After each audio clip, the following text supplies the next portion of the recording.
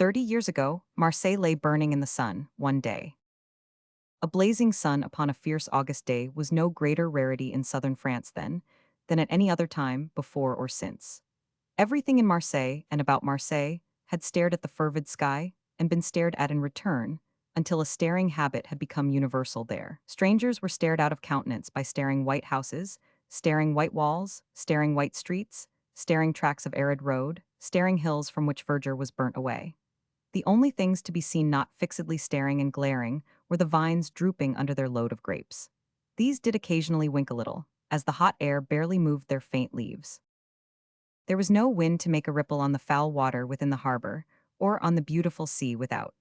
The line of demarcation between the two colors, black and blue, showed the point which the pure sea would not pass, but it lay as quiet as the abominable pool, with which it never mixed. Boats without awnings were too hot to touch. Ships blistered at their moorings. The stones of the quays had not cooled, night or day, for months.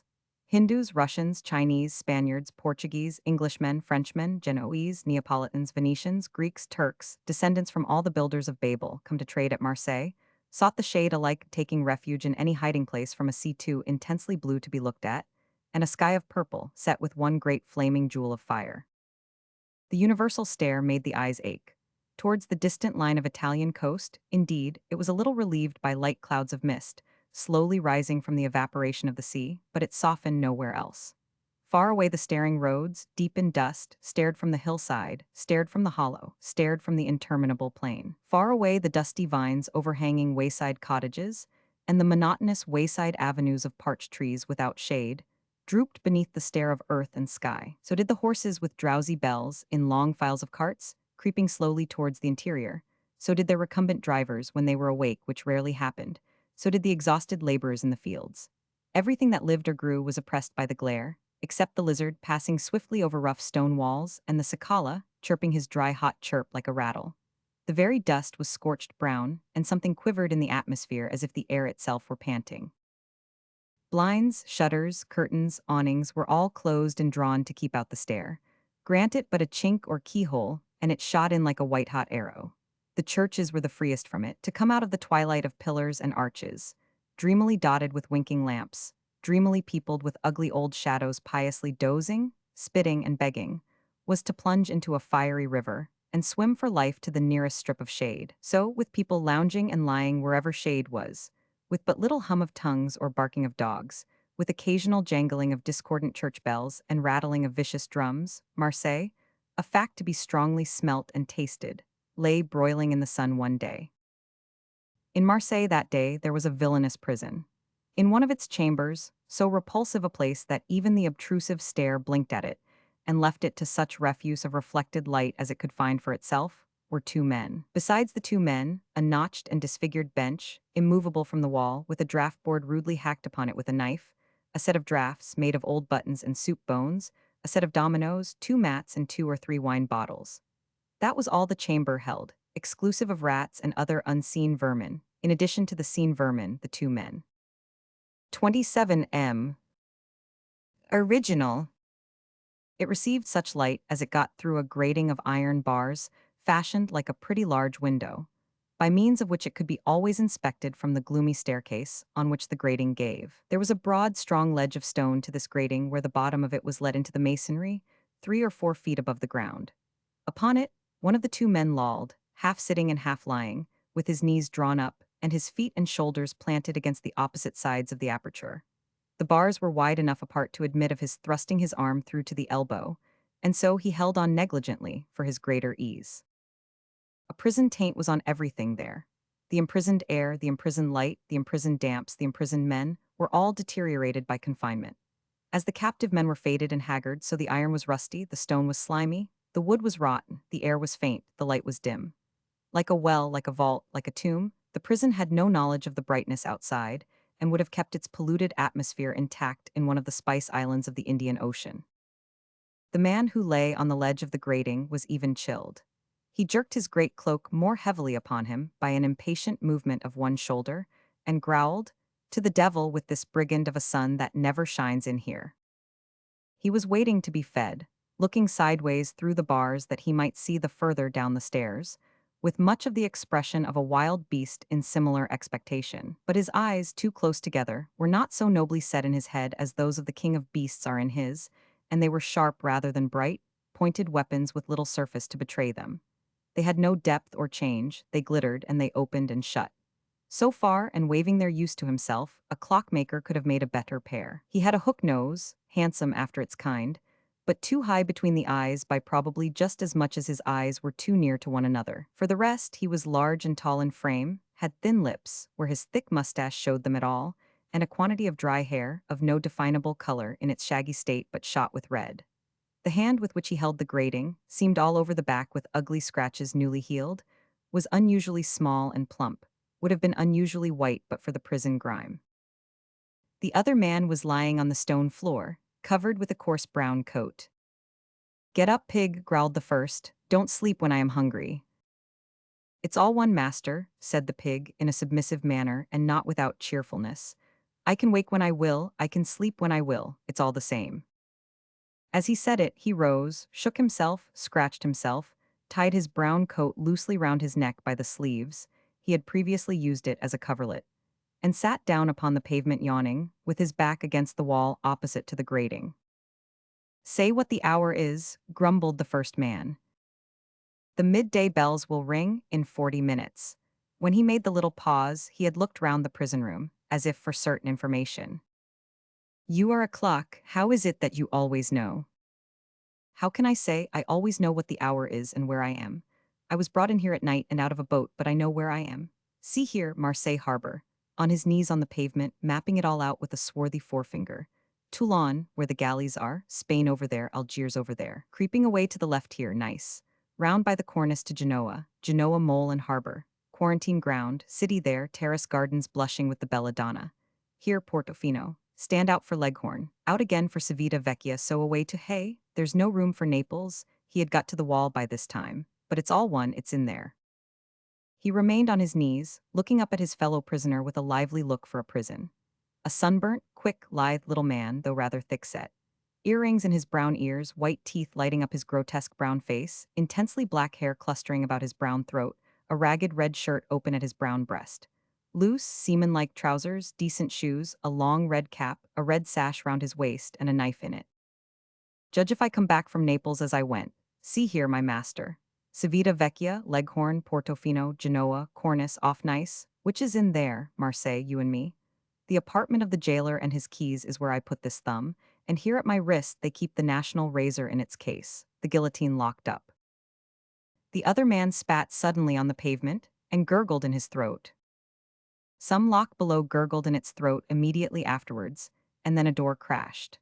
Slow steps began ascending the stairs. The prattle of a sweet little voice mingled with the noise they made, and the prison keeper appeared carrying his daughter, 3 or 4 years old, and a basket.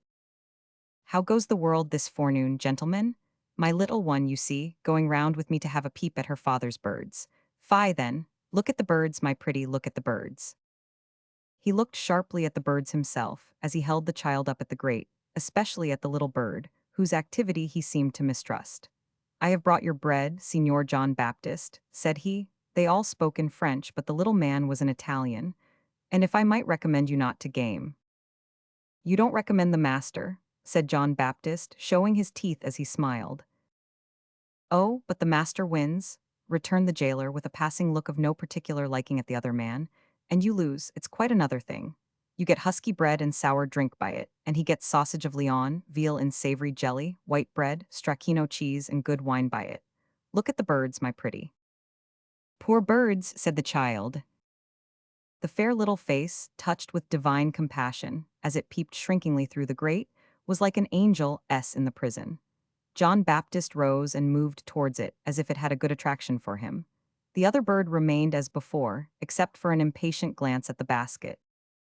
"Stay," said the jailer, putting his little daughter on the outer ledge of the grate.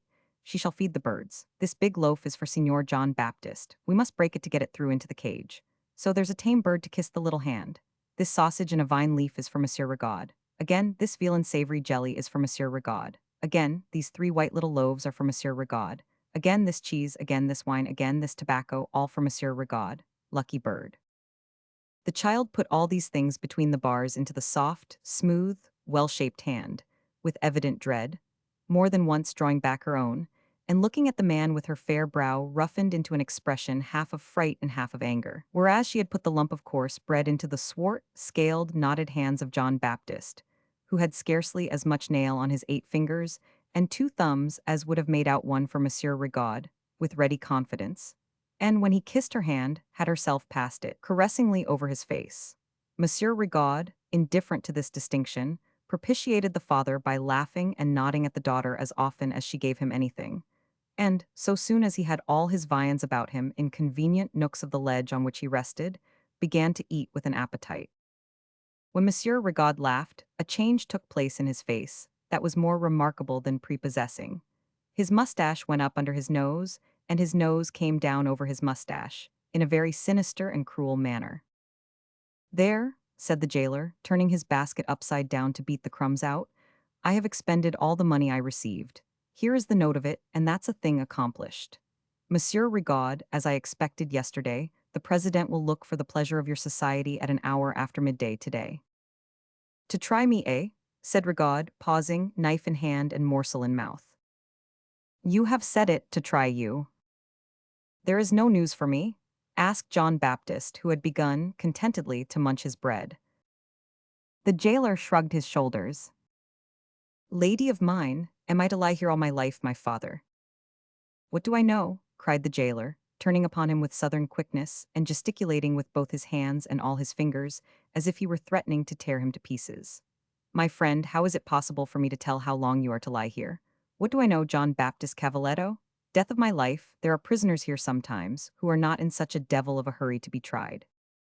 He seemed to glance obliquely at Monsieur Rigaud in this remark, but Monsieur Rigaud had already resumed his meal, though not with quite so quick an appetite as before. "Adieu, my birds," said the keeper of the prison, taking his pretty child in his arms and dictating the words with a kiss.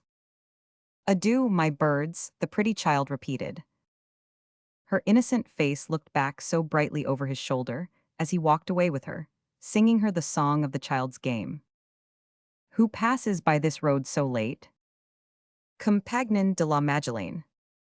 "Who passes by this road so late?" Always gay.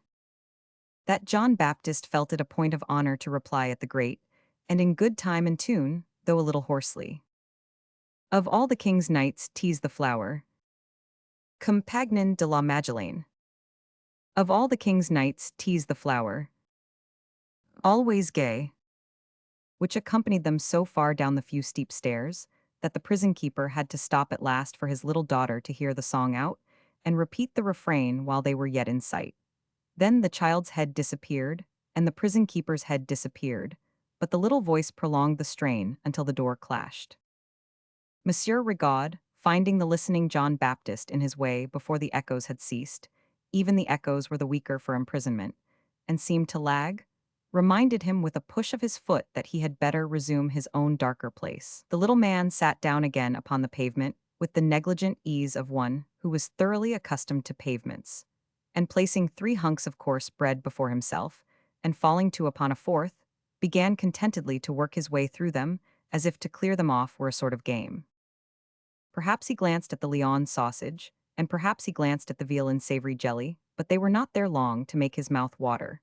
Monsieur Rigaud soon dispatched them, in spite of the president and tribunal, and proceeded to suck his fingers as clean as he could, and to wipe them on his vine leaves. Then, as he paused in his drink to contemplate his fellow prisoner, his mustache went up and his nose came down. "How do you find the bread?" "A little dry, but I have my old sauce here," returned John Baptist, holding up his knife. "How sauce?" "I can cut my bread so, like a melon, or so, like an omelet, or so, like a fried fish, or so, like Lyons sausage," said John Baptist, demonstrating the various cuts on the bread he held and soberly chewing what he had in his mouth. "Here," cried Monsieur Rigaud, "you may drink, you may finish this." It was no great gift, for there was mighty little wine left, but Signor Cavaletto, jumping to his feet, received the bottle gratefully, turned it upside down at his mouth, and smacked his lips. "Put the bottle by with the rest," said Rigaud. The little man obeyed his orders, and stood ready to give him a lighted match. for he was now rolling his tobacco into cigarettes by the aid of little squares of paper, which had been brought in with it. Here, you may have one. 1,000 thanks, my master, John Baptist said in his own language, and with the quick conciliatory manner of his own countrymen. Monsieur Rigaud arose, lighted a cigarette, put the rest of his stock into a breast pocket, and stretched himself out at full length upon the bench. Cavaletto sat down on the pavement, holding one of his ankles in each hand and smoking peacefully. There seemed to be some uncomfortable attraction of Monsieur Rigaud's eyes to the immediate neighborhood of that part of the pavement where the thumb had been in the plan. They were so drawn in that direction that the Italian more than once followed them to and back from the pavement in some surprise. "What an infernal hole this is," said Monsieur Rigaud, breaking a long pause. "Look at the light of day. Day, the light of yesterday week, the light of 6 months ago, the light of 6 years ago, so slack and dead." It came languishing down a square funnel that blinded a window in the staircase wall, through which the sky was never seen, nor anything else. "Cavaletto," said Monsieur Rigaud, suddenly withdrawing his gaze from this funnel to which they had both involuntarily turned their eyes, "you know me for a gentleman." "Surely, surely. How long have we been here?" "I 11 weeks tomorrow night at midnight. You 9 weeks and 3 days at 5 this afternoon. Have I ever done anything here? Ever touched the broom, or spread the mats, or rolled them up, or found the drafts, or collected the dominoes, or put my hand to any kind of work? Never. Have you ever thought of looking to me to do any kind of work?" John Baptist answered with that peculiar backhanded shake of the right forefinger, which is the most expressive negative in the Italian language. "No, you knew from the first moment when you saw me here that I was a gentleman." "Altro," returned John Baptist, closing his eyes and giving his head a most vehement toss. The word being, according to its Genoese emphasis, a confirmation, a contradiction, an assertion, a denial, a taunt, a compliment, a joke, and 50 other things, became in the present instance, with a significance beyond all power of written expression, our familiar English, "I believe you." "Ha, you are right, a gentleman I am, and a gentleman I'll live, and a gentleman I'll die. It's my intent to be a gentleman, it's my game. Death of my soul, I play it out wherever I go." He changed his posture to a sitting one, crying with a triumphant air, "Here I am, see me, shaken out of destiny's dice box into the company of a mere smuggler, shut up with a poor little contraband trader whose papers are wrong, and whom the police lay hold of besides for placing his boat, as a means of getting beyond the frontier, at the disposition of other little people whose papers are wrong, and he instinctively recognizes my position, even by this light and in this place. It's well done. By heaven, I win however the game goes." Again his mustache went up, and his nose came down. "What's the hour now?" he asked, with a dry hot pallor upon him, rather difficult of association with merriment. "A little half-hour after midday." "Good, the president will have a gentleman before him soon. Come, shall I tell you on what accusation? It must be now or never, for I shall not return here. Either I shall go free, or I shall go to be made ready for shaving. You know where they keep the razor." Signor Cavaletto took his cigarette from between his parted lips, and showed more momentary discomfiture than might have been expected. "I am Monsieur Rigaud stood up to say it, I am a cosmopolitan gentleman. I own no particular country. My father was Swiss, Canton de Vaud. My mother was French by blood, English by birth. I myself was born in Belgium. I am a citizen of the world." His theatrical air, as he stood with one arm on his hip within the folds of his cloak, together with his manner of disregarding his companion and addressing the opposite wall instead, seemed to intimate that he was rehearsing for the president, whose examination he was shortly to undergo, rather than troubling himself merely to enlighten so small a person as John Baptist Cavaletto. "Call me 35 years of age. I have seen the world. I have lived here and lived there and lived like a gentleman everywhere. I have been treated and respected as a gentleman universally. If you try to prejudice me by making out that I have lived by my wits, how do your lawyers live, your politicians, your intriguers, your men of the exchange?" He kept his small, smooth hand in constant requisition, as if it were a witness to his gentility that had often done him good service before. "2 years ago I came to Marseille. I admit that I was poor, I had been ill. When your lawyers, your politicians, your intriguers, your men of the exchange fall ill, and have not scraped money together, they become poor. I put up at the Cross of Gold, kept then by Monsieur Henry Bernaud, 65 at least, and in a failing state of health. I had lived in the house some 4 months when Monsieur Henry Bernaud had the misfortune to die. At any rate, not a rare misfortune that. It happens without any aid of mine, pretty often. John Baptist having smoked his cigarette down to his fingers' ends, Monsieur Rigaud had the magnanimity to throw him another. He lighted the second at the ashes of the first, and smoked on, looking sideways at his companion, who, preoccupied with his own case, hardly looked at him. Monsieur Bernaud left a widow. She was 22. She had gained a reputation for beauty, and which is often another thing was beautiful. I continued to live at the Cross of Gold. I married Madame Bernaud. It is not for me to say whether there was any great disparity in such a match. Here I stand, with the contamination of a jail upon me, but it is possible that you may think me better suited to her than her former husband was. He had a certain air of being a handsome man, which he was not, and a certain air of being a well-bred man, which he was not. It was mere swagger and challenge, but in this particular, as in many others, blustering assertion goes for proof, half over the world. Be it as it may, Madame Bernaud approved of me. That is not to prejudice me, I hope. His eye happening to light upon John Baptist with this inquiry, that little man briskly shook his head in the negative, and repeated in an argumentative tone under his breath, altro, altro, altro, altro, an infinite number of times. Now came the difficulties of our position. I am proud. I say nothing in defense of pride, but I am proud. It is also my character to govern. I can't submit, I must govern. Unfortunately, the property of Madame Rigaud was settled upon herself. Such was the insane act of her late husband. More unfortunately still, she had relations. When a wife's relations interpose against a husband who is a gentleman, who is proud, and who must govern, the consequences are inimical to peace. There was yet another source of difference between us. Madame Rigaud was unfortunately a little vulgar. I sought to improve her manners and ameliorate her general tone. She, supported in this likewise by her relations, resented my endeavors. Quarrels began to arise between us, and, propagated and exaggerated by the slanders of the relations of Madame Rigaud, to become notorious to the neighbors. It has been said that I treated Madame Rigaud with cruelty. I may have been seen to slap her face, nothing more. I have a light hand, and if I have been seen apparently to correct Madame Rigaud in that manner, I have done it almost playfully. If the playfulness of Monsieur Rigaud were at all expressed by his smile at this point, the relations of Madame Rigaud might have said that they would have much preferred his correcting that unfortunate woman seriously. I am sensitive and brave. I do not advance it as a merit to be sensitive and brave, but it is my character. If the male relations of Madame Rigaud had put themselves forward openly, I should have known how to deal with them. They knew that, and their machinations were conducted in secret. Consequently, Madame Rigaud and I were brought into frequent and unfortunate collision. Even when I wanted any little sum of money for my personal expenses, I could not obtain it without collision, and I too, a man whose character it is to govern. One night, Madame Rigaud and myself were walking amicably, I may say like lovers, on a height overhanging the sea. An evil star occasioned Madame Rigaud to advert to her relations.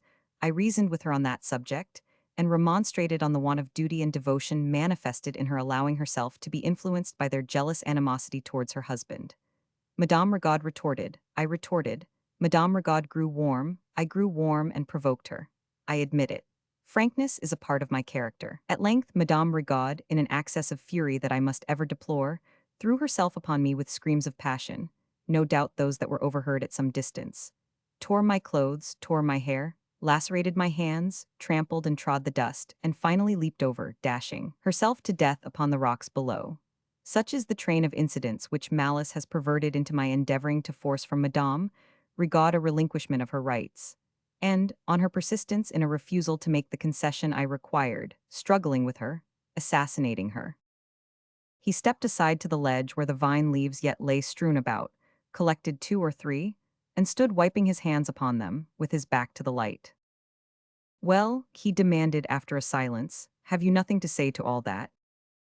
It's ugly, returned the little man, who had risen, and was brightening his knife upon his shoe, as he leaned an arm against the wall. What do you mean? John Baptist polished his knife in silence. Do you mean that I have not represented the case correctly? Altro, returned John Baptist. The word was an apology now and stood for by no means. What then? Presidents and tribunals are so prejudiced. Well, cried the other, uneasily flinging the end of his cloak over his shoulder with an oath, let them do their worst. Truly I think they will, murmured John Baptist to himself, as he bent his head to put his knife in his sash. Nothing more was said on either side, though they both began walking to and fro, and necessarily crossed at every turn. Monsieur Rigaud sometimes stopped, as if he were going to put his case in a new light, or make some irate remonstrance. But Signor Cavaletto continuing to go slowly to and fro at a grotesque kind of jog-trot pace, with his eyes turned downward, nothing came of these inclinings. By and by the noise of the key in the lock arrested them both. The sound of voices succeeded, and the tread of feet. The door clashed, the voices and the feet came on, and the prison keeper slowly ascended the stairs, followed by a guard of soldiers. Now, Monsieur Rigaud, said he, pausing for a moment at the grate with his keys in his hands, have the goodness to come out. I am to depart in state, I see.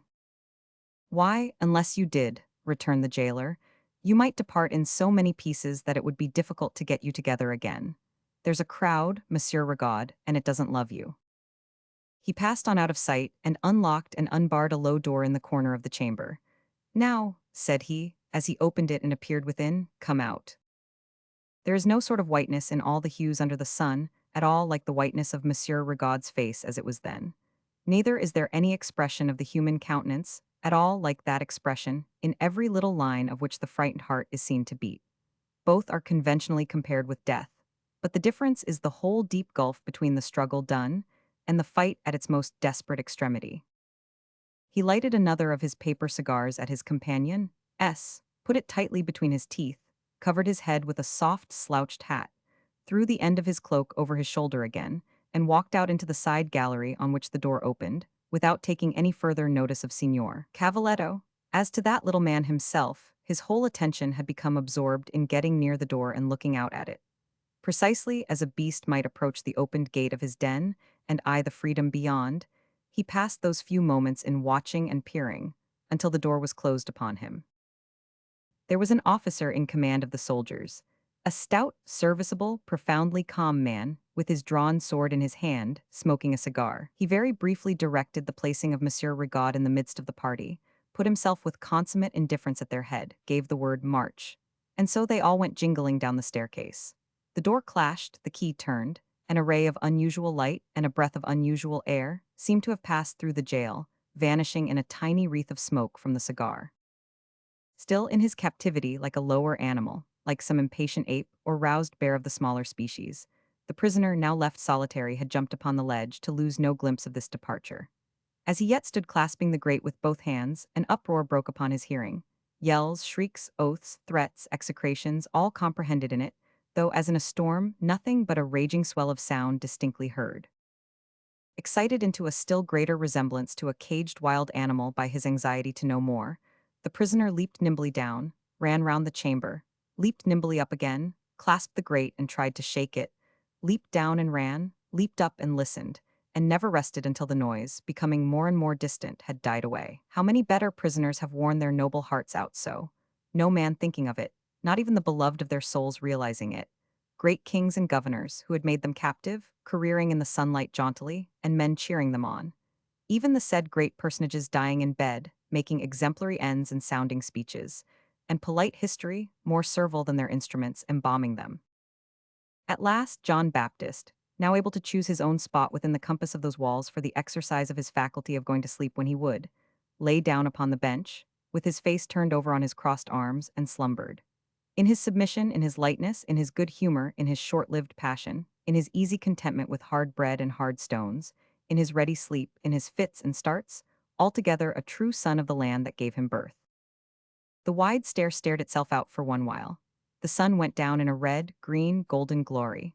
The stars came out in the heavens, and the fireflies mimicked them in the lower air, as men may feebly imitate the goodness of a better order of beings. The long, dusty roads and the interminable plains were in repose, and so deep a hush was on the sea that it scarcely whispered of the time when it shall give up its dead. Chapter 2, Fellow Travelers. No more of yesterday's howling over yonder today, sir, is there? I have heard none. Then you may be sure there is none. When these people howl, they howl to be heard. Most people do, I suppose. Ah, but these people are always howling, never happy otherwise. Do you mean the Marseille people? I mean the French people, they're always at it. As to Marseille, we know what Marseille is. It sent the most insurrectionary tune into the world that was ever composed. It couldn't exist without allonging and marchonging to something or other, victory or death or blazes or something. The speaker, with a whimsical good humor upon him all the time, looked over the parapet wall with the greatest disparagement of Marseille, and taking up a determined position by putting his hands in his pockets and rattling his money at it, apostrophized it with a short laugh. Allong and marchong, indeed. It would be more creditable to you, I think, to let other people allong and marchong about their lawful business, instead of shutting em up in quarantine. Tiresome enough, said the other, but we shall be out today. Out today, repeated the first.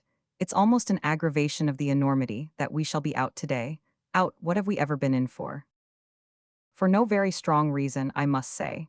But as we come from the East, and as the East is the country of the plague. The plague, repeated the other. That's my grievance. I have had the plague continually, ever since I have been here. I am like a sane man shut up in a madhouse. I can't stand the suspicion of the thing. I came here as well as ever I was in my life, but to suspect me of the plague is to give me the plague. And I have had it, and I have got it. You bear it very well, Mr. Meagles, said the second speaker, smiling. No, if you knew the real state of the case, that's the last observation you would think of making. I have been waking up night after night, and saying, now I have got it, now it has developed itself, now I am in for it, now these fellows are making out their case for their precautions. Why, I'd as soon have a spit put through me, and be stuck upon a card in a collection of beetles, as lead the life I have been leading here. Well, Mr. Meagles, say no more about it now it's over, urged a cheerful feminine voice. Over, repeated Mr. Meagles, who appeared, though without any ill nature, to be in that peculiar state of mind in which the last word spoken by anybody else is a new injury. Over, and why should I say no more about it because it's over? It was Mrs. Meagles who had spoken to Mr. Meagles. And Mrs. Meagles was, like Mr. Meagles, comely and healthy, with a pleasant English face which had been looking at homely things for 55 years or more, and shone with a bright reflection of them. There, never mind, father, never mind, said Mrs. Meagles. For goodness sake content yourself with Pet. With Pet, repeated Mr. Meagles in his injured vein. Pet, however, being close behind him, touched him on the shoulder, and Mr. Meagles immediately forgave Marseille from the bottom of his heart. Pet was about 20, a fair girl with rich brown hair hanging free in natural ringlets. A lovely girl, with a frank face and wonderful eyes, so large, so soft, so bright, set to such perfection in her kind good head. She was round and fresh and dimpled and spoilt, and there was in Pet an air of timidity and dependence which was the best weakness in the world, and gave her the only crowning charm a girl so pretty and pleasant could have been without. Now, I ask you, said Mr. Meagles in the blandest confidence, falling back a step himself, and handing his daughter a step forward to illustrate his question. I ask you simply, as between man and man, did you ever hear of such damned nonsense as putting Pet in quarantine? It has had the result of making even quarantine enjoyable. Come, said Mr. Meagles, that's something to be sure. I am obliged to you for that remark. Now, Pet, my darling, you had better go along with Mother and get ready for the boat. The officer of health and a variety of humbugs in cocked hats are coming off to let us out of this at last, and all we jailbirds are to breakfast together in something approaching to a Christian style again, before we take wing for our different destinations. Tattycoram, stick you close to your young mistress. He spoke to a handsome girl with lustrous dark hair and eyes, and very neatly dressed, who replied with a half curtsy as she passed off in the train of Mrs. Meagles and Pet. They crossed the bare scorched terrace all three together, and disappeared through a staring white archway. Mr. Meagles's companion, a grave dark man of 40, still stood looking towards this archway after they were gone, until Mr. Meagles tapped him on the arm. I beg your pardon, said he, starting. Not at all, said Mr. Meagles. They took one silent turn backward and forward in the shade of the wall, getting, at the height on which the quarantine barracks are placed, what cool refreshment of sea breeze there was at 7 in the morning. Mr. Meagles's companion resumed the conversation. May I ask you, he said, what is the name of? Tattycoram, Mr. Meagles struck in, I have not the least idea. I thought, said the other, that. Tadicorum, suggested Mr. Meagles again. Thank you, that Tadicorum was a name, and I have several times wondered at the oddity of it. Why, the fact is, said Mr. Meagles, Mrs. Meagles and myself are, you see, practical people. That you have frequently mentioned in the course of the agreeable and interesting conversations we have had together, walking up and down on these stones, said the other, with a half-smile breaking through the gravity of his dark face. Practical people. So one day, 5 or 6 years ago now, when we took Pet to church at the Foundling, you have heard of the Foundling Hospital in London? Similar to the institution for the found children in Paris. I have seen it. One day when we took Pet to church there to hear the music, because as practical people, it is the business of our lives to show her everything that we think can please her. Mother, my usual name for Mrs. Meagles, began to cry so that it was necessary to take her out. What's the matter, mother? Said I when we had brought her a little round. You are frightening Pet, my dear. Yes, I know that, father, says mother, but I think it's through my loving her so much that it ever came into my head. That ever what came into your head, mother? So dear, dear, cried mother, breaking out again. When I saw all those children ranged tier above tier, and appealing from the Father none of them has ever known on earth, to the great Father of us all in heaven, I thought, does any wretched mother ever come here and look among those young faces, wondering which is the poor child she brought into this forlorn world, never through all its life to know her love, her kiss, her face, her voice, even her name? Now that was practical in mother, and I told her so. I said, Mother, that's what I call practical in you, my dear. The other, not unmoved, assented. So I said next day, now, mother, I have a proposition to make that I think you'll approve of. Let us take one of those same little children to be a little maid to Pet. We are practical people, so if we should find her temper a little defective, or any of her ways a little wide of ours, we shall know what we have to take into account. We shall know what an immense deduction must be made from all the influences and experiences that have formed us. No parents, no child brother or sister, no individuality of home, no glass slipper or fairy godmother. And that's the way we came by Tadicorum. And the name itself? By George, said Mr. Meagles, I was forgetting the name itself. Why, she was called in the institution Harriet Beadle, an arbitrary name, of course. Now, Harriet we changed into Hattie, and then into Tatty, because, as practical people, we thought even a playful name might be a new thing to her, and might have a softening and affectionate kind of effect, don't you see? As to Beadle, that I needn't say was wholly out of the question. If there is anything that is not to be tolerated on any terms, anything that is a type of jack-in-office insolence and absurdity, anything that represents in coats, waistcoats, and big sticks our English holding on by nonsense after everyone has found it out, it is a Beadle. You haven't seen a Beadle lately. As an Englishman who has been more than 20 years in China, no. Then, said Mr. Meagles, laying his forefinger on his companion's breast with great animation, don't you see a Beadle now, if you can help it? Whenever I see a Beadle in full fig, coming down a street on a Sunday at the head of a charity school, I am obliged to turn and run away, or I should hit him. The name of Beadle being out of the question, and the originator of the institution for these poor foundlings having been a blessed creature of the name of Coram, we gave that name to Pet's little maid. At one time she was Tatty, and at one time she was Coram, until we got into a way of mixing the two names together, and now she is always Tadicorum. Your daughter, said the other, when they had taken another silent turn to and fro, and after standing for a moment at the wall glancing down at the sea, had resumed their walk, is your only child, I know, Mr. Meagles. May I ask you, in no impertinent curiosity, but because I have had so much pleasure in your society, may never in this labyrinth of a world exchange a quiet word with you again, and wish to preserve an accurate remembrance of you and yours. May I ask you, if I have not gathered from your good wife that you have had other children? No, no, said Mr. Meagles, not exactly other children, one other child. I am afraid I have inadvertently touched upon a tender theme. Never mind, said Mr. Meagles. If I am grave about it, I am not at all sorrowful. It quiets me for a moment, but does not make me unhappy. Pet had a twin sister who died when we could just see her eyes, exactly like Pet's, above the table, as she stood on tiptoe holding by it. Ah, indeed, indeed. Yes, and being practical people, a result has gradually sprung up in the minds of Mrs. Meagles and myself which perhaps you may, or perhaps you may not, understand. Pet and her baby sister were so exactly alike, and so completely one, that in our thoughts we have never been able to separate them since.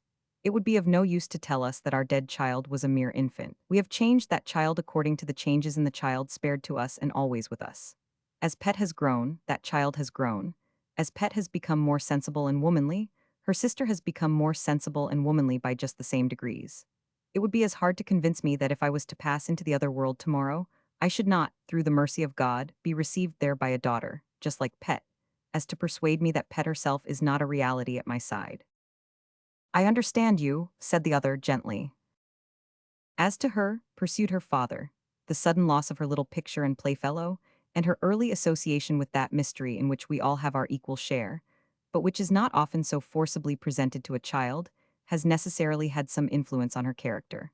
Then, her mother and I were not young when we married, and Pet has always had a sort of grown-up life with us, though we have tried to adapt ourselves to her. We have been advised more than once when she has been a little ailing, to change climate and air for her as often as we could, especially at about this time of her life, and to keep her amused. So, as I have no need to stick at a bank desk now, though I have been poor enough in my time, I assure you, or I should have married Mrs. Meagles long before, we go trotting about the world. This is how you found us staring at the Nile, and the pyramids, and the sphinxes, and the desert, and all the rest of it. And this is how Tattycoram will be a greater traveler in course of time than Captain Cook. I thank you, said the other, very heartily for your confidence. Don't mention it, returned Mr. Meagles. I am sure you are quite welcome. And now, Mr. Clennam, perhaps I may ask you whether you have yet come to a decision where to go next. Indeed, no. I am such a waif and stray everywhere, that I am liable to be drifted where any current may set. It's extraordinary to me, if you'll excuse my freedom in saying so, that you don't go straight to London, said Mr. Meagles, in the tone of a confidential adviser. Perhaps I shall. But I mean with a will. I have no will, that is to say, he colored a little, next to none that I can put in action now, trained by main force, broken, not bent, heavily ironed with an object on which I was never consulted and which was never mine, shipped away to the other end of the world before I was of age, and exiled there until my father's death there a year ago, always grinding in a mill I always hated. What is to be expected from me in middle life? Will, purpose, hope? All those lights were extinguished before I could sound the words. Light 'em up again, said Mr. Meagles. Ah, easily said. I am the son, Mr. Meagles, of a hard father and mother. I am the only child of parents who weighed, measured, and priced everything, for whom what could not be weighed, measured, and priced had no existence. Strict people, as the phrase is, professors of a stern religion, their very religion was a gloomy sacrifice of tastes and sympathies that were never their own, offered up as a part of a bargain for the security of their possessions. Austere faces, inexorable discipline, penance in this world and terror in the next, nothing graceful or gentle anywhere, and the void in my cowed heart everywhere. This was my childhood, if I may so misuse the word as to apply it to such a beginning of life. Really, though, said Mr. Meagles, made very uncomfortable by the picture offered to his imagination. That was a tough commencement, but come, you must now study and profit by all that lies beyond it like a practical man.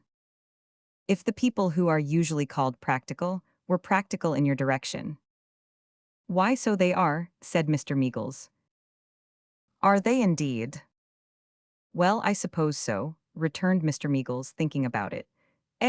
One can but be practical, and Mrs. Meagles and myself are nothing else. My unknown course is easier and more helpful than I had expected to find it then, said Clennam, shaking his head with his grave smile. Enough of me, here is the boat.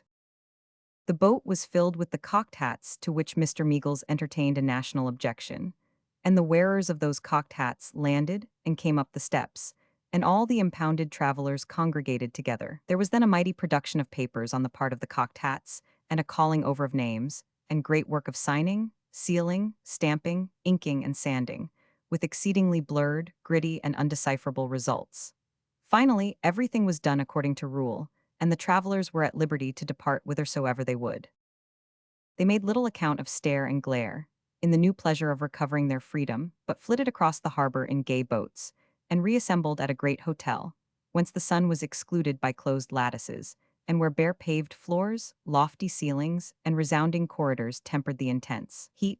There a great table in a great room was soon profusely covered with a superb repast, and the quarantine quarters became bare indeed, remembered among dainty dishes, southern fruits, cooled wines, flowers from Genoa, snow from the mountain tops, and all the colors of the rainbow flashing in the mirrors. "But I bear those monotonous walls no ill will now," said Mr. Meagles. "One always begins to forgive a place as soon as it's left behind. I dare say a prisoner begins to relent towards his prison, after he is let out." They were about 30 in company, and all talking, but necessarily in groups. Father and Mother Meagles sat with their daughter between them, the last three on one side of the table. On the opposite side sat Mr. Clennam, a tall French gentleman with raven hair and beard, of a swart and terrible, not to say genteelly diabolical aspect, but who had shown himself the mildest of men, and a handsome young Englishwoman, travelling quite alone, who had a proud, observant face, and had either withdrawn herself from the rest or been avoided by the rest. Nobody, herself excepted perhaps, could have quite decided which. The rest of the party were of the usual materials: travelers on business and travelers for pleasure, officers from India on leave, merchants in the Greek and Turkey trades, a clerical English husband in a meek strait waistcoat, on a wedding trip with his young wife, a majestic English mamma and papa, of the patrician order, with a family of 3 growing-up daughters, who were keeping a journal for the confusion of their fellow creatures, and a deaf old English mother, tough in travel, with a very decidedly grown-up daughter indeed, which daughter went sketching about the universe in the expectation of ultimately toning herself off into the married state. The reserved Englishwoman took up Mr. Meagles in his last remark. "Do you mean that a prisoner forgives his prison?" said she, slowly and with emphasis. "That was my speculation, Miss Wade. I don't pretend to know positively how a prisoner might feel. I never was one before." "Mademoiselle doubts," said the French gentleman in his own language, "it's being so easy to forgive." "I do." Pet had to translate this passage to Mr. Meagles, who never by any accident acquired any knowledge whatever of the language of any country into which he traveled. "Oh," said he, "dear me, but that's a pity, isn't it?" "That I am not credulous," said Miss Wade. "Not exactly that. Put it another way, that you can't believe it easy to forgive." "My experience," she quietly returned, "has been correcting my belief in many respects for some years. It is our natural progress, I have heard." "Well, well, but it's not natural to bear malice, I hope," said Mr. Meagles cheerily. "If I had been shut up in any place to pine and suffer, I should always hate that place and wish to burn it down, or raze it to the ground. I know no more." "Strong, sir?" said Mr. Meagles to the Frenchman, it being another of his habits to address individuals of all nations in idiomatic English, with a perfect conviction that they were bound to understand it somehow. "Rather forcible in our fair friend, you'll agree with me, I think." The French gentleman courteously replied, "Play till," to which Mr. Meagles returned with much satisfaction, "You are right, my opinion." The breakfast beginning by and by to languish, Mr. Meagles made the company a speech. It was short enough and sensible enough, considering that it was a speech at all, and hearty. It merely went to the effect that as they had all been thrown together by chance, and had all preserved a good understanding together, and were now about to disperse, and were not likely ever to find themselves all together again, what could they do better than bid farewell to one another, and give one another good speed in a simultaneous glass of cool champagne all round the table? It was done, and with a general shaking of hands the assembly broke up forever. The solitary young lady all this time had said no more. She rose with the rest, and silently withdrew to a remote corner of the great room, where she sat herself on a couch in a window, seeming to watch the reflection of the water as it made a silver quivering on the bars of the lattice. She sat, turned away from the whole length of the apartment, as if she were lonely of her own haughty choice. And yet it would have been as difficult as ever to say, positively, whether she avoided the rest or was avoided. The shadow in which she sat, falling like a gloomy veil across her forehead, accorded very well with the character of her beauty. One could hardly see the face, so still and scornful, set off by the arched dark eyebrows and the folds of dark hair, without wondering what its expression would be if a change came over it. That it could soften or relent appeared next to impossible. That it could deepen into anger or any extreme of defiance, and that it must change in that direction when it changed at all, would have been its peculiar impression upon most observers. It was dressed and trimmed into no ceremony of expression. Although not an open face, there was no pretense in it. "I am self-contained and self-reliant. Your opinion is nothing to me. I have no interest in you, care nothing for you, and see and hear you with indifference." This it said plainly. It said so in the proud eyes, in the lifted nostril, in the handsome but compressed and even cruel mouth. Cover either two of those channels of expression, and the third would have said so still. Mask them all, and the mere turn of the head would have shown an unsubduable nature. Pet had moved up to her. She had been the subject of remark among her family and Mr. Clennam, who were now the only other occupants of the room, and was standing at her side. Are you, she turned her eyes, and Pet faltered, expecting anyone to meet you here, Miss Wade? Zaid, no. Father is sending to the post restant. Shall he have the pleasure of directing the messenger to ask if there are any letters for you? I thank him, but I know there can be none. We are afraid, said Pet, sitting down beside her, shyly and half tenderly, that you will feel quite deserted when we are all gone. Indeed. Not, said Pet, apologetically and embarrassed by her eyes. Not, of course, that we are any company to you, or that we have been able to be so, or that we thought you wished it. I have not intended to make it understood that I did wish it. No, of course. But in short, said Pet, timidly touching her hand as it lay impassive on the sofa between them, will you not allow Father to tender you any slight assistance or service? He will be very glad. Very glad, said Mr. Meagles, coming forward with his wife and Clennam. Anything short of speaking the language, I shall be delighted to undertake, I am sure. I am obliged to you, she returned, but my arrangements are made, and I prefer to go my own way in my own manner. Do you? Said Mr. Meagles to himself, as he surveyed her with a puzzled look. Well, there's character in that, too. I am not much used to the society of young ladies, and I am afraid I may not show my appreciation of it as others might. A pleasant journey to you. Goodbye. She would not have put out her hand, it seemed, but that Mr. Meagles put out his so straight before her that she could not pass it. She put hers in it, and it lay there just as it had lain upon the couch. Goodbye, said Mr. Meagles. This is the last goodbye upon the list, for Mother and I have just said it to Mr. Clennam here, and he only waits to say it to Pet. Goodbye, we may never meet again. In our course through life, we shall meet the people who are coming to meet us, from many strange places and by many strange roads, was the composed reply. And what it is set to us to do to them, and what it is set to them to do to us, will all be done. There was something in the manner of these words that jarred upon Pet's ear. It implied that what was to be done was necessarily evil, and it caused her to say in a whisper, "Oh, Father," and to shrink childishly, in her spoilt way, a little closer to him. This was not lost on the speaker. Your pretty daughter, she said, starts to think of such things.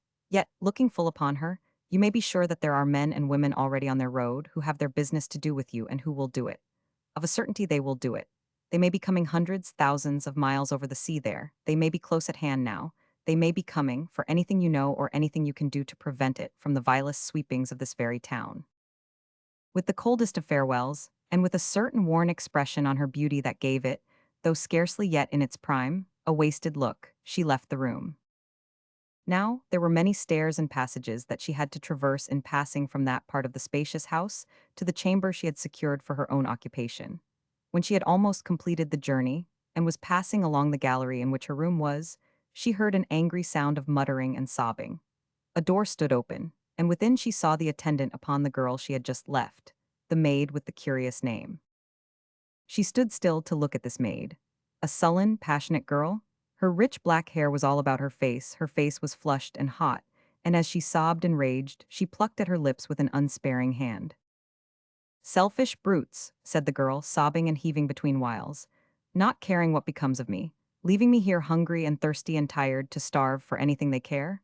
Beasts, devils, wretches. My poor girl, what is the matter? She looked up suddenly, with reddened eyes, and with her hands suspended in the act of pinching her neck, freshly disfigured with great scarlet blots. It's nothing to you, what's the matter? It don't signify to anyone. Oh, yes, it does. I am sorry to see you so. You are not sorry, said the girl. You are glad, you know you are glad. I never was like this but twice over in the quarantine yonder, and both times you found me. I am afraid of you. Afraid of me?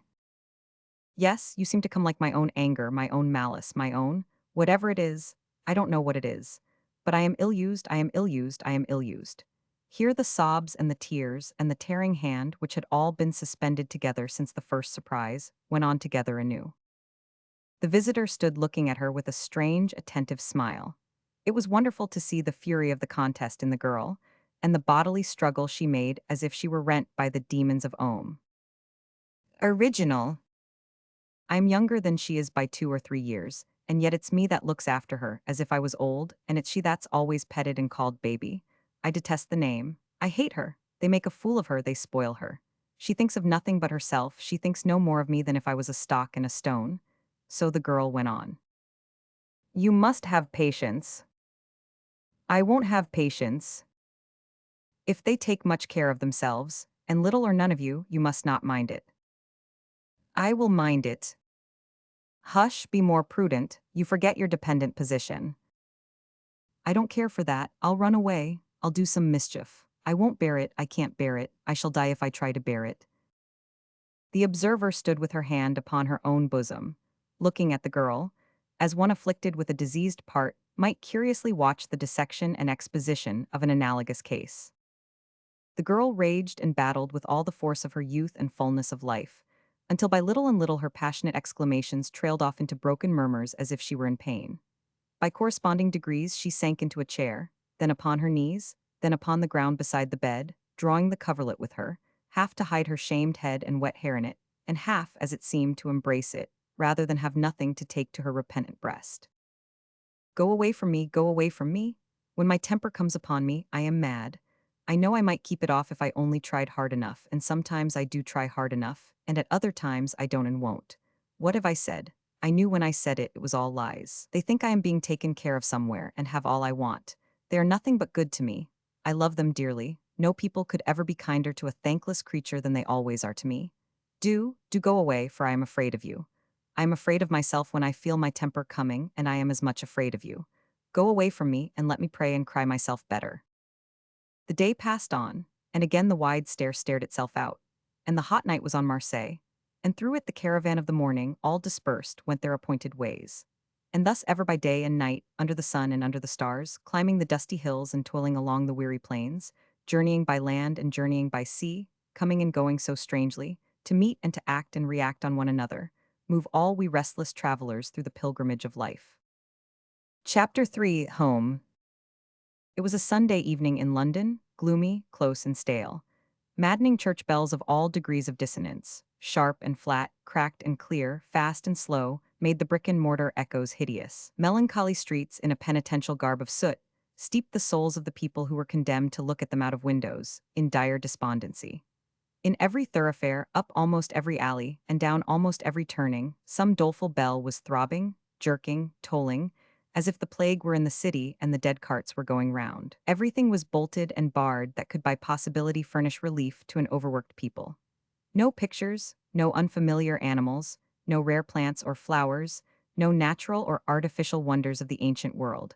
All taboo with that enlightened strictness, that the ugly South Sea gods in the British Museum might have supposed themselves at home again. Nothing to see but streets, streets, streets.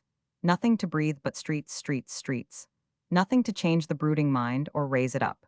Nothing for the spent toiler to do but to compare the monotony of his 7th day with the monotony of his 6 days, think what a weary life he led and make the best of it, or the worst, according to the probabilities.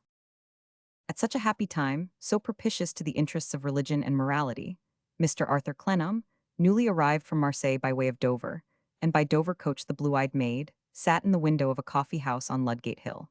10,000 responsible houses surrounded him, frowning as heavily on the streets they composed, as if they were every one inhabited by the 10 young men of the calendar's story, who blackened their faces and bemoaned their miseries every night. 50,000 lairs surrounded him, where people lived so unwholesomely that fair water put into their crowded rooms on Saturday night would be corrupt on Sunday morning. Albeit my lord, their county member, was amazed that they failed to sleep in company with their butcher's meat. Miles of close wells and pits of houses, where the inhabitants gasped for air, stretched far away towards every point of the compass. Through the heart of the town, a deadly sewer ebbed and flowed, in the place of a fine fresh river. What secular want could the million or so of human beings whose daily labor, 6 days in the week, lay among these Arcadian objects, from the sweet sameness of which they had no escape between the cradle and the grave? What secular want could they possibly have upon their 7th day? Clearly they could want nothing but a stringent policeman. Mr. Arthur Clennam sat in the window of the coffee-house on Ludgate Hill, counting one of the neighboring bells, making sentences and burdens of songs out of it in spite of himself, and wondering how many sick people it might be the death of in the course of the year. As the hour approached, its changes of measure made it more and more exasperating. At the quarter, it went off into a condition of deadly lively importunity, urging the populace in a voluble manner to come to church, come to church, come to church. At the 10 minutes, it became aware that the congregation would be scanty, and slowly hammered out in low spirits, "They won't come, they won't come, they won't come." At the 5 minutes, it abandoned hope, and shook every house in the neighborhood for 300 seconds with one dismal swing per second, as a groan of despair. "Thank heaven," said Clennam when the hour struck and the bell stopped. But its sound had revived a long train of miserable Sundays, and the procession would not stop with the bell, but continued to march on. "Heaven forgive me," said he, "and those who trained me. How I have hated this day." There was the dreary Sunday of his childhood, when he sat with his hands before him, scared out of his senses by a horrible tract which commenced business with the poor child by asking him in its title why he was going to perdition, a piece of curiosity that he really, in a frock and drawers, was not in a condition to satisfy, and which, for the further attraction of his infant mind, had a parenthesis in every other line with some such hiccuping reference as to ep. Thus, see Roman 3 and 7. There was the sleepy Sunday of his boyhood, when, like a military deserter, he was marched to chapel by a picket of teachers 3 times a day, morally handcuffed to another boy. And when he would willingly have bartered 2 meals of indigestible sermon for another ounce or two of inferior mutton at his scanty dinner in the flesh. There was the interminable Sunday of his nonage, when his mother, stern of face and unrelenting of heart, would sit all day behind a Bible, bound, like her own construction of it, in the hardest, barest, and straightest boards, with one dinted ornament on the cover like the drag of a chain, and a wrathful sprinkling of red upon the edges of the leaves, as if it, of all books, were a fortification against sweetness of temper, natural affection, and gentle intercourse. There was the resentful Sunday of a little later, when he sat down glowering and glooming through the tardy length of the day, with a sullen sense of injury in his heart, and no more real knowledge of the beneficent history of the New Testament than if he had been bred among idolaters. There was a legion of Sundays, all days of unserviceable bitterness and mortification, slowly passing before him. "Beg pardon, sir," said a brisk waiter, rubbing the table. "Wish see bedroom." "Yes, I have just made up my mind to do it." "Chambermaid," cried the waiter. "Gellin box num 7 wish see room." "Stay," said Clennam, rousing himself. "I was not thinking of what I said," I answered mechanically. "I am not going to sleep here, I am going home." "Deed, sir, chambermaid, Gellin box num 7 not go sleep here, gome." He sat in the same place as the day died, looking at the dull houses opposite, and thinking, if the disembodied spirits of former inhabitants were ever conscious of them, how they must pity themselves for their old places of imprisonment. Sometimes a face would appear behind the dingy glass of a window, and would fade away into the gloom as if it had seen enough of life and had vanished out of it. Presently the rain began to fall in slanting lines between him and those houses, and people began to collect under cover of the public passage opposite, and to look out hopelessly at the sky as the rain dropped thicker and faster. Then wet umbrellas began to appear, draggled skirts and mud. What the mud had been doing with itself, or where it came from, who could say? But it seemed to collect in a moment, as a crowd will, and in 5 minutes to have splashed all the sons and daughters of Adam. The lamplighter was going his rounds now, and as the fiery jets sprang up under his touch, one might have fancied them astonished at being suffered to introduce any show of brightness into such a dismal scene. Mr. Arthur Clennam took up his hat and buttoned his coat and walked out. In the country, the rain would have developed 1,000 fresh scents, and every drop would have had its bright association with some beautiful form of growth or life. In the city, it developed only foul, stale smells, and was a sickly, lukewarm, dirt-stained, wretched addition to the gutters. He crossed by St. Paul's and went down, at a long angle, almost to the water's edge, through some of the crooked and descending streets which lie, and lay more crookedly and closely than, between the river and Cheapside, passing, now the mouldy hall of some obsolete worshipful company, now the illuminated windows of a congregationless church that seemed to be waiting for some adventurous Belzoni to dig it out and discover its history, passing silent warehouses and wharves, and here and there a narrow alley leading to the river, where a wretched little Bill, found DROWNED, was weeping on the wet wall.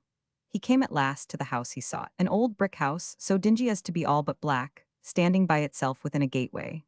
Before it, a square courtyard where a shrub or two and a patch of grass were as rank, which is saying much, as the iron railings enclosing them were rusty.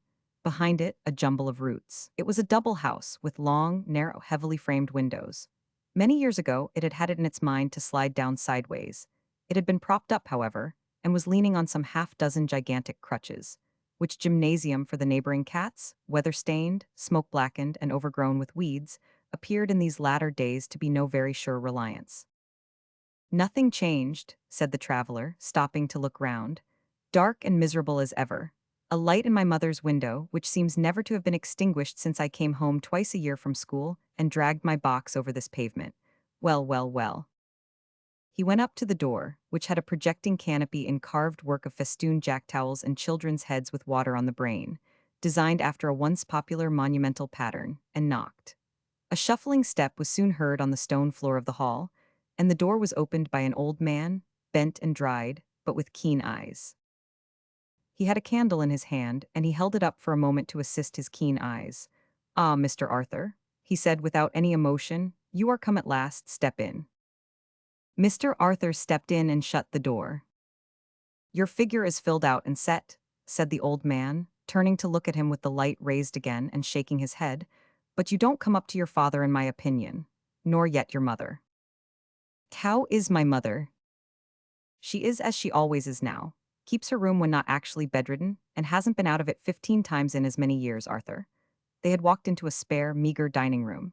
The old man had put the candlestick upon the table, and, supporting his right elbow with his left hand, was smoothing his leathern jaws while he looked at the visitor. The visitor offered his hand.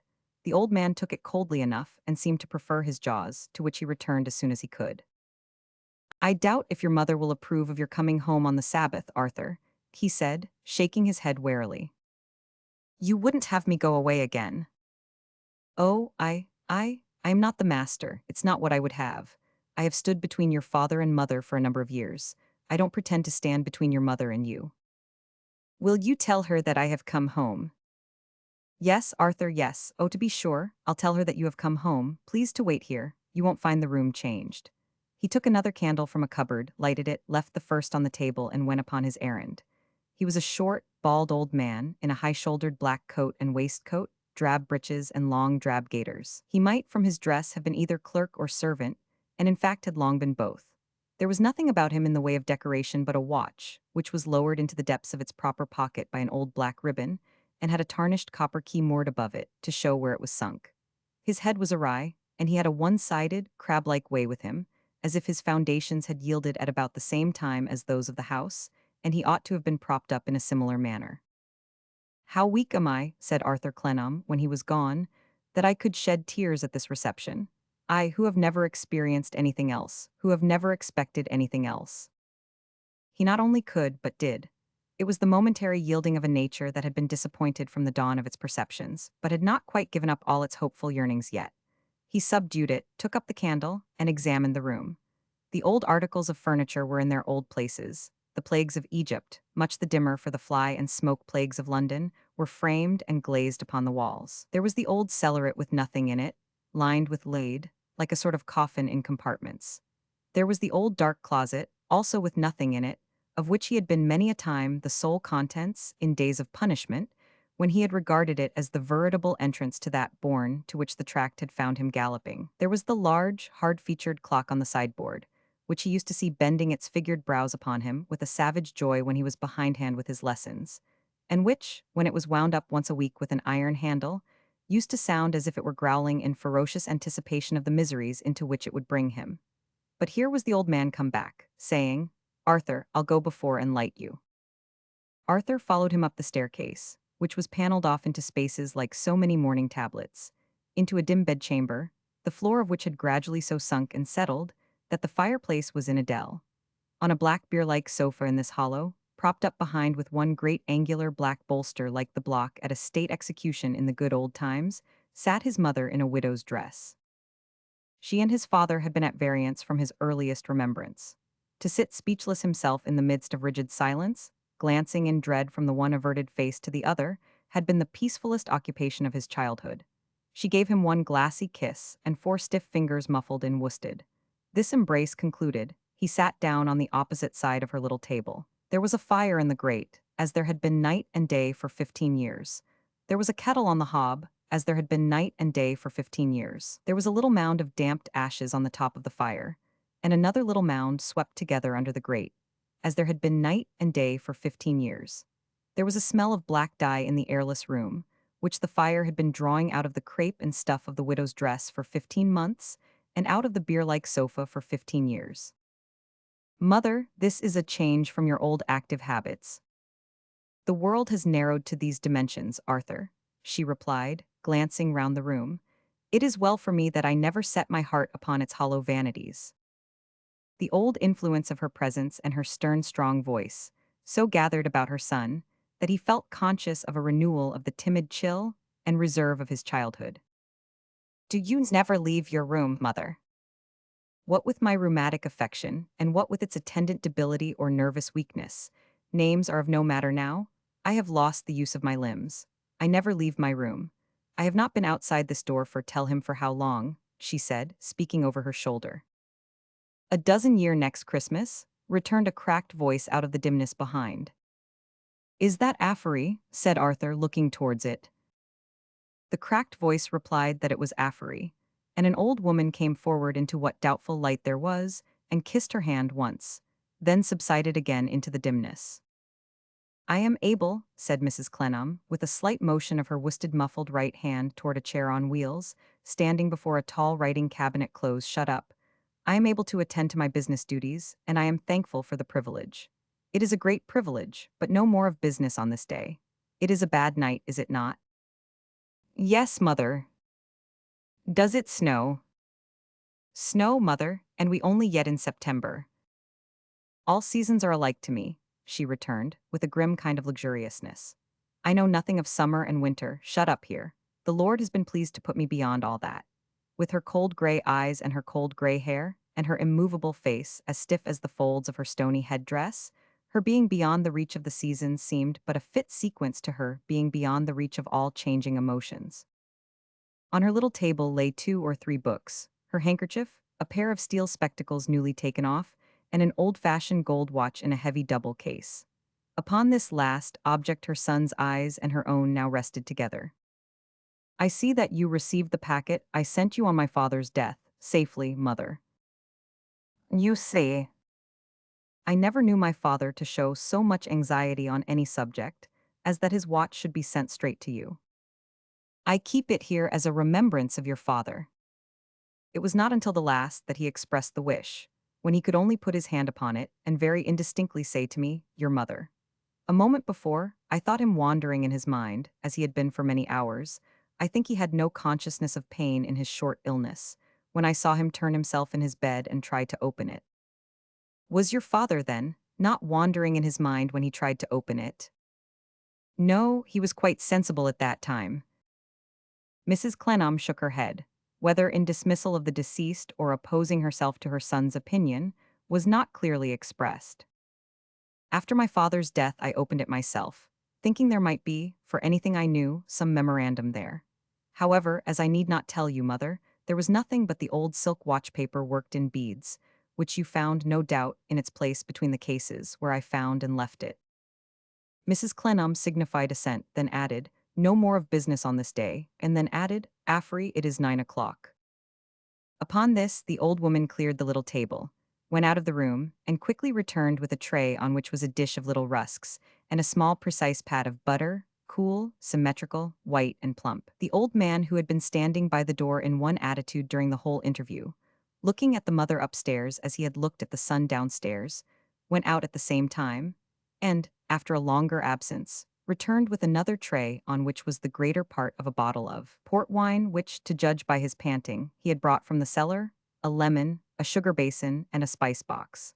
With these materials and the aid of the kettle, he filled a tumbler with a hot and odorous mixture, measured out and compounded with as much nicety as a physician's prescription. Into this mixture Mrs. Clennam dipped certain of the rusks and ate them, while the old woman buttered certain other of the rusks which were to be eaten alone. When the invalid had eaten all the rusks and drunk all the mixture, the 2 trays were removed, and the books and the candle, watch, handkerchief, and spectacles were replaced upon the table. She then put on the spectacles and read certain passages aloud from a book, sternly, fiercely, wrathfully, praying that her enemies, she made them by her tone and manner expressly hers, might be put to the edge of the sword, consumed by fire, smitten by plagues and leprosy, that their bones might be ground to dust, and that they might be utterly exterminated.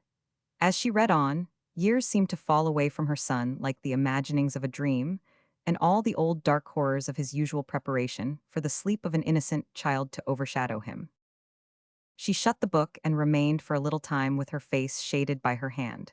So did the old man, otherwise still unchanged in attitude. So, probably, did the old woman in her dimmer part of the room.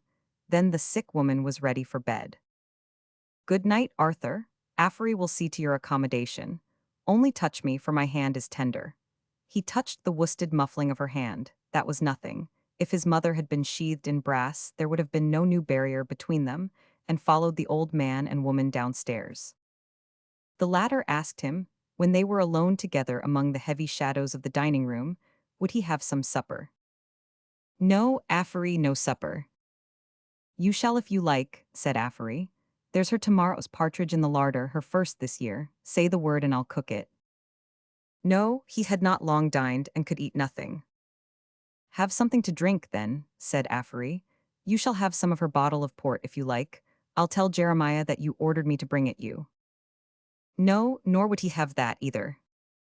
"It's no reason, Arthur," said the old woman, bending over him to whisper, "that because I am afeard of my life of you should be. You've got half the property, haven't you?" "Yes, yes." "Well then, don't you be cowed. You're clever, Arthur, ain't you?" He nodded, as she seemed to expect an answer in the affirmative. "Then stand up against them. She's awful clever, and none but a clever one durst say a word to her. He's a clever one, oh, he's a clever one. And he gives it her when he has a mind taut, he does." "Your husband does." "Does? It makes me shake from head to foot to hear him give it her. My husband, Jeremiah Flintwinch, can conquer even your mother. What can he be but a clever one to do that?" His shuffling footstep coming towards them caused her to retreat to the other end of the room. Though a tall, hard-favored, sinewy old woman, who in her youth might have enlisted in the Foot Guards without much fear of discovery, she collapsed before the little keen-eyed, crab-like old man.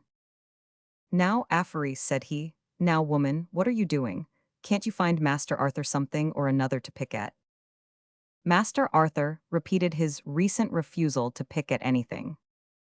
"Very well then," said the old man, "make his bed, stir yourself." His neck was so twisted that the knotted ends of his white cravat usually dangled under one ear.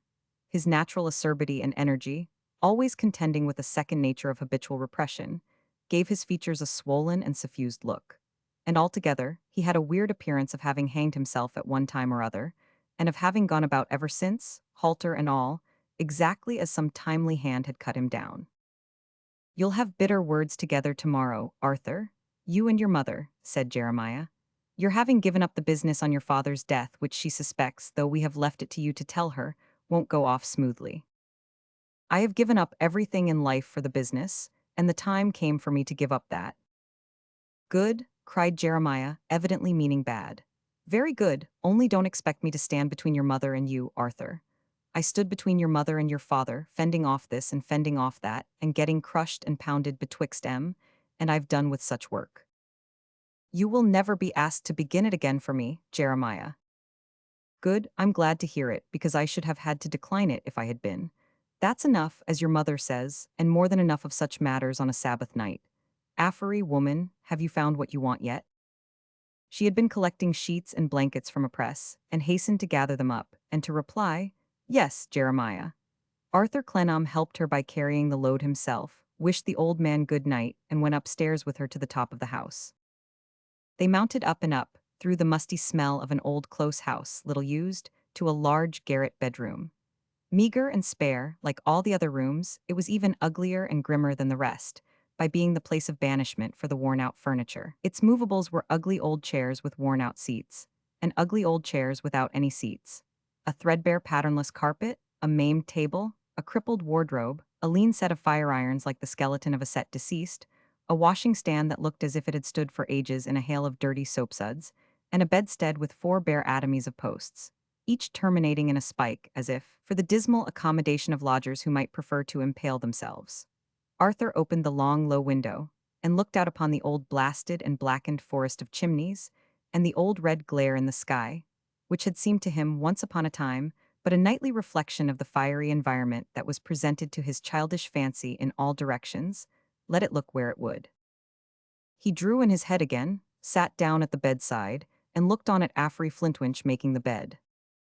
Affery, you were not married when I went away. She screwed her mouth into the form of saying, no, shook her head, and proceeded to get a pillow into its case. How did it happen? Why, Jeremiah, o' course, said Affery, with an end of the pillowcase between her teeth. Of course he proposed it, but how did it all come about? I should have thought that neither of you would have married. Least of all should I have thought of your marrying each other. No more should I, said Mrs. Flintwinch, tying the pillow tightly in its case. That's what I mean. When did you begin to think otherwise? Never begun to think otherwise at all, said Mrs. Flintwinch. Seeing, as she patted the pillow into its place on the bolster, that he was still looking at her as if waiting for the rest of her reply, she gave it a great poke in the middle and asked, how could I help myself? How could you help yourself from being married? Oh, course, said Mrs. Flintwinch. It was no doing mine, I'd never thought of it. I'd got something to do, without thinking indeed. She kept me to it as well as he when she could go about, and she could go about then. Well, well, echoed Mrs. Flintwinch. That's what I said myself. Well, what's the use of considering? If them two clever ones have made up their minds to it, what's left for me to do? Nothing. Was it my mother's project, then? The Lord bless you, Arthur, and forgive me the wish, cried Affery, speaking always in a low tone. They hadn't been both of a mind in it, how could it ever have been? Jeremiah never courted me, 'T'an't likely that he would after living in the house with me and ordering me about for as many years as he'd done. He said to me one day, he said, Affery, he said, now I am going to tell you something. What do you think of the name of Flintwinch? What do I think of it? I says. Yes, he said, because you're going to take it, he said. Take it? I says, Jeremiah, oh, he's a clever one. Mrs. Flintwinch went on to spread the upper sheet over the bed, and the blanket over that, and the counterpane over that, as if she had quite concluded her story. Well, said Arthur again. Well, echoed Mrs. Flintwinch again, how could I help myself? He said to me, Affery, you and me must be married, and I'll tell you why. She's failing in health, and she'll want pretty constant attendance up in her room, and we shall have to be much with her, and there'll be nobody about now but ourselves when we're away from her, and altogether it will be more convenient. She's of my opinion, he said, so if you'll put your bonnet on next Monday morning at 8, we'll get it over. Mrs. Flintwinch tucked up the bed. Well, well, repeated Mrs. Flintwinch, I think so. I sits me down and says it. Well, Jeremiah then says to me, as to banns, next Sunday being the third time of asking, for I've put em up a fortnight, is my reason for naming Monday. She'll speak to you about it herself, and now she'll find you prepared, Affery. That same day she spoke to me, and she said, so, Affery, I understand that you and Jeremiah are going to be married. I am glad of it, and so are you, with reason. It is a very good thing for you, and very welcome under the circumstances to me. He is a sensible man, and a trustworthy man, and a persevering man, and a pious man. What could I say when it had come to that? Why, if it had been a smothering instead of a wedding, Mrs. Flintwinch cast about in her mind with great pains for this form of expression, I couldn't have said a word upon it against them two clever ones. In good faith, I believe so. And so you may, Arthur. Affery, what girl was that in my mother's room just now? Girl, said Mrs. Flintwinch in a rather sharp key. It was a girl, surely, whom I saw near you, almost hidden in the dark corner. Oh, Little Dorrit, she's nothing, she's a whim of hers. It was a peculiarity of Affery Flintwinch that she never spoke of Mrs. Clennam by name, but there's another sort of girls than that about. Have you forgot your old sweetheart? Long and long ago, I'll be bound. I suffered enough from my mother's separating us to remember her. I recollect her very well. Have you got another? No. Here's news for you then. She's well-to-do now and a widow, and if you like to have her, why you can. And how do you know that, Affery? Them two clever ones have been speaking about it. There's Jeremiah on the stairs. She was gone in a moment. Mrs. Flintwinch had introduced into the web that his mind was busily weaving, in that old workshop where the loom of his youth had stood, the last thread wanting to the pattern. The airy folly of a boy's love had found its way even into that house, and he had been as wretched under its hopelessness as if the house had been a castle of romance. Little more than a week ago at Marseilles, the face of the pretty girl from whom he had parted with regret had had an unusual interest for him, and a tender hold upon him, because of some resemblance, real or imagined, to this first face that had soared out of his gloomy life into the bright glories of fancy. He leaned upon the sill of the long, low window, and looking out upon the blackened forest of chimneys again, began to dream, for it had been the uniform tendency of this man's life. So much was wanting in it to think about, so much that might have been better directed and happier to speculate upon, to make him a dreamer after all. Chapter 4: Mrs. Flintwinch Has a Dream. When Mrs. Flintwinch dreamed, she usually dreamed, unlike the son of her old mistress, with her eyes shut. She had a curiously vivid dream that night, and before she had left the son of her old mistress many hours. In fact, it was not at all like a dream, it was so very real in every respect. It happened in this wise. The bedchamber occupied by Mr. and Mrs. Flintwinch was within a few paces of that to which Mrs. Clennam had been so long confined.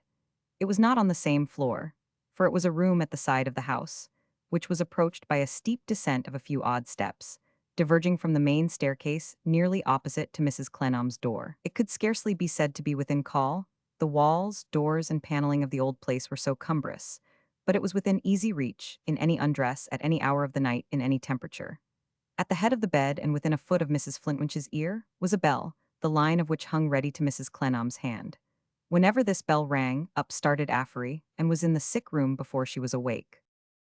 Having got her mistress into bed, lighted her lamp, and given her good night, Mrs. Flintwinch went to roost as usual, saving that her lord had not yet appeared. It was her lord himself who became, unlike the last theme in the mind, according to the observation of most philosophers, the subject of Mrs. Flintwinch's dream.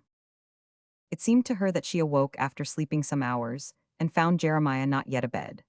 That she looked at the candle she had left burning, and, measuring the time like King Alfred the Great, was confirmed by its wasted state in her belief that she had been asleep for some considerable period. That she arose thereupon, muffled herself up in a wrapper, put on her shoes, and went out on the staircase, much surprised, to look for Jeremiah.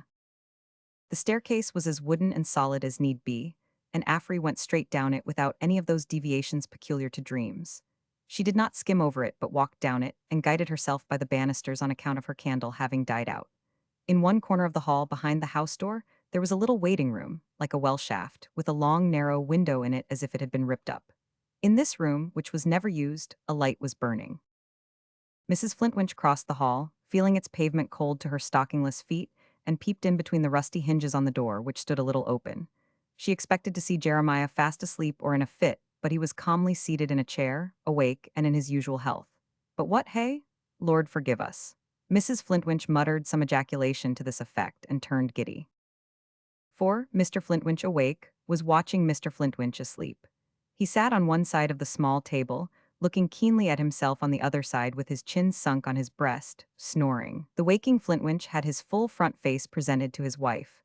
The sleeping Flintwinch was in profile. The waking Flintwinch was the old original. The sleeping Flintwinch was the double, just as she might have distinguished between a tangible object and its reflection in a glass. Affery made out this difference with her head going round and round. If she had had any doubt which was her own Jeremiah, it would have been resolved by his impatience. He looked about him for an offensive weapon, caught up the snuffers, and, before applying them to the cabbage-headed candle, lunged at the sleeper as though he would have run him through the body. "Who's that? What's the matter?" cried the sleeper, starting. Mr. Flintwinch made a movement with the snuffers, as if he would have enforced silence on his companion by putting them down his throat. The companion, coming to himself, said, rubbing his eyes, "I forgot where I was." "You have been asleep," snarled Jeremiah, referring to his watch, 2 hours. "You said you would be rested enough if you had a short nap." "I have had a short nap," said Double. "2:30 in the morning," muttered Jeremiah. "Where's your hat? Where's your coat? Where's the box?" "All here," said Double, tying up his throat with sleepy carefulness in a shawl. "Stop a minute, now give me the sleeve, not that sleeve, the other one. Ha, I'm not as young as I was." Mr. Flintwinch had pulled him into his coat with vehement energy. "You promised me a second glass after I was rested." "Drink it," returned Jeremiah, "and choke yourself, I was going to say, but go, I mean." At the same time he produced the identical port wine bottle and filled a wineglass. "Her port wine, I believe?" said Double, tasting it as if he were in the docks with hours to spare. "Her health." He took a sip. Your health. He took another sip. His health. He took another sip. And all friends round St. Paul's. He emptied and put down the wineglass halfway through this ancient civic toast and took up the box. It was an iron box some 2 feet square, which he carried under his arms pretty easily. Jeremiah watched his manner of adjusting it with jealous eyes, tried it with his hands to be sure that he had a firm hold of it, bade him for his life be careful what he was about, and then stole out on tiptoe to open the door for him. Affery, anticipating the last movement, was on the staircase. The sequence of things was so ordinary and natural that, standing there, she could hear the door open, feel the night air, and see the stars outside. But now came the most remarkable part of the dream. She felt so afraid of her husband that, being on the staircase, she had not the power to retreat to her room, which she might easily have done before he had fastened the door, but stood there staring. Consequently, when he came up the staircase to bed, candle in hand, he came full upon her. He looked astonished, but said not a word. He kept his eyes upon her and kept advancing, and she, completely under his influence, kept retiring before him. Thus, she walking backward and he walking forward, they came into their own room. They were no sooner shut in there than Mr. Flintwinch took her by the throat and shook her until she was black in the face. "Why, Affery, woman, Affery," said Mr. Flintwinch, "what have you been dreaming of? Wake up, what's the matter?" The matter, Jeremiah," gasped Mrs. Flintwinch, rolling her eyes. "Why, Affery, woman, Affery, you have been getting out of bed in your sleep, my dear. I come up after having fallen asleep myself below and find you in your wrapper here with the nightmare."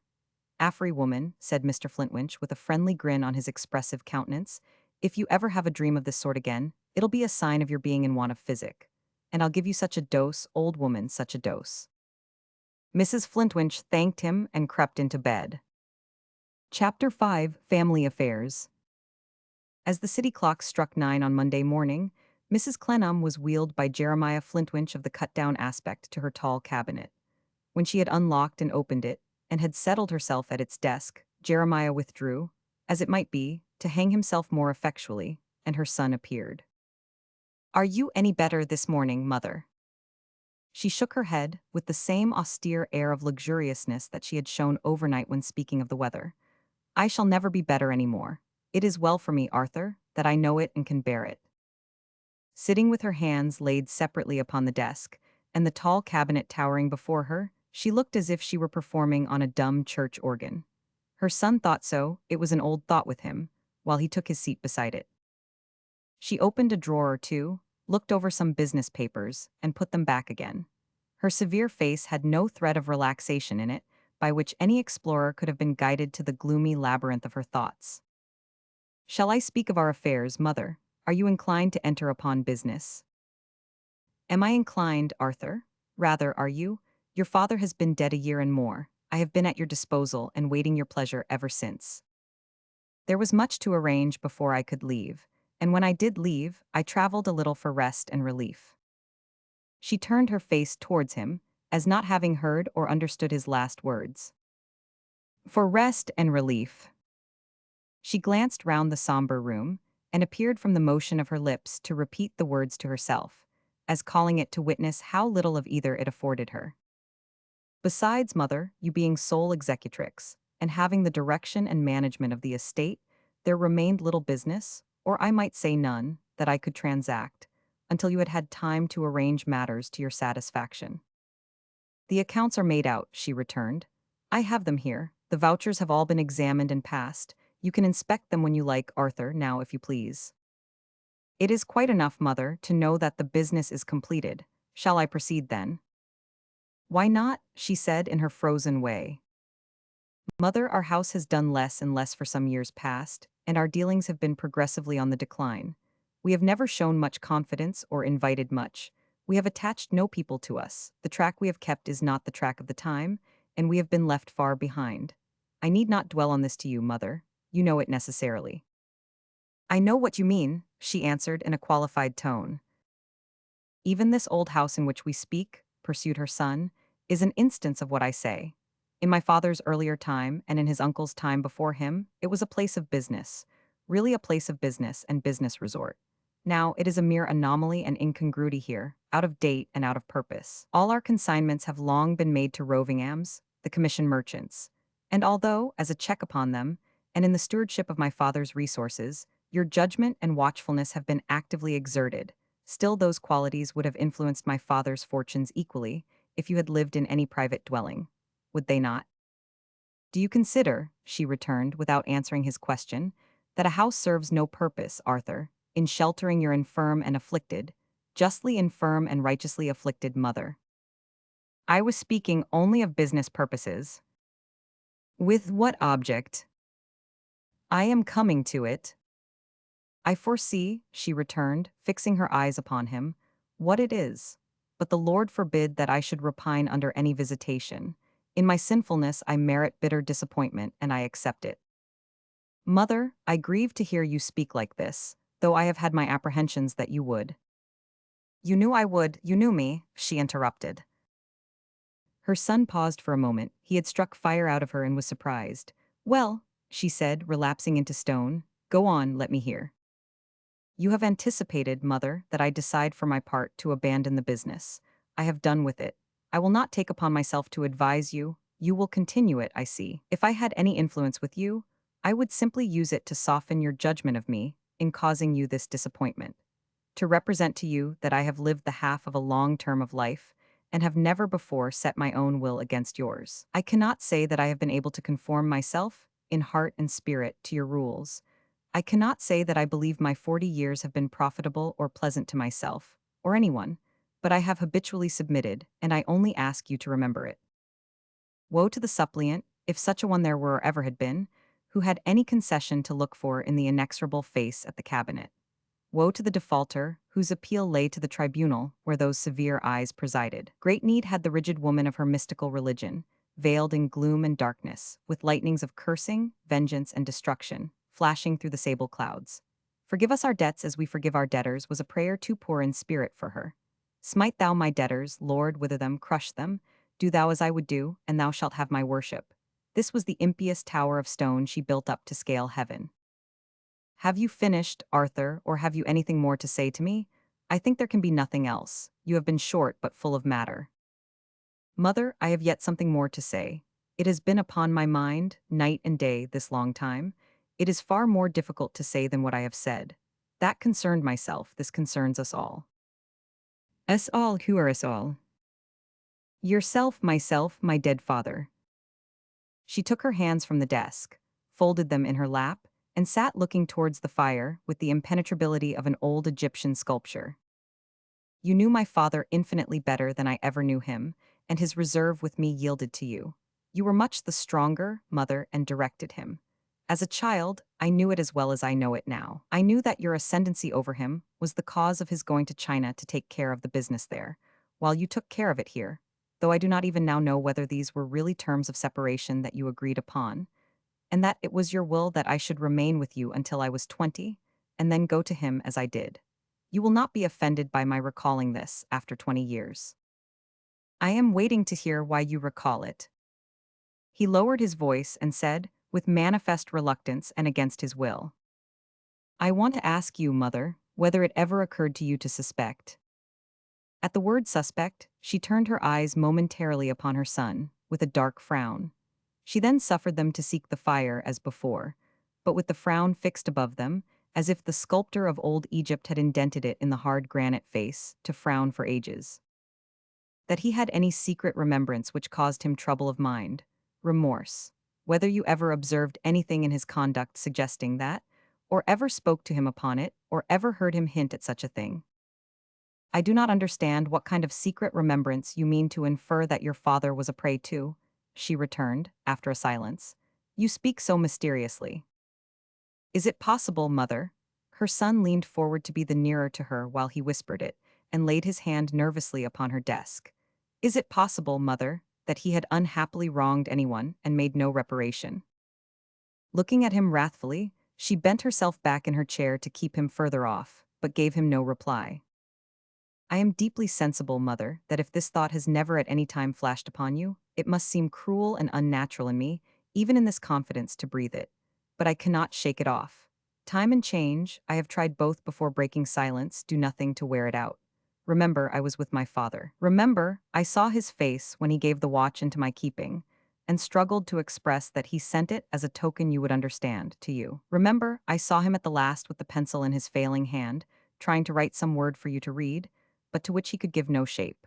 The more remote and cruel this vague suspicion that I have, the stronger the circumstances that could give it any semblance of probability to me. For heaven's sake, let us examine sacredly whether there is any wrong entrusted to us to set right. No one can help towards it, mother, but you. Still so recoiling in her chair that her overpoised weight moved it, from time to time, a little on its wheels, and gave her the appearance of a phantom of fierce aspect gliding away from him, she interposed her left arm, bent at the elbow with the back of her hand towards her face, between herself and him, and looked at him in a fixed silence. In grasping at money and in driving hard bargains, I have begun, and I must speak of such things now, mother. Someone may have been grievously deceived, injured, ruined. You were the moving power of all this machinery before my birth. Your stronger spirit has been infused into all my father's dealings for more than 20 years. You can set these doubts at rest, I think, if you will really help me to discover the truth. Will you, mother? He stopped in the hope that she would speak, but her gray hair was not more immovable in its two folds than were her firm lips. If reparation can be made to anyone, if restitution can be made to anyone, let us know it and make it. Nay, mother, if within my means, let me make it. I have seen so little happiness come of money. It has brought within my knowledge so little peace to this house, or to anyone belonging to it, that it is worth less to me than to another. It can buy me nothing that will not be a reproach and misery to me, if I am haunted by a suspicion that it darkened my father's last hours with remorse, and that it is not honestly and justly mine. There was a bell rope hanging on the paneled wall, some 2 or 3 yards from the cabinet.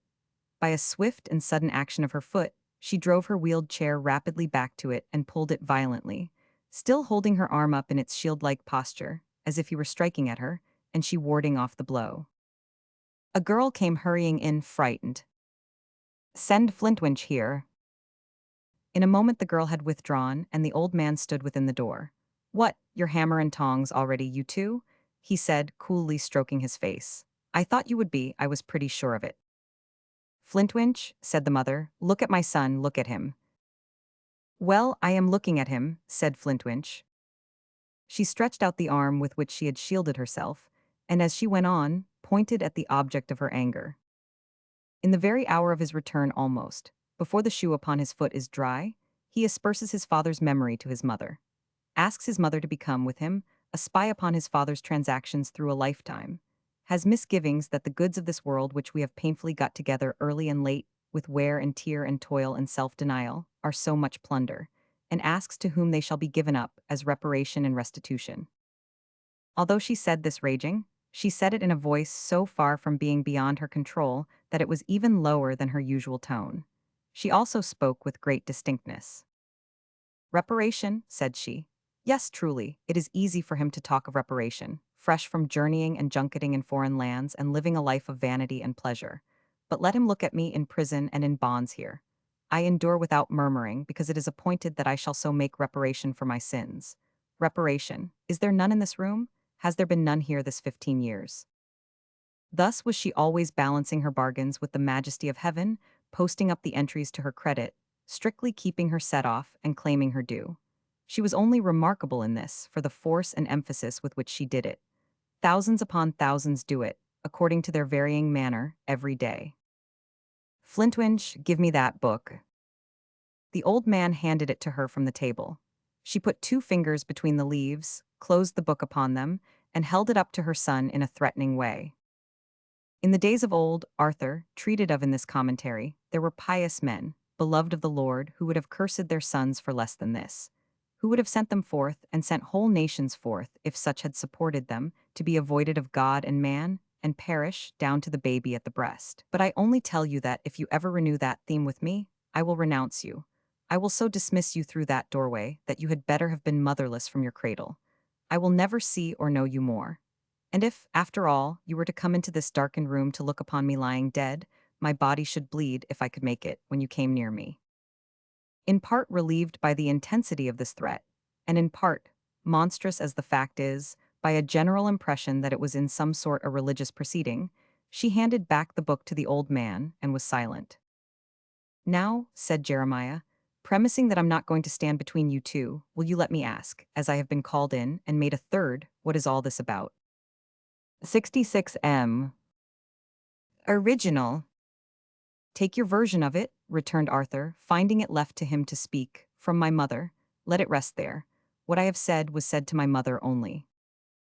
Oh, returned the old man. From your mother? Take it from your mother? Well, but your mother mentioned that you had been suspecting your father. That's not dutiful, Mr. Arthur. Who will you be suspecting next? Enough, said Mrs. Clennam, turning her face so that it was addressed for the moment to the old man only. Let no more be said about this. Yes, but stop a bit, the old man persisted. Let us see how we stand. Have you told Mr. Arthur that he mustn't lay offences at his father's door? That he has no right to do it? That he has no ground to go upon? I tell him so now. Ah, exactly, said the old man. You tell him so now. You hadn't told him so before, and you tell him so now.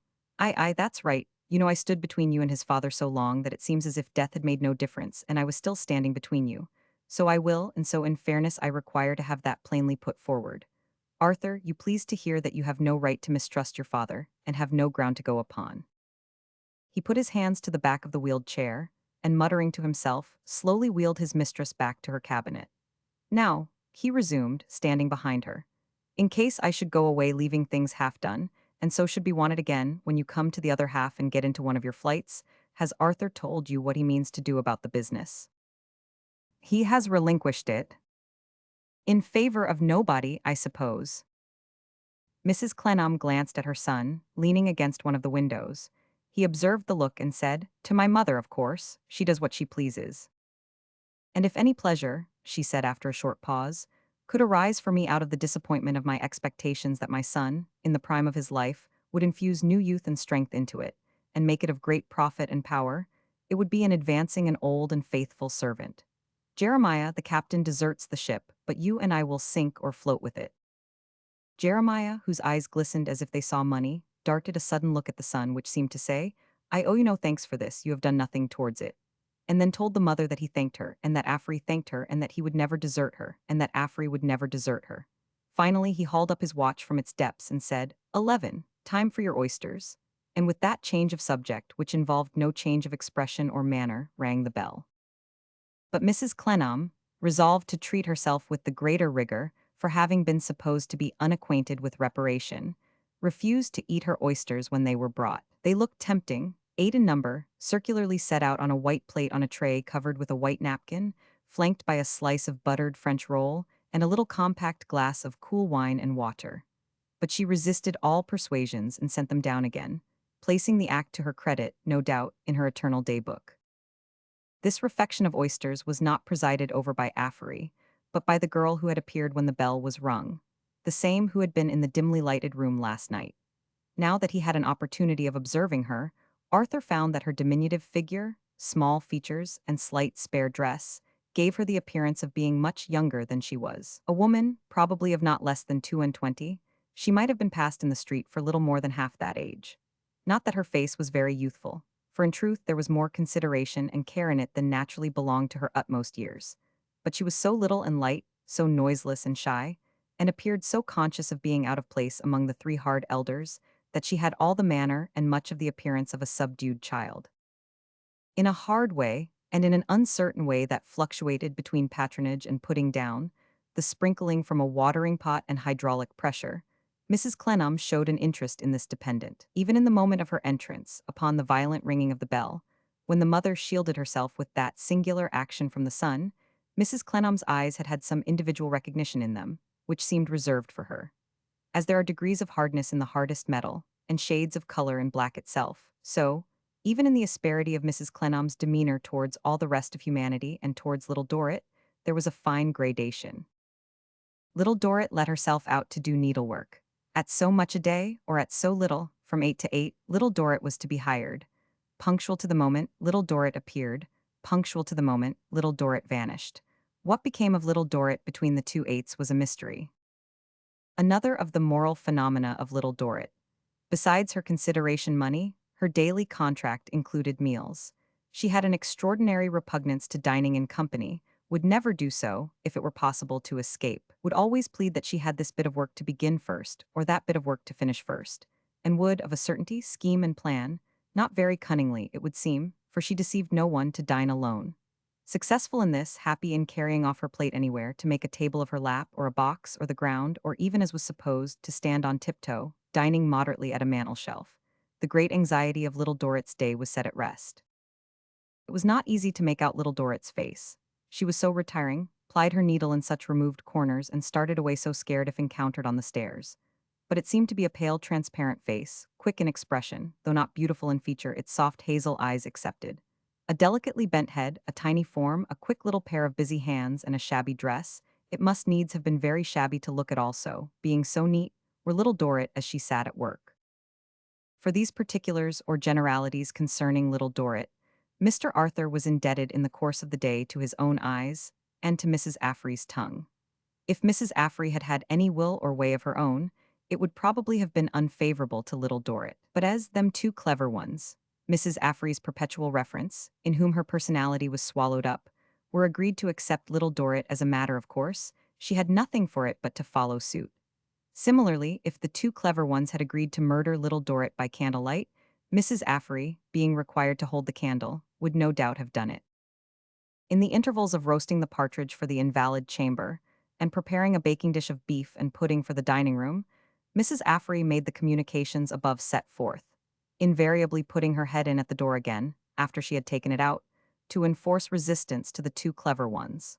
It appeared to have become a perfect passion with Mrs. Flintwinch that the only son should be pitted against them.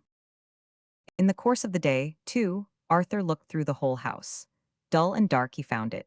The gaunt rooms, deserted for years upon years, seemed to have settled down into a gloomy lethargy from which nothing could rouse them again. The furniture, at once spare and lumbering, hid in the rooms rather than furnished them, and there was no color in all the house. Such color as had ever been there had long ago started away on lost sunbeams, got itself absorbed, perhaps, into flowers, butterflies, plumage of birds, precious stones, what not. There was not one straight floor from the foundation to the roof. The ceilings were so fantastically clouded by smoke and dust that old women might have told fortunes in them better than in grout of tea.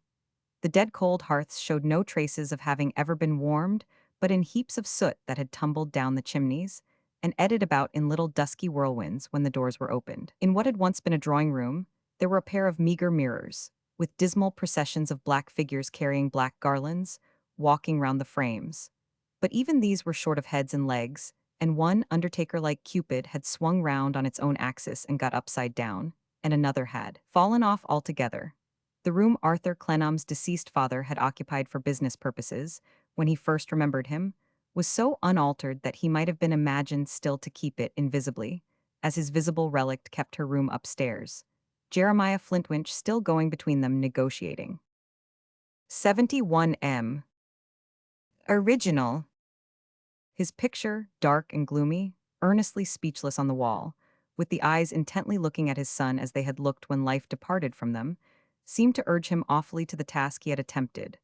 But as to any yielding on the part of his mother, he had now no hope, and as to any other means of setting his distrust at rest, he had abandoned hope a long time. Down in the cellars, as up in the bedchambers, old objects that he well remembered were changed by age and decay, but were still in their old places, even to empty beer casks hoary with cobwebs, and empty wine bottles with fur and fungus choking up their throats. There, too, among unusual bottle racks and pale slants of light from the yard above, was the strong room stored with old ledgers, which had as musty and corrupt a smell as if they were regularly balanced, in the dead small hours, by a nightly resurrection of old bookkeepers.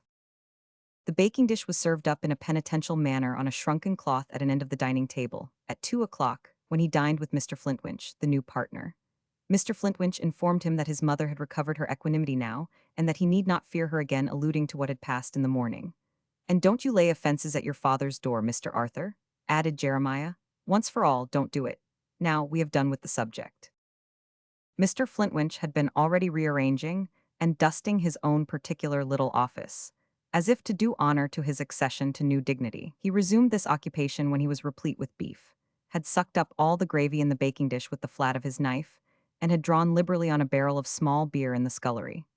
Thus refreshed, he tucked up his shirt sleeves and went to work again, and Mr. Arthur, watching him as he set about it, plainly saw that his father's picture, or his father's grave, would be as communicative with him as this old man.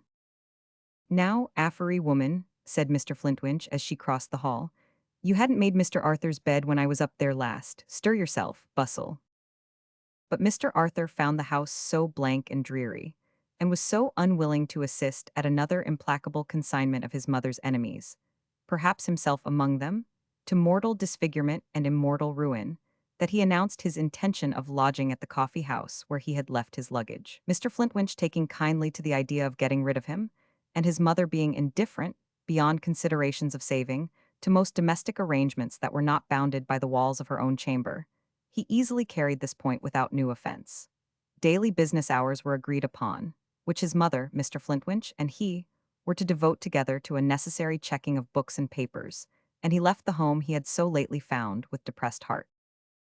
But Little Dorrit, the business hours, allowing for intervals of invalid regimen of oysters and partridges, during which Clennam refreshed himself with a walk, were from 10 to 6 for about a fortnight. Sometimes Little Dorrit was employed at her needle, sometimes not, sometimes appeared as a humble visitor, which must have been her character on the occasion of his arrival. His original curiosity augmented every day, as he watched for her, saw or did not see her, and speculated about her. Influenced by his predominant idea, he even fell into a habit of discussing with himself the possibility of her being in some way associated with it. At last he resolved to watch Little Dorrit and know more of her story. Chapter 6. The Father of the Marshalsea. 30 years ago there stood, a few doors short of the church of St. George, in the borough of Southwark, on the left-hand side of the way going southward, the Marshalsea prison. It had stood there many years before, and it remained there some years afterwards, but it is gone now, and the world is none the worse without it. It was an oblong pile of barrack building, partitioned into squalid houses standing back to back, so that there were no back rooms, environed by a narrow paved yard, hemmed in by high walls duly spiked at top. Itself a close and confined prison for debtors, it contained within it a much closer and more confined jail for smugglers, offenders against the revenue laws, and defaulters to excise or customs, who had incurred fines which they were unable to pay, were supposed to be incarcerated behind an iron-plated door closing up a second prison, consisting of a strong cell or two, and a blind alley some yard and a half wide, which formed the mysterious termination of the very limited skittle ground in which the Marshalsea debtors bowled down their troubles. Supposed to be incarcerated there, because the time had rather outgrown the strong cells and the blind alley. In practice, they had come to be considered a little too bad, though in theory they were quite as good as ever, which may be observed to be the case at the present day with other cells that are not at all strong, and with other blind alleys that are stone blind. Hence the smugglers habitually consorted with the debtors, who received them with open arms, except at certain constitutional moments, when somebody came from some office, to go through some form of overlooking something, which neither he nor anybody else knew anything about. On these truly British occasions, the smugglers, if any, made a feint of walking into the strong cells and the blind alley, while this somebody pretended to do his something, and made a reality of walking out again as soon as he hadn't done it, neatly epitomizing the administration of most of the public affairs in our tight little island. There had been taken to the Marshalsea prison, long before the day when the sun shone on Marseille, and on the opening of this narrative, a debtor with whom this narrative has some concern. He was, at that time, a very amiable and very helpless middle-aged gentleman who was going out again directly. Necessarily, he was going out again directly, because the Marshalsea lock never turned upon a debtor who was not. He brought in a portmanteau with him, which he doubted its being worthwhile to unpack. He was so perfectly clear, like all the rest of them, the turnkey on the lock said, that he was going out again directly. He was a shy, retiring man, well-looking, though in an effeminate style, with a mild voice, curling hair, and irresolute hands, rings upon the fingers in those days, which nervously wandered to his trembling lip 100 times in the first half-hour of his acquaintance with the jail. His principal anxiety was about his wife. "Do you think, sir," he asked the turnkey, "that she will be very much shocked if she should come to the gate tomorrow morning?" The turnkey gave it as the result of his experience that some of M was and some of M was, in general, more no than yes. "What like is she, you see?" he philosophically asked. "That's what it hinges on. She is very delicate and inexperienced indeed." That, said the turnkey, is age in her. She is so little used to go out alone, said the debtor, that I am at a loss to think how she will ever make her way here if she walks. Perhaps, quoth the turnkey, she'll take a nigh coach. Perhaps, the irresolute fingers went to the trembling lip. I hope she will, she may not think of it. Or perhaps, said the turnkey, offering his suggestions from the top of his well-worn wooden stool, as he might have offered them to a child for whose weakness he felt a compassion. Perhaps she'll get her brother or her sister to come along with her. She has no brother or sister. Niece, nevy, cousin, servant, young ooman, greengrocer. Dash it, one or another on M, said the turnkey, repudiating beforehand the refusal of all his suggestions. I hope it is not against the rules, that she will bring the children. The children, said the turnkey. And the rules? Why, Lord set you up like a corner pin, we've a reglar playground children here. Children, why we swarm with them, how many you got? Two, said the debtor, lifting his irresolute hand to his lip again, and turning into the prison. The turnkey followed him with his eyes. And you another, he observed to himself, which makes 3 on you, and your wife another I'll lay a crown, which makes 4 on you, and another coming I'll lay half a crown, which'll make 5 on you, and I'll go another 7 and 6pence to name which is the helplessest, the unborn baby or you. He was right in all his particulars. She came next day with a little boy of 3 years old, and a little girl of 2, and he stood entirely corroborated. Got a room now, haven't you?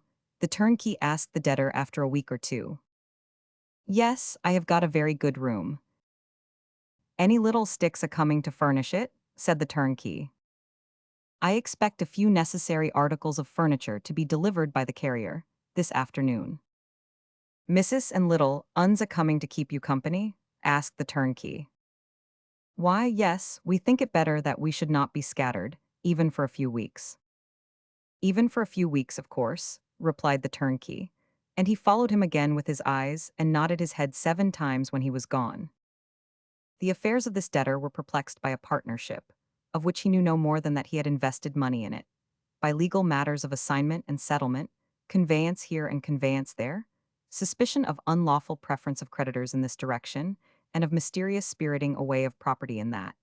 And as nobody on the face of the earth could be more incapable of explaining any single item in the heap of confusion than the debtor himself, nothing comprehensible could be made of his case. To question him in detail, and endeavor to reconcile his answers, to closet him with accountants and sharp practitioners, learned in the wiles of insolvency and bankruptcy, was only to put the case out at compound interest and incomprehensibility. The irresolute fingers fluttered more and more ineffectually about the trembling lip on every such occasion, and the sharpest practitioners gave him up as a hopeless job. Out, said the turnkey, he'll never get out unless his creditors take him by the shoulders and shove him out. He had been there 5 or 6 months, when he came running to this turnkey one forenoon to tell him, breathless and pale, that his wife was ill. As anybody might have known she would be, said the turnkey. We intended, he returned, that she should go to a country lodging only tomorrow. What am I to do? Oh, good heaven, what am I to do? Don't waste your time in clasping your hands and biting your fingers, responded the practical turnkey, taking him by the elbow, but come along with me. The turnkey conducted him, trembling from head to foot and constantly crying under his breath. What was he to do? While his irresolute fingers bedabbled the tears upon his face, up one of the common staircases in the prison to a door on the garret story, upon which door the turnkey knocked with the handle of his key. Come in, cried a voice inside.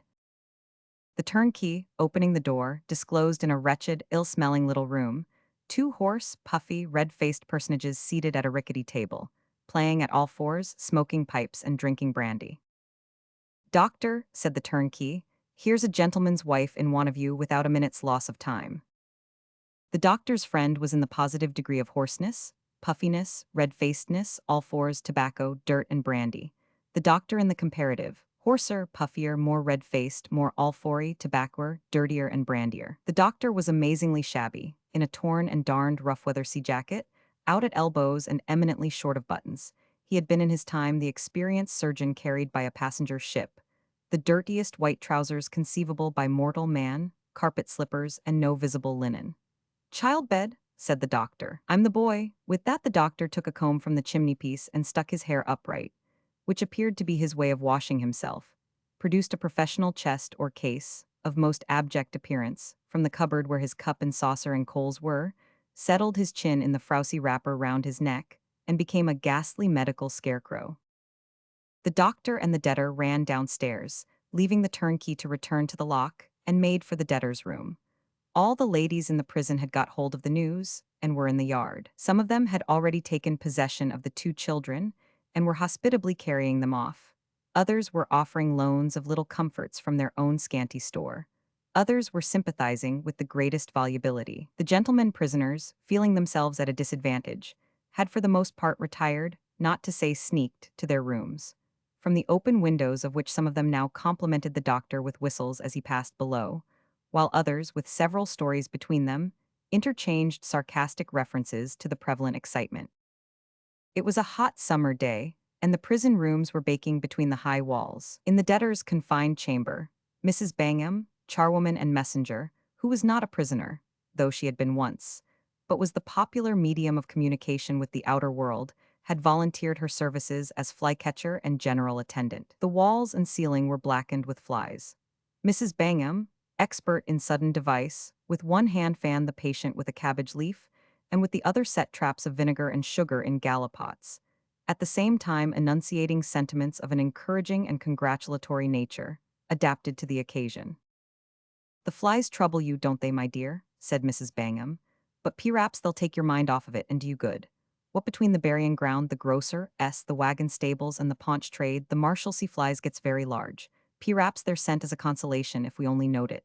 How are you now, my dear? No better? No, my dear, it ain't to be expected. You'll be worse before you're better, and you know it, don't you? Yes, that's right, and to think of a sweet little cherub being born inside the lock.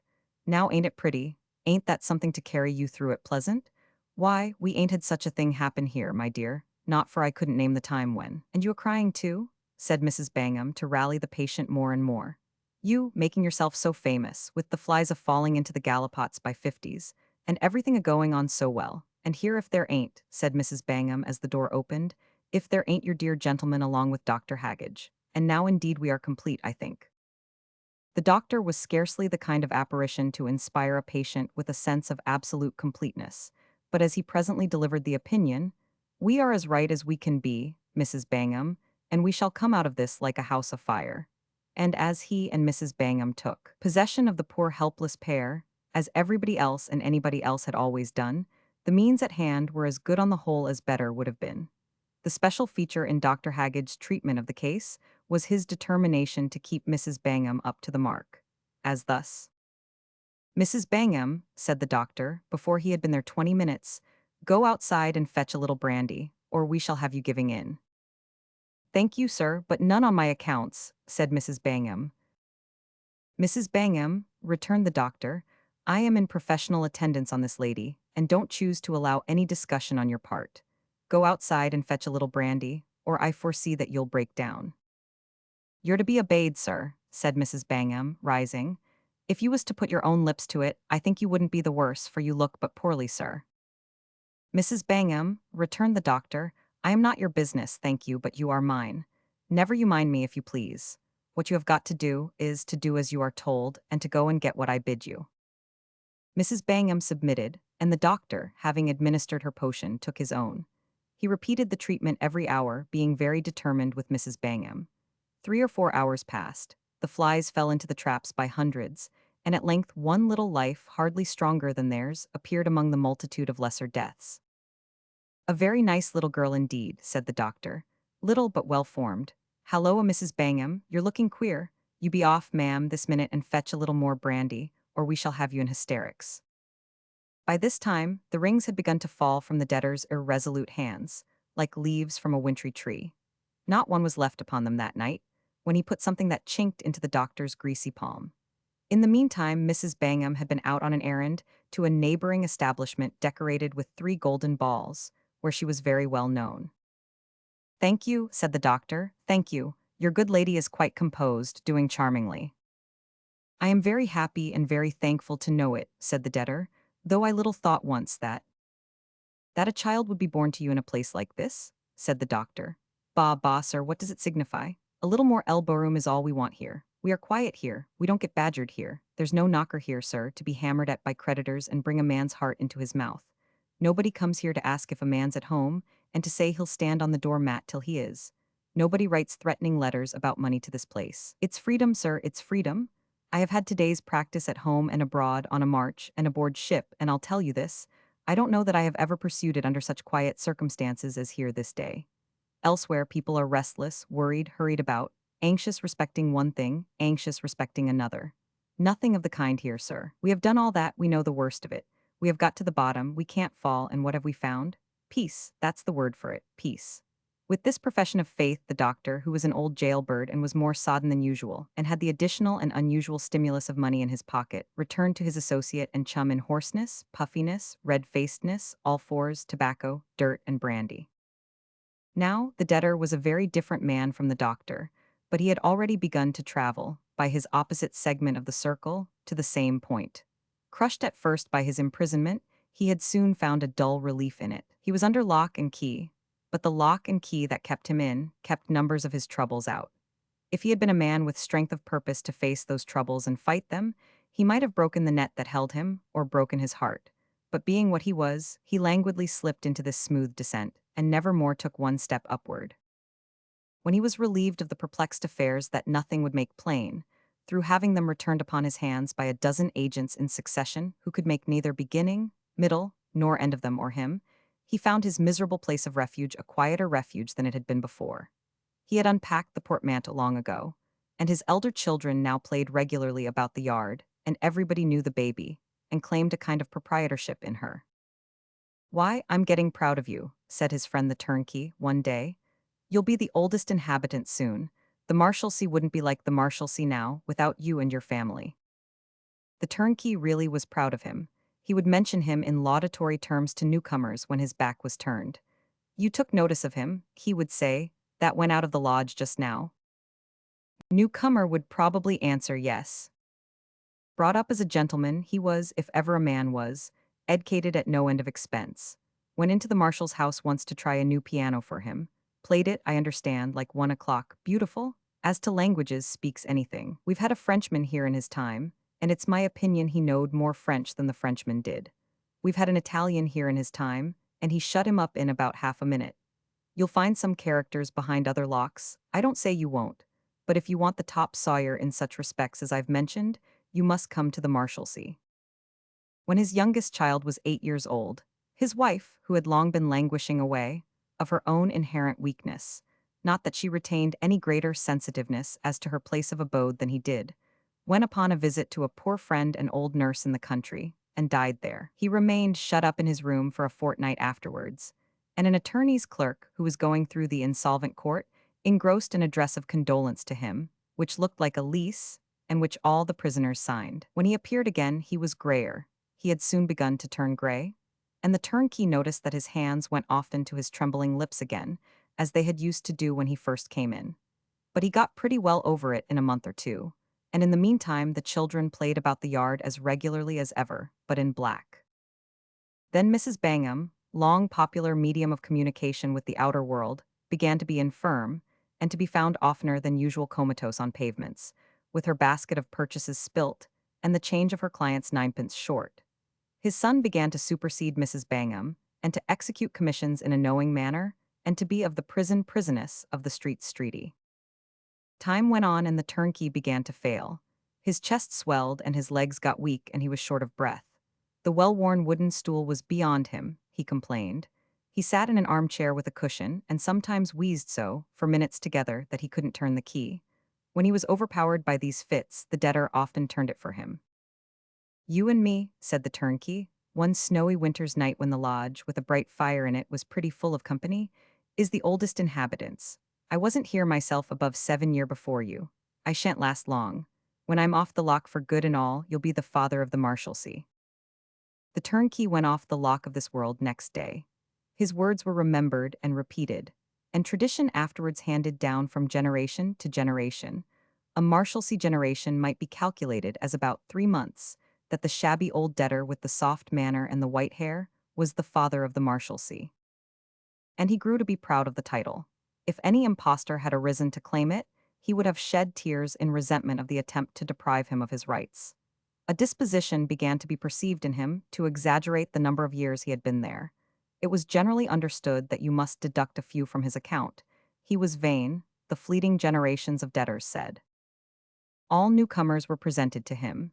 He was punctilious in the exaction of this ceremony. The wits would perform the office of introduction with overcharged pomp and politeness, but they could not easily overstep his sense of its gravity. He received them in his poor room. He disliked an introduction in the mere yard, as informal, a thing that might happen to anybody, with a kind of bowed-down beneficence. They were welcome to the Marshalsea, he would tell them. Yes, he was the father of the place. So the world was kind enough to call him, and so he was, if more than 20 years of residence gave him a claim to the title. It looked small at first, but there was very good company there, among a mixture, necessarily a mixture, and very good air.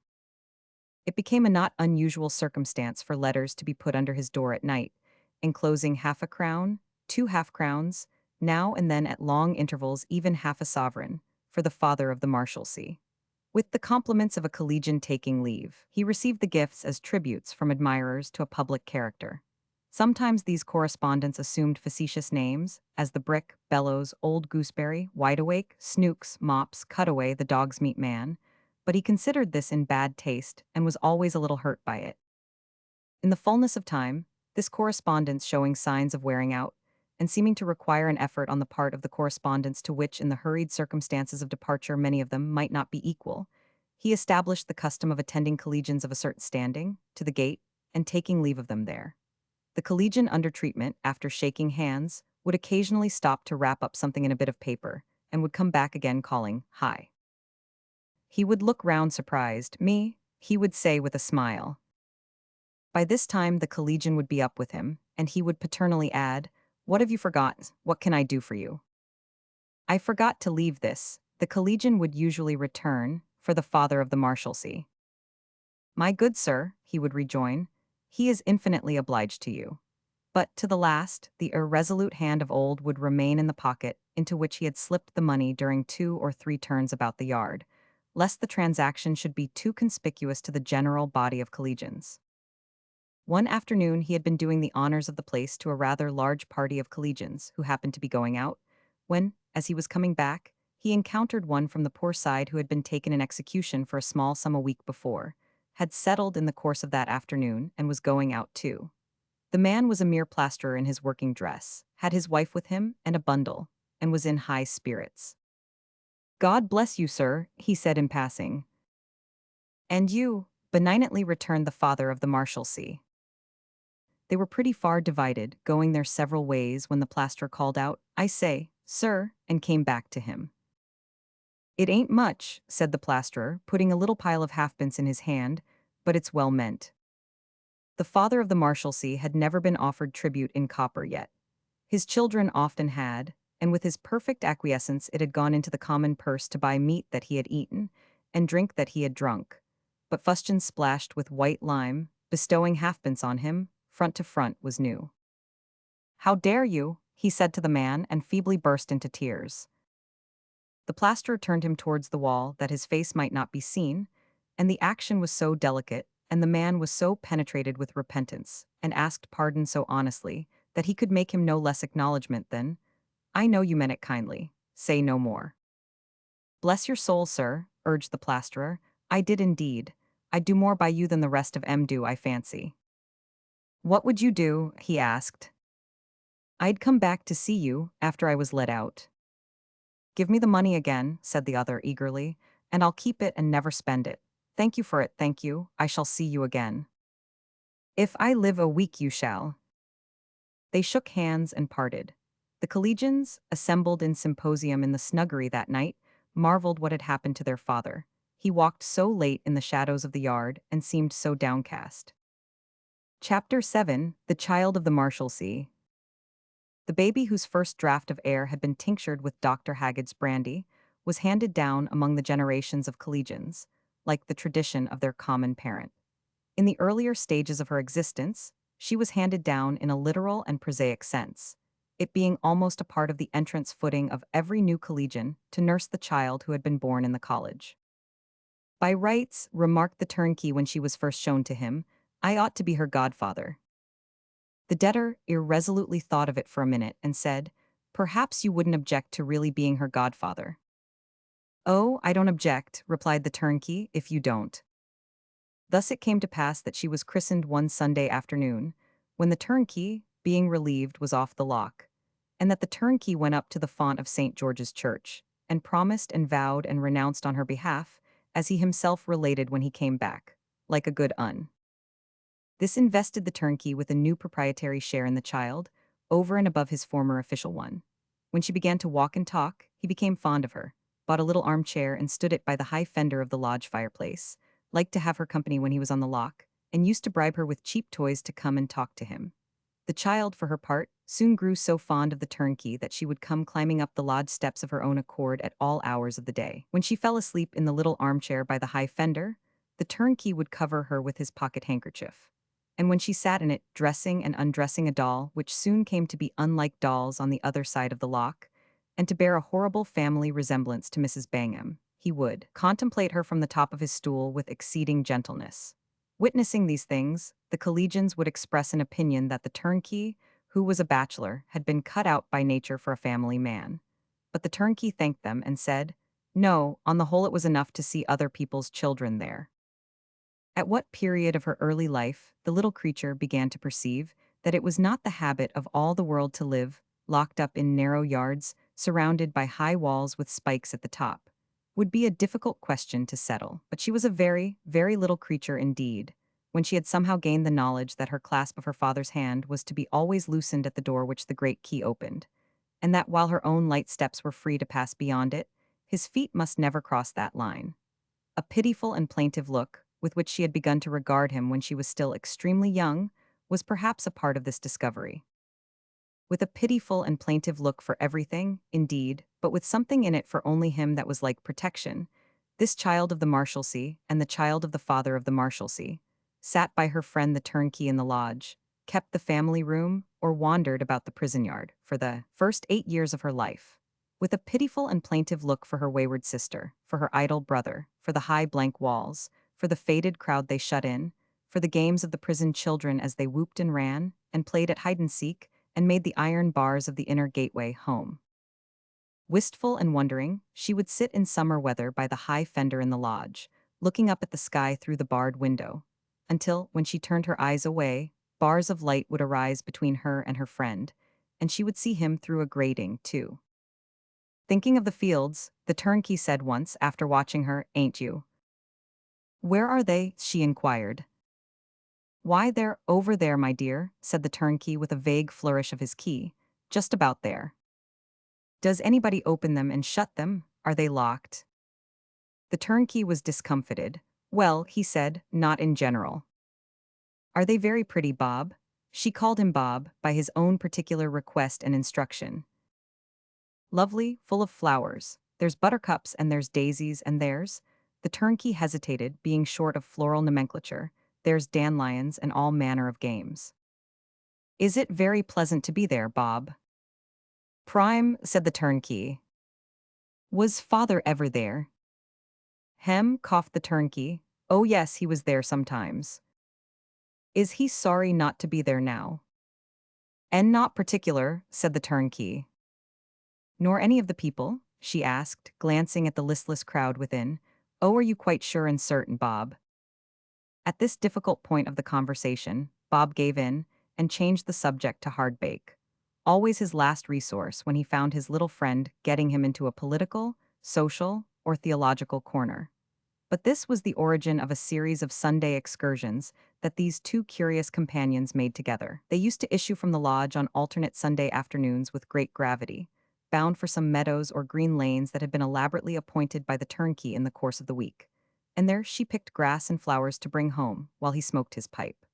Afterwards there were tea gardens, shrimps, ale, and other delicacies, and then they would come back hand in hand, unless she was more than usually tired, and had fallen asleep on his shoulder. In those early days, the turnkey first began profoundly to consider a question, which cost him so much mental labor, that it remained undetermined on the day of his death. He decided to will and bequeath his little property of savings to his godchild, and the point arose, how could it be so tied up as that only she should have the benefit of it? His experience on the lock gave him such an acute perception of the enormous difficulty of tying up money with any approach to tightness, and contrariwise of the remarkable ease with which it got loose, that through a series of years, he regularly propounded this knotty point to every new insolvent agent and other professional gentleman who passed in and out. Supposing, he would say, stating the case with his key on the professional gentleman's waistcoat, supposing a man wanted to leave his property to a young female and wanted to tie it up so that nobody else should ever be able to make a grab at it, how would you tie up that property? Settle it strictly on herself, the professional gentleman would complacently answer. But look here, quoth the turnkey. Supposing she had, say, a brother, say, a father, say, a husband, who would be likely to make a grab at that property when she came into it, how about that? It would be settled on herself, and they would have no more legal claim on it than you, would be the professional answer. Stop a bit, said the turnkey. Supposing she was tender-hearted and they came over her, where's your law for tying it up then? The deepest character whom the turnkey sounded was unable to produce his law for tying such a knot as that. So, the turnkey thought about it all his life and died intestate after all. But that was long afterwards, when his goddaughter was past 16. The first half of that space of her life was only just accomplished, when her pitiful and plaintive look saw her father a widower. From that time, the protection that her wondering eyes had expressed towards him became embodied in action, and the child of the Marshalsea took upon herself a new relation towards the father. At first, such a baby could do little more than sit with him, deserting her livelier place by the high fender and quietly watching him. But this made her so far necessary to him that he became accustomed to her and began to be sensible of missing her when she was not there. Through this little gate, she passed out of childhood into the care-laden world.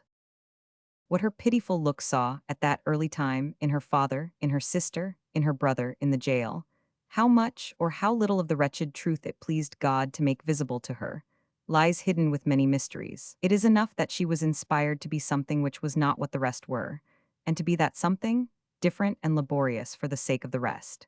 Inspired? Yes.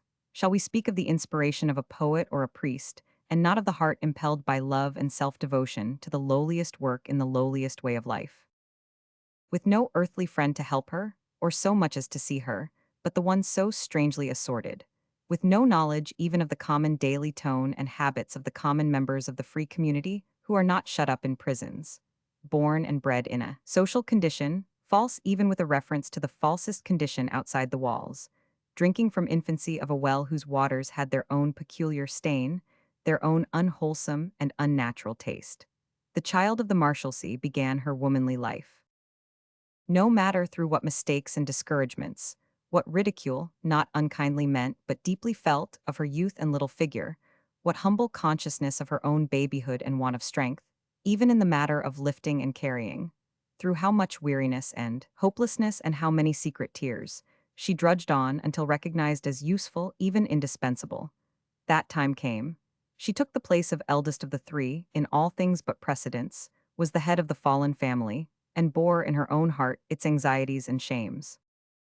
At 13, she could read and keep accounts, that is, could put down in words and figures how much the bare necessaries that they wanted would cost, and how much less they had to buy them with. She had been, by snatches of a few weeks at a time, to an evening school outside, and got her sister and brother sent to day schools by desultory starts during 3 or 4 years. There was no instruction for any of them at home, but she knew well, no one better, that a man so broken as to be the father of the Marshalsea could be no father to his own children. To these scanty means of improvement, she added another of her own contriving. Once, among the heterogeneous crowd of inmates, there appeared a dancing master. Her sister had a great desire to learn the dancing master's art, and seemed to have a taste that way. At 13 years old, the child of the Marshalsea presented herself to the dancing master, with a little bag in her hand, and preferred her humble petition. "If you please, I was born here, sir." "Oh, you are the young lady, are you?" said the dancing master, surveying the small figure and uplifted face. "Yes, sir." "And what can I do for you?" said the dancing master. "Nothing for me, sir, thank you," anxiously undrawing the strings of the little bag. "But if, while you stay here, you could be so kind as to teach my sister cheap." My child, I'll teach her for nothing, said the dancing master, shutting up the bag. He was as good-natured a dancing master as ever danced to the insolvent court, and he kept his word. The sister was so apt a pupil, and the dancing master had such abundant leisure to bestow upon her, for it took him a matter of 10 weeks to set to his creditors, lead off, turn the commissioners, and right and left back to his professional pursuits, that wonderful progress was made. Indeed, the dancing master was so proud of it, and so wishful to display it before he left to a few select friends among the collegians, that at 6 o'clock on a certain fine morning, a minuet de la cour came off in the yard, the college rooms being of too confined proportions for the purpose, in which so much ground was covered, and the steps were so conscientiously executed that the dancing master, having to play the kit besides, was thoroughly blown. The success of this beginning, which led to the dancing master, continuing his instruction after his release, emboldened the poor child to try again. She watched and waited months for a seamstress. In the fullness of time, a milliner came in, and to her she repaired on her own behalf. I beg your pardon, ma'am, she said, looking timidly round the door of the milliner, whom she found in tears and in bed, but I was born here. Everybody seemed to hear of her as soon as they arrived, for the milliner sat up in bed, drying her eyes, and said, just as the dancing master had said, "Oh, you are the child, are you?" "Yes, ma'am." "I am sorry I haven't got anything for you," said the milliner, shaking her head. "It's not that, ma'am. If you please, I want to learn needlework." "Why should you do that?" returned the milliner. "With me before you, it has not done me much good." "Nothing, whatever it is, seems to have done anybody much good who comes here," she returned in all simplicity, "but I want to learn just the same." "I am afraid you are so weak, you see," the milliner objected. "I don't think I am weak, ma'am." "And you are so very, very little, you see," the milliner objected. "Yes, I am afraid I am very little indeed," returned the child of the Marshalsea, and so began to sob over that unfortunate defect of hers which came so often in her way. The milliner, who was not morose or hard-hearted, only newly insolvent, was touched, took her in hand with goodwill, found her the most patient and earnest of pupils, and made her a cunning workwoman in course of time. In course of time, and in the very self-same course of time, the father of the Marshalsea gradually developed a new flower of character. The more fatherly he grew as to the Marshalsea, and the more dependent he became on the contributions of his changing family, the greater stand he made by his forlorn gentility. With the same hand that he pocketed a collegian's half-crown half an hour ago, he would wipe away the tears that streamed over his cheeks if any reference were made to his daughters, earning their bread. So, over and above other daily cares, the child of the Marshalsea had always upon her the care of preserving the genteel fiction that they were all idle beggars together. The sister became a dancer. There was a ruined uncle in the family group, ruined by his brother, the father of the Marshalsea, and knowing no more how than his ruiner did, but accepting the fact as an inevitable certainty, on whom her protection devolved. Naturally a retired and simple man, he had shown no particular sense of being ruined at the time when that calamity fell upon him, further than that he left off washing himself when the shock was announced, and never took to that luxury any more. He had been a very indifferent musical amateur in his better days, and when he fell with his brother, resorted for support to playing a clarionet as dirty as himself in a small theatre orchestra. It was the theatre in which his niece became a dancer. He had been a fixture there a long time when she took her poor station in it, and he accepted the task of serving as her escort and guardian, just as he would have accepted an illness, a legacy, a feast, starvation, anything but soap. To enable this girl to earn her few weekly shillings, it was necessary for the child of the Marshalsea to go through an elaborate form with the father. "Fanny is not going to live with us just now, father. She will be here a good deal in the day, but she is going to live outside with uncle." "You surprise me, why?" "I think uncle wants a companion, father. He should be attended to and looked after." "A companion? He passes much of his time here. And you attend to him and look after him, Amy, a great deal more than ever your sister will. You all go out so much, you all go out so much." This was to keep up the ceremony and pretense of his having no idea that Amy herself went out by the day to work. "But we are always glad to come home, father. Now are we not? And as to Fanny, perhaps besides keeping uncle company and taking care of him, it may be as well for her not quite to live here always. She was not born here as I was, you know, father." "Well, Amy, well, I don't quite follow you, but it's natural, I suppose, that Fanny should prefer to be outside, and even that you often should too. So, you and Fanny and your uncle, my dear, shall have your own way. Good, good, I'll not meddle, don't mind me. To get her brother out of the prison, out of the succession to Mrs. Bangham in executing commissions, and out of the slang interchange with very doubtful companions consequent upon both, was her hardest task. At 18, he would have dragged on from hand to mouth, from hour to hour, from penny to penny, until 80. Nobody got into the prison from whom he derived anything useful or good, and she could find no patron for him but her old friend and godfather. Dear Bob, said she, what is to become of poor Tip? His name was Edward, and Ted had been transformed into Tip within the walls. The turnkey had strong private opinions as to what would become of poor Tip, and had even gone so far with the view of averting their fulfillment, as to sound Tip in reference to the expediency of running away and going to serve his country. But Tip had thanked him, and said he didn't seem to care for his country. Well, my dear, said the turnkey, something ought to be done with him. Suppose I try and get him into the law. That would be so good of you, Bob. The turnkey had now 2 points to put to the professional gentleman as they passed in and out. He put the second one so perseveringly that a stool and 12 shillings a week were at last found for Tip in the office of an attorney in a great national palladium called the Palace Court. At that time, one of a considerable list of everlasting bulwarks to the dignity and safety of Albion, whose places know them no more. Tip languished in Clifford's Inns for 6 months, and at the expiration of that term, sauntered back one evening with his hands in his pockets, and incidentally observed to his sister that he was not going back again. Not going back again? Said the poor little anxious child of the Marshalsea, always calculating and planning for Tip, in the front rank of her charges. I am so tired of it, said Tip, that I have cut it. Tip tired of everything, with intervals of Marshalsea lounging, and Mrs. Bangham's succession, his small second mother, aided by her trusty friend, got him into a warehouse, into a market garden, into the hop trade, into the law again, into an auctioneer's, into a brewery, into a stockbroker. Into the law again, into a coach office, into a wagon office, into the law again, into a general dealer. Into a distillery, into the law again, into a wool house, into a dry goods house, into the Billingsgate trade, into the foreign fruit trade, and into the docks. But whatever Tip went into, he came out of tired, announcing that he had cut it. Wherever he went, this foredoomed Tip appeared to take the prison walls with him, and to set them up in such trade or calling, and to prowl about within their narrow limits in the old slipshod, purposeless, down-at-heel way, until the real immovable Marshalsea walls asserted their fascination over him, and brought him back. Nevertheless, the brave little creature did so fix her heart on her brother's rescue, that while he was wringing out these doleful changes, she pinched and scraped enough together to ship him for Canada. When he was tired of nothing to do, and disposed in its turn to cut even that, he graciously consented to go to Canada. And there was grief in her bosom over parting with him, and joy in the hope of his being put in a straight course at last. God bless you, dear Tip. Don't be too proud to come and see us when you have made your fortune.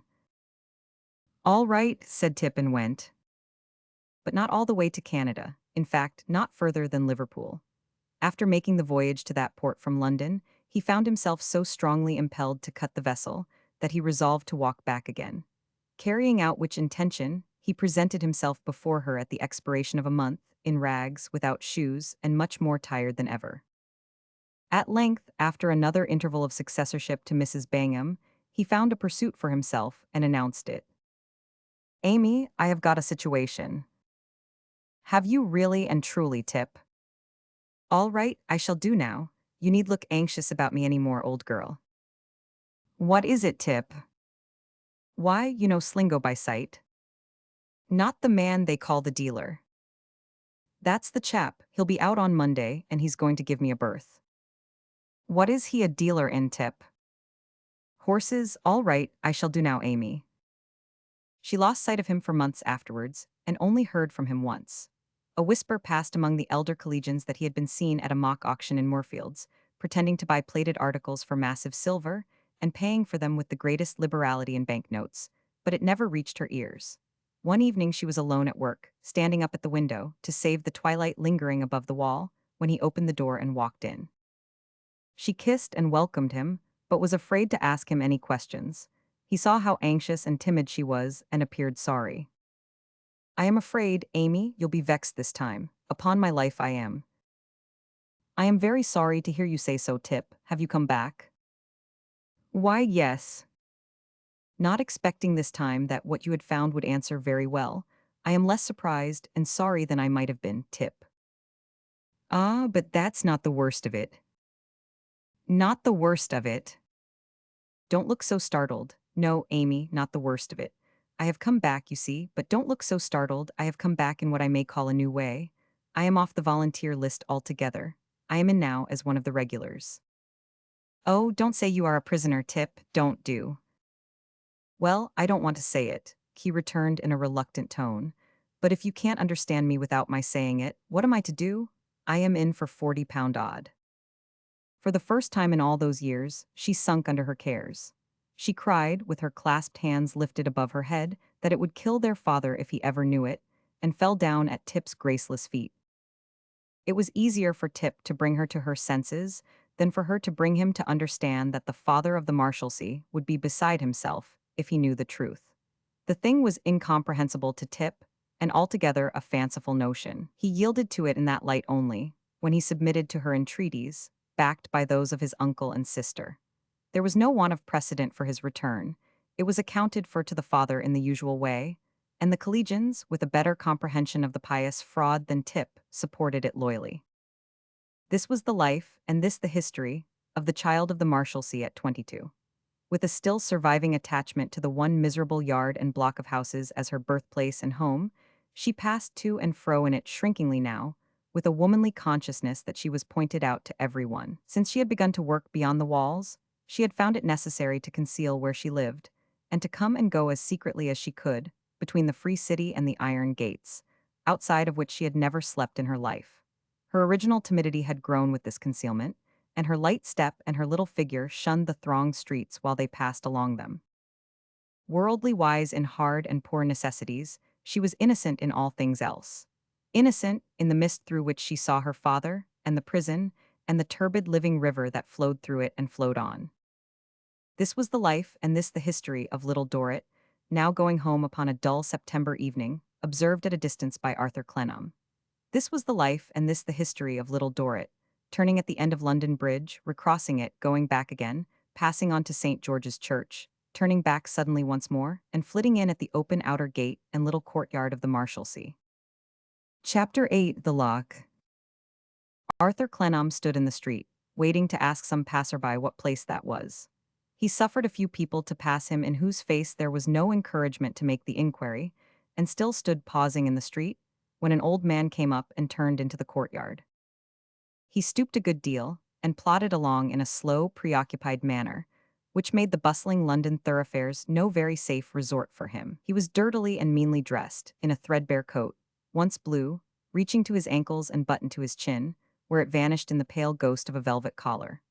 A piece of red cloth with which that phantom had been stiffened in its lifetime was now laid bare, and poked itself up at the back of the old man's neck, into a confusion of grey hair and rusty stock and buckle which altogether nearly poked his hat off. A greasy hat it was, and a napless, impending over his eyes, cracked and crumpled at the brim, and with a wisp of pocket-handkerchief dangling out below it. His trousers were so long and loose, and his shoes so clumsy and large that he shuffled like an elephant, though how much of this was gait and how much trailing cloth and leather, no one could have told. Under one arm he carried a limp and worn-out case, containing some wind instrument. In the same hand he had a pennyworth of snuff in a little packet of whitey brown paper, from which he slowly comforted his poor blue old nose with a lengthened out pinch, as Arthur Clennam looked at him. To this old man crossing the courtyard, he preferred his inquiry, touching him on the shoulder. The old man stopped and looked round, with the expression in his weak grey eyes of one whose thoughts had been far off, and who was a little dull of hearing also. "Pray, sir," said Arthur, repeating his question, "what is this place?" "Aye, this place?" returned the old man, staying his pinch of snuff on its road, and pointing at the place without looking at it. "This is the Marshalsea, sir." "The debtor's prison." "Sir," said the old man, with the air of deeming it not quite necessary to insist upon that designation, "the debtor's prison." He turned himself about and went on.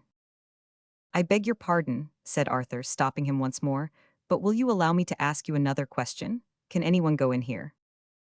"Anyone can go in," replied the old man, plainly adding by the significance of his emphasis, but it is not everyone who can go out. Pardon me once more, are you familiar with the place? Sir, returned the old man, squeezing his little packet of snuff in his hand and turning upon his interrogator as if such questions hurt him. I am. I beg you to excuse me, I am not impertinently curious but have a good object. Do you know the name of Dorrit here? My name, sir, replied the old man most unexpectedly, is Dorrit. Arthur pulled off his hat to him. Grant me the favor of half a dozen words. I was wholly unprepared for your announcement, and hope that assurance is my sufficient apology for having taken the liberty of addressing you. I have recently come home to England after a long absence. I have seen at my mother's, Mrs. Clennam in the city, a young woman working at her needle, whom I have only heard addressed or spoken of as Little Dorrit.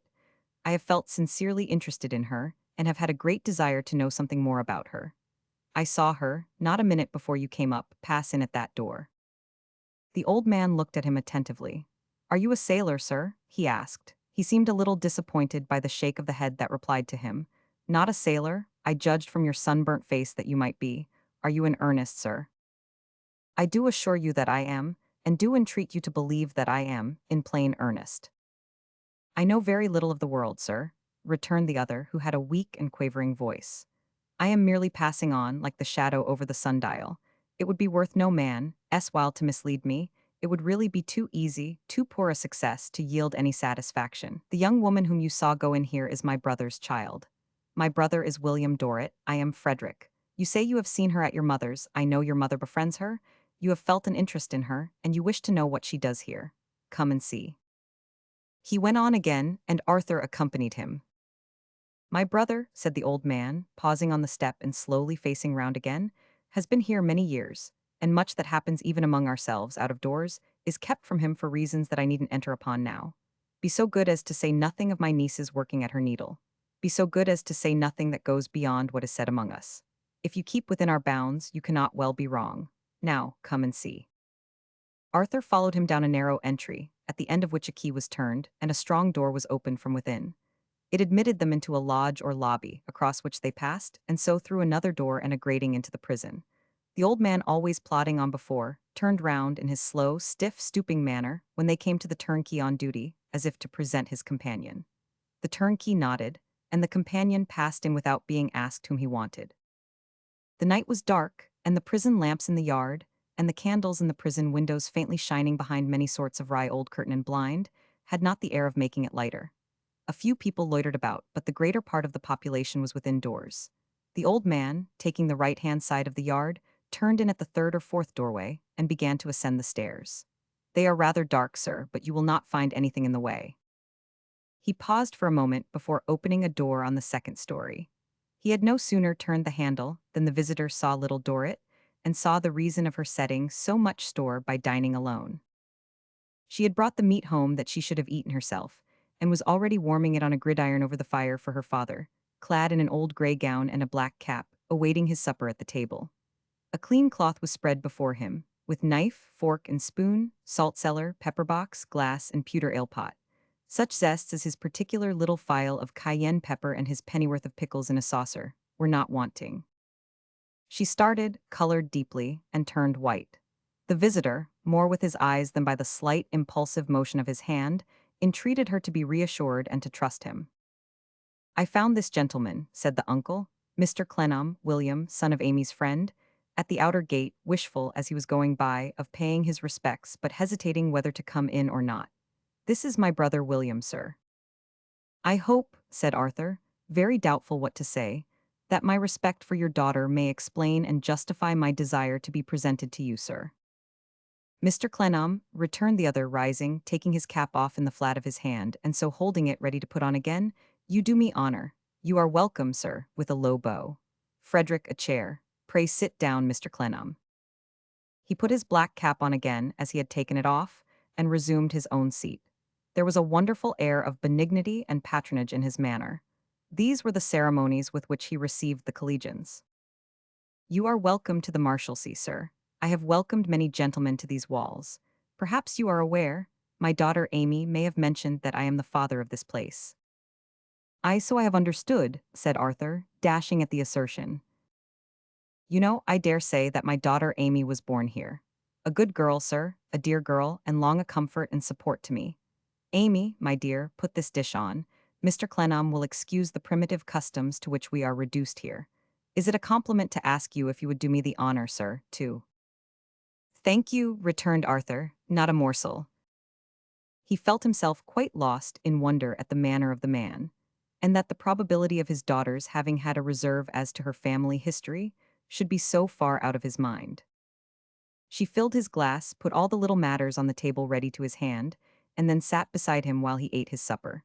Evidently in observance of their nightly custom, she put some bread before herself and touched his glass with her lips, but Arthur saw she was troubled and took nothing.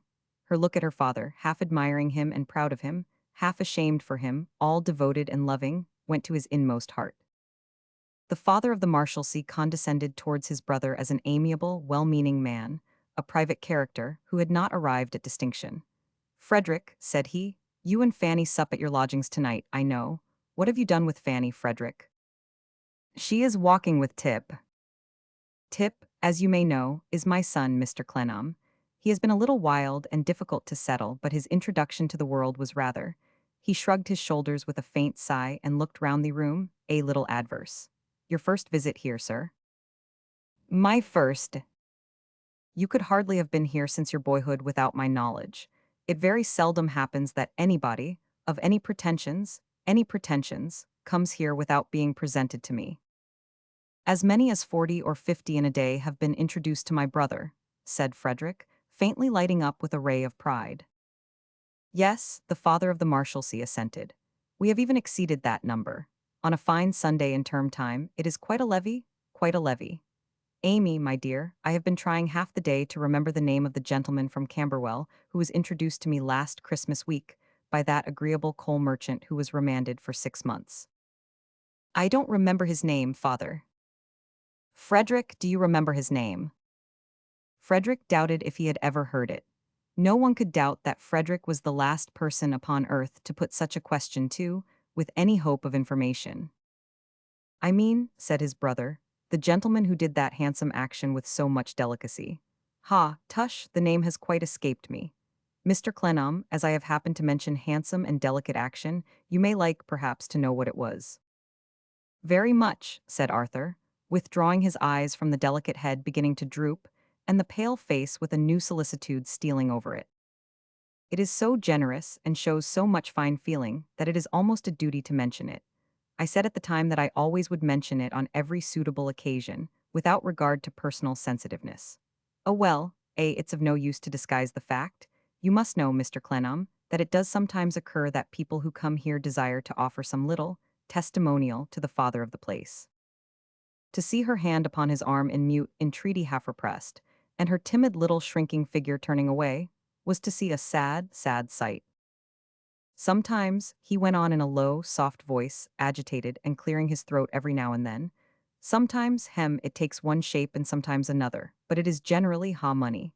And it is, I cannot but confess it, it is too often, acceptable. This gentleman that I refer to was presented to me, Mr. Clennam, in a manner highly gratifying to my feelings, and conversed not only with great politeness, but with great, information.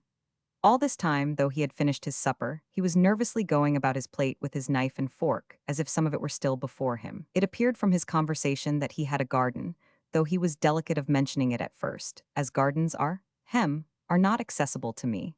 But it came out, through my admiring a very fine cluster of geranium, beautiful cluster of geranium to be sure, which he had brought from his conservatory. On my taking notice of its rich color, he showed me a piece of paper round it on which was written, "For the father of the Marshalsea," and presented it to me. But this was, not all. He made a particular request, on taking leave, that I would remove the paper in half an hour. I did so, and I found that it contained, 2 guineas. I assure you, Mr. Clennam, I have received, testimonials in many ways and of many degrees of value, and they have always been, unfortunately acceptable. But I never was more pleased than with this, this particular testimonial." Arthur was in the act of saying the little he could say on such a theme, when a bell began to ring, and footsteps approached the door. A pretty girl of a far better figure and much more developed than Little Dorrit, though looking much younger in the face when the two were observed together, stopped in the doorway on seeing a stranger. and a young man who was with her stopped too. "Mr. Clennam, Fanny, my eldest daughter and my son, Mr. Clennam. The bell is a signal for visitors to retire, and so they have come to say good night, but there is plenty of time, plenty of time. Girls, Mr. Clennam will excuse any household business you may have together. He knows, I dare say, that I have but one room here." "I only want my clean dress from Amy, father," said the second girl. "And I my clothes," said Tip. Amy opened a drawer in an old piece of furniture that was a chest of drawers above and a bedstead below, and produced two little bundles, which she handed to her brother and sister. "Mended and made up?" Clennam heard the sister ask in a whisper, to which Amy answered, yes. He had risen now, and took the opportunity of glancing round the room. The bare walls had been colored green, evidently by an unskilled hand, and were poorly decorated with a few prints. The window was curtained and the floor carpeted, and there were shelves and pegs and other such conveniences that had accumulated in the course of years. It was a close, confined room, poorly furnished, and the chimney smoked to boot, or the tin screen at the top of the fireplace was superfluous, but constant pains and care had made it neat, and even, after its kind, comfortable. All the while the bell was ringing, and the uncle was anxious to go. Come, Fanny," he said, with his ragged clarionet case under his arm. "The lock, child, the lock." Fanny bade her father good night and whisked off airily. Tip had already clattered downstairs. "Now, Mr. Clennam," said the uncle, looking back as he shuffled out after them, "the lock, sir, the lock." Mr. Clennam had two things to do before he followed. One, to offer his testimonial to the father of the Marshalsea, without giving pain to his child. The other to say something to that child, though it were but a word, in explanation of his having come there. "Allow me," said the father, "to see you downstairs." She had slipped out after the rest, and they were alone. "Not on any account," said the visitor hurriedly. "Pray allow me to, chink, chink, chink." "Mr. Clennam," said the father, "I am deeply, deeply—" But his visitor had shut up his hand to stop the clinking, and had gone downstairs with great speed. He saw no Little Dorrit on his way down, or in the yard. The last 2 or 3 stragglers were hurrying to the lodge, and he was following, when he caught sight of her in the doorway of the first house from the entrance. He turned back hastily. "Pray forgive me," he said, "for speaking to you here. Pray forgive me for coming here at all. I followed you tonight. I did so that I might endeavor to render you and your family some service. You know the terms on which I and my mother are, and may not be surprised that I have preserved our distant relations at her house, lest I should unintentionally make her jealous, or resentful, or do you any injury in her estimation. What I have seen here, in this short time, has greatly increased my heartfelt wish to be a friend to you. It would recompense me for much disappointment if I could hope to gain your confidence." She was scared at first, but seemed to take courage while he spoke to her. "You are very good, sir. You speak very earnestly to me, but I wish you had not watched me." He understood the emotion with which she said it, to arise in her father's behalf, and he respected it and was silent. "Mrs. Clennam has been of great service to me. I don't know what we should have done without the employment she has given me. I am afraid it may not be a good return to become secret with her. I can say no more tonight, sir. I am sure you mean to be kind to us. Thank you, thank you. Let me ask you one question before I leave. Have you known my mother long?" "I think 2 years, sir." The bell has stopped. "How did you know her first? Did she send here for you?" "No, she does not even know that I live here. We have a friend, father and I, a poor laboring man, but the best of friends, and I wrote out that I wished to do needlework and gave his address. And he got what I wrote out displayed at a few places where it cost nothing, and Mrs. Clennam found me that way and sent for me. The gate will be locked, sir."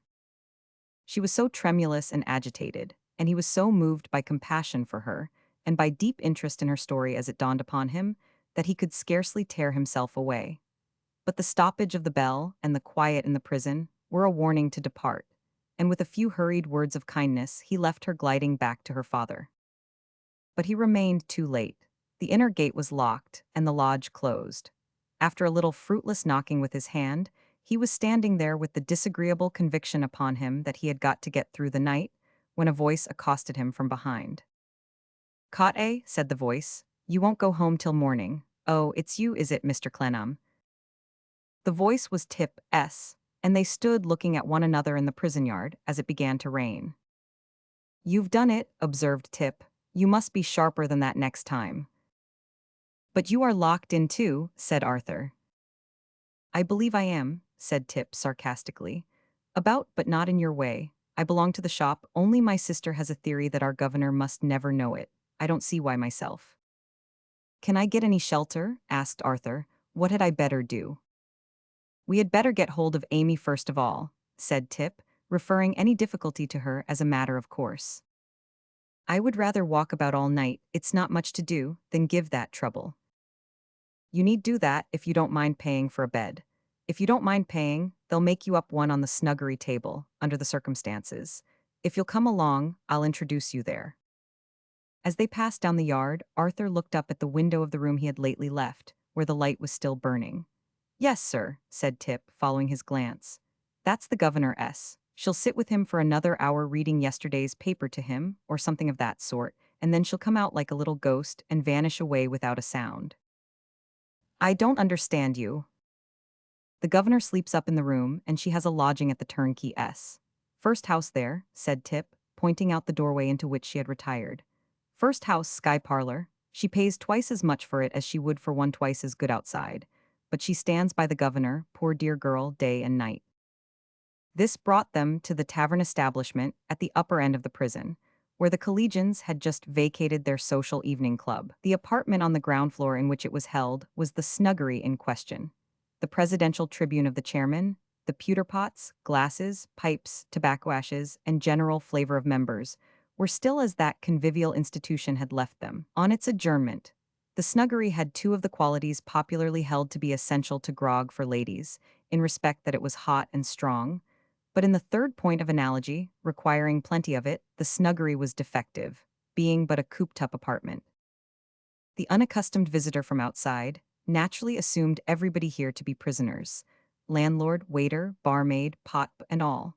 Whether they were or not did not appear, but they all had a weedy look. The keeper of a chandler's shop in a front parlor, who took in gentlemen boarders, lent his assistance in making the bed.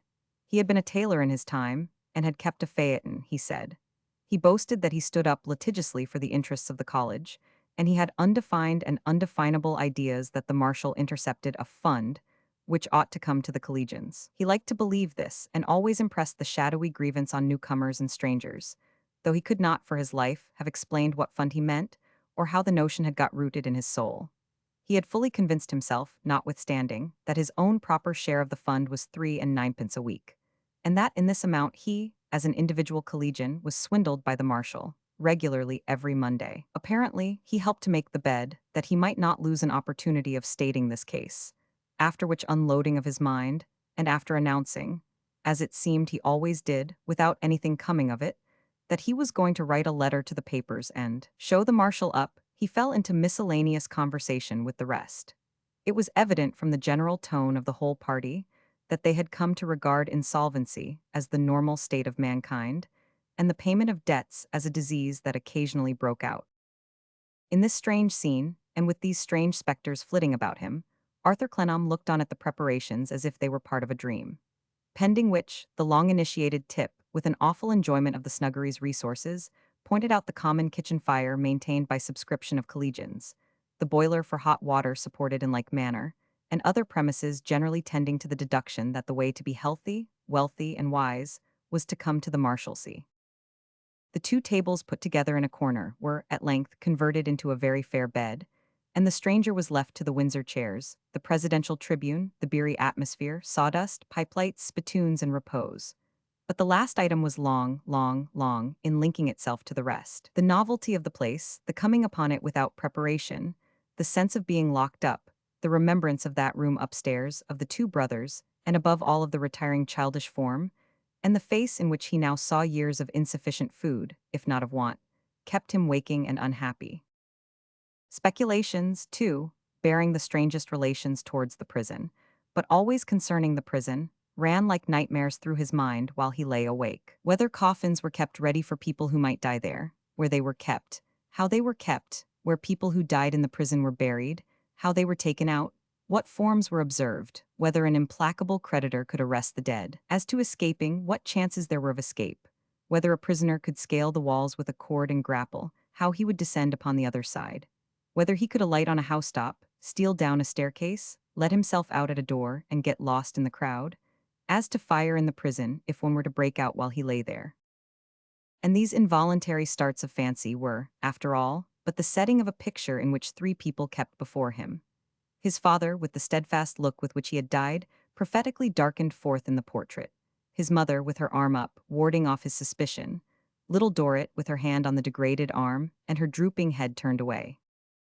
What if his mother had an old reason she well knew for softening to this poor girl? What if the prisoner now sleeping quietly? Heaven grant it. By the light of the great day of judgment should trace back his fall to her. What if any act of hers and of his father's should have even remotely brought the gray heads of those two brothers so low? A swift thought shot into his mind. In that long imprisonment here, and in her own long confinement to her room, did his mother find a balance to be struck? I admit that I was accessory to that man's captivity. I have suffered for it in kind. He has decayed in his prison, I in mine. I have paid the penalty. When all the other thoughts had faded out, this one held possession of him. When he fell asleep, she came before him in her wheeled chair, warding him off with this justification. When he awoke and sprang up causelessly frightened, the words were in his ears as if her voice had slowly spoken them at his pillow to break his rest.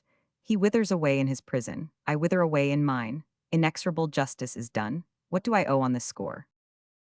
Chapter 9, Little Mother. The morning light was in no hurry to climb the prison wall and look in at the snuggery windows. And when it did come, it would have been more welcome if it had come alone, instead of bringing a rush of rain with it. But the equinoctial gales were blowing out at sea, and the impartial southwest wind, in its flight, would not neglect even the narrow Marshalsea. While it roared through the steeple of St. George's Church and twirled all the cowls in the neighborhood, it made a swoop to beat the Southwark smoke into the jail, and, plunging down the chimneys of the few early collegians who were yet lighting their fires, half suffocated them. Arthur Clennam would have been little disposed to linger in bed, though his bed had been in a more private situation, and less affected by the raking out of yesterday's fire, the kindling of today's under the collegiate boiler, the filling of that Spartan vessel at the pump, the sweeping and sawdusting of the common room, and other such preparations. Heartily glad to see the morning, though little rested by the night, he turned out as soon as he could distinguish objects about him, and paced the yard for 2 heavy hours before the gate was opened.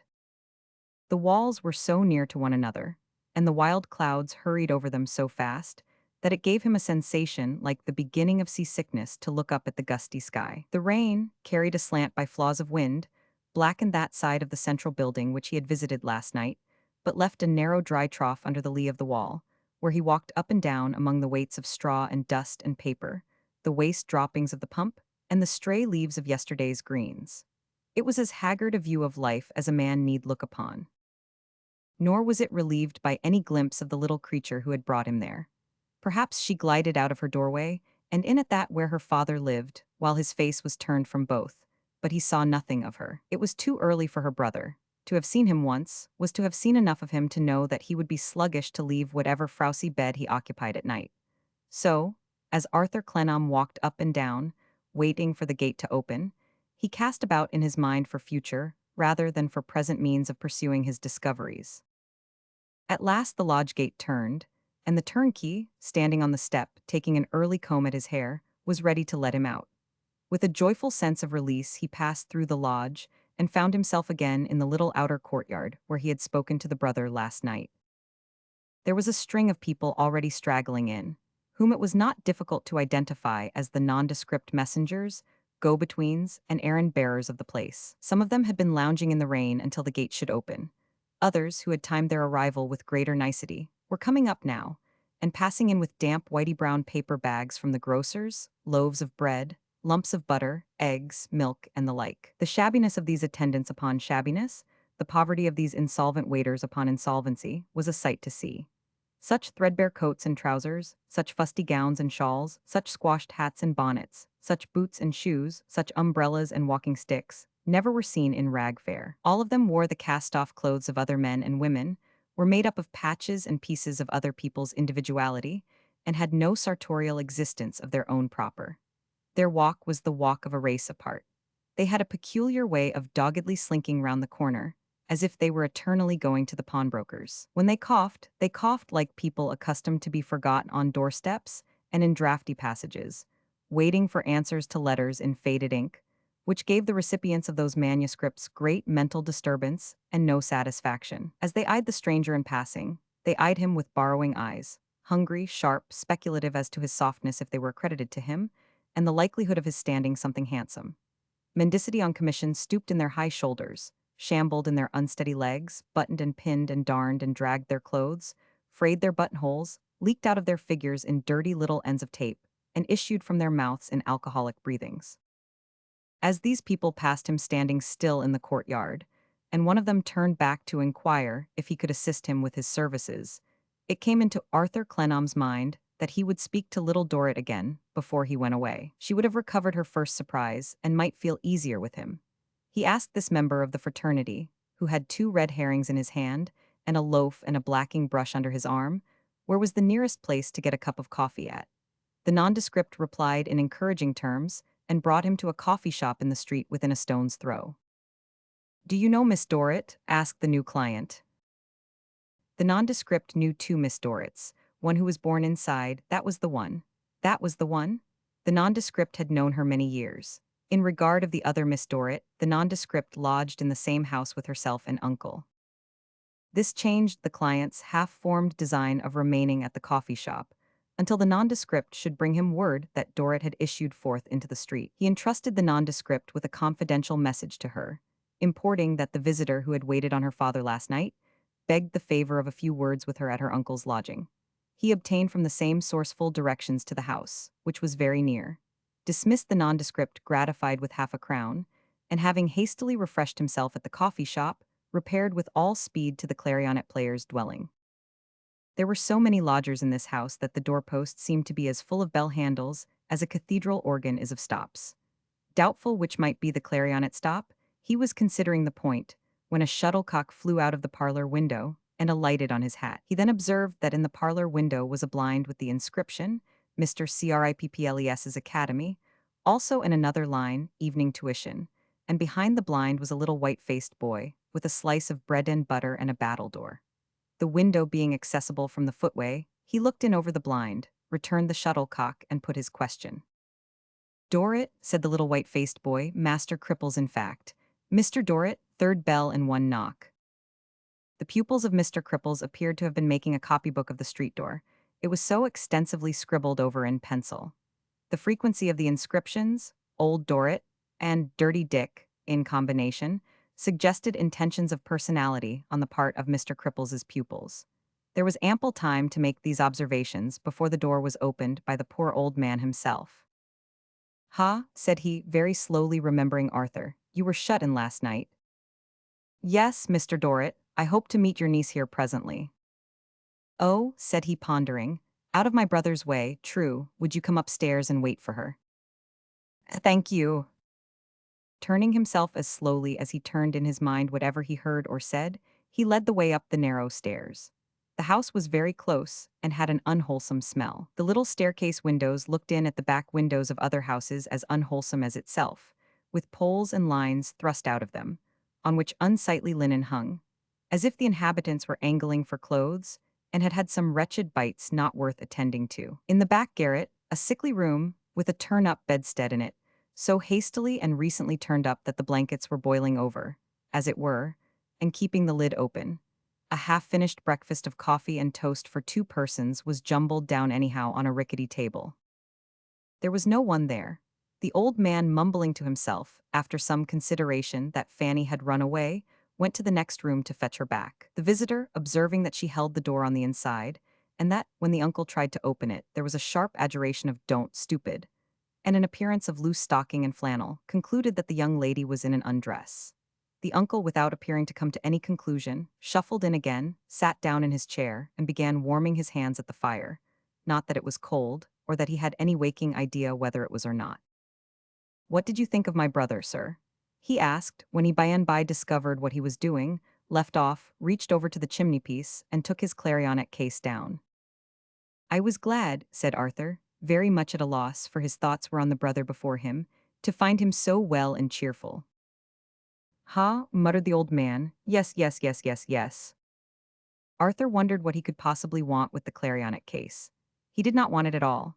He discovered, in due time, that it was not the little paper of snuff, which was also on the chimney-piece, put it back again, took down the snuff instead, and solaced himself with a pinch. He was as feeble, spare, and slow in his pinches as in everything else, but a certain little trickling of enjoyment of them played in the poor worn nerves about the corners of his eyes and mouth. Amy, Mr. Clennam, what do you think of her? I am much impressed, Mr. Dorrit, by all that I have seen of her and thought of her. My brother would have been quite lost without Amy, he returned. We should all have been lost without Amy. She is a very good girl, Amy. She does her duty. Arthur fancied that he heard in these praises a certain tone of custom, which he had heard from the father last night with an inward protest and feeling of antagonism. It was not that they stinted her praises, or were insensible to what she did for them, but that they were lazily habituated to her, as they were to all the rest of their condition. He fancied that although they had before them, every day, the means of comparison between her and one another and themselves, they regarded her as being in her necessary place, as holding a position towards them all which belonged to her, like her name or her age. He fancied that they viewed her, not as having risen away from the prison atmosphere, but as appurtening to it, as being vaguely what they had a right to expect and nothing more. Her uncle resumed his breakfast and was munching toast sopped in coffee, oblivious of his guest, when the third bell rang. That was Amy, he said, and went down to let her in, leaving the visitor with as vivid a picture on his mind of his begrimed hands, dirt-worn face, and decayed figure as if he were still drooping in his chair. She came up after him, in the usual plain dress and with the usual timid manner. Her lips were a little parted, as if her heart beat faster than usual.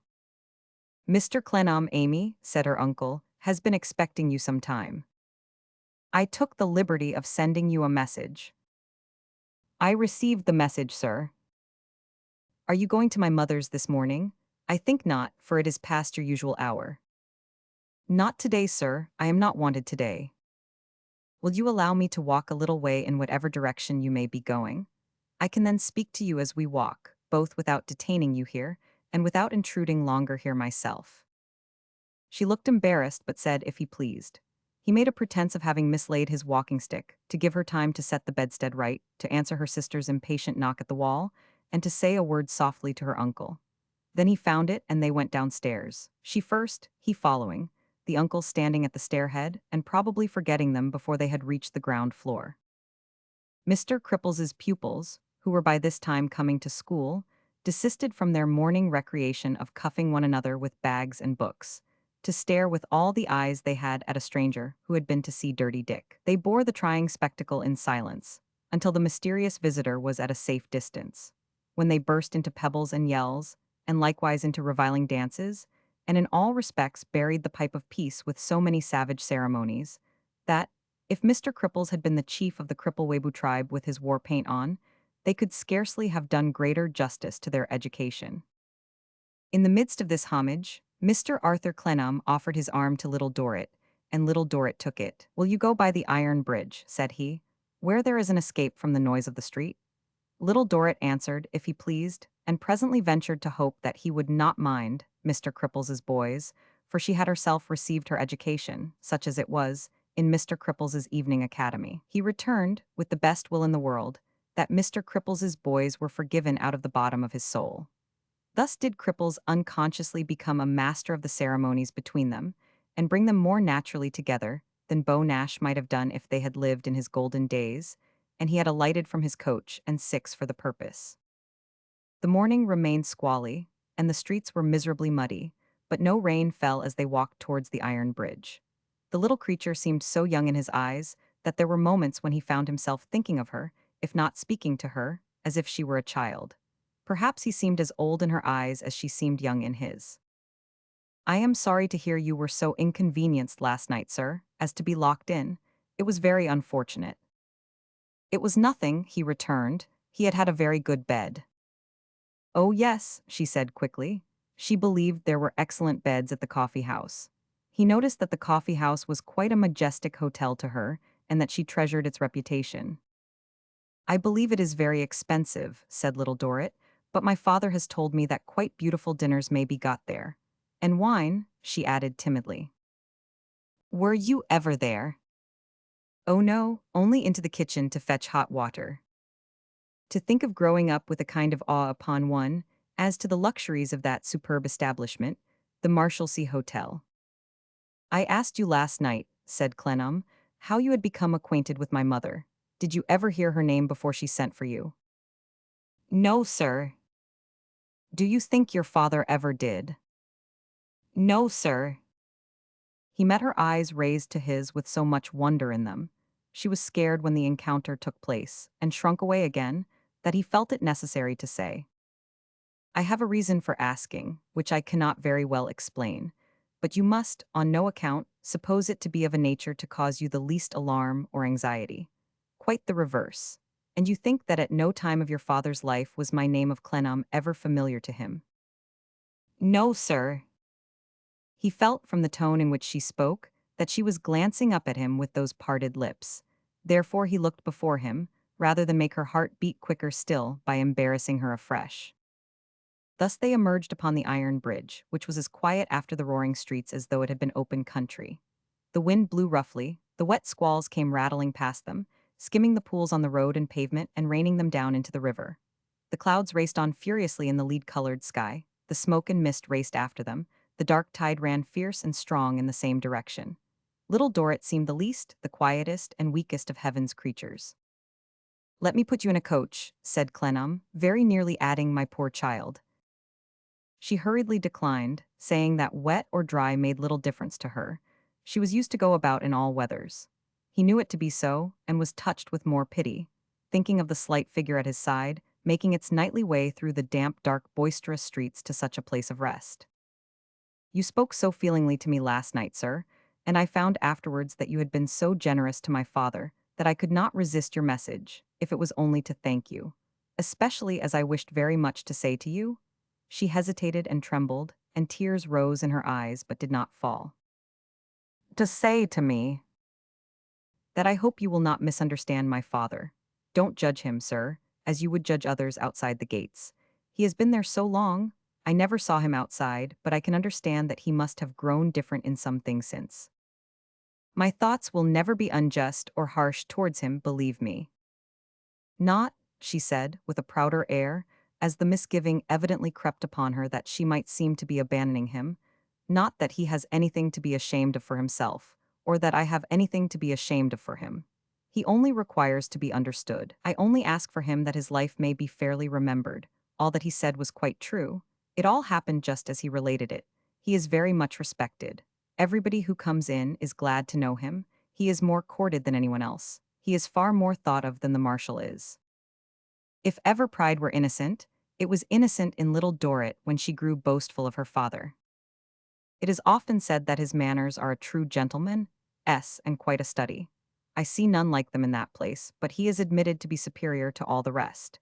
This is quite as much why they make him presents as because they know him to be needy. He is not to be blamed for being in need, poor love. Who could be in prison a quarter of a century and be prosperous? What affection in her words, what compassion in her repressed tears, what a great soul of fidelity within her, how true the light that shed false brightness round him. If I have found it best to conceal where my home is, it is not because I am ashamed of him. God forbid, nor am I so much ashamed of the place itself as might be supposed. People are not bad because they come there. I have known numbers of good, persevering, honest people come there through misfortune. They are almost all kind-hearted to one another, and it would be ungrateful indeed in me to forget that I have had many quiet, comfortable hours there, that I had an excellent friend there when I was quite a baby, who was very, very fond of me, that I have been taught there, and have worked there, and have slept soundly there. I think it would be almost cowardly and cruel not to have some little attachment for it after all this. She had relieved the faithful fullness of her heart, and modestly said, raising her eyes appealingly to her new friend, I did not mean to say so much, nor have I ever but once spoken about this before, but it seems to set it more right than it was last night. I said I wished you had not followed me, sir. I don't wish it so much now, unless you should think. Indeed, I don't wish it at all, unless I should have spoken so confusedly that you can scarcely understand me, which I am afraid may be the case. He told her with perfect truth that it was not the case, and putting himself between her and the sharp wind and rain, sheltered her as well as he could. I feel permitted now, he said, to ask you a little more concerning your father. Has he many creditors? So, a great number. I mean detaining creditors who keep him where he is. Oh yes, a great number. Can you tell me? I can get the information, no doubt, elsewhere if you cannot. Who is the most influential of them? Little Dorrit said, after considering a little, that she used to hear long ago of Mr. Tite Barnacle as a man of great power. He was a commissioner, or a board, or a trustee, or something. He lived in Grosvenor Square, she thought, or very near it. He was under government, high in the Circumlocution Office.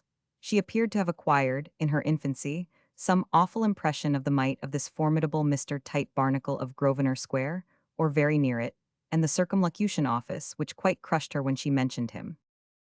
It can do no harm, thought Arthur, if I see this Mr. Tite Barnacle. The thought did not present itself so quietly, but that her quickness intercepted it. Ah, said Little Dorrit, shaking her head with the mild despair of a lifetime. Many people used to think once of getting my poor father out, but you don't know how hopeless it is. She forgot to be shy at the moment, in honestly warning him away from the sunken wreck he had a dream of raising, and looked at him with eyes which assuredly, in association with her patient face, her fragile figure, her spare dress, and the wind and rain, did not turn him from his purpose of helping her. Even if it could be done, said she, and it never can be done now, where could father live, or how could he live? I have often thought that if such a change could come, it might be anything but a service to him now. People might not think so well of him outside as they do there. He might not be so gently dealt with outside as he is there. He might not be so fit himself for the life outside as he is for that. Here for the first time she could not restrain her tears from falling, and the little thin hands he had watched when they were so busy trembled as they clasped each other. It would be a new distress to him even to know that I earn a little money, and that Fanny earns a little money. He is so anxious about us, you see, feeling helplessly shut up there. Such a good, good father. He let the little burst of feeling go by before he spoke. It was soon gone. She was not accustomed to think of herself, or to trouble anyone with her emotions. He had but glanced away at the piles of city roofs and chimneys among which the smoke was rolling heavily, and at the wilderness of masts on the river, and the wilderness of steeples on the shore, indistinctly mixed together in the stormy haze, when she was again as quiet as if she had been plying her needle in his mother's room. You would be glad to have your brother set at liberty. Oh, very, very glad, sir. Well, we will hope for him at least. You told me last night of a friend you had. His name was Plornish, Little Dorrit said. And where did Plornish live? Plornish lived in Bleeding Heart Yard. He was only a plasterer, Little Dorrit said, as a caution to him not to form high social expectations of Plornish. He lived at the last house in Bleeding Heart Yard, and his name was over a little gateway. Arthur took down the address and gave her his. He had now done all he sought to do for the present, except that he wished to leave her with a reliance upon him, and to have something like a promise from her that she would cherish it. There is one friend, he said, putting up his pocketbook. As I take you back, you are going back? Oh yes, going straight home. As I take you back, the word home jarred upon him. Let me ask you to persuade yourself that you have another friend. I make no professions and say no more. You are truly kind to me, sir. I am sure I need no more. They walked back through the miserable muddy streets, and among the poor, mean shops, and were jostled by the crowds of dirty hucksters usual to a poor neighborhood. There was nothing, by the short way, that was pleasant to any of the five senses. Yet it was not a common passage through common rain, and mire and noise to Clennam, having this little, slender, careful creature on his arm. How young she seemed to him, or how old he to her, or what a secret either to the other, in that beginning of the destined interweaving of their stories, matters not here. He thought of her having been born and bred among these scenes, and shrinking through them now, familiar yet misplaced. He thought of her long acquaintance with the squalid needs of life, and of her innocence, of her solicitude for others, and her few years, and her childish aspect. They were come into the high street, where the prison stood, when a voice cried, "Little mother, little mother."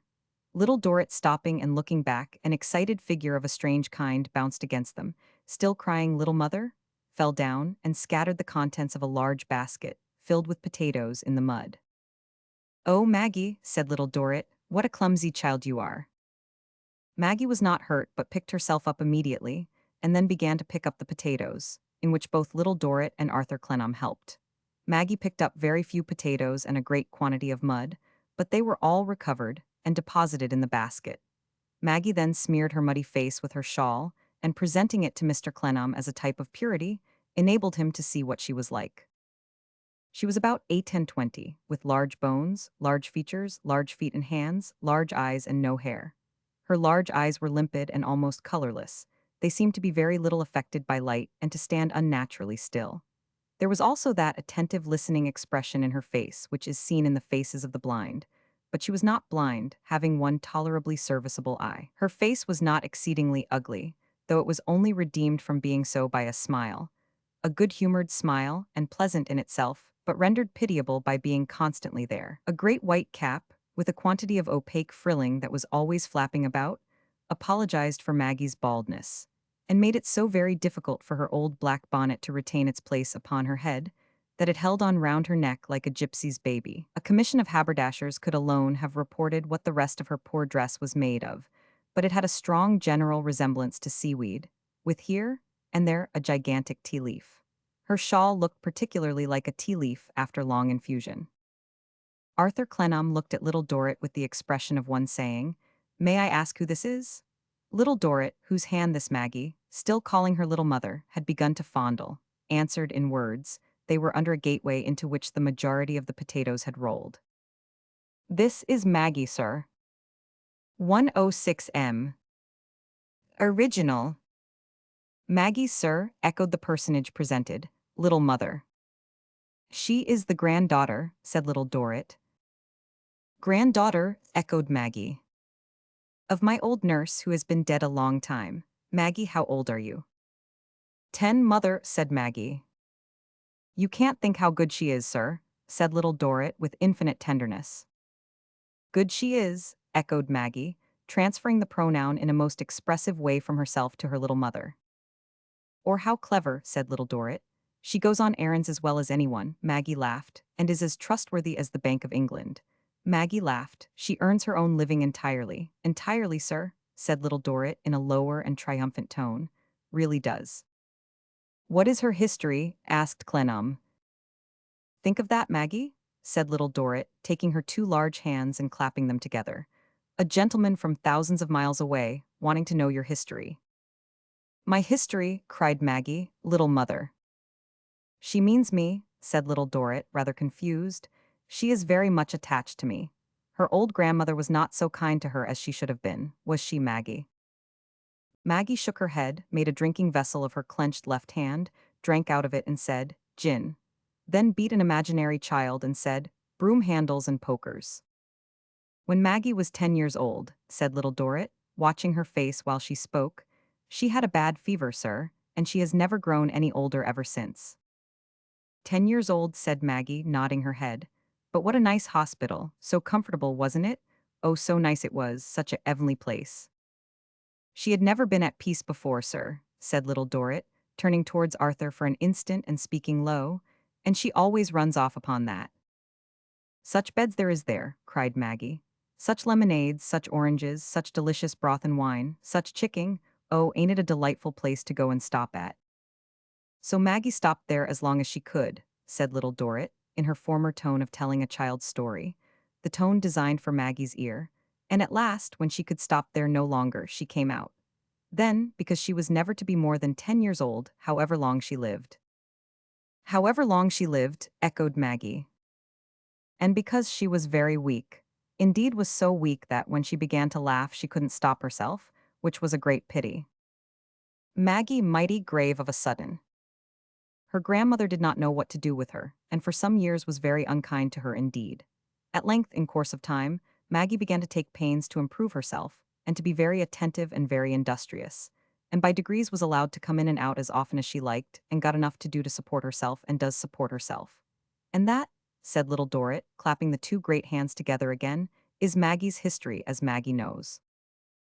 Duh. But Arthur would have known what was wanting to its completeness, though he had never heard of the words little mother, though he had never seen the fondling of the small, spare hand, though he had had no sight for the tears now standing in the colorless eyes, though he had had no hearing for the sob that checked the clumsy laugh. The dirty gateway with the wind and rain whistling through it, and the basket of muddy potatoes waiting to be spilt again or taken up, never seemed the common hole it really was, when he looked back to it by these lights. Never, never.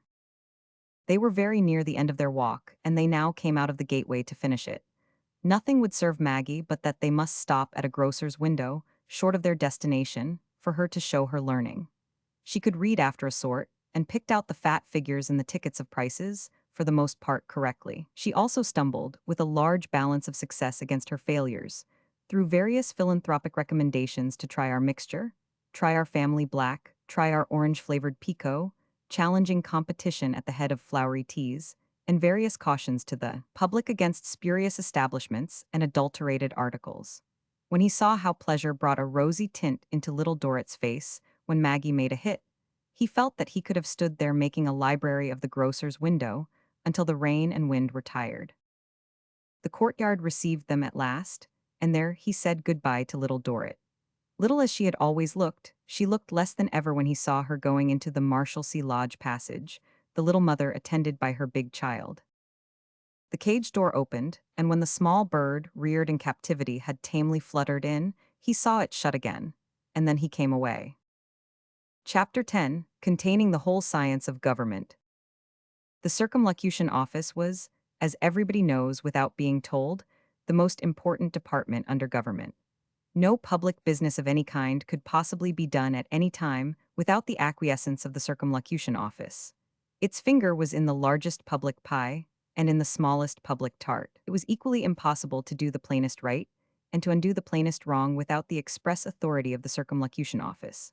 If another gunpowder plot had been discovered half an hour before the lighting of the match, nobody would have been justified in saving the Parliament until there had been half a score of boards, half a bushel of minutes, several sacks of official memoranda, and a family vault full of ungrammatical correspondence on the part of the Circumlocution Office. This glorious establishment had been early in the field, when the one sublime principle involving the difficult art of governing a country was first distinctly revealed to statesmen. It had been foremost to study that bright revelation and to carry its shining influence through the whole of the official proceedings. Whatever was required to be done, the Circumlocution Office was beforehand with all the public departments in the art of perceiving how not to do it. Through this delicate perception, through the tact with which it invariably seized it, and through the genius with which it always acted on it, the Circumlocution Office had risen to overtop all the public departments, and the public condition had risen to be what it was. It is true that how not to do it was the great study and object of all public departments and professional politicians all round the Circumlocution Office.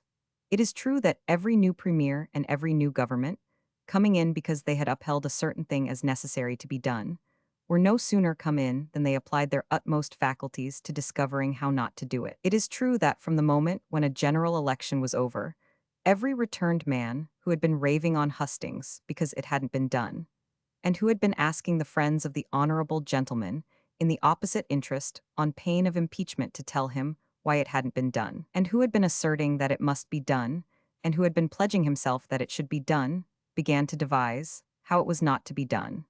It is true that the debates of both houses of Parliament the whole session through uniformly tended to the protracted deliberation, how not to do it. It is true that the royal speech at the opening of such session virtually said, "My lords and gentlemen, you have a considerable stroke of work to do, and you will please to retire to your respective chambers and discuss how not to do it." It is true that the royal speech at the close of such session virtually said, "My lords and gentlemen, you have through several laborious months been considering with great loyalty and patriotism how not to do it, and you have found out. And with the blessing of Providence upon the harvest, natural, not political, I now dismiss you." All this is true, but the Circumlocution Office went beyond it. Because the Circumlocution Office went on mechanically, every day, keeping this wonderful, all-sufficient wheel of statesmanship, how not to do it, in motion. Because the Circumlocution Office was down upon any ill-advised public servant who was going to do it, or who appeared to be by any surprising accident in remote danger of doing it, with a minute and a memorandum and a letter of instructions that extinguished him. It was this spirit of national efficiency, in the Circumlocution Office, that had gradually led to its having something to do with everything. Mechanicians, natural philosophers, soldiers, sailors, petitioners, memorialists, people with grievances, people who wanted to prevent grievances, people who wanted to redress grievances, jobbing people, jobbed people, people who couldn't get rewarded for merit, and people who couldn't get punished for demerit, were all indiscriminately tucked up under the fool's cap paper of the Circumlocution Office. Numbers of people were lost in the Circumlocution Office, unfortunates with wrongs or with projects for the general welfare, and they had better have had wrongs at first than have taken that bitter English recipe for certainly getting them, who in slow lapse of time and agony had passed safely through other public departments, who, according to rule, had been bullied in this, overreached by that, and evaded by the other, got referred at last to the Circumlocution Office and never reappeared in the light of day. Boards sat upon them, secretaries minuted upon them, commissioners gabbled about them, clerks registered, entered, checked, and ticked them off, and they melted away. In short, all the business of the country went through the Circumlocution Office, except the business that never came out of it, and its name was Legion. Sometimes, angry spirits attacked the Circumlocution Office. Sometimes, parliamentary questions were asked about it, and even parliamentary motions made or threatened about it by demagogues so low and ignorant as to hold that the real recipe of government was how to do it. And would the noble lord, or right honorable gentleman, in whose department it was to defend the Circumlocution Office, put an orange in his pocket and make a regular field day of the occasion? Then would he come down to that house with a slap upon the table and meet the honorable gentleman foot to foot. Then would he be there to tell that honorable gentleman that the Circumlocution Office not only was blameless in this matter, but was commendable in this matter, was extollable to the skies in this matter. Then would he be there to tell that honorable gentleman that, although the Circumlocution Office was invariably right and wholly right, it never was so right as in this matter. Then would he be there to tell that honorable gentleman that it would have been more to his honor, more to his credit, more to his good taste, more to his good sense, more to half the dictionary of commonplaces, if he had left the Circumlocution Office alone and never approached this matter. Then would he keep one eye upon a coach or crammer from the Circumlocution Office sitting below the bar, and smash the honorable gentleman with the Circumlocution Office account of this matter. And although one of two things always happened, namely, either that the Circumlocution Office had nothing to say and said it, or that it had something to say of which the noble lord, or right honorable gentleman, blundered one half and forgot the other. The Circumlocution Office was always voted immaculate by an accommodating majority.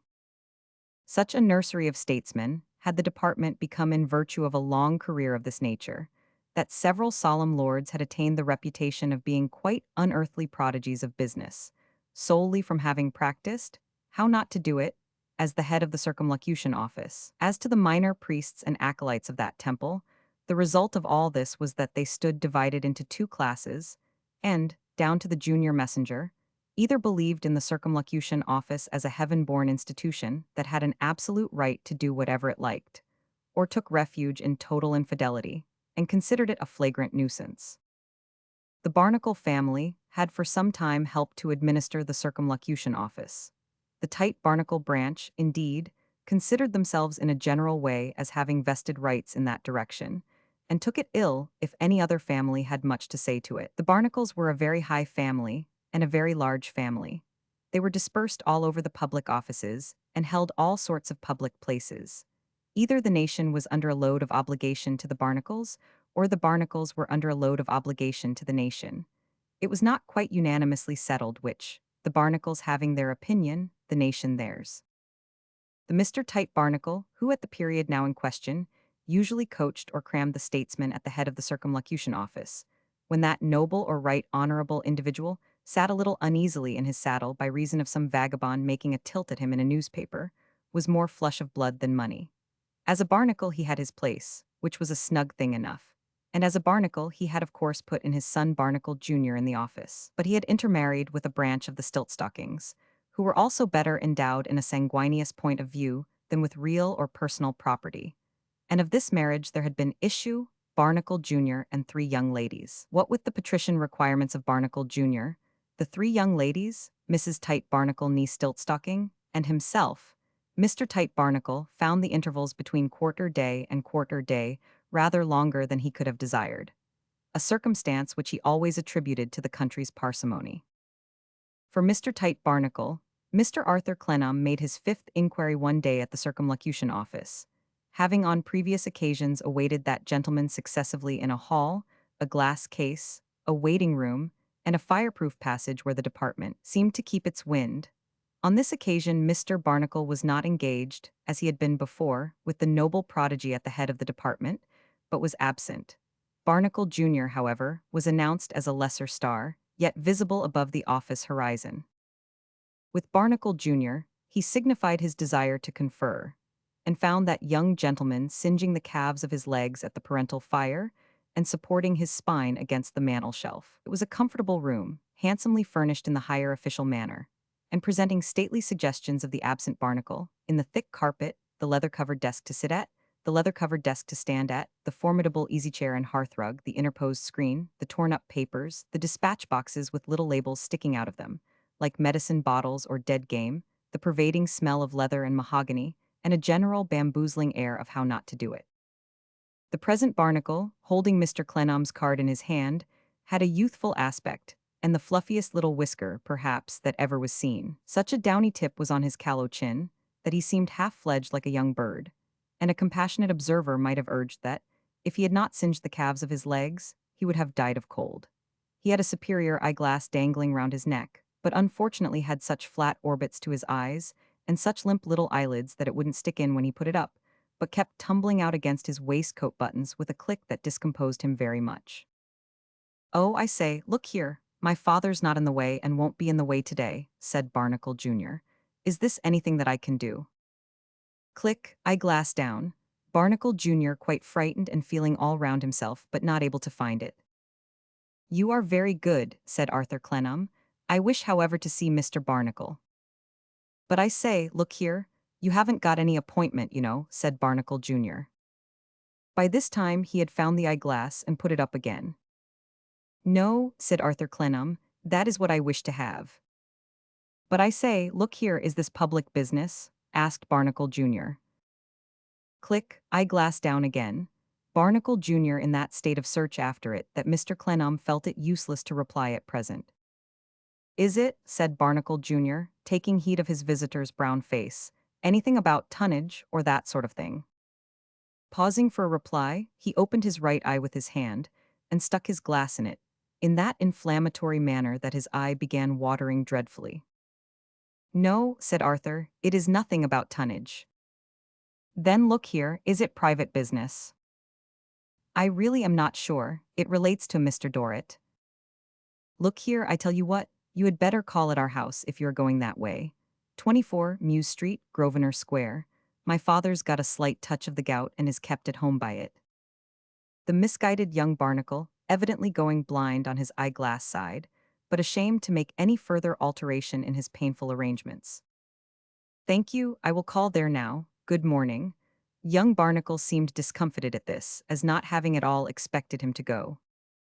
"You are quite sure," said Barnacle Jr., calling after him when he got to the door, unwilling wholly to relinquish the bright business idea he had conceived, "that it's nothing about tonnage?" "Quite sure." With such assurance, and rather wondering what might have taken place if it had been anything about tonnage, Mr. Clennam withdrew to pursue his inquiries. Mews Street, Grosvenor Square, was not absolutely Grosvenor Square itself, but it was very near it. It was a hideous little street of dead wall, stables, and dunghills, with lofts over coach-houses inhabited by coachmen's families, who had a passion for drying clothes and decorating their windowsills with miniature turnpike gates. The principal chimney-sweep of that fashionable quarter lived at the blind end of Mews Street, and the same corner contained an establishment much frequented about early morning and twilight for the purchase of wine bottles and kitchen stuff. Punch's shows used to lean against the dead wall in Mews Street, while their proprietors were dining elsewhere, and the dogs of the neighborhood made appointments to meet in the same locality. Yet there were 2 or 3 small airless houses at the entrance end of Mews Street, which went at enormous rents on account of their being abject hangers-on to a fashionable situation. And whenever one of these fearful little coops was to be let, which seldom happened, for they were in great request, the house agent advertised it as a gentlemanly residence in the most aristocratic part of town, inhabited solely by the elite of the beau monde. If a gentlemanly residence coming strictly within this narrow margin had not been essential to the blood of the Barnacles, this particular branch would have had a pretty wide selection among, let us say, 10,000 houses, offering 50 times the accommodation for a third of the money.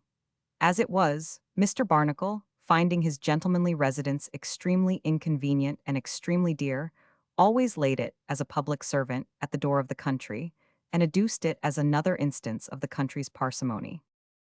Arthur Clennam came to a squeezed house, with a ramshackle bowed front, little dingy windows, and a little dark area like a damp waistcoat pocket, which he found to be number 24, Muse Street, Grosvenor Square. To the sense of smell, the house was like a sort of bottle filled with a strong distillation of muse, and when the footman opened the door, he seemed to take the stopper out. The footman was to the Grosvenor Square footman what the house was to the Grosvenor Square houses. Admirable in his way was a back and a by way. His gorgeousness was not unmixed with dirt, and both in complexion and consistency he had suffered from the closeness of his pantry. A sallow flabbiness was upon him when he took the stopper out and presented the bottle to Mr. Clennam's nose. Be so good as to give that card to Mr. Tight Barnacle, and to say that I have just now seen the younger Mr. Barnacle, who recommended me to call here. The footman, who had as many large buttons with the Barnacle crest upon them on the flaps of his pockets, as if he were the family strong box, and carried the plate and jewels about with him buttoned up, pondered over the card a little, then said, "Walk in."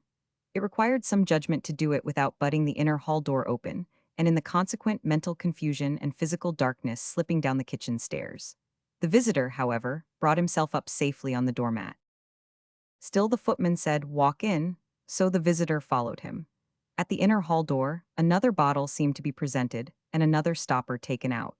This second vial appeared to be filled with concentrated provisions and extract of zinc from the pantry. After a skirmish in the narrow passage, occasioned by the footman's opening the door of the dismal dining room with confidence, finding someone there with consternation, and backing on the visitor with disorder, the visitor was shut up, pending his announcement, in a close back parlor. There he had an opportunity of refreshing himself with both the bottles at once, looking out at a low, blinding wall 3 feet off, and speculating on the number of barnacle families within the bills of mortality who lived in such hutches of their own free flunky choice.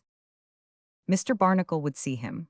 Would he walk upstairs? He would, and he did, and in the drawing-room, with his leg on a rest, he found Mr. Barnacle himself, the express image and presentment of how not to do it. Mr. Barnacle dated from a better time, when the country was not so parsimonious, and the Circumlocution Office was not so badgered. He wound and wound folds of white cravat round his neck, as he wound and wound folds of tape and paper round the neck of the country. His wristbands and collar were oppressive. His voice and manner were oppressive. He had a large watch chain and bunch of seals, a coat buttoned up to inconvenience, a waistcoat buttoned up to inconvenience, an unwrinkled pair of trousers, a stiff pair of boots. He was altogether splendid, massive, overpowering, and impracticable. He seemed to have been sitting for his portrait to Sir Thomas Lawrence all the days of his life. "Mr. Clennam," said Mr. Barnacle, "be seated." Mr. Clennam became seated. "You have called on me, I believe," said Mr. Barnacle, "at the Circumlocution," giving it the air of a word of about 25 syllables office. "I have taken that liberty."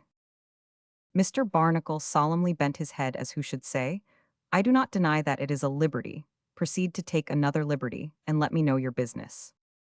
"Allow me to observe that I have been for some years in China, am quite a stranger at home, and have no personal motive or interest in the inquiry I am about to make." Mr. Barnacle tapped his fingers on the table, and, as if he were now sitting for his portrait to a new and strange artist, appeared to say to his visitor, "If you will be good enough to take me with my present lofty expression, I shall feel obliged. I have found a debtor in the Marshalsea prison of the name of Dorrit, who has been there many years. I wish to investigate his confused affairs so far as to ascertain whether it may not be possible, after this lapse of time, to ameliorate his unhappy condition. The name of Mr. Tight Barnacle has been mentioned to me as representing some highly influential interest among his creditors. Am I correctly informed?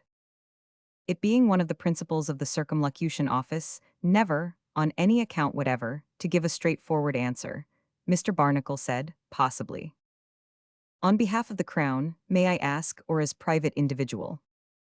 "The Circumlocution Department, sir," Mr. Barnacle replied, "may have possibly recommended, possibly, I cannot say, that some public claim against the insolvent estate of a firm or co-partnership to which this person may have belonged, should be enforced. The question may have been, in the course of official business, referred to the Circumlocution Department for its consideration. The department may have either originated or confirmed a minute making that recommendation." "I assume this to be the case, then." "The Circumlocution Department," said Mr. Barnacle, "is not responsible for any gentleman's assumptions." May I inquire how I can obtain official information as to the real state of the case? It is competent, said Mr. Barnacle, to any member of the public, mentioning that obscure body with reluctance as his natural enemy, to memorialize the Circumlocution Department. Such formalities as are required to be observed in so doing may be known on application to the proper branch of that department. Which is the proper branch? I must refer you, returned Mr. Barnacle, ringing the bell, to the department itself for a formal answer to that inquiry. Excuse my mentioning. The department is accessible to the public. Mr. Barnacle was always checked a little by that word of impertinent signification. If the public approaches it according to the official forms. If the public does not approach it according to the official forms, the public has itself to blame. Mr. Barnacle made him a severe bow, as a wounded man of family, a wounded man of place, and a wounded man of a gentlemanly residence, all rolled into one. And he made Mr. Barnacle a bow, and was shut out into Mews Street by the flabby footman. Having got to this pass, he resolved as an exercise in perseverance, to betake himself again to the Circumlocution Office, and try what satisfaction he could get there. So he went back to the Circumlocution Office, and once more sent up his card to Barnacle Jr. by a messenger who took it very ill indeed that he should come back again, and who was eating mashed potatoes and gravy behind a partition by the hall fire. He was readmitted to the presence of Barnacle Jr., and found that young gentleman singeing his knees now, and gaping his weary way on to 4 o'clock. I say, look here, you stick to us in a devil of a manner, said Barnacle Jr., looking over his shoulder. I want to know. Look here, upon my soul you mustn't come into the place saying you want to know, you know, remonstrated Barnacle Jr., turning about and putting up the eyeglass. I want to know, said Arthur Clennam, who had made up his mind to persistence in one short form of words, the precise nature of the claim of the Crown against a prisoner for debt, named Dorrit. I say, look here, you really are going it at a great pace, you know. Egad, you haven't got an appointment, said Barnacle Jr., as if the thing were growing serious. I want to know, said Arthur, and repeated his case. Barnacle Jr. stared at him until his eyeglass fell out, and then put it in again and stared at him until it fell out again. You have no right to come this sort of move, he then observed with the greatest weakness. Look here, what do you mean? You told me you didn't know whether it was public business or not. I have now ascertained that it is public business, returned the suitor, and I want to know, and again repeated his monotonous inquiry. Its effect upon young Barnacle was to make him repeat in a defenseless way. Look here. Upon my soul, you mustn't come into the place saying you want to know, you know? The effect of that upon Arthur Clennam was to make him repeat his inquiry in exactly the same words and tone as before. The effect of that upon young Barnacle was to make him a wonderful spectacle of failure and helplessness. Well, I tell you what, look here, you had better try the secretarial department, he said at last, sidling to the bell and ringing it. Jenkinson, to the mashed potatoes messenger, Mr. Wobbler. Arthur Clennam, who now felt that he had devoted himself to the storming of the Circumlocution Office, and must go through with it, accompanied the messenger to another floor of the building, where that functionary pointed out Mr. Wobbler's room. He entered that apartment, and found two gentlemen sitting face to face at a large and easy desk, one of whom was polishing a gun barrel on his pocket handkerchief, while the other was spreading marmalade on bread with a paper knife. Mr. Wobbler, inquired the suitor. Both gentlemen glanced at him, and seemed surprised at his assurance. So he went, said the gentleman with the gun barrel, who was an extremely deliberate speaker, down to his cousin's place, and took the dog with him by rail.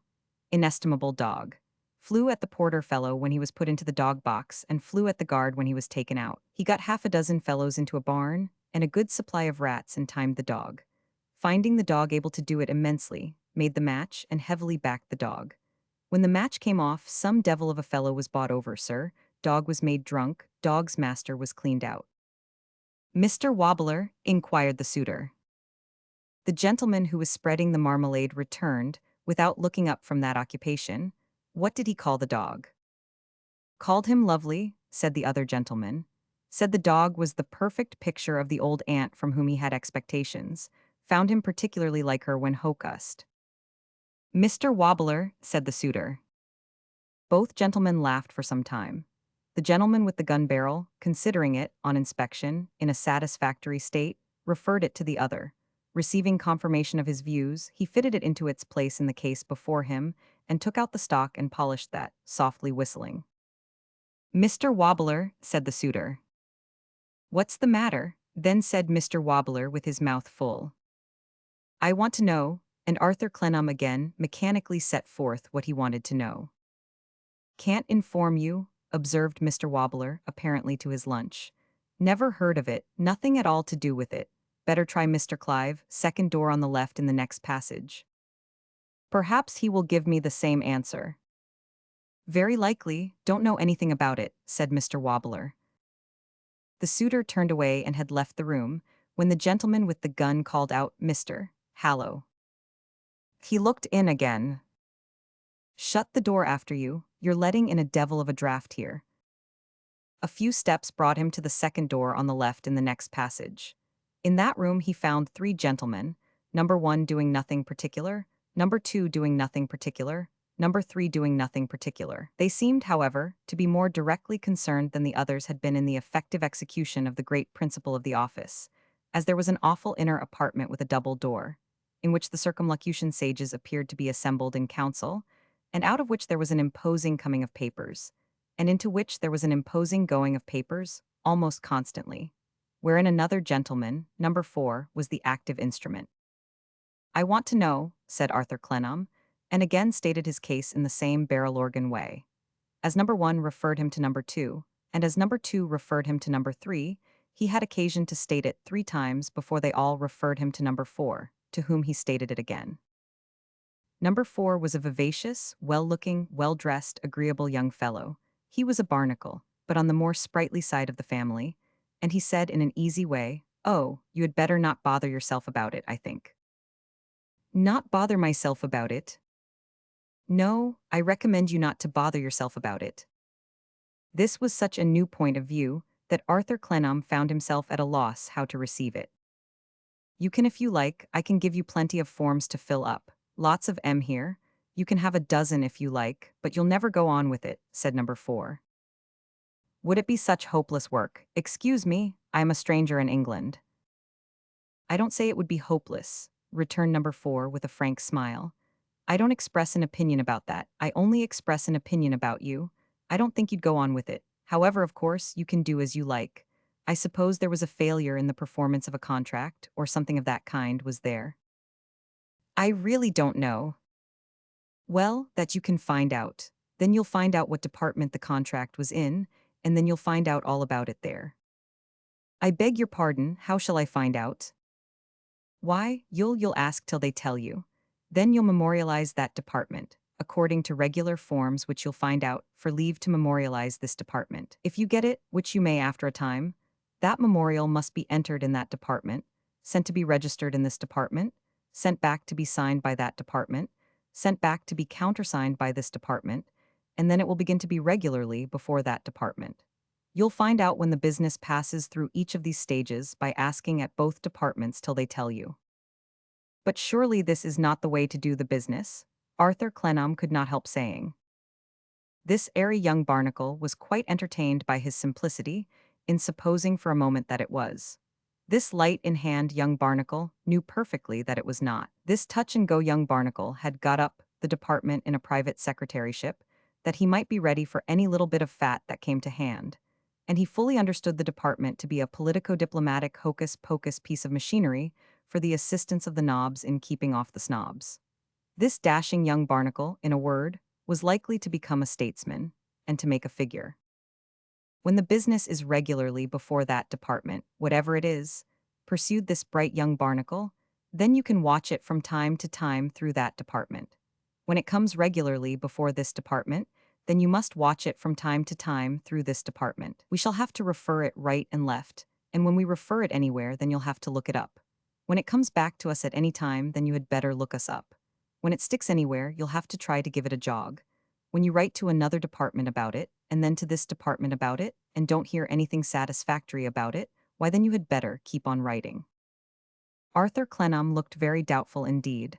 "But I am obliged to you at any rate," said he, "for your politeness." Not at all, replied this engaging young barnacle. Try the thing and see how you like it. It will be in your power to give it up at any time if you don't like it.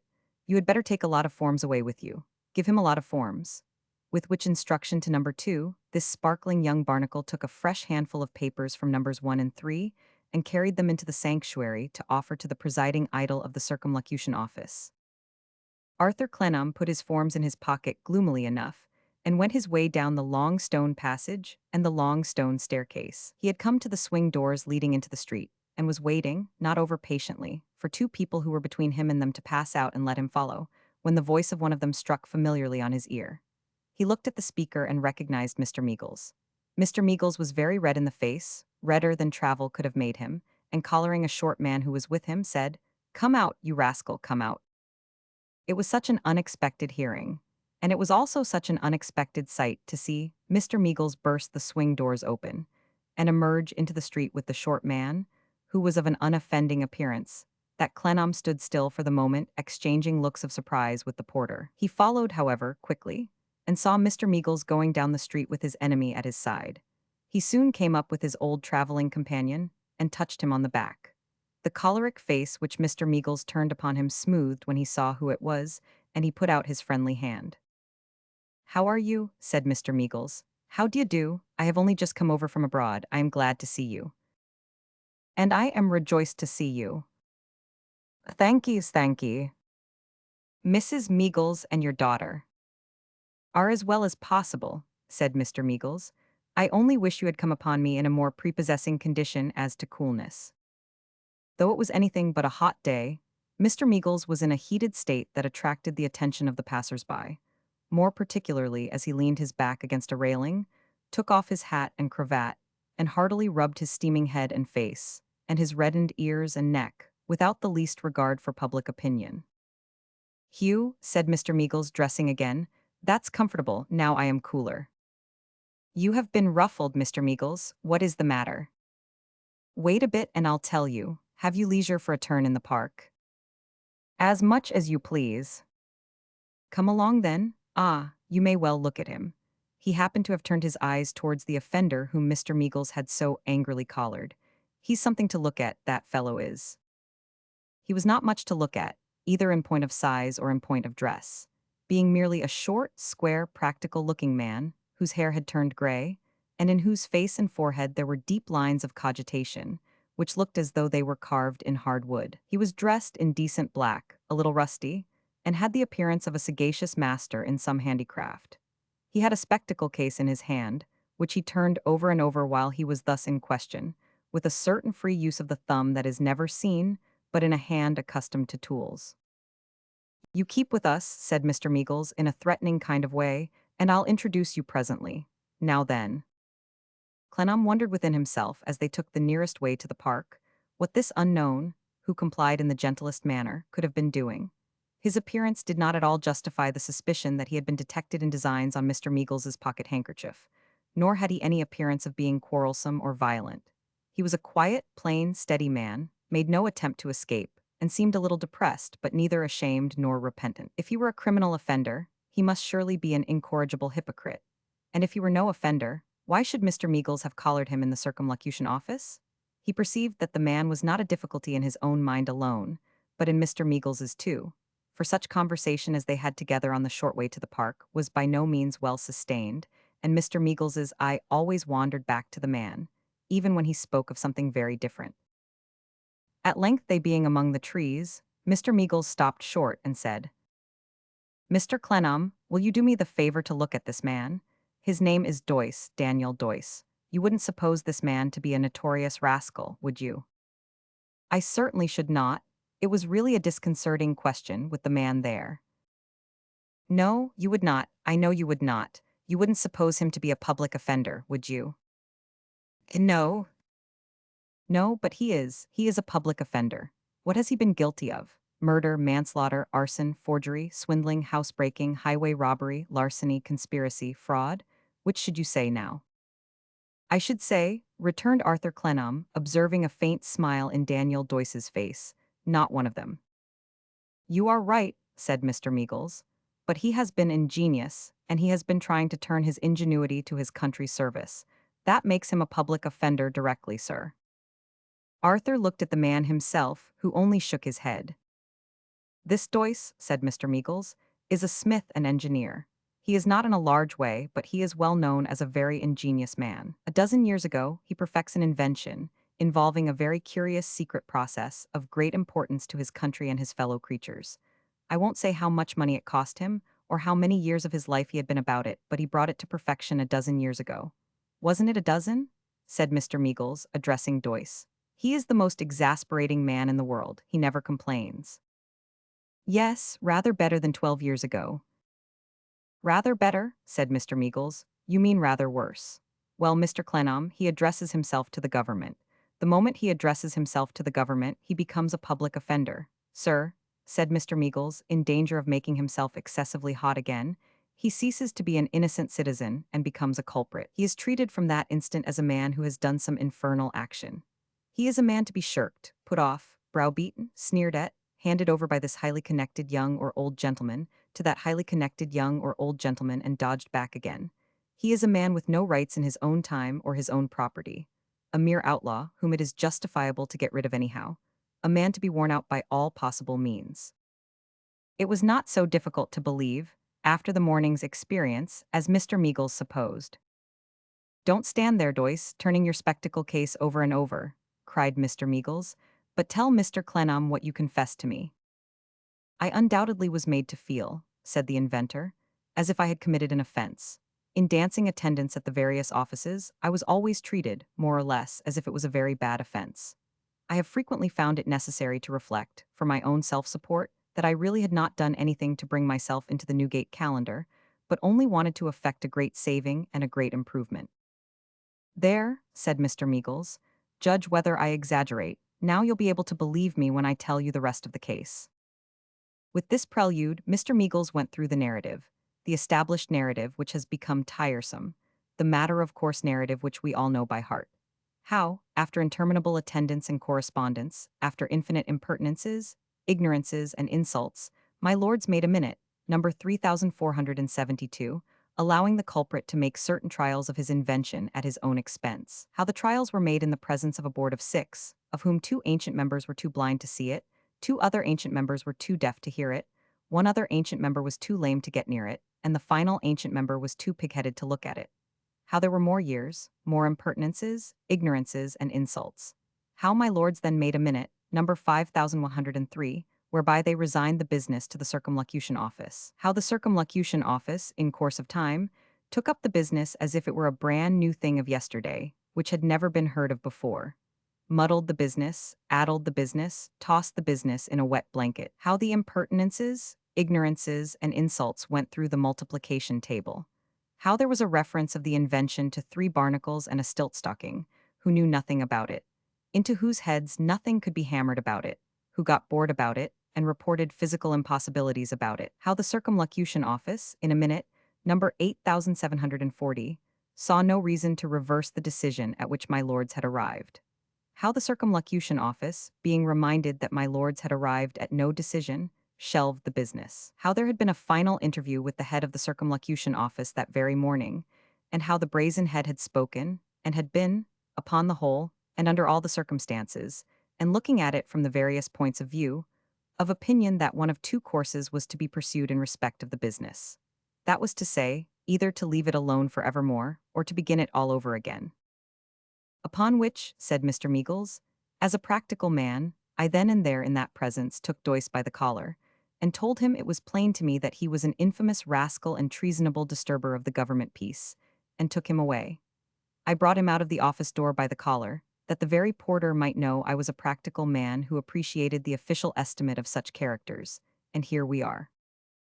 If that airy young barnacle had been there, he would have frankly told them perhaps that the Circumlocution Office had achieved its function, that what the barnacles had to do was to stick on to the national ship as long as they could, that to trim the ship, lighten the ship, clean the ship would be to knock them off, that they could but be knocked off once, and that if the ship went down with them yet sticking to it, that was the ship's lookout and not theirs. There, said Mr. Meagles, now you know all about Doyce, except which I own does not improve my state of mind, that even now you don't hear him complain. You must have great patience, said Arthur Clennam, looking at him with some wonder, great forbearance. No, he returned, I don't know that I have more than another man. By the Lord, you have more than I have, though, cried Mr. Meagles. Doyce smiled as he said to Clennam, You see, my experience of these things does not begin with myself. It has been in my way to know a little about them from time to time. Mine is not a particular case. I am not worse used than 100 others who have put themselves in the same position, than all the others I was going to say. I don't know that I should find that a consolation, if it were my case, but I am very glad that you do. Understand me, I don't say, he replied in his steady, planning way, and looking into the distance before him as if his gray eye were measuring it, that it's recompense for a man's toil and hope, but it's a certain sort of relief to know that I might have counted on this. He spoke in that quiet, deliberate manner, and in that undertone, which is often observable in mechanics who consider and adjust with great nicety. It belonged to him like his suppleness of thumb, or his peculiar way of tilting up his hat at the back every now and then, as if he were contemplating some half-finished work of his hand and thinking about it. Disappointed, he went on as he walked between them under the trees. Yes, no doubt I am disappointed. Hurt? Yes, no doubt I am hurt. That's only natural. But what I mean when I say that people who put themselves in the same position are mostly used in the same way. In England, said Mr. Meagles. Oh, of course I mean in England. When they take their inventions into foreign countries, that's quite different. And that's the reason why so many go there. Mr. Meagles, very hot indeed again. What I mean is that however this comes to be the regular way of our government, it is its regular way. Have you ever heard of any projector or inventor who failed to find it all but inaccessible, and whom it did not discourage and ill-treat? I cannot say that I ever have. Have you ever known it to be beforehand in the adoption of any useful thing? Ever known it to set an example of any useful kind? I am a good deal older than my friend here, said Mr. Meagles, and I'll answer that, never. But we all three have known, I expect, said the inventor, a pretty many cases of its fixed determination to be miles upon miles, and years upon years, behind the rest of us, and of its being found out persisting in the use of things long superseded, even after the better things were well known and generally taken up. They all agreed upon that.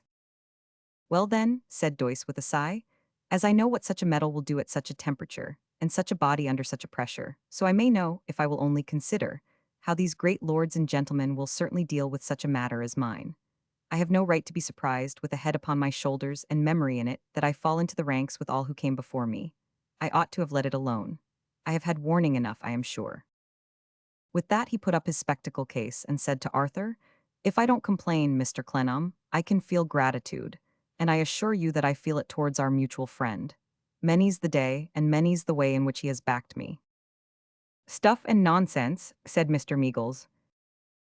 Arthur could not but glance at Daniel Doyce in the ensuing silence, though it was evidently in the grain of his character, and of his respect for his own case, that he should abstain from idle murmuring. It was evident that he had grown the older, the sterner, and the poorer for his long endeavor. He could not but think what a blessed thing it would have been for this man, if he had taken a lesson from the gentlemen who were so kind as to take a nation's affairs in charge, and had learnt how not to do it. Mr. Meagles was hot and despondent for about 5 minutes, and then began to cool and clear up. Come, come, said he, we shall not make this the better by being grim. Where do you think of going, Dan? I shall go back to the factory, said Dan. Why then, we'll all go back to the factory, or walk in that direction, returned Mr. Meagles cheerfully. Mr. Clennam won't be deterred by its being in Bleeding Heart Yard. Bleeding Heart Yard, said Clennam, I want to go there. So much the better, cried Mr. Meagles, come along. As they went along, certainly one of the party, and probably more than one, thought that Bleeding Heart Yard was no inappropriate destination for a man who had been in official correspondence with my lords and the Barnacles, and perhaps had a misgiving also that Britannia herself might come to look for lodgings in Bleeding Heart Yard some ugly day or other, if she did the Circumlocution Office. Chapter 11, Let Loose. A late, dull autumn night was closing in upon the river Seine. The stream, like a sullied looking-glass in a gloomy place, reflected the clouds heavily, and the low banks leaned over here and there, as if they were half curious and half afraid to see their darkening pictures in the water. The flat expanse of country about Chalons lay a long, heavy streak, occasionally made a little ragged by a row of poplar trees against the wrathful sunset. On the banks of the river Seine it was wet, depressing, solitary, and the night deepened fast.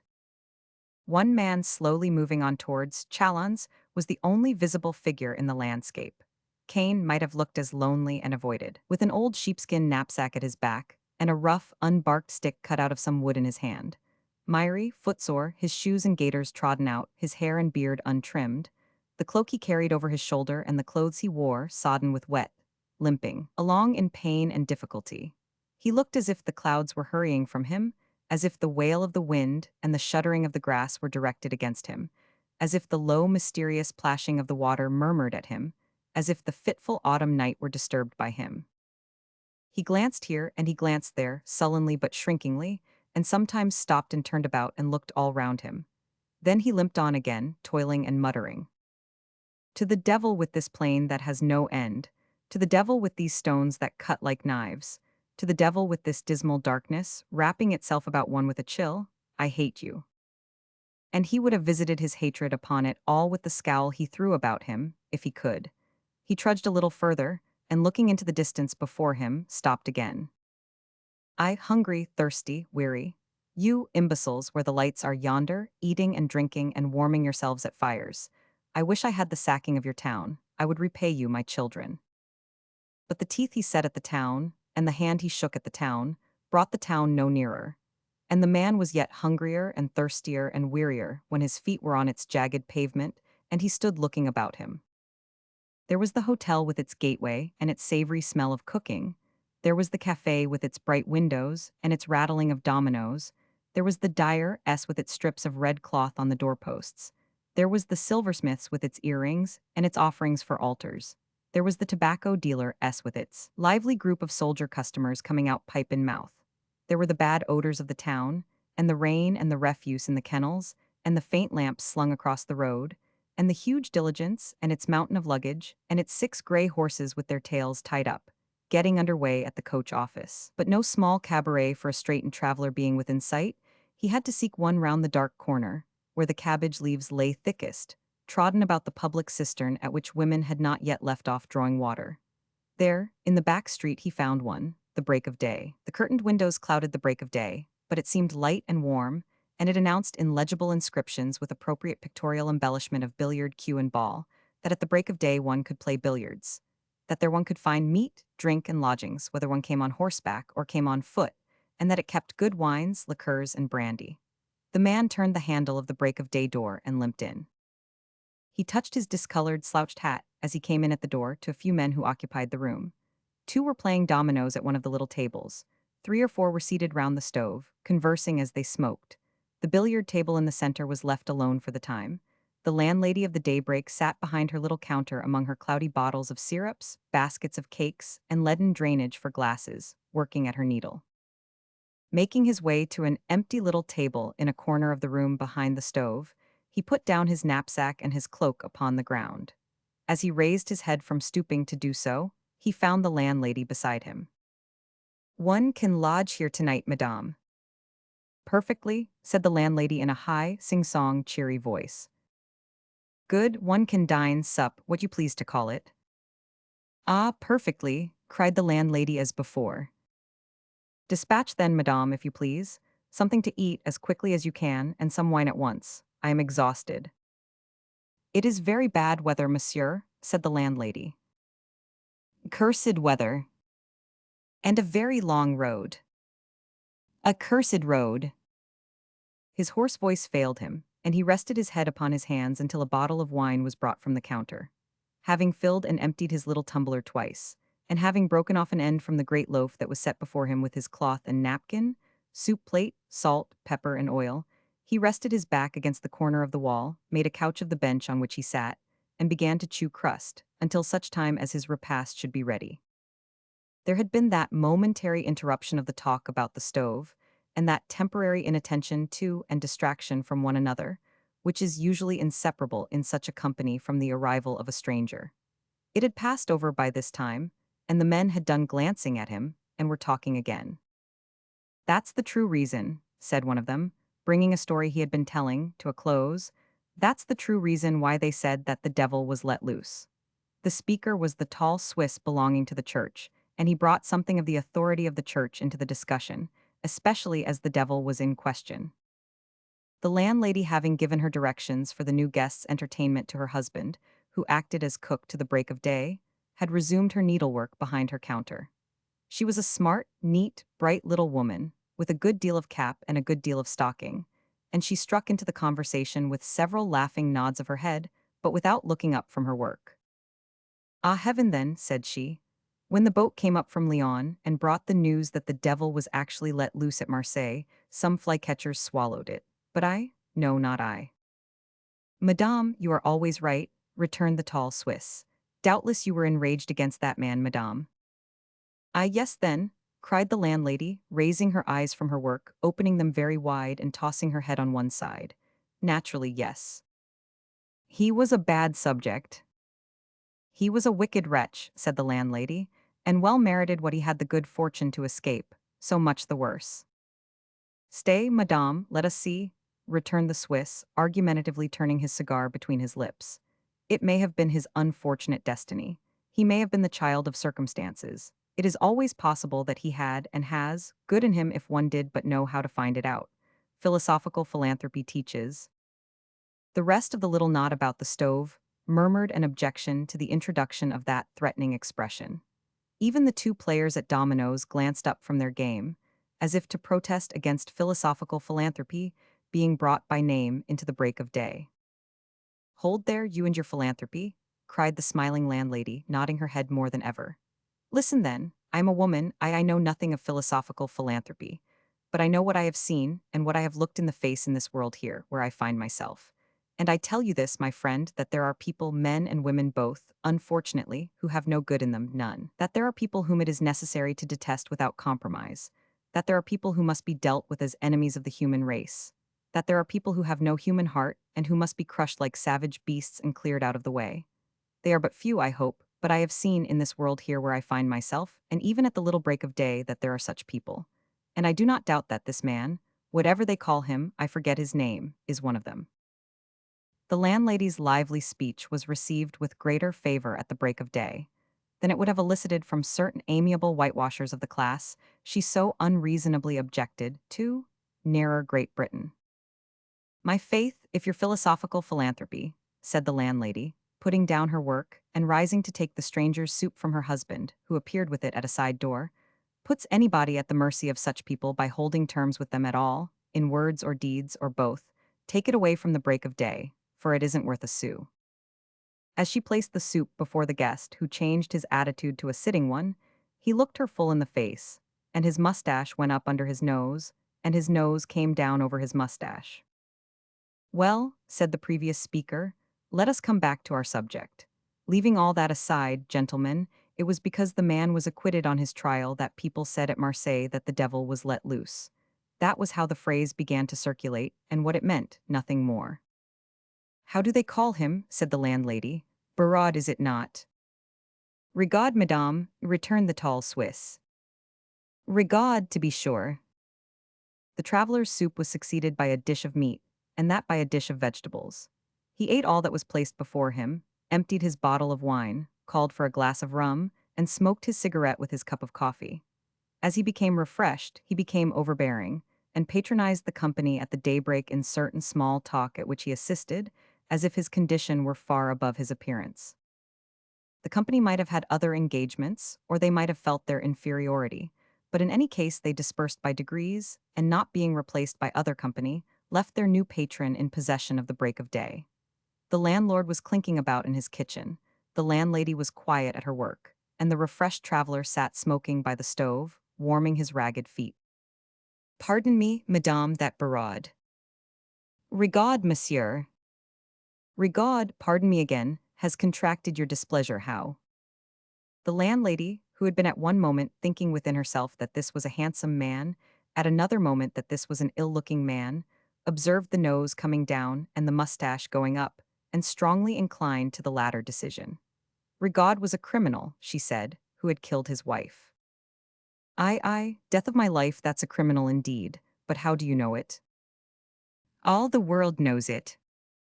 Huh, and yet he escaped justice. Monsieur, the law could not prove it against him to its satisfaction. So the law says, nevertheless, all the world knows he did it. The people knew it so well that they tried to tear him to pieces. Being all in perfect accord with their own wives, said the guest, ha ha. The landlady of the Break of Day looked at him again, and felt almost confirmed in her last decision. He had a fine hand, though, and he turned it with a great show.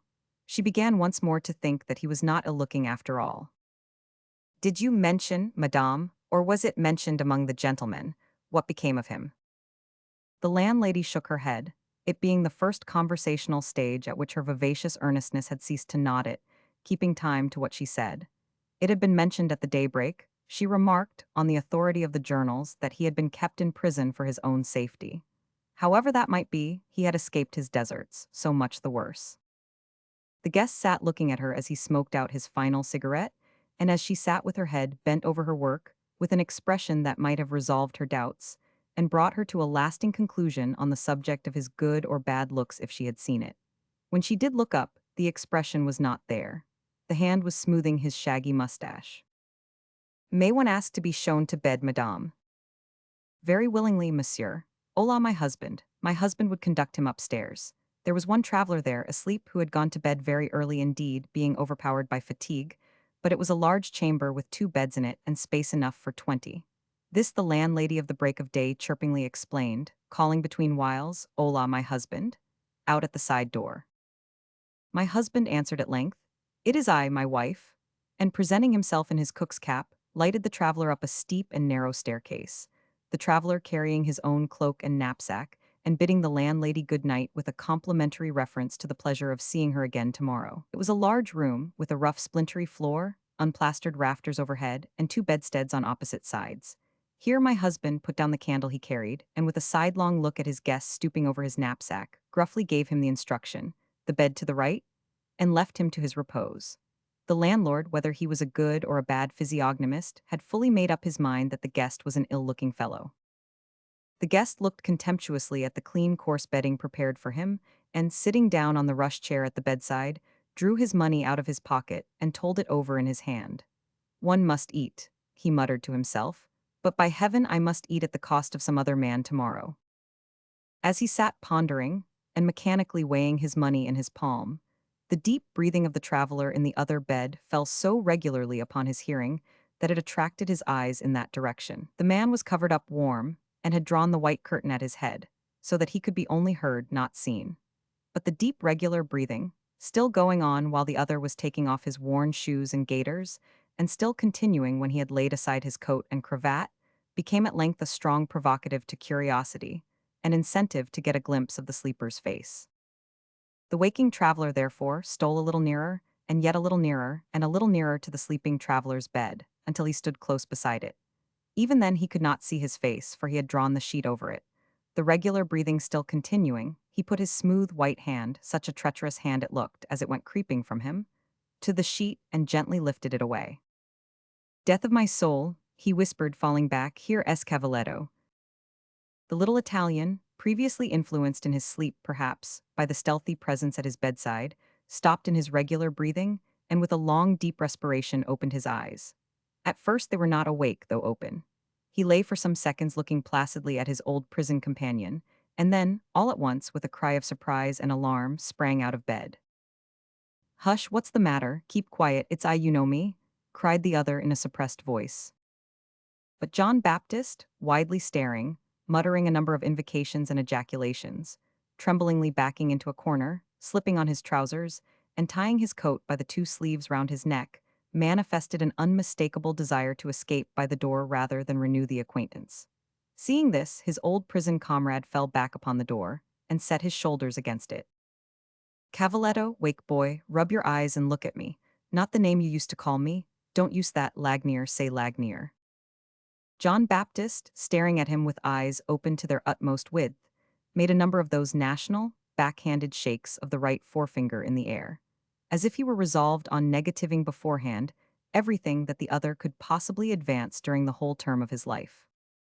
Cavaletto, give me your hand. You know Lagnier the gentleman, touch the hand of a gentleman. Submitting himself to the old tone of condescending authority, John Baptist, not at all steady on his legs as yet, advanced and put his hand in his patron's. Monsieur Lagnier laughed, and having given it a squeeze, tossed it up and let it go. Then you were, faltered John Baptist. Not shaved, no, see here, cried Lagnier, giving his head a twirl, as tight on as your own. John Baptist, with a slight shiver, looked all round the room as if to recall where he was. His patron took that opportunity of turning the key in the door, and then sat down upon his bed. Look, he said, holding up his shoes and gaiters. That's a poor trim for a gentleman, you'll say. No matter, you shall see how soon I'll mend it. Come and sit down, take your old place. John Baptist, looking anything but reassured, sat down on the floor at the bedside, keeping his eyes upon his patron all the time. That's well, cried Lagnier. Now we might be in the old infernal hole again, hey? How long have you been out? 2 days after you, my master. How do you come here? I was cautioned not to stay there, and so I left the town at once, and since then I have changed about. I have been doing odds and ends at Avignon, at Pont-Esprit, at Lyon, upon the Rhone, upon the Seine. As he spoke, he rapidly mapped the places out with his sunburnt hand upon the floor. And where are you going? Going, my master. Zai? John Baptist seemed to desire to evade the question without knowing how. By Bacchus, he said at last, as if he were forced to the admission, I have sometimes had a thought of going to Paris, and perhaps to England. Cavaletto, this is in confidence. I also am going to Paris and perhaps to England. We'll go together. The little man nodded his head, and showed his teeth, and yet seemed not quite convinced that it was a surpassingly desirable arrangement. We'll go together, repeated Lagnier. You shall see how soon I will force myself to be recognized as a gentleman, and you shall profit by it. It is agreed, are we one? Oh, surely, surely, said the little man. Then you shall hear before I sleep, and in 6 words, for I want sleep, how I appear before you, I Lagnier, remember that, not the other. Ultro, not rye. Before John Baptist could finish the name, his comrade had got his hand under his chin and fiercely shut up his mouth. Death, what are you doing? Do you want me to be trampled upon and stoned? Do you want to be trampled upon and stoned? You would be. You don't imagine that they would set upon me and let my prison chum go? Don't think it. There was an expression in his face as he released his grip of his friend's jaw, from which his friend inferred that if the course of events really came to any stoning and trampling, Monsieur Lagnier would so distinguish him with his notice as to ensure his having his full share of it. He remembered what a cosmopolitan gentleman Monsieur Lagnier was, and how few weak distinctions he made. I am a man, said Monsieur Lagnier, whom society has deeply wronged since you last saw me. You know that I am sensitive and brave, and that it is my character to govern. How has society respected those qualities in me? I have been shrieked at through the streets. I have been guarded through the streets against men, and especially women, running at me armed with any weapons they could lay their hands on. I have lain in prison for security, with the place of my confinement kept a secret, lest I should be torn out of it and felled by 100 blows. I have been carted out of Marseille in the dead of night, and carried leagues away from it packed in straw. It has not been safe for me to go near my house, and, with a beggar's pittance in my pocket, I have walked through vile mud and weather ever since, until my feet are crippled. Look at them. Such are the humiliations that society has inflicted upon me, possessing the qualities I have mentioned, and which you know me to possess. But society shall pay for it. All this he said in his companion's ear, and with his hand before his lips. Even here, he went on in the same way, even in this mean drinking shop, society pursues me. Madame defames me, and her guests defame me. I, too, a gentleman with manners and accomplishments to strike them dead, but the wrongs society has heaped upon me are treasured in this breast. To all of which John Baptist, listening attentively to the suppressed hoarse voice, said from time to time, Surely, surely, tossing his head and shutting his eyes, as if there were the clearest case against society that perfect candor could make out. Put my shoes there, continued Lagnier. Hang my cloak to dry there by the door, take my hat. He obeyed each instruction as it was given. And this is the bed to which society consigns me, is it? Ha, very well. As he stretched out his length upon it, with a ragged handkerchief bound round his wicked head, and only his wicked head showing above the bedclothes, John Baptist was rather strongly reminded of what had so very nearly happened to prevent the mustache from any more going up as it did, and the nose from any more coming down as it did. Shaken out of destiny's dice box again into your company, eh? By heaven, so much the better for you, you'll profit by it. I shall need a long rest. Let me sleep in the morning. John Baptist replied that he should sleep as long as he would, and wishing him a happy night, put out the candle. One might have supposed that the next proceeding of the Italian would have been to undress, but he did exactly the reverse and dressed himself from head to foot, saving his shoes. When he had so done, he lay down upon his bed with some of its coverings over him, and his coat still tied round his neck to get through the night. When he started up, the godfather break of day was peeping at its namesake. He rose, took his shoes in his hand, turned the key in the door with great caution, and crept downstairs. Nothing was astir there but the smell of coffee, wine, tobacco, and syrups, and Madame's little counter looked ghastly enough. But he had paid Madame his little note at it overnight, and wanted to see nobody, wanted nothing but to get on his shoes and his knapsack, open the door, and run away. 131M. Original. He prospered in his object. No movement or voice was heard when he opened the door.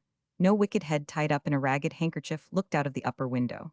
When the sun had raised his full disk above the flat line of the horizon, and was striking fire out of the long muddy vista of paved road with its weary avenue of little trees, a black speck moved along the road and splashed among the flaming pools of rain water, which black speck was John Baptist Cavaletto running away from his patron.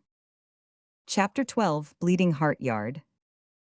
In London itself, though in the old rustic road towards a suburb of note where in the days of William Shakespeare, author and stage player, there were royal hunting seats.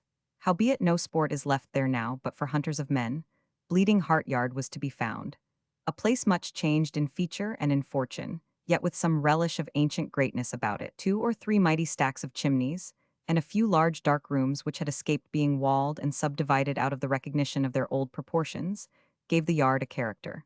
It was inhabited by poor people, who set up their rest among its faded glories, as Arabs of the desert pitch their tents among the fallen stones of the pyramids, but there was a family sentimental feeling prevalent in the yard, that it had a character.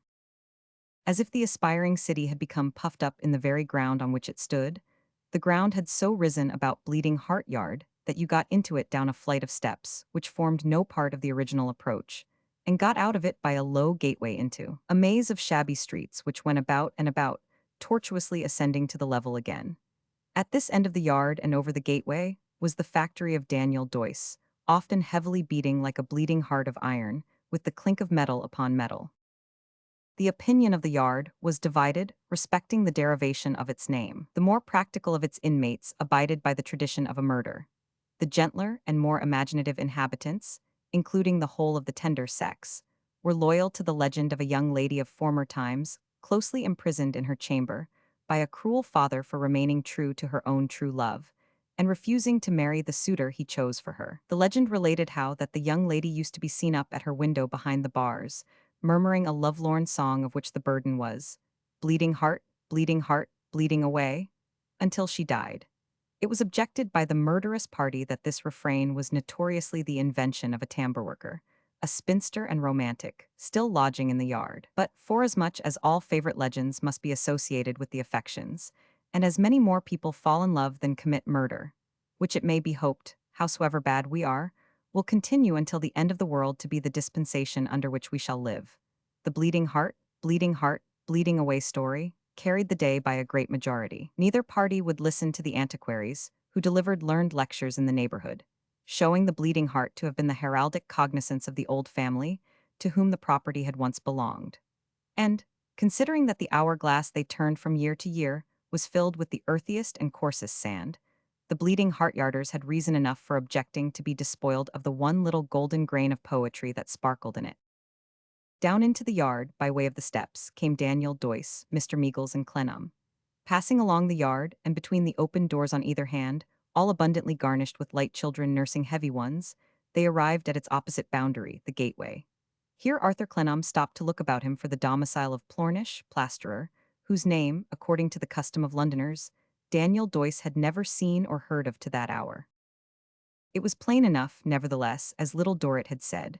Over a lime-splashed gateway in the corner, within which Plornish kept a ladder and a barrel or two. The last house in Bleeding Heart Yard, which she had described as his place of habitation, was a large house, let off to various tenants. But Plornish ingeniously hinted that he lived in the parlor, by means of a painted hand under his name, the forefinger of which hand, on which the artist had depicted a ring, and a most elaborate nail of the gentlest form, referred all inquirers to that apartment. Parting from his companions, after arranging another meeting with Mr. Meagles, Clennam went alone into the entry, and knocked with his knuckles at the parlor door.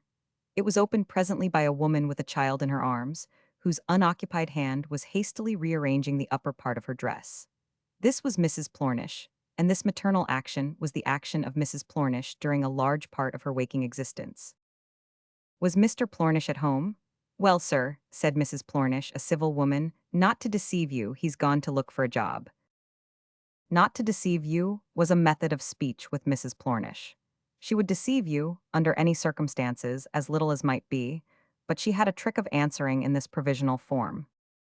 Do you think he will be back soon, if I wait for him? I have been expecting him, said Mrs. Plornish, this half an hour at any minute of time. Walk in, sir. Arthur entered the rather dark and close parlor, though it was lofty too, and sat down in the chair she placed for him. Not to deceive you, sir, I notice it, said Mrs. Plornish, and I take it kind of you. He was at a loss to understand what she meant, and by expressing as much in his looks, elicited her explanation. It ain't many that comes into a poor place, that deems it worth their while to move their hats, said Mrs. Plornish, but people think more of it than people think. Clennam returned, with an uncomfortable feeling in so very slight a courtesy being unusual. Was that all? And stooping down to pinch the cheek of another young child who was sitting on the floor, staring at him, asked Mrs. Plornish how old that fine boy was. 4 year just turned, sir, said Mrs. Plornish. He is a fine little fellow, ain't he, sir? But this one is rather sickly. She tenderly hushed the baby in her arms as she said it. You wouldn't mind my asking if it happened to be a job as you was come about, sir, would you? Asked Mrs. Plornish wistfully. She asked it so anxiously that if he had been in possession of any kind of tenement, he would have had it plastered a foot deep rather than answer no. But he was obliged to answer no, and he saw a shade of disappointment on her face as she checked a sigh and looked at the low fire. Then he saw also that Mrs. Plornish was a young woman, made somewhat slatternly in herself and her belongings by poverty, and so dragged at by poverty and the children together, that their united forces had already dragged her face into wrinkles. All such things as jobs, said Mrs. Plornish, seems to me to have gone underground, they do indeed. Herein Mrs. Plornish limited her remark to the plastering trade, and spoke without reference to the Circumlocution Office and the Barnacle family. Is it so difficult to get work? Asked Arthur Clennam. Plornish finds it so, she returned. He is quite unfortunate, really he is. Really he was. He was one of those many wayfarers on the road of life, who seemed to be afflicted with supernatural corns, rendering it impossible for them to keep up even with their lame competitors. A willing, working, soft-hearted, not hard-headed fellow, Plornish took his fortune as smoothly as could be expected, but it was a rough one. It so rarely happened that anybody seemed to want him, it was such an exceptional case when his powers were in any request, that his misty mind could not make out how it happened. He took it as it came, therefore. He tumbled into all kinds of difficulties and tumbled out of them, and, by tumbling through life, got himself considerably bruised. It's not for want of looking after jobs, I am sure, said Mrs. Plornish, lifting up her eyebrows and searching for a solution of the problem between the bars of the grate, nor yet for want of working at them when they are to be got. No one ever heard my husband complain of work. Somehow or other, this was the general misfortune of Bleeding Heart Yard. From time to time there were public complaints, pathetically going about, of labor being scarce, which certain people seemed to take extraordinarily ill, as though they had an absolute right to it on their own terms. But Bleeding Heart Yard, though as willing a yard as any in Britain, was never the better for the demand. That high old family, the Barnacles, had long been too busy with their great principle to look into the matter. And indeed the matter had nothing to do with their watchfulness in outgeneraling all other high old families except the Stiltstockings. While Mrs. Plornish spoke in these words of her absent lord, her lord returned. A smooth-cheeked, fresh-colored, sandy-whiskered man of 30. Long in the legs, yielding at the knees, foolish in the face, flannel-jacketed, lime-whitened. This is Plornish, sir. I came, said Clennam, rising, to beg the favor of a little conversation with you on the subject of the Dorrit family. Plornish became suspicious, seemed to scent a creditor, said, "Ah, yes, well, he didn't know what satisfaction he could give any gentleman respecting that family. What might it be about now?" "I know you better," said Clennam, smiling, "than you suppose." Plornish observed, not smiling in return, and yet he hadn't the pleasure of being acquainted with the gentleman, neither. "No," said Arthur, "I know your kind offices at second hand, but on the best authority, through Little Dorrit.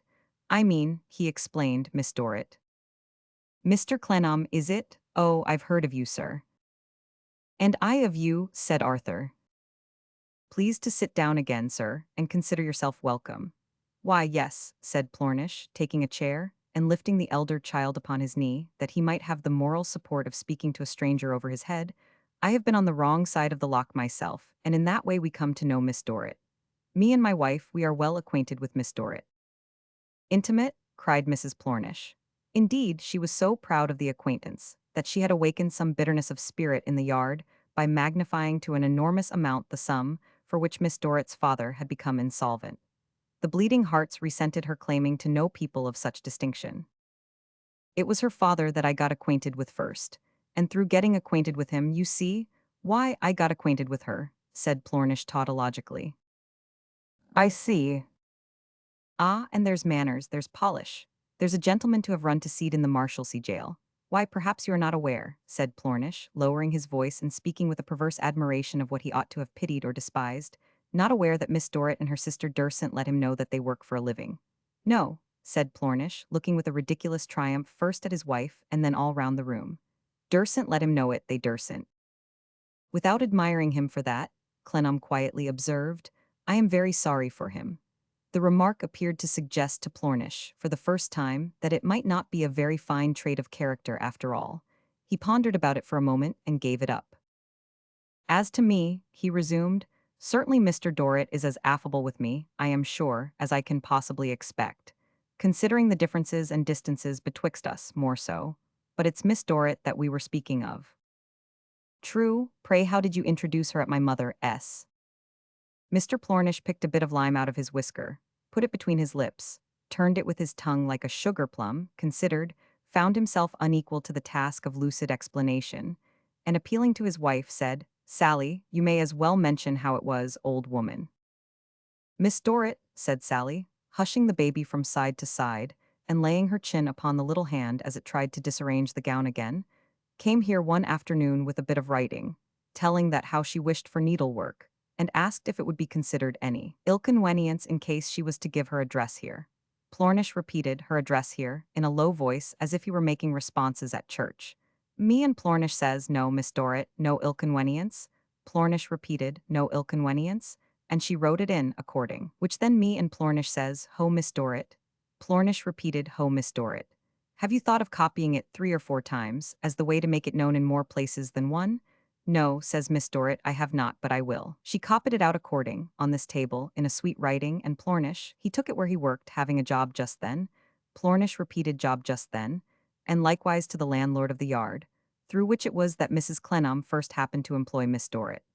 Plornish repeated, employ Miss Dorrit, and Mrs. Plornish having come to an end, feigned to bite the fingers of the little hand as she kissed it. "The landlord of the yard," said Arthur Clennam, "is—" "He is Mr. Casby, by name, he is," said Plornish, "and Panks he collects the rents." "That," added Mr. Plornish, dwelling on the subject with a slow thoughtfulness that appeared to have no connection with any specific object and to lead him nowhere, "that is about what they are, you may believe me or not, as you think proper."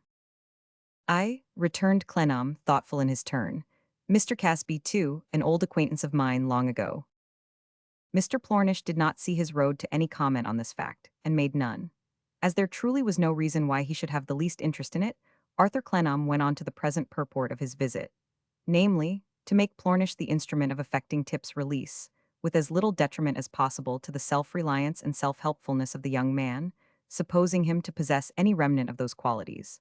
Without doubt, a very wide stretch of supposition. Plornish, having been made acquainted with the cause of action from the defendant's own mouth, gave Arthur to understand that the plaintiff was a chaunter, meaning, not a singer of anthems, but a seller of horses, and that he, Plornish, considered that 10 shillings in the pound would settle handsome, and that more would be a waste of money. The principal and instrument soon drove off together to a stableyard in High Holborn, where a remarkably fine grey gelding, worth, at the lowest figure, 75 guineas, not taking into account the value of the shot he had been made to swallow for the improvement of his form, was to be parted with for a £20 note, in consequence of his having run away last week with Mrs. Captain Barbary of Cheltenham, who wasn't up to a horse of his courage, and who, in mere spite, insisted on selling him for that ridiculous sum, or, in other words, on giving him away. Plornish, going up this yard alone and leaving his principal outside, found a gentleman with tight drab legs, a rather old hat, a little hook stick, and a blue neckerchief, Captain Maroon of Gloucestershire,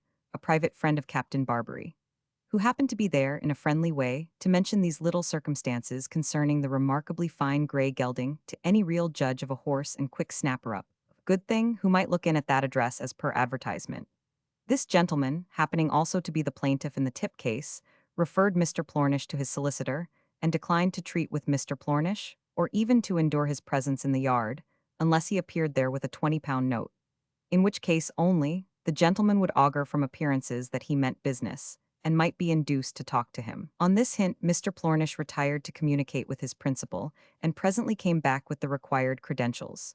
Then said Captain Maroon, "Now, how much time do you want to make the other 20 in? Now, I'll give you a month." Then said Captain Maroon, when that wouldn't suit, "Now, I'll tell what I'll do with you. You shall get me a good bill at 4 months, made payable at a banking house for the other 20. Then said Captain Maroon, when that wouldn't suit, "Now, come, here's the last I've got to say to you. You shall give me another 10 down, and I'll run my pen clean through it." Then said Captain Maroon, when that wouldn't suit, "Now, I'll tell you what it is, and this shuts it up. He has used me bad, but I'll let him off for another 5 down and a bottle of wine. And if you mean done, say done, and if you don't like it, leave it." Finally said Captain Maroon, when that wouldn't suit either, "Hand over, then." And in consideration of the first offer, gave a receipt in full and discharged the prisoner. "Mr. Plornish," said Arthur, "I trust to you, if you please, to keep my secret. If you will undertake to let the young man know that he is free, and to tell him that you were employed to compound for the debt by someone whom you are not at liberty to name, you will not only do me a service, but may do him one, and his sister also." "The last reason, sir," said Plornish, "would be quite sufficient. Your wishes shall be attended to. A friend has obtained his discharge, you can say if you please. A friend who hopes that for his sister's sake, if for no one else's, he will make good use of his liberty. Your wishes, sir, shall be attended to. And if you will be so good, in your better knowledge of the family, as to communicate freely with me, and to point out to me any means by which you think I may be delicately and really useful to Little Dorrit, I shall feel under an obligation to you." "Don't name it, sir," returned Plornish. "It'll be eckly a pleasure, and it'll be eckly a pleasure, and Finding himself unable to balance his sentence after 2 efforts, Mr. Plornish wisely dropped it. He took Clennam's card, an appropriate pecuniary compliment. He was earnest to finish his commission at once, and his principal was in the same mind. So his principal offered to set him down at the Marshalsea gate, and they drove in that direction over Blackfriars Bridge. On the way, Arthur elicited from his new friend a confused summary of the interior life of Bleeding Heart Yard. They was all hard up there, Mr. Plornish said, uncommon hard up to be sure. Well, he couldn't say how it was. He didn't know as anybody could say how it was. All he knowed was that so it was. When a man felt on his own back and in his own belly that poor he was, that man, Mr. Plornish gave it as his decided belief, knowed well that he was poor somehow or another, and you couldn't talk it out of him, no more than you could talk beef into him. Then you see, some people as was better off said, and a good many such people lived pretty close up to the mark themselves, if not beyond it, so he'd heard, that they was improvident. That was the favorite word, down the yard. For instance, if they see a man with his wife and children going to Hampton Court in a wan, perhaps once in a year, they says, "Hallo, I thought you was poor, my improvident friend." Why, Lord, how hard it was upon a man. What was a man to do? He couldn't go melancholy mad, and even if he did, you wouldn't be the better for it. In Mr. Plornish's judgment, you would be the worse for it. Yet you seem to want to make a man melancholy mad. You was always at it, if not with your right hand, with your left. What was they a-doing in the yard? Why, take a look at M and C. There was the girls and their mothers a-working at their sewing, or their shoe-binding, or their trimming, or their waistcoat-making, day and night and night and day, and not more than able to keep body and soul together after all, often not so much. There was people of pretty well all sorts of trades you could name, all wanting to work and yet not able to get it. There was old people, after working all their lives, going and being shut up in the workhouse, much worse fed and lodged and treated altogether than Mr. Plornish said manufacturers, but appeared to mean malefactors. Why, a man didn't know where to turn himself for a crumb of comfort. As to who was to blame for it, Mr. Plornish didn't know who was to blame for it. He could tell you who suffered, but he couldn't tell you whose fault it was. It wasn't his place to find out, and who'd mind what he said if he did find out? He only knowed that it wasn't put right by them what undertook that line of business, and that it didn't come right of itself. And, in brief, his illogical opinion was that if you couldn't do nothing for him, you had better take nothing from him for doing of it. So far as he could make out, that was about what it come to. Thus, in a prolix, gently growling, foolish way, did Plornish turn the tangled skein of his estate about and about, like a blind man who was trying to find some beginning or end to it, until they reached the prison gate. There he left his principal alone, to wonder, as he rode away, how many thousand Plornishes there might be within a day or two's journey of the Circumlocution Office, playing sundry curious variations on the same tune, which were not known by ear in that glorious institution. Chapter 13, Patriarchal. The mention of Mr. Casby again revived in Clennam's memory the smoldering embers of curiosity and interest, which Mrs. Flintwinch had fanned on the night of his arrival. Flora Casby had been the beloved of his boyhood, and Flora was the daughter and only child of wooden-headed old Christopher, so he was still occasionally spoken of by some irreverent spirits who had had dealings with him, and in whom familiarity had bred its proverbial result perhaps, who was reputed to be rich in weekly tenants, and to get a good quantity of blood out of the stones of several unpromising courts and alleys. After some days of inquiry and research, Arthur Clennam became convinced that the case of the father of the Marshalsea was indeed a hopeless one, and sorrowfully resigned the idea of helping him to freedom again. He had no hopeful inquiry to make at present, concerning Little Dorrit either, but he argued with himself that it might, for anything he knew, it might be serviceable to the poor child if he renewed this acquaintance. It is hardly necessary to add that beyond all doubt he would have presented himself at Mr. Casby's door if there had been no Little Dorrit in existence. For we all know how we all deceive ourselves. That is to say, how people in general, our profounder selves excepted, deceive themselves as to motives of action. With a comfortable impression upon him, and quite an honest one in its way, that he was still patronizing Little Dorrit in doing what had no reference to her, he found himself one afternoon at the corner of Mr. Casby's street. Mr. Casby lived in a street in the Gray's Inn Road, which had set off from that thoroughfare with the intention of running at one heat down into the valley, and up again to the top of Pentonville Hill, but which had run itself out of breath in 20 yards and had stood still ever since. There is no such place in that part now, but it remained there for many years, looking with a balked countenance at the wilderness patched with unfruitful gardens and pimpled with eruptive summer houses, that it had meant to run over in no time. The house, thought Clennam, as he crossed to the door, is as little changed as my mother's and looks almost as gloomy. But the likeness ends outside. I know its staid repose within. The smell of its jars of old rose leaves and lavender seems to come upon me even here. When his knock at the bright brass knocker of obsolete shape brought a woman servant to the door, those faded scents in truth saluted him like wintry breath that had a faint remembrance in it of the bygone spring.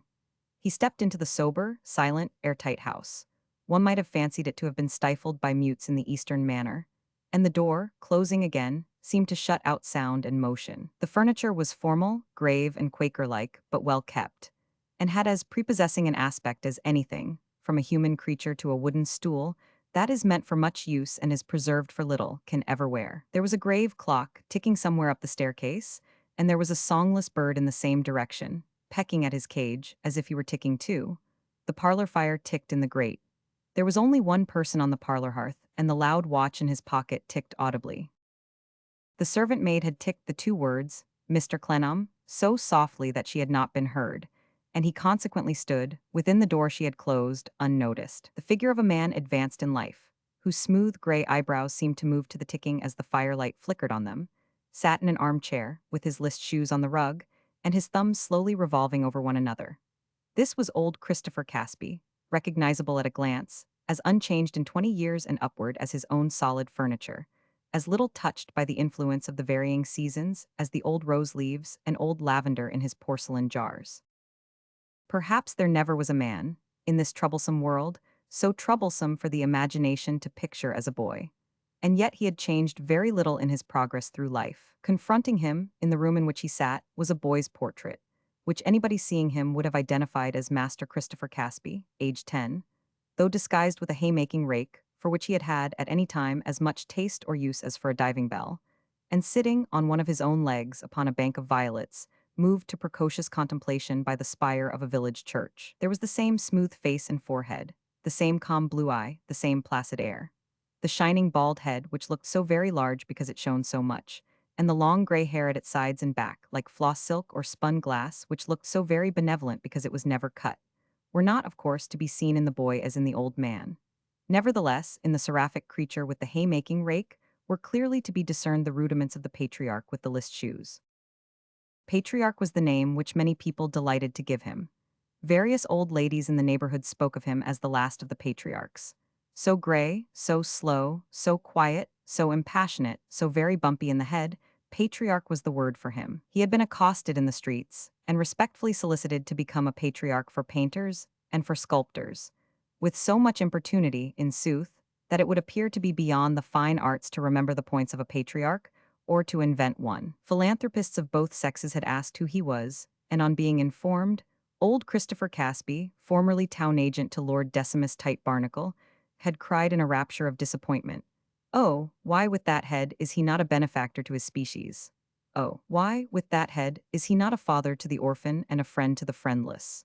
With that head, however, he remained old Christopher Casby, proclaimed by common report rich in house property, and with that head, he now sat in his silent parlor. Indeed, it would be the height of unreason to expect him to be sitting there without that head. Arthur Clennam moved to attract his attention, and the gray eyebrows turned towards him.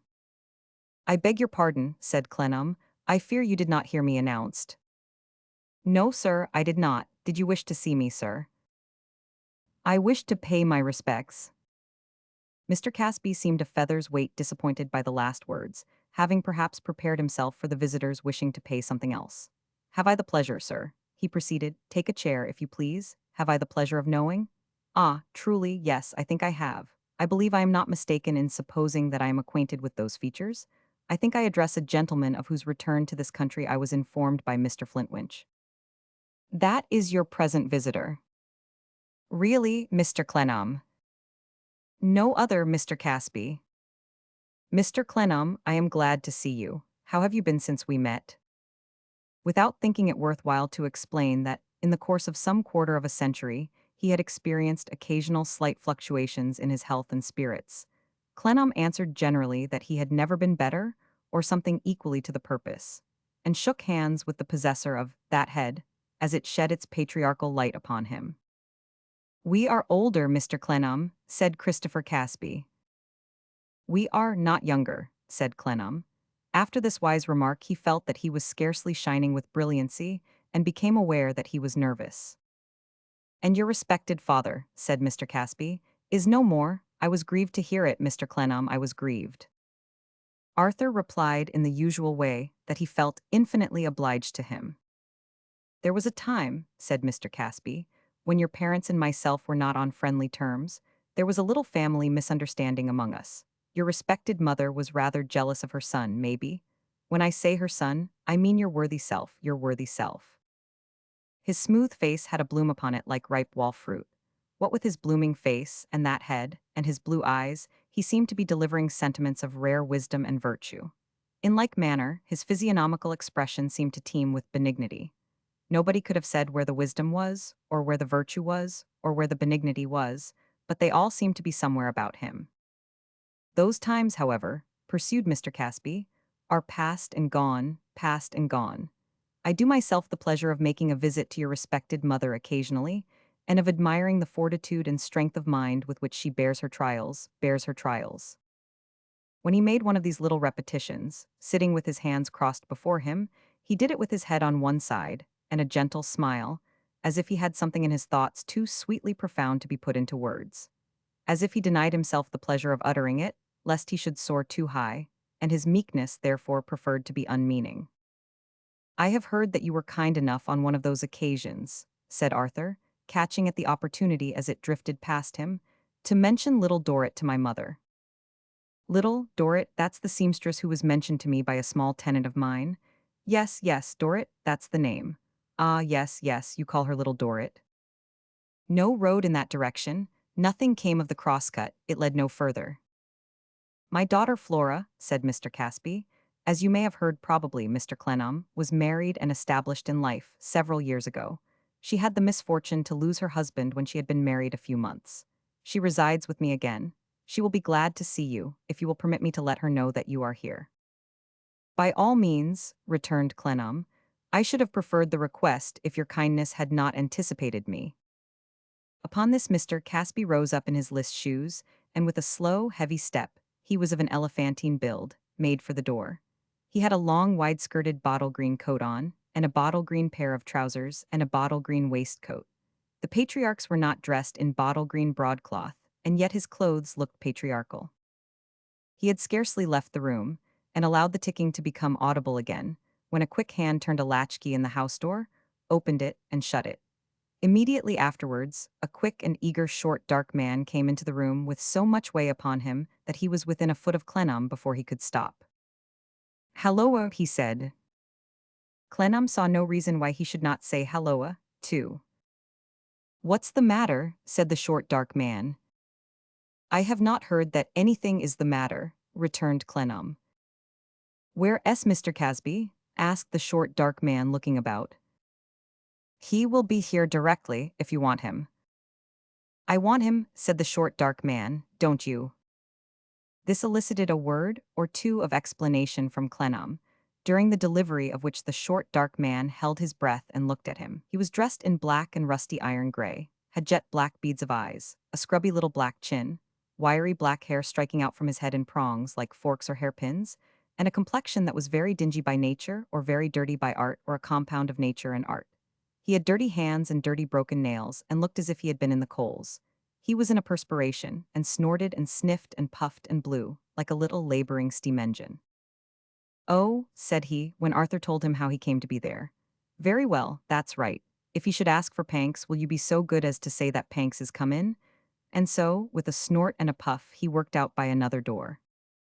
Now, in the old days at home, certain audacious doubts respecting the last of the patriarchs, which were afloat in the air, had, by some forgotten means, come in contact with Arthur's sensorium. He was aware of motes and specks of suspicion in the atmosphere of that time, seen through which medium, Christopher Casby was a mere inn signpost, without any inn, an invitation to rest and be thankful, when there was no place to put up at, and nothing whatever to be thankful for. He knew that some of these specks even represented Christopher as capable of harboring designs in that head, and as being a crafty impostor. Other motes there were which showed him as a heavy, selfish, drifting booby, who, having stumbled in the course of his unwieldy jostlings against other men, on the discovery that to get through life with ease and credit, he had but to hold his tongue, keep the bald part of his head well polished, and leave his hair alone, had just cunning enough to seize the idea and stick to it. It was said that his being town agent to Lord Decimus Tite Barnacle was referable, not to his having the least business capacity, but to his looking so supremely benignant that nobody could suppose the property screwed or jobbed under such a man. Also, that for similar reasons he now got more money out of his own wretched lettings, unquestioned, than anybody with a less knobby and less shining crown could possibly have done. In a word, it was represented, Clennam called to mind, alone in the ticking parlor, that many people select their models, much as the painters, just now mentioned, select theirs. And that, whereas in the Royal Academy some evil old ruffian of a dog-stealer will annually be found, embodying all the cardinal virtues, on account of his eyelashes, or his chin, or his legs, thereby planting thorns of confusion in the breasts of the more observant students of nature. So, in the great social exhibition, accessories are often accepted in lieu of the internal character. Calling these things to mind, and ranging Mr. Panks in a row with them, Arthur Clennam leaned this day to the opinion, without quite deciding on it, that the last of the patriarchs was the drifting booby aforesaid, with the one idea of keeping the bald part of his head highly polished. And that, much as an unwieldy ship in the Thames River may sometimes be seen heavily driving, with the tide broadside on, stern first, in its own way and in the way of everything else, though making a great show of navigation, when all of a sudden, a little coaly steam tug will bear down upon it, take it in tow, and bustle off with it. Similarly, the cumbrous patriarch had been taken in tow by the snorting Panks, and was now following in the wake of that dingy little craft. The return of Mr. Casby with his daughter Flora put an end to these meditations. Clennam's eyes no sooner fell upon the subject of his old passion than it shivered and broke to pieces. Most men will be found sufficiently true to themselves to be true to an old idea. It is no proof of an inconstant mind, but exactly the opposite, when the idea will not bear close comparison with the reality, and the contrast is a fatal shock to it. Such was Clennam's case. In his youth he had ardently loved this woman, and had heaped upon her all the locked-up wealth of his affection and imagination. That wealth had been, in his desert home, like Robinson Crusoe's money, exchangeable with no one, lying idle in the dark to rust until he poured it out for her. Ever since that memorable time, though he had, until the night of his arrival, as completely dismissed her from any association with his present or future as if she had been dead, which she might easily have been for anything he knew, he had kept the old fancy of the past unchanged, in its old sacred place. And now, after all, the last of the patriarchs coolly walked into the parlor, saying in effect, "Be good enough to throw it down and dance upon it. This is Flora." Flora, always tall, had grown to be very broad too, and short of breath, but that was not much. Flora, whom he had left a lily, had become a peony, but that was not much. Flora, who had seemed enchanting in all she said and thought, was diffuse and silly. That was much. Flora, who had been spoiled and artless long ago, was determined to be spoiled and artless now. That was a fatal blow. "This is Flora." "I am sure," giggled Flora, tossing her head with a caricature of her girlish manner, such as a mummer might have presented at her own funeral, if she had lived and died in classical antiquity. "I am ashamed to see Mr. Clennam. I am a mere fright. I know he'll find me fearfully changed. I am actually an old woman. It's shocking to be found out. It's really shocking." He assured her that she was just what he had expected, and that time had not stood still with himself. "Oh, but with a gentleman it's so different, and really you look so amazingly well that you have no right to say anything of the kind. While, as to me, oh," cried Flora with a little scream, "I am dreadful." The patriarch, apparently not yet understanding his own part in the drama under representation, glowed with vacant serenity. "But if we talk of not having changed," said Flora, who, whatever she said, never once came to a full stop, "look at Papa. Is not Papa precisely what he was when you went away? Isn't it cruel and unnatural of Papa to be such a reproach to his own child? If we go on in this way much longer, people who don't know us will begin to suppose that I am Papa's mamma." "That must be a long time hence," Arthur considered. "Oh, Mr. Clennam, you insincerest of creatures," said Flora. "I perceive already you have not lost your old way of paying compliments, your old way when you used to pretend to be so sentimentally struck, you know. At least I don't mean that. I don't know what I mean." Here Flora tittered confusedly and gave him one of her old glances. The patriarch, as if he now began to perceive that his part in the piece was to get off the stage as soon as might be, rose, and went to the door by which Panks had worked out, hailing that tug by name. He received an answer from some little dock beyond, and was towed out of sight directly. "You mustn't think of going yet," said Flora. Arthur had looked at his hat, being in a ludicrous dismay and not knowing what to do. "You could never be so unkind as to think of going, Arthur. I mean Mr. Arthur, or I suppose Mr. Clennam would be far more proper. But I am sure I don't know what I am saying, without a word about the dear old days gone forever. When I come to think of it, I dare say it would be much better not to speak of them, and it's highly probable that you have some much more agreeable engagement. And pray let me be the last person in the world to interfere with it, though there was a time. But I am running into nonsense again." Was it possible that Flora could have been such a chatterer in the days she referred to? Could there have been anything like her present disjointed volubility in the fascinations that had captivated him? "Indeed, I have little doubt," said Flora, running on with astonishing speed, and pointing her conversation with nothing but commas and very few of them, "that you are married to some Chinese lady. Being in China so long and being in business and naturally desirous to settle and extend your connection, nothing was more likely than that you should propose to a Chinese lady, and nothing was more natural, I am sure, than that the Chinese lady should accept you, and think herself very well off too. I only hope she's not a Pagodian dissenter." "I am not," returned Arthur, smiling in spite of himself, "married to any lady, Flora." "Oh, good gracious me, I hope you never kept yourself a bachelor so long on my account," tittered Flora. "But of course you never did. Why should you? Pray don't answer. I don't know where I'm running to. Oh, do tell me something about the Chinese ladies, whether their eyes are really so long and narrow, always putting me in mind of mother-of-pearl fish at cards. And do they really wear tails down their back and plaited too, or is it only the men? And when they pull their hair so very tight off their foreheads, don't they hurt themselves? And why do they stick little bells all over their bridges and temples and hats and things, or don't they really do it?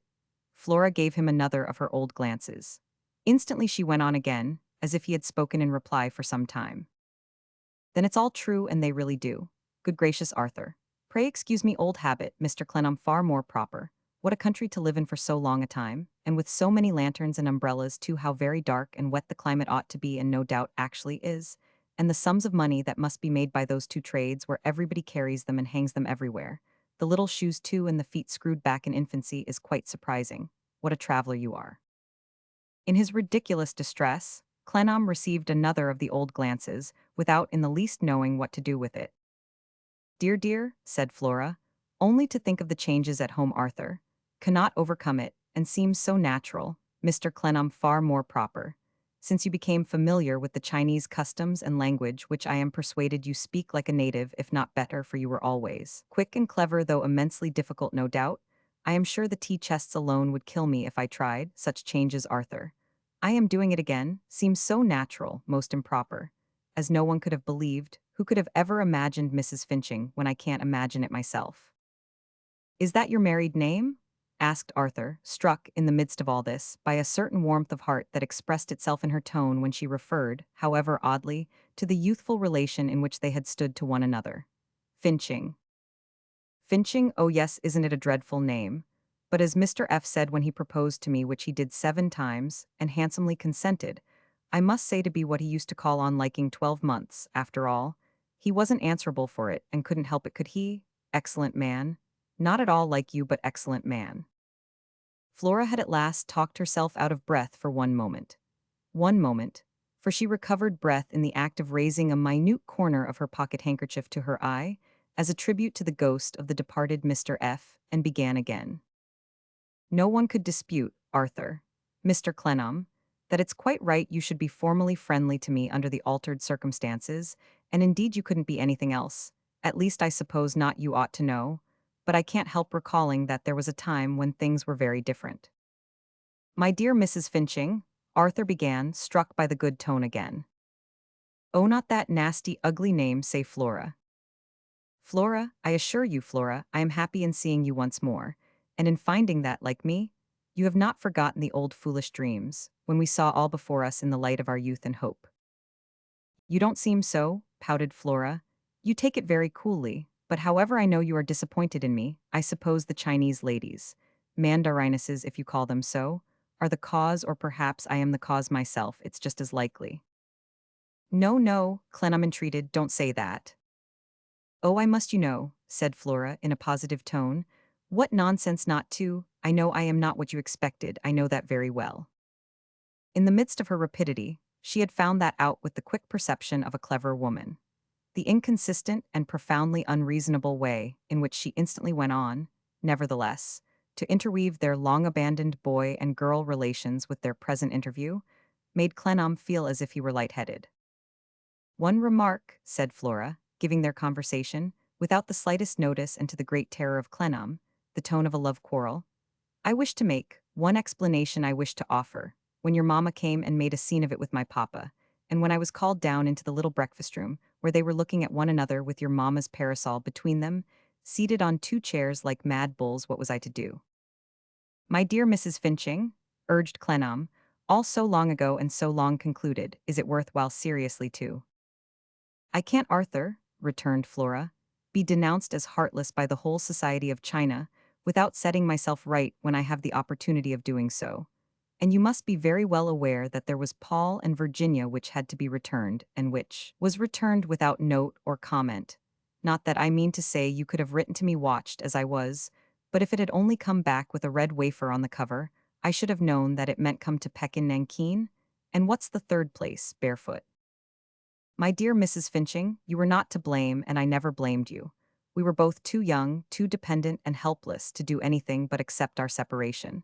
Pray think how long ago, gently remonstrated Arthur.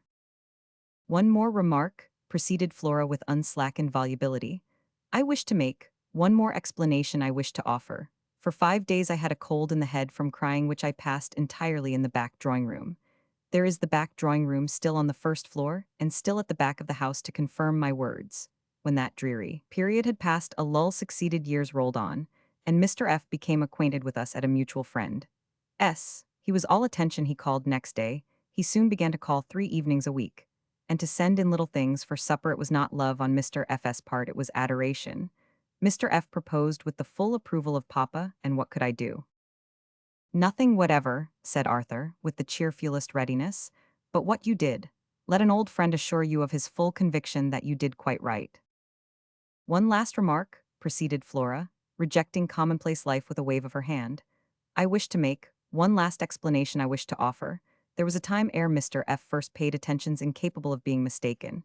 But that is past and was not to be. Dear Mr. Clennam, you no longer wear a golden chain, you are free, I trust you may be happy. Here is Papa, who is always tiresome and putting in his nose everywhere where he is not wanted. With these words, and with a hasty gesture fraught with timid caution, such a gesture had Clennam's eyes been familiar with in the old time, poor Flora left herself at 18 years of age, a long, long way behind again, and came to a full stop at last. Or rather, she left about half of herself at 18 years of age behind, and grafted the rest on to the relict of the late Mr. F, thus making a moral mermaid of herself, which her once boy lover contemplated with feelings wherein his sense of the sorrowful and his sense of the comical were curiously blended. For example, as if there were a secret understanding between herself and Clennam of the most thrilling nature, as if the first of a train of postchaises and four, extending all the way to Scotland, were at that moment round the corner, and as if she couldn't, and wouldn't, have walked into the parish church with him, under the shade of the family umbrella, with the patriarchal blessing on her head, and the perfect concurrence of all mankind. Flora comforted her soul with agonies of mysterious signaling, expressing dread of discovery. With the sensation of becoming more and more lightheaded every minute, Clennam saw the relict of the late Mr. F, enjoying herself in the most wonderful manner, by putting herself and him in their old places, and going through all the old performances. Now, when the stage was dusty, when the scenery was faded, when the youthful actors were dead, when the orchestra was empty, when the lights were out. And still, through all this grotesque revival of what he remembered as having once been prettily natural to her, he could not but feel that it revived at sight of him, and that there was a tender memory in it. The patriarch insisted on his staying to dinner, and Flora signaled, yes. Clennam so wished he could have done more than stay to dinner, so heartily wished he could have found the Flora that had been, or that never had been, that he thought the least atonement he could make for the disappointment he almost felt ashamed of was to give himself up to the family desire. Therefore, he stayed to dinner. Panks dined with them. Panks steamed out of his little dock at 6:15 and bore straight down for the patriarch, who happened to be then driving, in an inane manner, through a stagnant account of Bleeding Heart Yard. Panks instantly made fast to him and hauled him out. Bleeding Heart Yard? Said Panks with a puff and a snort. It's a troublesome property, don't pay you badly, but rents are very hard to get there. You have more trouble with that one place than with all the places belonging to you. Just as the big ship in tow gets the credit, with most spectators, of being the powerful object, so the patriarch usually seemed to have said himself whatever Panks said for him. Indeed, returned Clennam, upon whom this impression was so efficiently made by a mere gleam of the polished head that he spoke the ship instead of the tug. The people are so poor there. You can't say, you know, snorted Panks, taking one of his dirty hands out of his rusty iron-gray pockets to bite his nails, if he could find any, and turning his beads of eyes upon his employer, whether they're poor or not. They say they are, but they all say that. When a man says he's rich, you're generally sure he is. Besides, if they are poor, you can't help it. You'd be poor yourself if you didn't get your rents. True enough, said Arthur. You're not going to keep open house for all the poor of London, pursued Panks. You're not going to lodge M for nothing. You're not going to open your gates wide and let M come free. Not if you know it, you ain't. Mr. Casby shook his head, in placid and benignant generality. If a man takes a room of you at £0.50 a week, and when the week comes round hasn't got the £0.50, you say to that man, why have you got the room, then? If you haven't got the one thing, why have you got the other?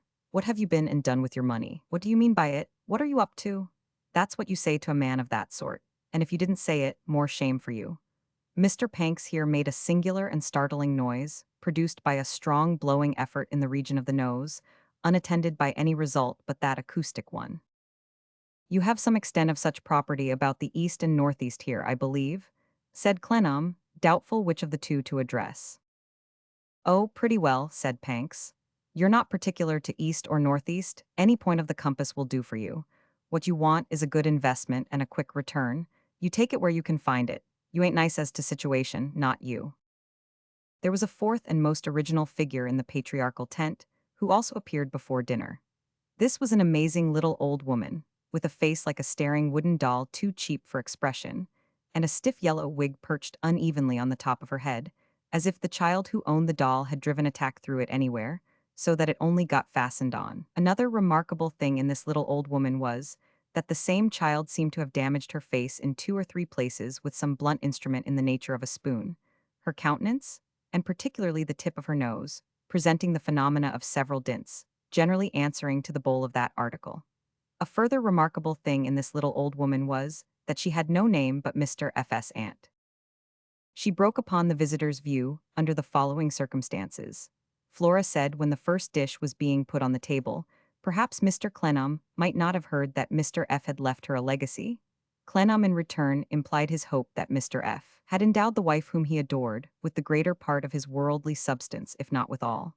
Flora said, oh yes, she didn't mean that. Mr. F. had made a beautiful will, but he had left her as a separate legacy, his aunt. She then went out of the room to fetch the legacy, and on her return rather triumphantly presented Mr. F.'s aunt. The major characteristics discoverable by the stranger in Mr. F.'s aunt were extreme severity and grim taciturnity, sometimes interrupted by a propensity to offer remarks in a deep warning voice, which, being totally uncalled for by anything said by anybody, and traceable to no association of ideas, confounded and terrified the mind. Mr. F.'s aunt may have thrown in these observations on some system of her own, and it may have been ingenious or even subtle, but the key to it was wanted. The neatly served and well-cooked dinner, for everything about the patriarchal household promoted quiet digestion, began with some soup, some fried soles, a butterboat of shrimp sauce, and a dish of potatoes. The conversation still turned on the receipt of rents. Mr. F.'s aunt, after regarding the company for 10 minutes with a malevolent gaze, delivered the following fearful remark. When we lived at Henley, Barnes Scander was stole by tinkers. Mr. Panks courageously nodded his head and said, all right, ma'am. But the effect of this mysterious communication upon Clennam was absolutely to frighten him. And another circumstance invested this old lady with peculiar terrors. Though she was always staring, she never acknowledged that she saw any individual. The polite and attentive stranger would desire, say, to consult her inclinations on the subject of potatoes. His expressive action would be hopelessly lost upon her, and what could he do? No man could say, Mr. F.'s aunt, will you permit me? Every man retired from the spoon, as Clennam did, cowed and baffled. There was mutton, a steak, and an apple pie, nothing in the remotest way connected with ganders, and the dinner went on like a disenchanted feast, as it truly was. Once upon a time Clennam had sat at that table taking no heed of anything but Flora. Now the principal heed he took of Flora was to observe, against his will, that she was very fond of porter, that she combined a great deal of sherry with sentiment, and that if she were a little overgrown, it was upon substantial grounds. The last of the patriarchs had always been a mighty eater, and he disposed of an immense quantity of solid food, with the benignity of a good soul who was feeding someone else. Mr. Panks, who was always in a hurry, and who referred at intervals to a little dirty notebook which he kept beside him, perhaps containing the names of the defaulters he meant to look up by way of dessert, took in his victuals much as if he were coaling, with a good deal of noise, a good deal of dropping about, and a puff and a snort occasionally, as if he were nearly ready to steam away. All through dinner, Flora combined her present appetite for eating and drinking with her past appetite for romantic love, in a way that made Clennam afraid to lift his eyes from his plate, since he could not look towards her without receiving some glance of mysterious meaning or warning, as if they were engaged in a plot. Mr. F.'s aunt sat silently defying him with an aspect of the greatest bitterness, until the removal of the cloth and the appearance of the decanters, when she originated another observation, struck into the conversation like a clock, without consulting anybody. Flora had just said, Mr. Clennam, will you give me a glass of port for Mr. F.'s aunt? The monument near London Bridge, that lady instantly proclaimed, was put up arter the Great Fire of London. And the Great Fire of London was not the fire in which your Uncle George's workshops was burned down. Mr. Panks, with his former courage, said, "Indeed, ma'am, all right." But appearing to be incensed by imaginary contradiction or other ill usage, Mr. F.S. Ant, instead of relapsing into silence, made the following additional proclamation. "I hate a fool." She imparted to this sentiment, in itself almost Solomonic, so extremely injurious and personal a character by leveling it straight at the visitor's head, that it became necessary to lead Mr. F.S. Ant from the room. This was quietly done by Flora, Mr. F.S. Ant offering no resistance but inquiring on her way out, "What he come there for, then?" with implacable animosity. 151 M. Original. When Flora returned, she explained that her legacy was a clever old lady, but was sometimes a little singular, and took dislikes, peculiarities of which Flora seemed to be proud rather than otherwise. As Flora's good nature shone in the case, Clennam had no fault to find with the old lady for eliciting it, now that he was relieved from the terrors of her presence, and they took a glass or two of wine in peace. Foreseeing then that the Panks would shortly get under way, and that the patriarch would go to sleep, he pleaded the necessity of visiting his mother, and asked Mr. Panks in which direction he was going. "City ward, sir," said Panks. "Shall we walk together?" said Arthur. "Quite agreeable," said Panks.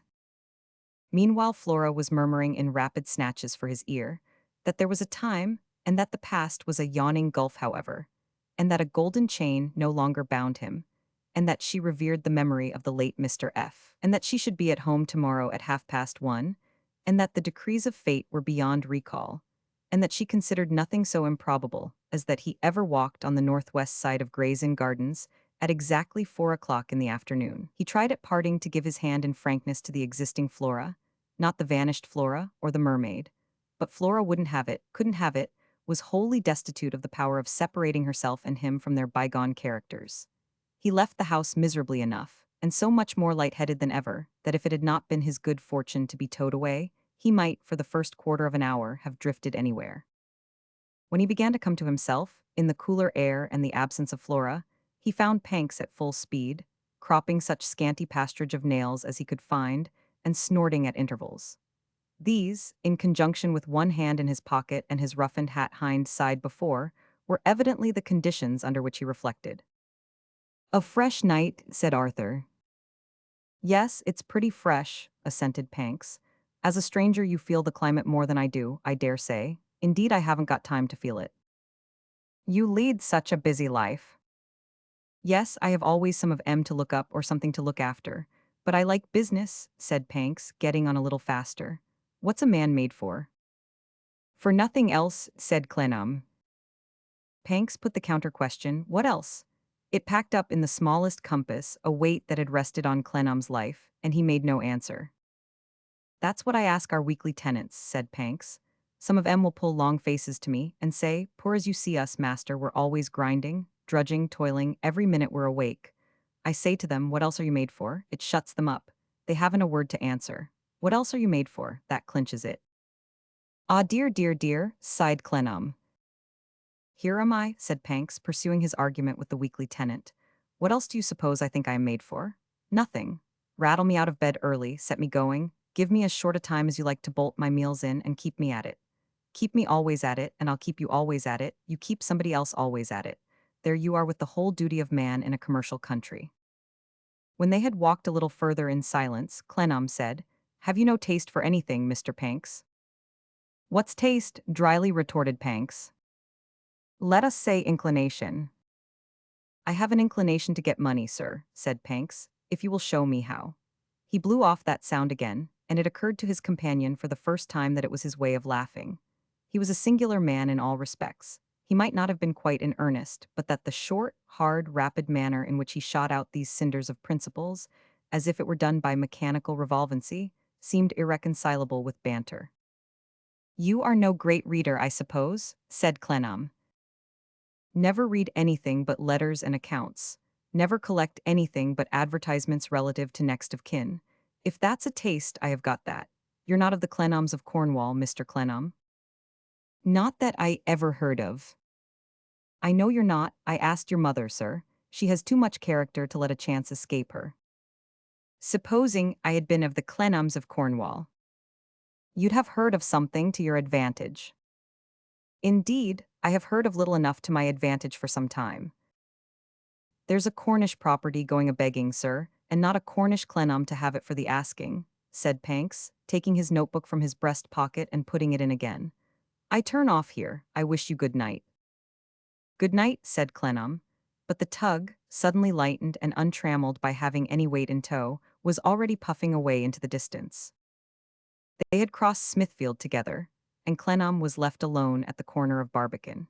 He had no intention of presenting himself in his mother's dismal room that night, and could not have felt more depressed and cast away if he had been in a wilderness. He turned slowly down Aldersgate Street, and was pondering his way along towards St. Paul's, purposing to come into one of the great thoroughfares for the sake of their light and life, when a crowd of people flocked towards him on the same pavement, and he stood aside against a shop to let them pass. As they came up, he made out that they were gathered around a something that was carried on men's shoulders. He soon saw that it was a litter hastily made of a shutter or some such thing, and a recumbent figure upon it, and the scraps of conversation in the crowd, and a muddy bundle carried by one man, and a muddy hat carried by another, informed him that an accident had occurred. The litter stopped under a lamp before it had passed him half a dozen paces for some readjustment of the burden, and, the crowd stopping too, he found himself in the midst of the array. An accident going to the hospital? He asked an old man beside him, who stood shaking his head, inviting conversation. Yes, said the man, along of the males. They ought to be prosecuted and fined, the males. They come a-racing out of Lad Lane and Wood Street at 12 or 14 mile a hour, the males do. The only wonder is that people ain't killed oftener by the males. This person is not killed, I hope. I don't know, said the man. It ain't for the want of a will in the males if he ain't. The speaker having folded his arms, and set in comfortably to address his depreciation of the males to any of the bystanders who would listen, several voices, out of pure sympathy with the sufferer, confirmed him. One voice saying to Clennam, "They're a public nuisance, them males, sir." Another, "I see one on M pull up within half an inch of a boy last night." Another, "I see one on M go over a cat, sir, and it might have been your own mother." And all representing, by implication, that if he happened to possess any public influence, he could not use it better than against the males. Why, a native Englishman is put to it every night of his life, to save his life from the males, argued the first old man, and he knows when they're a coming round the corner to tear him limb from limb. What can you expect from a poor foreigner who don't know nothing about M? Is this a foreigner? Said Clennam, leaning forward to look. In the midst of such replies as Frenchman, sir, Portuguese, sir, Dutchman, sir, Prussian, sir, and other conflicting testimony, he now heard a feeble voice asking, both in Italian and in French, for water. A general remark going round in reply of, "Ah, poor fellow, he says he'll never get over it, and no wonder?" Clennam begged to be allowed to pass, as he understood the poor creature. He was immediately handed to the front to speak to him. "First, he wants some water," said he, looking round. A dozen good fellows dispersed to get it. "Are you badly hurt, my friend?" he asked the man on the litter in Italian. "Yes, sir, yes, yes, yes. It's my leg, but it pleases me to hear the old music, though I am very bad." "You are a traveler, stay, see the water, let me give you some." They had rested the litter on a pile of paving stones. It was at a convenient height from the ground, and by stooping he could lightly raise the head with one hand and hold the glass to his lips with the other.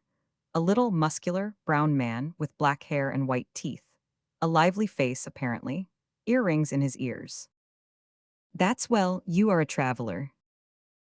"Surely, sir." "A stranger in this city." "Surely, surely, altogether. I am arrived this unhappy evening." "From what country?" "Marseille." "Why, see there, I also, almost as much a stranger here as you, though born here. I came from Marseille a little while ago. Don't be cast down." The face looked up at him imploringly as he rose from wiping it and gently replaced the coat that covered the writhing figure. "I won't leave you till you shall be well taken care of. Courage, you will be very much better half an hour hence." "Ah, altro, altro," cried the poor little man in a faintly incredulous tone, and as they took him up, hung out his right hand to give the forefinger a backhanded shake in the air. Arthur Clennam turned, and walking beside the litter, and saying an encouraging word now and then, accompanied it to the neighboring hospital of St. Bartholomew. None of the crowd but the bearers and he being admitted, the disabled man was soon laid on a table in a cool, methodical way, and carefully examined by a surgeon who was as near at hand, and as ready to appear as Calamity herself. "He hardly knows an English word," said Clennam. "Is he badly hurt?" "Let us know all about it first," said the surgeon, continuing his examination with a businesslike delight in it, "before we pronounce." After trying the leg with a finger, and two fingers, and one hand and two hands, and over and under and up and down, and in this direction and in that, and approvingly remarking on the points of interest to another gentleman who joined him, the surgeon at last clapped the patient on the shoulder and said, "He won't hurt. He'll do very well. It's difficult enough, but we shall not want him to part with his leg this time." Which Clennam interpreted to the patient, who was full of gratitude, and in his demonstrative way, kissed both the interpreter's hand and the surgeon's several times. "It's a serious injury, I suppose," said Clennam. "Yees," replied the surgeon, with the thoughtful pleasure of an artist contemplating the work upon his easel. "Yes, it's enough. There's a compound fracture above the knee, and a dislocation below. They are both of a beautiful kind." He gave the patient a friendly clap on the shoulder again, as if he really felt that he was a very good fellow indeed, and worthy of all commendation for having broken his leg in a manner interesting to science. "He speaks French," said the surgeon. "Oh yes, he speaks French." "He'll be at no loss here, then. You have only to bear a little pain like a brave fellow, my friend, and to be thankful that all goes as well as it does," he added in that tongue, "and you'll walk again to a marvel. Now, let us see whether there's anything else the matter, and how our ribs are." There was nothing else the matter, and our ribs were sound. Clennam remained until everything possible to be done had been skillfully and promptly done. The poor belated wanderer in a strange land movingly besought that favor of him, and lingered by the bed to which he was in due time removed, until he had fallen into a doze. Even then he wrote a few words for him on his card, with a promise to return tomorrow, and left it to be given to him when he should awake. All these proceedings occupied so long that it struck 11 o'clock at night as he came out at the hospital gate. He had hired a lodging for the present in Covent Garden, and he took the nearest way to that quarter, by Snow Hill and Holborn. Left to himself again, after the solicitude and compassion of his last adventure, he was naturally in a thoughtful mood. As naturally, he could not walk on thinking for 10 minutes without recalling Flora. She necessarily recalled to him his life, with all its misdirection and little happiness. When he got to his lodging, he sat down before the dying fire, as he had stood at the window of his old room looking out upon the blackened forest of chimneys, and turned his gaze back upon the gloomy vista by which he had come to that stage in his existence. So long, so bare, so blank. No childhood, no youth except for one remembrance, that one remembrance proved only that day to be a piece of folly. It was a misfortune to him, trifle as it might have been to another.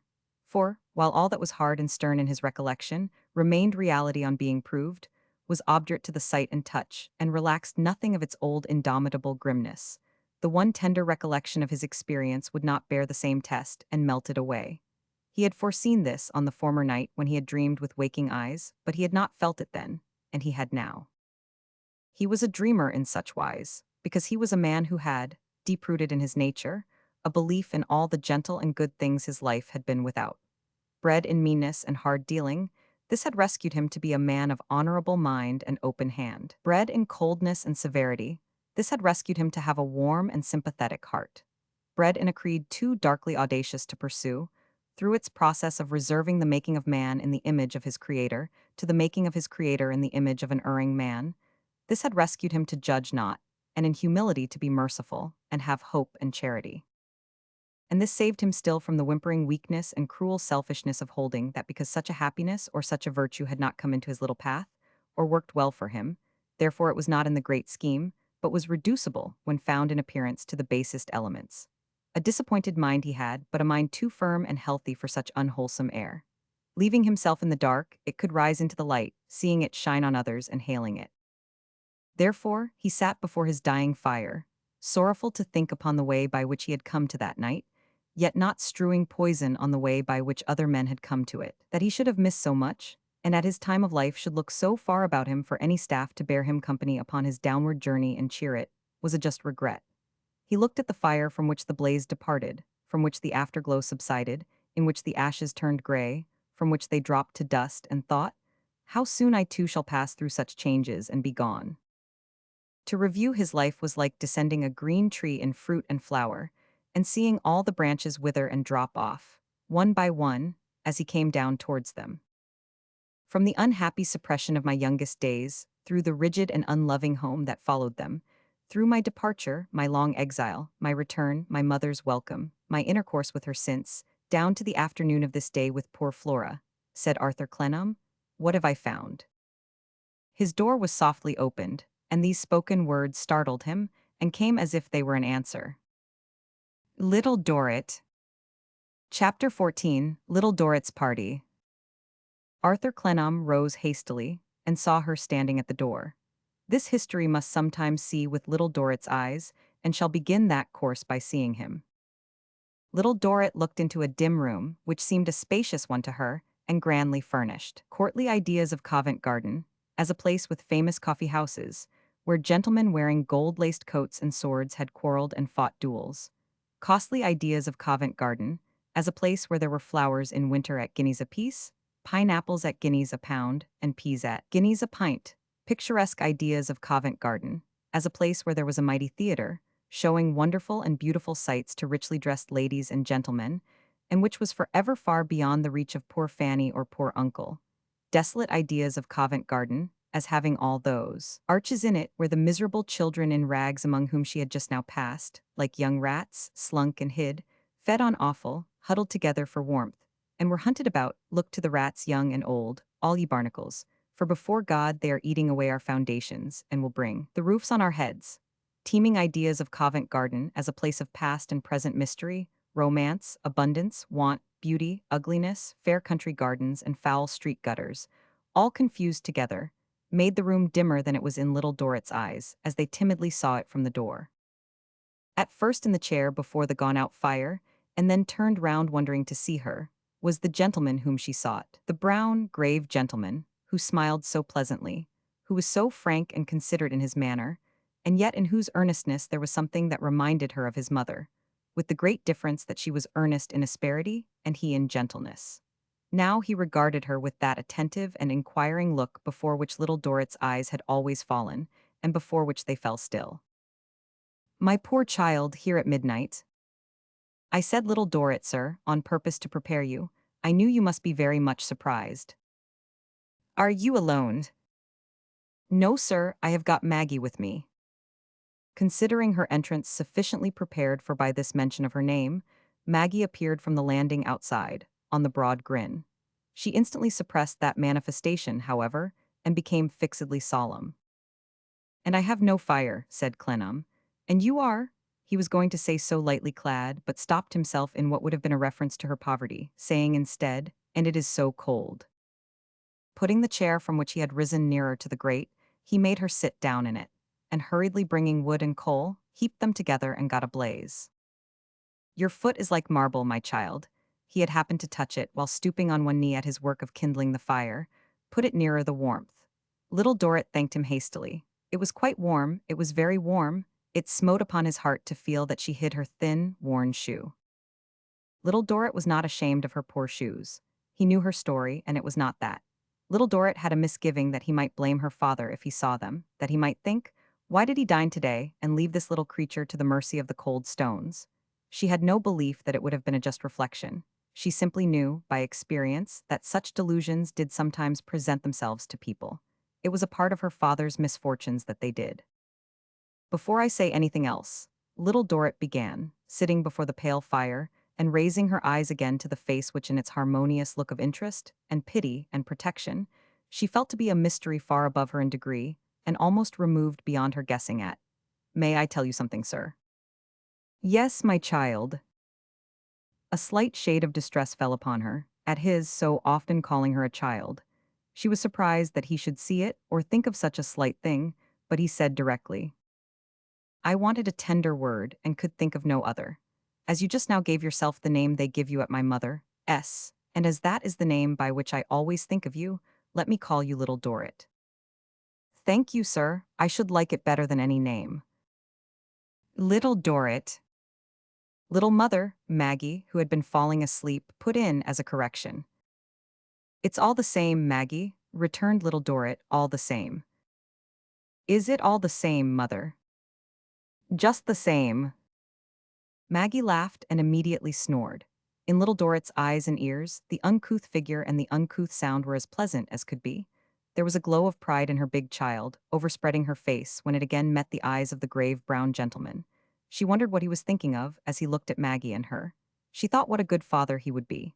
How, with some such look, he would counsel and cherish his daughter. What I was going to tell you, sir, said Little Dorrit, is that my brother is at large. Arthur was rejoiced to hear it, and hoped he would do well. And what I was going to tell you, sir, said Little Dorrit, trembling in all her little figure and in her voice, is that I am not to know whose generosity released him. Am never to ask, and am never to be told, and am never to thank that gentleman with all my grateful heart. He would probably need no thanks, Clennam said. Very likely he would be thankful himself, and with reason, that he had had the means and chance of doing a little service to her, who well deserved a great one. And what I was going to say, sir, is, said Little Dorrit, trembling more and more, that if I knew him, and I might, I would tell him that he can never, never know how I feel his goodness and how my good father would feel it. And what I was going to say, sir, is that if I knew him, and I might, but I don't know him and I must not, I know that. I would tell him that I shall never any more lie down to sleep without having prayed to heaven to bless him and reward him. And if I knew him, and I might, I would go down on my knees to him, and take his hand and kiss it and ask him not to draw it away, but to leave it, oh, to leave it for a moment, and let my thankful tears fall on it, for I have no other thanks to give him. Little Dorrit had put his hand to her lips, and would have kneeled to him, but he gently prevented her, and replaced her in her chair. Her eyes and the tones of her voice had thanked him far better than she thought. He was not able to say, quite as composedly as usual, "There, Little Dorrit, there.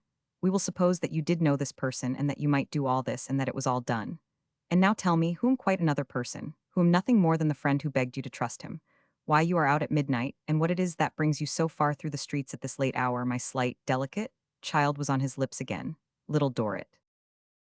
Maggie and I have been tonight, she answered, subduing herself with the quiet effort that had long been natural to her, to the theater where my sister is engaged. And oh, ain't it a heavenly place? Suddenly interrupted Maggie, who seemed to have the power of going to sleep and waking up whenever she chose. Almost as good as a hospital, only there ain't no chicking in it. Here she shook herself and fell asleep again. We went there, said Little Dorrit, glancing at her charge, because I like sometimes to know, of my own knowledge, that my sister is doing well, and like to see her there with my own eyes when neither she nor uncle is aware. It is very seldom indeed that I can do that, because when I am not out at work, I am with my father, and even when I am out at work, I hurry home to him. But I pretend tonight that I am at a party. As she made the confession, timidly hesitating, she raised her eyes to the face, and read its expression so plainly that she answered it. Oh no, certainly, I never was at a party in my life. She paused a little under his attentive look, and then said, I hope there is no harm in it. I could never have been of any use if I had not pretended a little. She feared that he was blaming her in his mind for so devising to contrive for them, think for them, and watch over them, without their knowledge or gratitude, perhaps even with their reproaches for supposed neglect. But what was really in his mind was the weak figure with its strong purpose, the thin worn shoes, the insufficient dress, and the pretense of recreation and enjoyment. He asked where the supposititious party was. At a place where she worked, answered Little Dorrit, blushing. She had said very little about it, only a few words to make her father easy. Her father did not believe it to be a grand party, indeed he might suppose that, and she glanced for an instant at the shawl she wore. It is the first night, said Little Dorrit, that I have ever been away from home, and London looks so large, so barren, and so wild. In Little Dorrit's eyes, its vastness under the black sky was awful. A tremor passed over her as she said the words. But this is not, she added, with the quiet effort again, what I have come to trouble you with, sir. My sister's having found a friend, a lady she has told me of and made me rather anxious about, was the first cause of my coming away from home. And being away and coming on purpose, round by where you lived and seeing a light in the window. Not for the first time. No, not for the first time. In Little Dorrit's eyes, the outside of that window had been a distant star on other nights than this. She had toiled out of her way, tired and troubled, to look up at it and wonder about the grave, brown gentleman from so far off, who had spoken to her as a friend and protector. There were three things, said Little Dorrit, that I thought I would like to say if you were alone and I might come upstairs. First, what I have tried to say but never can, never shall. Hush, hush, that is done with and disposed of. Let us pass to the second, said Clennam, smiling her agitation away, making the blaze shine upon her, and putting wine and cake and fruit towards her on the table. I think, said Little Dorrit, this is the second thing, sir. I think Mrs. Clennam must have found out my secret, and must know where I come from and where I go to. Where I live, I mean. Indeed, returned Clennam quickly. He asked her, after short consideration, why she supposed so. I think, replied Little Dorrit, that Mr. Flintwinch must have watched me. And why? Clennam asked, as he turned his eyes upon the fire, bent his brows and considered again. Why did she suppose that? I have met him twice, both times near home, both times at night when I was going back. Both times I thought, though that may easily be my mistake, that he hardly looked as if he had met me by accident. Did he say anything? No, he only nodded and put his head on one side. The devil take his head, mused Clennam, still looking at the fire. It's always on one side. He roused himself to persuade her to put some wine to her lips, and to touch something to eat. It was very difficult, she was so timid and shy, and then said, musing again. Is my mother at all changed to you? Oh, not at all, she is just the same. I wondered whether I had better tell her my history. I wondered whether whether you would like me to tell her. I wondered, said Little Dorrit, looking at him in a suppliant way and gradually withdrawing her eyes as he looked at her, whether you would advise me what I ought to do. Little Dorrit, said Clennam, and the phrase had already begun, between these two, to stand for 100 gentle phrases, according to the varying tone and connection in which it was used. Do nothing. I will have some talk with my old friend, Mrs. Affery. Do nothing, Little Dorrit, except refresh yourself with such means as there are here. I entreat you to do that. Thank you, I am not hungry. Nor, said Little Dorrit, as he softly put her glass towards her, nor thirsty. I think Maggie might like something, perhaps. We will make her find pockets presently for all there is here, said Clennam, but before we awake her, there was a third thing to say. Yes, you will not be offended, sir. I promise that, unreservedly. It will sound strange, I hardly know how to say it. Don't think it unreasonable or ungrateful in me, said Little Dorrit, with returning and increasing agitation. No, no, no, I am sure it will be natural and right. I am not afraid that I shall put a wrong construction on it, whatever it is. Thank you, you are coming back to see my father again. Yes. You have been so good and thoughtful as to write him a note, saying that you are coming tomorrow. Oh, that was nothing, yes. Can you guess, said Little Dorrit, folding her small hands tight in one another, and looking at him with all the earnestness of her soul looking steadily out of her eyes, what I am going to ask you not to do. I think I can, but I may be wrong. No, you are not wrong, said Little Dorrit, shaking her head. If we should want it so very, very badly that we cannot do without it, let me ask you for it. I will, I will. Don't encourage him to ask. Don't understand him if he does ask. Don't give it to him. Save him and spare him that, and you will be able to think better of him. Clennam said, not very plainly, seeing those tears glistening in her anxious eyes, that her wish should be sacred with him. You don't know what he is, she said. You don't know what he really is. How can you, seeing him there all at once, dear love, and not gradually, as I have done?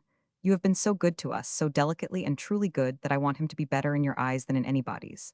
And I cannot bear to think, cried Little Dorrit, covering her tears with her hands, I cannot bear to think that you of all the world should see him in his only moments of degradation. Pray, said Clennam, do not be so distressed. Pray, pray, Little Dorrit, this is quite understood now. Thank you, sir, thank you. I have tried very much to keep myself from saying this. I have thought about it, days and nights, but when I knew for certain you were coming again, I made up my mind to speak to you. Not because I am ashamed of him, she dried her tears quickly, but because I know him better than anyone does and love him and am proud of him. Relieved of this weight, Little Dorrit was nervously anxious to be gone. Maggie being broad awake, and in the act of distantly gloating over the fruit and cakes with chuckles of anticipation, Clennam made the best diversion in his power by pouring her out a glass of wine, which she drank in a series of loud smacks, putting her hand upon her windpipe after every one, and saying, breathless, with her eyes in a prominent state, "Oh, ain't it delicious? Ain't it hospitally?" When she had finished the wine and these encomiums, He charged her to load her basket. She was never without her basket, with every eatable thing upon the table, and to take especial care to leave no scrap behind. Maggie's pleasure in doing this and her little mother's pleasure in seeing Maggie pleased was as good a turn as circumstances could have given to the late conversation. "But the gates will have been locked long ago," said Clennam, suddenly remembering it. "Where are you going?" "I am going to Maggie's lodging," answered Little Dorrit. "I shall be quite safe, quite well taken care of." "I must accompany you there," said Clennam. "I cannot let you go alone." "Yes, pray leave us to go there by ourselves. Pray do," begged Little Dorrit. She was so earnest in the petition that Clennam felt a delicacy in obtruding himself upon her, the rather because he could well understand that Maggie's lodging was of the obscurest sort. "Come, Maggie," said Little Dorrit cheerily. "We shall do very well. We know the way by this time, Maggie." "Yes, yes, little mother, we know the way," chuckled Maggie, and away they went. Little Dorrit turned at the door to say, "God bless you." She said it very softly, but perhaps she may have been as audible above, who knows, as a whole cathedral choir.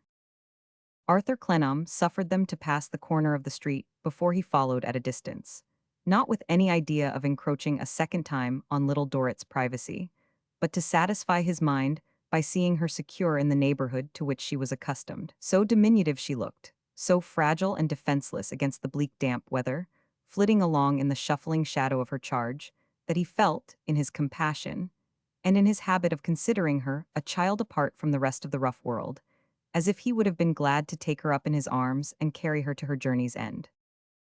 In course of time she came into the leading thoroughfare where the Marshalsea was, and then he saw them slacken their pace, and soon turned down a by-street. He stopped, felt that he had no right to go further, and slowly left them. He had no suspicion that they ran any risk of being houseless until morning, had no idea of the truth until long, long afterwards. "But," said Little Dorrit, when they stopped at a poor dwelling all in darkness, and heard no sound on listening at the door, "now, this is a good lodging for you, Maggie, and we must not give offense. Consequently, we will only knock twice, and not very loud, and if we cannot wake them so, we must walk about till day." Once, Little Dorrit knocked with a careful hand and listened. Twice, Little Dorrit knocked with a careful hand and listened. All was close and still.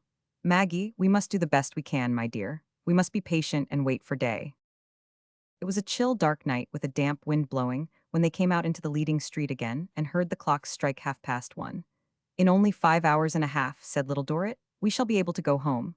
To speak of home and to go and look at it being so near was a natural sequence. They went to the closed gate and peeped through into the courtyard. "I hope he is sound asleep," said Little Dorrit, kissing one of the bars, "and does not miss me." The gate was so familiar and so like a companion that they put down Maggie's basket in a corner to serve for a seat, and keeping close together rested there for some time. While the street was empty and silent, Little Dorrit was not afraid. But when she heard a footstep at a distance or saw a moving shadow among the street lamps, she was startled and whispered, "Maggie, I see someone. Come away." Maggie would then wake up more or less fretfully, and they would wander about a little and come back again. As long as eating was a novelty and an amusement, Maggie kept up pretty well. But that period going by, she became querulous about the cold, and shivered and whimpered. "It will soon be over, dear," said Little Dorrit patiently. "Oh, it's all very fine for you, little mother," returned Maggie. "But I'm a poor thing, only 10 years old." At last, in the dead of the night, when the street was very still indeed, Little Dorrit laid the heavy head upon her bosom and soothed her to sleep. And thus she sat at the gate, as it were alone, looking up at the stars and seeing the clouds pass over them in their wild flight, which was the dance at Little Dorrit's party. If it really was a party, she thought once as she sat there, if it was light and warm and beautiful, and it was our house, and my poor dear was its master, and had never been inside these walls, and if Mr. Clennam was one of our visitors, and we were dancing to delightful music, and were all as gay and light-hearted as ever we could be. I wonder? Such a vista of wonder opened out before her that she sat looking up at the stars, quite lost, until Maggie was querulous again and wanted to get up and walk. 3 o'clock and 3:30, and they had passed over London Bridge. They had heard the rush of the tide against obstacles, and looked down, awed, through the dark vapor on the river, had seen little spots of lighted water where the bridge lamps were reflected, shining like demon eyes with a terrible fascination in them for guilt and misery. They had shrunk past homeless people, lying coiled up in nooks. They had run from drunkards. They had started from slinking men, whistling and signing to one another at by corners, or running away at full speed. though everywhere the leader and the guide, Little Dorrit, happy for once in her youthful appearance, feigned to cling to and rely upon Maggie. And more than once some voice, from among a knot of brawling or prowling figures in their path, had called out to the rest to let the woman and the child go by. So, the woman and the child had gone by, and gone on, and 5 had sounded from the steeples. They were walking slowly towards the east, already looking for the first pale streak of day, when a woman came after them. "What are you doing with the child?" she said to Maggie. She was young, far too young to be there, heaven knows, and neither ugly nor wicked looking. She spoke coarsely, but with no naturally coarse voice. There was even something musical in its sound. "What are you doing with yourself?" retorted Maggie, for want of a better answer. "Can't you see, without my telling you?" "I don't know as I can," said Maggie. "Killing myself, now I have answered you, answer me. What are you doing with the child?" The supposed child kept her head drooped down, and kept her form close at Maggie's side. "Poor thing," said the woman. "Have you no feeling that you keep her out in the cruel streets at such a time as this? Have you no eyes that you don't see how delicate and slender she is? Have you no sense, you don't look as if you had much, that you don't take more pity on this cold and trembling little hand?" She had stepped across to that side, and held the hand between her own two, chafing it. "Kiss a poor lost creature, dear," she said, bending her face, "and tell me where's she taking you." Little Dorrit turned towards her. "Why, my God," she said, recoiling, "you're a woman." "Don't mind that," said Little Dorrit, clasping one of her hands that had suddenly released hers. "I am not afraid of you." "Then you had better be," she answered. "Have you no mother?" "No. No father." "Yes, a very dear one." "Go home to him and be afraid of me. Let me go, good night." "I must thank you first. Let me speak to you as if I really were a child." "You can't do it," said the woman. "You are kind and innocent, but you can't look at me out of a child's eyes. I never should have touched you, but I thought that you were a child." And with a strange, wild cry, she went away. No day yet in the sky, but there was day in the resounding stones of the streets, in the wagons, carts, and coaches, in the workers going to various occupations, in the opening of early shops, in the traffic at markets, in the stir of the riverside. There was coming day in the flaring lights with a feebler color in them than they would have had at another time, coming day in the increased sharpness of the air and the ghastly dying of the night. They went back again to the gate, intending to wait there now until it should be opened, but the air was so raw and cold that Little Dorrit, leading Maggie about in her sleep, kept in motion. Going round by the church, she saw lights there, and the door open, and went up the steps and looked in. "Who's that?" cried a stout old man, who was putting on a nightcap as if he were going to bed in a vault. "It's no one particular, sir," said Little Dorrit. "Stop," cried the man, "let's have a look at you." This caused her to turn back again in the act of going out, and to present herself and her charge before him. "I thought so," said he, "I know you." "We have often seen each other," said Little Dorrit, recognizing the sexton, or the beadle, or the verger, or whatever he was, "when I have been at church here. More than that, we've got your birth in our register, you know. You're one of our curiosities."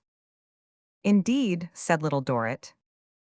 "To be sure, as the child of the by-the-by, how did you get out so early?" "We were shut out last night, and are waiting to get in." "You don't mean it, and there's another hour good yet.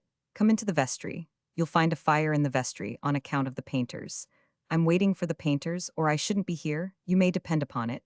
One of our curiosities mustn't be cold when we have it in our power to warm her up comfortable. Come along." He was a very good old fellow, in his familiar way, and having stirred the vestry fire, he looked round the shelves of registers for a particular volume. "Here you are, you see," he said, taking it down and turning the leaves. "Here you'll find yourself as large as life. Amy, daughter of William and Fanny Dorrit, born Marshalsea Prison, parish of St. George. And we tell people that you have lived there without so much as a day's or a night's absence ever since, is it true?" "Quite true, till last night." "Lord," but his surveying her with an admiring gaze suggested something else to him, to wit, "I am sorry to see, though, that you are faint and tired. Stay a bit. I'll get some cushions out of the church, and you and your friend shall lie down before the fire. Don't be afraid of not going in to join your father when the gate opens. I'll call you." He soon brought in the cushions, and strewed them on the ground. "There you are, you see, again as large as life. Oh, never mind thanking. I've daughters of my own. And though they weren't born in the Marshalsea prison, they might have been, if I had been, in my ways of carrying on of your father's breed. Stop a bit. I must put something under the cushion for your head. Here's a burial volume, just the thing. We have got Mrs. Bangham in this book. But what makes these books interesting to most people is not who's in M, but who isn't, who's coming, and when. That's the interesting question. Commendingly looking back at the pillow he had improvised, he left them to their hour's repose. Maggie was snoring already, and Little Dorrit was soon fast asleep with her head resting on that sealed book of fate, untroubled by its mysterious blank leaves. 167M. Original. This was Little Dorrit's party. The shame, desertion, wretchedness, and exposure of the great capital, the wet, the cold, the slow hours, and the swift clouds of the dismal night. This was the party from which Little Dorrit went home, jaded in the first gray mist of a rainy morning. Chapter 15. Mrs. Flintwinch has another dream. The debilitated old house in the city, wrapped in its mantle of soot, and leaning heavily on the crutches that had partaken of its decay and worn out with it, never knew a healthy or a cheerful interval, let what would betide. If the sun ever touched it, it was but with a ray, and that was gone in half an hour. If the moonlight ever fell upon it, it was only to put a few patches on its doleful cloak and make it look more wretched. The stars, to be sure, coldly watched it when the nights and the smoke were clear enough, and all bad weather stood by it with a rare fidelity. You should alike find rain, hail, frost, and thaw lingering in that dismal enclosure when they had vanished from other places. And as to snow, you should see it there for weeks, long after it had changed from yellow to black, slowly weeping away its grimy life. The place had no other adherents. As to street noises, the rumbling of wheels in the lane merely rushed in at the gateway in going past, and rushed out again, making the listening Mistress Affrey feel as if she were deaf, and recovered the sense of hearing by instantaneous flashes. So with whistling, singing, talking, laughing, and all pleasant human sounds, they leaped the gap in a moment and went upon their way. The varying light of fire and candle in Mrs. Clennam's room made the greatest change that ever broke the dead monotony of the spot. In her two long, narrow windows, the fire shone sullenly all day, and sullenly all night.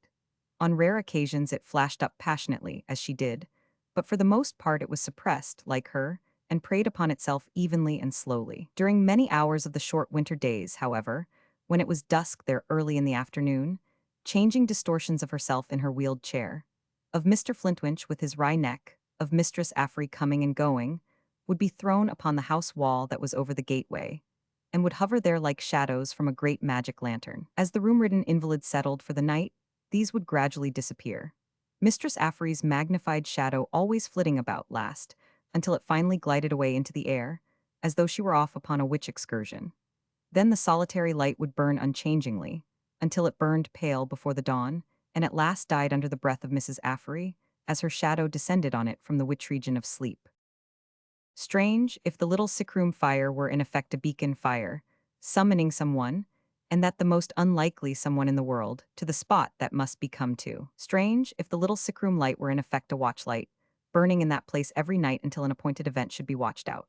Which of the vast multitude of travelers, under the sun and the stars, climbing the dusty hills and toiling along the weary plains, journeying by land and journeying by sea, coming and going so strangely, to meet and to act and react on one another, which of the host may, with no suspicion of the journey's end, be traveling surely hither?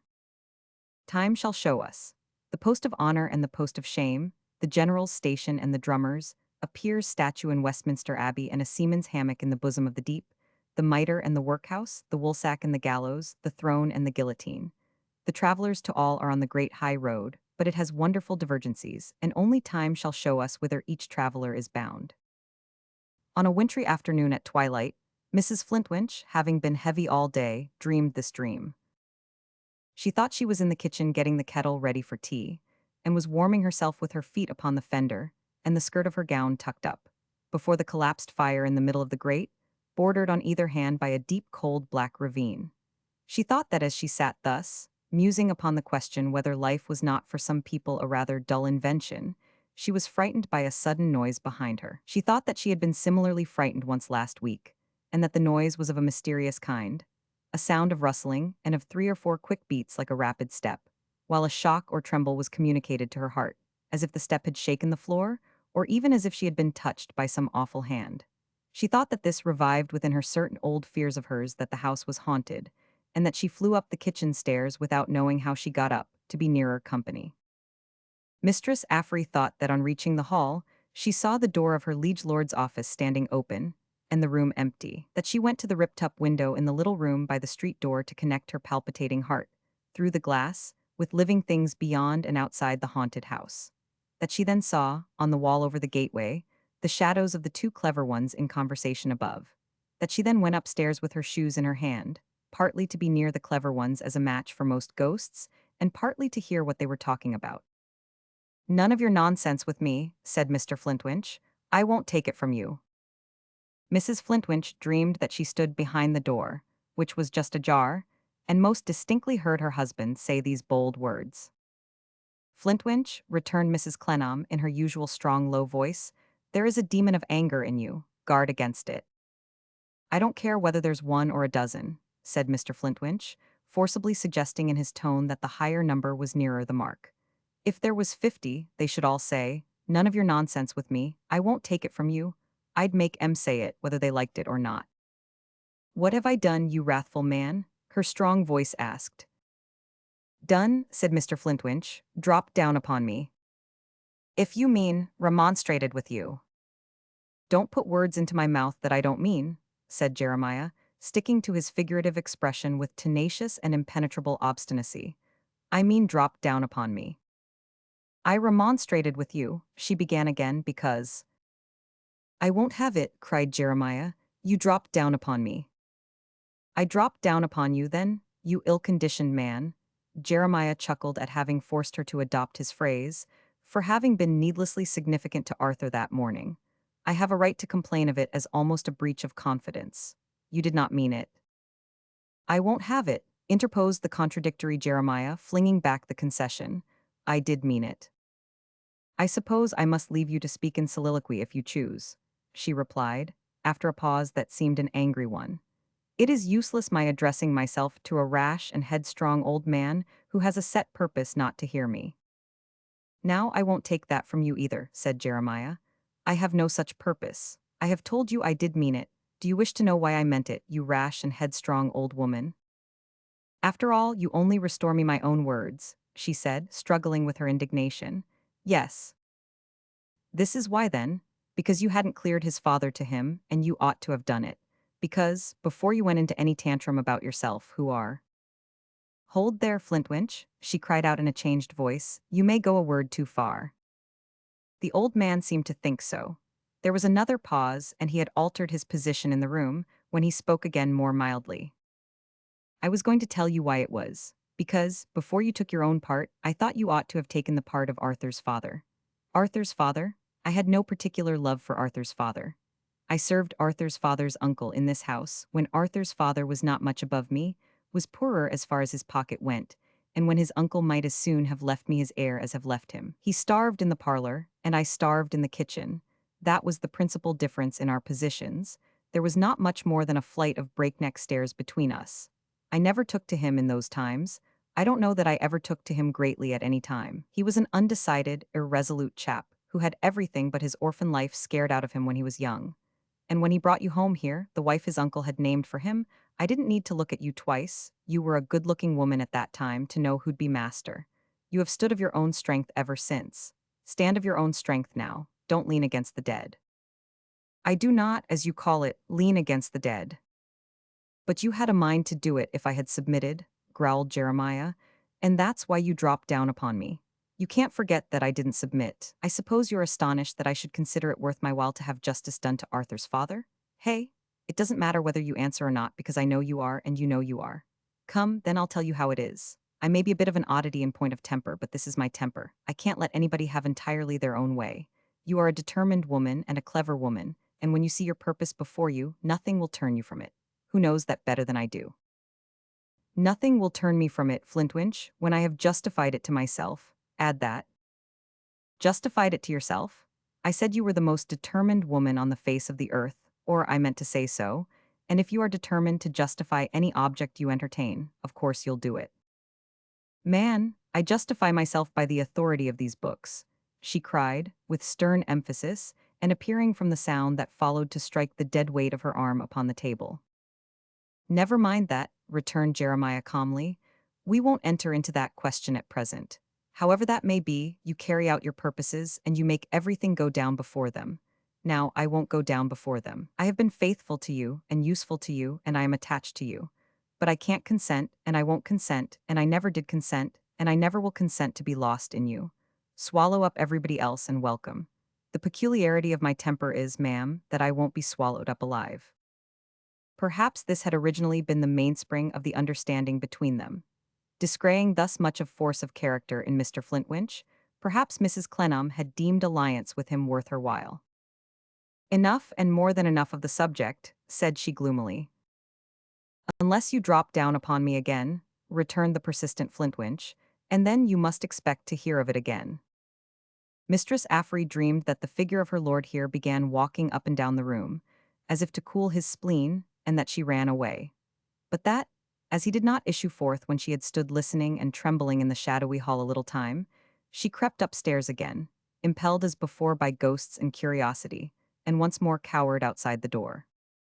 "Please to light the candle, Flintwinch," Mrs. Clennam was saying, apparently wishing to draw him back into their usual tone.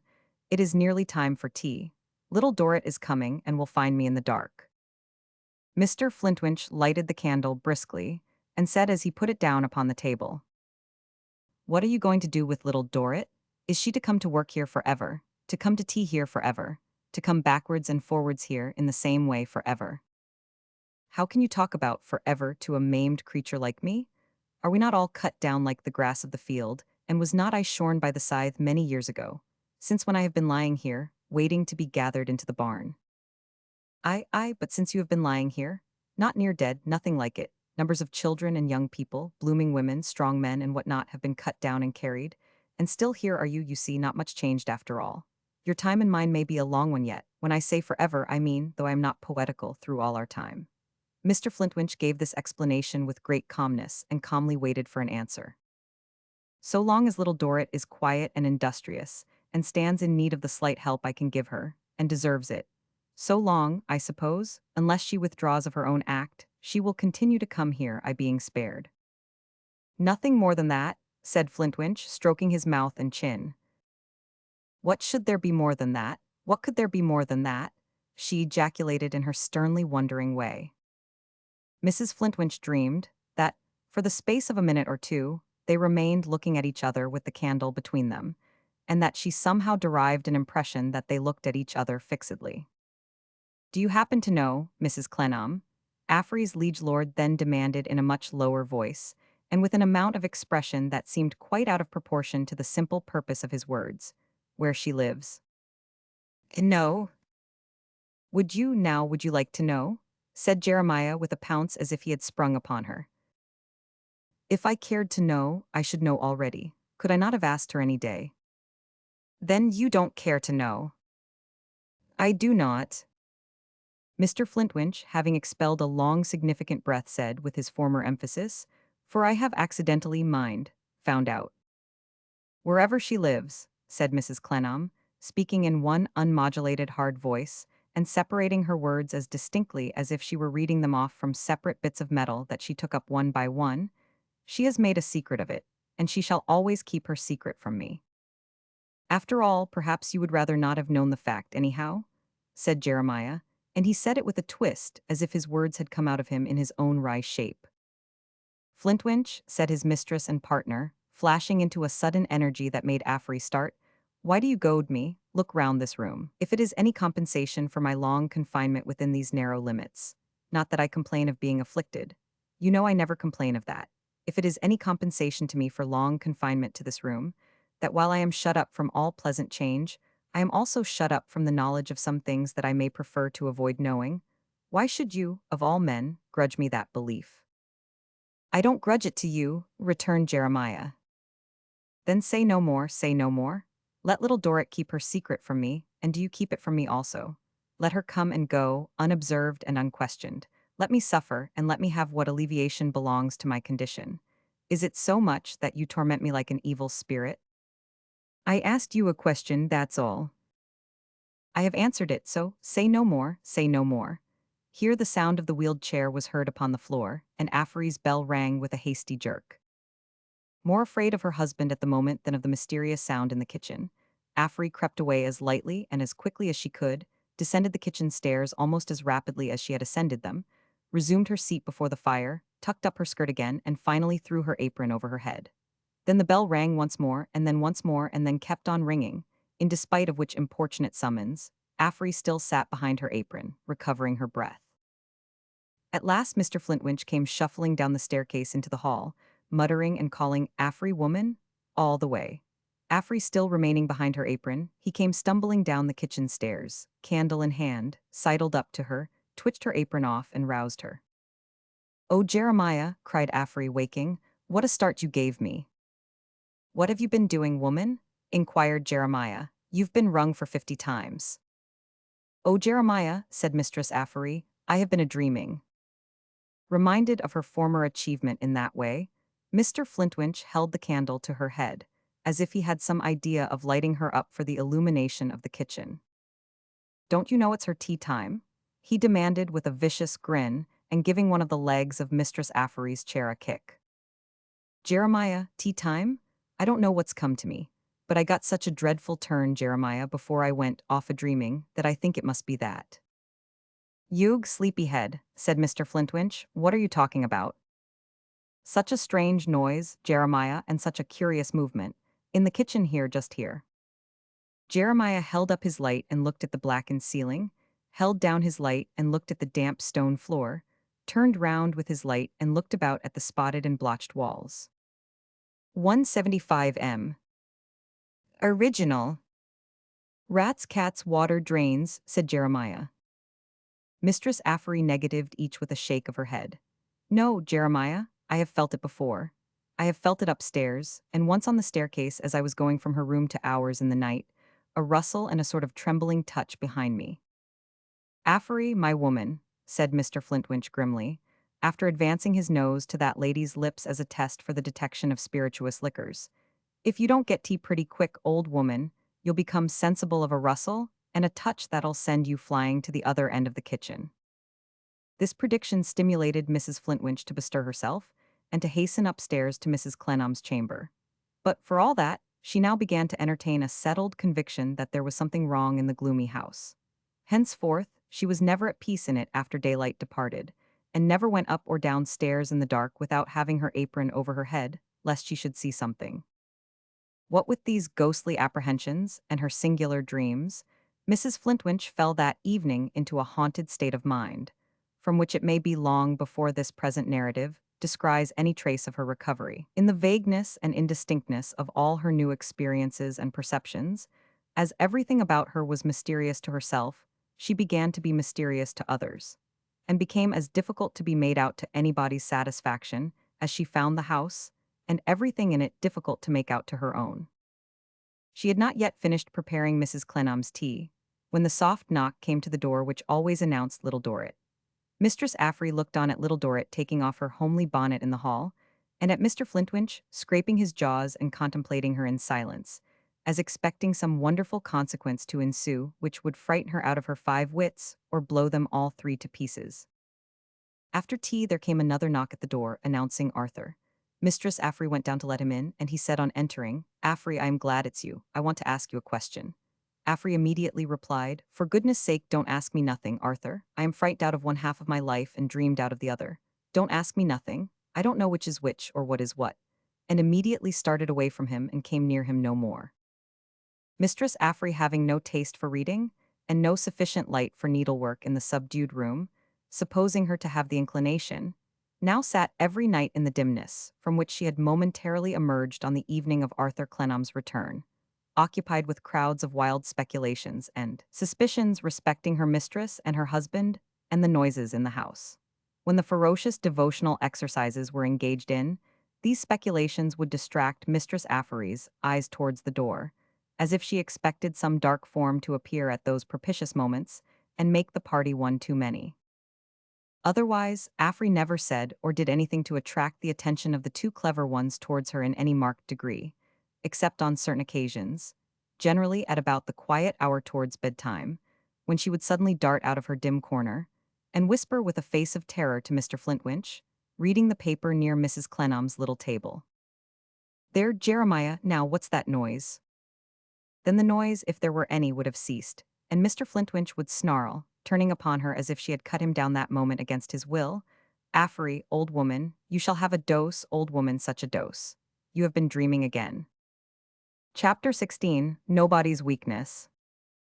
The time being come for the renewal of his acquaintance with the Meagles family, Clennam, pursuant to contract made between himself and Mr. Meagles within the precincts of Bleeding Heart Yard, turned his face on a certain Saturday towards Twickenham, where Mr. Meagles had a cottage residence of his own, the weather being fine and dry, and any English road abounding in interest for him who had been so long away. He sent his valise on by the coach, and set out to walk. A walk was in itself a new enjoyment to him, and one that had rarely diversified his life afar off. He went by Fulham and Putney, for the pleasure of strolling over the heaths. It was bright and shining there, and when he found himself so far on his road to Twickenham, he found himself a long way on his road to a number of airier and less substantial destinations. They had risen before him fast, in the healthful exercise and the pleasant road. It is not easy to walk alone in the country without musing upon something, and he had plenty of unsettled subjects to meditate upon, though he had been walking to the land's end. First, there was the subject seldom absent from his mind, the question, what he was to do henceforth in life, to what occupation he should devote himself, and in what direction he had best seek it. He was far from rich, and every day of indecision and inaction made his inheritance a source of greater anxiety to him. As often as he began to consider how to increase this inheritance, or to lay it by, so often his misgiving that there was some one with an unsatisfied claim upon his justice returned, and that alone was a subject to outlast the longest walk. Again, there was the subject of his relations with his mother, which were now upon an equable and peaceful but never confidential footing, and whom he saw several times a week. Little Dorrit was a leading and a constant subject. For the circumstances of his life, united to those of her own story, presented the little creature to him as the only person between whom and himself there were ties of innocent reliance on one hand, and affectionate protection on the other. Ties of compassion, respect, unselfish interest, gratitude, and pity. Thinking of her, and of the possibility of her father's release from prison by the unbarring hand of death, the only change of circumstance he could foresee that might enable him to be such a friend to her as he wished to be, by altering her whole manner of life, smoothing her rough road, and giving her a home. He regarded her, in that perspective, as his adopted daughter, his poor child of the Marshalsea hushed to rest. If there were a last subject in his thoughts, and it lay towards Twickenham, its form was so indefinite that it was little more than the pervading atmosphere in which these other subjects floated before him. He had crossed the heath and was leaving it behind when he gained upon a figure which had been in advance of him for some time, and which, as he gained upon it, he thought he knew. He derived this impression from something in the turn of the head, and in the figure's action of consideration, as it went on at a sufficiently sturdy walk. But when the man, for it was a man's figure, pushed his hat up at the back of his head, and stopped to consider some object before him, he knew it to be Daniel Doyce. "How do you do, Mr. Doyce?" said Clennam, overtaking him. "I am glad to see you again, and in a healthier place than the Circumlocution Office." "Ha, Mr. Meagles's friend," exclaimed that public criminal, coming out of some mental combinations he had been making, and offering his hand. "I am glad to see you, sir. Will you excuse me if I forget your name?" "Readily, it's not a celebrated name, it's not Barnacle." "No, no," said Daniel, laughing, "and now I know what it is, it's Clennam. How do you do, Mr. Clennam?" "I have some hope," said Arthur, as they walked on together, "that we may be going to the same place, Mr. Doyce." "Meaning Twickenham?" returned Daniel. "I am glad to hear it." They were soon quite intimate, and lightened the way with a variety of conversation. The ingenious culprit was a man of great modesty and good sense, and, though a plain man, had been too much accustomed to combine what was original and daring in conception with what was patient and minute in execution, to be by any means an ordinary man. It was at first difficult to lead him to speak about himself, and he put off Arthur's advances in that direction by admitting slightly, oh yes, he had done this, and he had done that, and such a thing was of his making, and such another thing was his discovery, but it was his trade, you see, his trade. Until, as he gradually became assured that his companion had a real interest in his account of himself, he frankly yielded to it. Then it appeared that he was the son of a north country blacksmith, and had originally been apprenticed by his widowed mother to a lock-maker.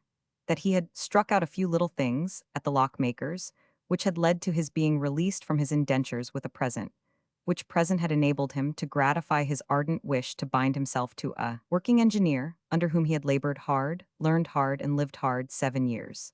His time being out, he had worked in the shop at weekly wages 7 or 8 years more, and had then betaken himself to the banks of the Clyde, where he had studied and filed and hammered, and improved his knowledge, theoretical and practical, for 6 or 7 years more. There he had had an offer to go to Lyon, which he had accepted, and from Lyon had been engaged to go to Germany, and in Germany had had an offer to go to St. Petersburg, and there had done very well indeed, never better. However, he had naturally felt a preference for his own country, and a wish to gain distinction there, and to do whatever service he could do there rather than elsewhere. And so he had come home.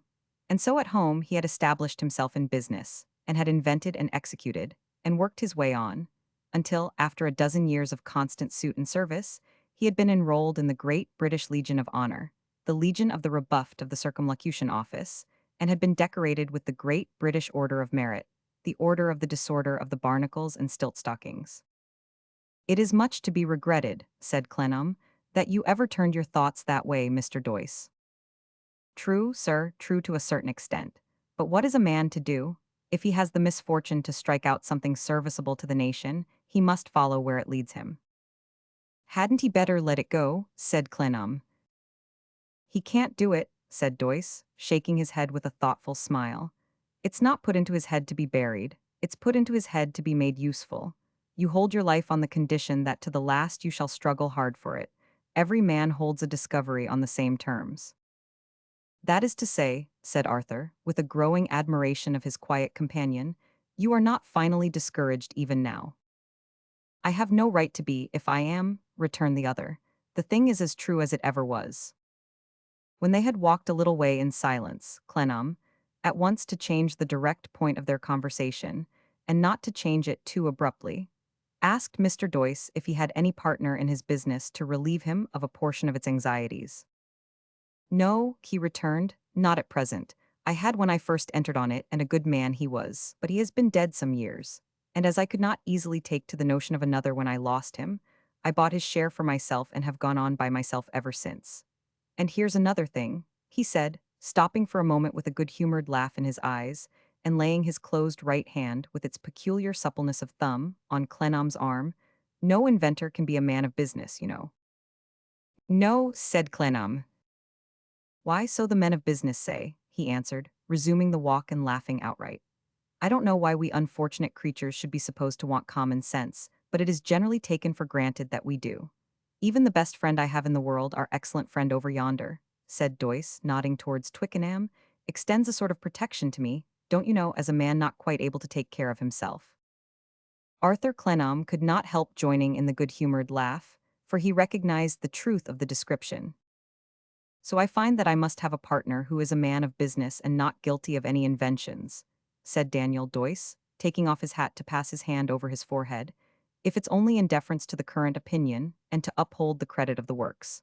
I don't think he'll find that I have been very remiss or confused in my way of conducting them, but that's for him to say, whoever he is, not for me." "You have not chosen him yet, then?" "No, sir, no. I have only just come to a decision to take one. The fact is, there's more to do than there used to be, and the works are enough for me as I grow older. What with the books and correspondence, and foreign journeys for which a principal is necessary, I can't do all. I am going to talk over the best way of negotiating the matter, if I find a spare half-hour between this and Monday morning, with my nurse and protector," said Doyce, with laughing eyes again. "He is a sagacious man in business, and has had a good apprenticeship to it." After this, they conversed on different subjects until they arrived at their journey's end. A composed and unobtrusive self-sustainment was noticeable in Daniel Doyce, a calm knowledge that what was true must remain true, in spite of all the barnacles in the family ocean, and would be just the truth, and neither more nor less when even that sea had run dry, which had a kind of greatness in it, though not of the official quality. As he knew the house well, he conducted Arthur to it by the way that showed it to the best advantage. It was a charming place, none the worse for being a little eccentric, on the road by the river, and just what the residence of the Meagles family ought to be. It stood in a garden, no doubt as fresh and beautiful in the May of the year, as Pet now was in the May of her life. and it was defended by a goodly show of handsome trees and spreading evergreens, as pet was by Mr. and Mrs. Meagles. It was made out of an old brick house, of which a part had been altogether pulled down, and another part had been changed into the present cottage.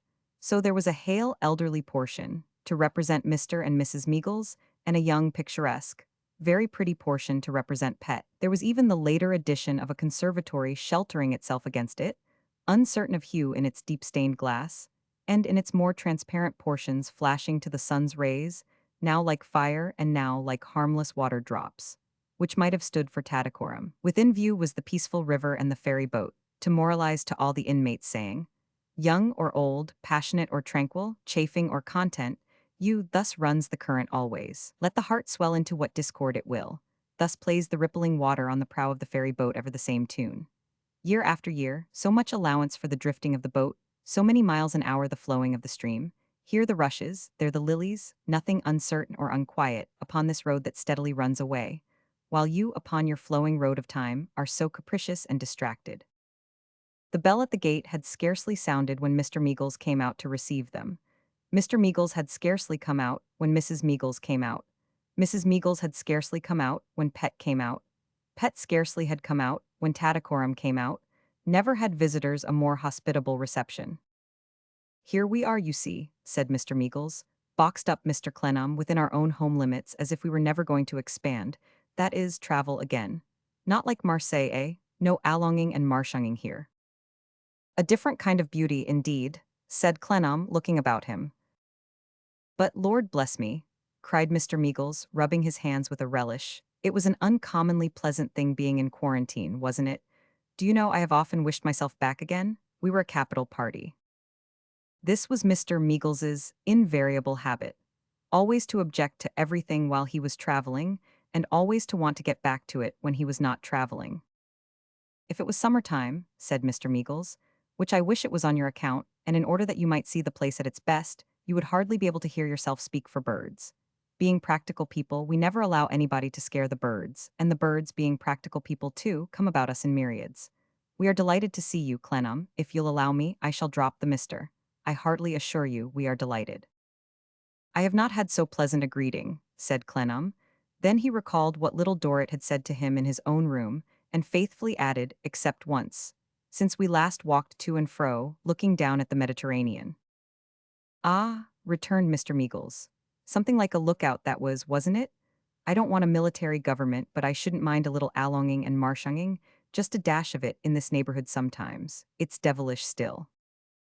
Bestowing this eulogium on the retired character of his retreat with a dubious shake of the head, Mr. Meagles led the way into the house. It was just large enough, and no more, was as pretty within as it was without, and was perfectly well arranged and comfortable. Some traces of the migratory habits of the family were to be observed in the covered frames and furniture, and wrapped-up hangings. But it was easy to see that it was one of Mr. Meagles's whims to have the cottage always kept, in their absence, as if they were always coming back the day after tomorrow. Of articles collected on his various expeditions, there was such a vast miscellany that it was like the dwelling of an amiable corsair. There were antiquities from central Italy, made by the best modern houses in that department of industry, bits of mummy from Egypt and perhaps Birmingham, model gondolas from Venice, model villages from Switzerland, morsels of tessellated pavement from Herculaneum and Pompeii, like petrified minced veal, ashes out of tombs and lava out of Vesuvius, Spanish fans, Spezian straw hats, Moorish slippers, Tuscan hairpins, Carrara sculpture, Trasteverini scarves, Genoese velvets and filigree, Neapolitan coral, Roman cameos, Geneva jewelry, Arab lanterns, rosaries blessed all round by the Pope himself, and an infinite variety of lumber. There were views, like and unlike, of a multitude of places, and there was one little picture room devoted to a few of the regular sticky old saints, with sinews like whipcord, hair like Neptune's, wrinkles like tattooing, and such coats of varnish that every holy personage served for a fly trap, and became what is now called in the vulgar tongue a catch-em-alive o of these pictorial acquisitions. Mr. Meagles spoke in the usual manner. He was no judge, he said, except of what pleased himself. He had picked them up dirt cheap, and people had considered them rather fine. One man, who at any rate ought to know something of the subject, had declared that sage, reading, a specially oily old gentleman in a blanket, with a swan's down tippet for a beard, and a web of cracks all over him like rich pie crust, to be a fine Guercino. As for Sebastian del Piombo there, you would judge for yourself. If it were not his later manner, the question was, who was it? Titian, that might or might not be. Perhaps he had only touched it. Daniel Doyce said perhaps he hadn't touched it, but Mr. Meagles rather declined to overhear the remark. When he had shown all his spoils, Mr. Meagles took them into his own snug room overlooking the lawn, which was fitted up in part like a dressing room and in part like an office, and in which, upon a kind of counter-desk, were a pair of brass scales for weighing gold and a scoop for shoveling out money. "Here they are, you see," said Mr. Meagles. "I stood behind these 2 articles 35 years running, when I no more thought of gadding about than I now think of staying at home. When I left the bank for good, I asked for them and brought them away with me. I mention it at once, or you might suppose that I sit in my counting-house, as Pett says I do, like the king in the poem of the 4 and 20 blackbirds, counting out my money." Clennam's eyes had strayed to a natural picture on the wall of 2 pretty little girls with their arms entwined. "Yes, Clennam," said Mr. Meagles in a lower voice. "There they both are. It was taken some 17 years ago. As I often say to mother, they were babies then." "Their names," said Arthur. "Ah, to be sure, you have never heard any name but Pet. Pet's name is Minnie, her sister's Lily." "Should you have known, Mr. Clennam, that one of them was meant for me?" asked Pet herself, now standing in the doorway. "I might have thought that both of them were meant for you, both are still so like you." "Indeed," said Clennam, glancing from the fair original to the picture and back, "I cannot even now say which is not your portrait." "D'ye hear that, mother?" cried Mr. Meagles to his wife, who had followed her daughter. "It's always the same, Clennam. Nobody can decide. The child to your left is Pet." The picture happened to be near a looking-glass. As Arthur looked at it again, he saw, by the reflection of the mirror, Tattycoram stop in passing outside the door, listen to what was going on, and pass away with an angry and contemptuous frown upon her face that changed its beauty into ugliness. "But come," said Mr. Meagles, "you have had a long walk and will be glad to get your boots off. As to Daniel here, I suppose he'd never think of taking his boots off, unless we showed him a boot-jack." "Why not?" asked Daniel with a significant smile at Clennam. "Oh, you have so many things to think about," returned Mr. Meagles, clapping him on the shoulder, as if his weakness must not be left to itself on any account. "Figures and wheels and cogs and levers and screws and cylinders, and 1,000 things." "In my calling," said Daniel, amused, "the greater usually includes the less. But never mind, never mind. Whatever pleases you pleases me." Clennam could not help speculating, as he seated himself in his room by the fire, whether there might be in the breast of this honest, affectionate, and cordial Mr. Meagles any microscopic portion of the mustard seed that had sprung up into the great tree of the Circumlocution Office. His curious sense of a general superiority to Daniel Doyce, which seemed to be founded, not so much on anything in Doyce's personal character, as on the mere fact of his being an originator and a man out of the beaten track of other men, suggested the idea. It might have occupied him until he went down to dinner an hour afterwards, if he had not had another question to consider, which had been in his mind so long ago as before he was in quarantine at Marseilles, and which had now returned to it, and was very urgent with it. No less a question than this, whether he should allow himself to fall in love with Pet. He was twice her age. He changed the leg he had crossed over the other and tried the calculation again, but could not bring out the total at less. He was twice her age. Well, he was young in appearance, young in health and strength, young in heart. A man was certainly not old at 40, and many men were not in circumstances to marry, or did not marry, until they had attained that time of life. On the other hand, the question was, not what he thought of the point, but what she thought of it. He believed that Mr. Meagles was disposed to entertain a ripe regard for him, and he knew that he had a sincere regard for Mr. Meagles and his good wife. He could foresee that to relinquish this beautiful only child, of whom they were so fond, to any husband, would be a trial of their love which perhaps they never yet had had the fortitude to contemplate. But the more beautiful and winning and charming she, the nearer they must always be to the necessity of approaching it. And why not in his favor as well as in another's? When he had got so far, it came again into his head that the question was, not what they thought of it, but what she thought of it. Arthur Clennam was a retiring man, with a sense of many deficiencies, and he so exalted the merits of the beautiful Minnie in his mind, and depressed his own, that when he pinned himself to this point, his hopes began to fail him. He came to the final resolution, as he made himself ready for dinner, that he would not allow himself to fall in love with Pet. There were only 5 at a round table, and it was very pleasant indeed. They had so many places and people to recall, and they were all so easy and cheerful together. Daniel Doyce either sitting out like an amused spectator at cards, or coming in with some shrewd little experiences of his own, when it happened to be to the purpose, that they might have been together 20 times and not have known so much of one another. "And Miss Wade," said Mr. Meagles, after they had recalled a number of fellow travelers. "Has anybody seen Miss Wade?" "I have," said Tattycoram.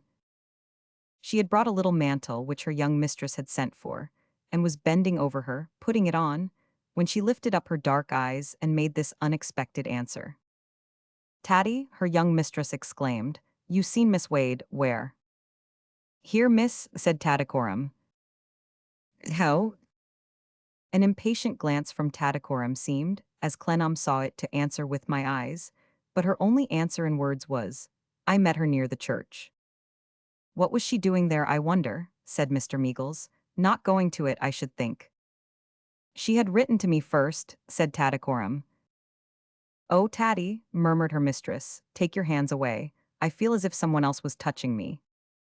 She said it in a quick involuntary way, but half playfully, and not more petulantly or disagreeably than a favorite child might have done, who laughed next moment. Tattycoram set her full red lips together, and crossed her arms upon her bosom. "Did you wish to know, sir," she said, looking at Mr. Meagles, "what Miss Wade wrote to me about?" "Well, Tattycoram," returned Mr. Meagles, "since you ask the question, and we are all friends here, perhaps you may as well mention it, if you are so inclined." "She knew, when we were traveling, where you lived," said Tattycoram, "and she had seen me not quite. "Not quite in a good temper, Tattycoram?" suggested Mr. Meagles, shaking his head at the dark eyes with a quiet caution. "Take a little time, count 25, Tattycoram." She pressed her lips together again, and took a long deep breath. "So she wrote to me to say that if I ever felt myself hurt," she looked down at her young mistress, "or found myself worried," she looked down at her again, "I might go to her and be considerately treated. I was to think of it and could speak to her by the church. So I went there to thank her." "Tatty," said her young mistress, putting her hand up over her shoulder that the other might take it, "Miss Wade almost frightened me when we parted, and I scarcely liked to think of her just now as having been so near me without my knowing it. Tatty dear." Tatty stood for a moment, immovable. "Hey," cried Mr. Meagles, "count another 25, Tattycoram." She might have counted a dozen, when she bent and put her lips to the caressing hand. It patted her cheek, as it touched the owner's beautiful curls, and Tattycoram went away. "Now there," said Mr. Meagles softly, as he gave a turn to the dumbwaiter on his right hand to twirl the sugar towards himself. "There's a girl who might be lost and ruined if she wasn't among practical people. Mother and I know, solely from being practical, that there are times when that girl's whole nature seems to roughen itself against seeing us so bound up in Pet. No father and mother were bound up in her, poor soul. I don't like to think of the way in which that unfortunate child, with all that passion and protest in her, feels when she hears the 5th commandment on a Sunday. I am always inclined to call out, 'Church, count 25, Tattycoram.'"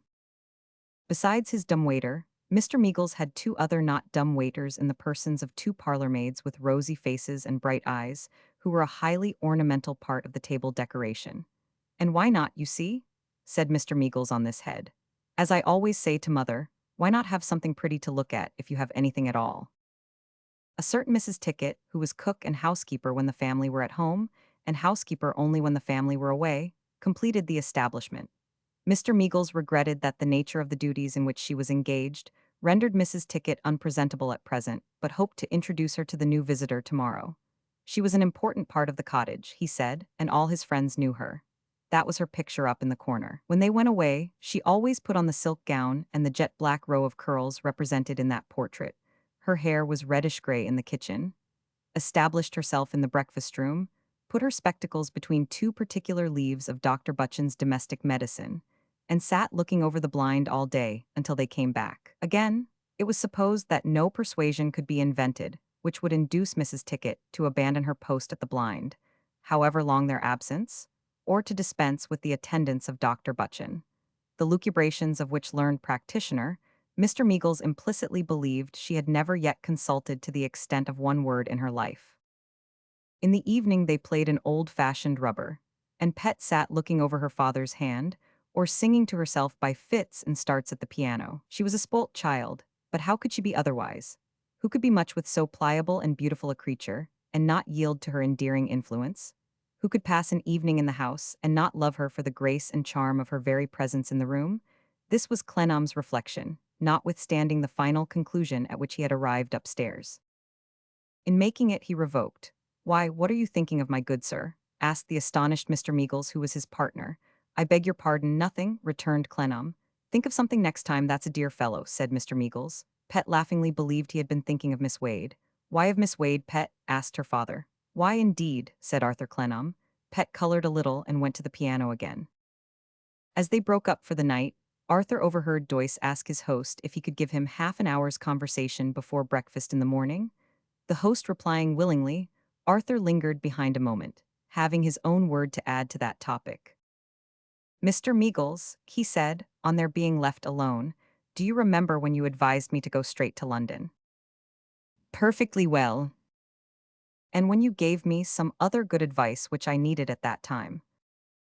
"I won't say what it was worth," answered Mr. Meagles, "but of course I remember our being very pleasant and confidential together. I have acted on your advice, and having disembarrassed myself of an occupation that was painful to me for many reasons, wish to devote myself, and what means I have, to another pursuit." "Right, you can't do it too soon," said Mr. Meagles. "Now, as I came down today, I found that your friend, Mr. Doyce, is looking for a partner in his business, not a partner in his mechanical knowledge, but in the ways and means of turning the business arising from it to the best account." "Just so," said Mr. Meagles, with his hands in his pockets, and with the old business expression of face that had belonged to the scales and scoop. "Mr. Doyce mentioned incidentally, in the course of our conversation, that he was going to take your valuable advice on the subject of finding such a partner. If you should think our views and opportunities at all likely to coincide, perhaps you will let him know my available position. I speak, of course, in ignorance of the details, and they may be unsuitable on both sides." "No doubt, no doubt," said Mr. Meagles, with the caution belonging to the scales and scoop. "But they will be a question of figures and accounts." Just so," said Mr. Meagles, with arithmetical solidity belonging to the scales and scoop. "And I shall be glad to enter into the subject, provided Mr. Doyce responds, and you think well of it. If you will at present, therefore, allow me to place it in your hands, you will much oblige me." "Clennam, I accept the trust with readiness," said Mr. Meagles, "and without anticipating any of the points which you, as a man of business, have of course reserved, I am free to say to you that I think something may come of this. Of one thing you may be perfectly certain: Daniel is an honest man. I am so sure of it that I have promptly made up my mind to speak to you. You must guide him, you know, you must steer him, you must direct him. He is one of a crotchety sort," said Mr. Meagles, evidently meaning nothing more than that he did new things and went new ways. "But he is as honest as the sun, and so good night."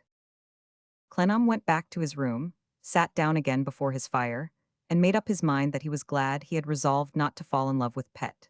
She was so beautiful, so amiable, so apt to receive any true impression given to her gentle nature and her innocent heart, and make the man who should be so happy as to communicate it, the most fortunate and enviable of all men, that he was very glad indeed he had come to that conclusion. But, as this might have been a reason for coming to the opposite conclusion, he followed out the theme again a little way in his mind, to justify himself, perhaps.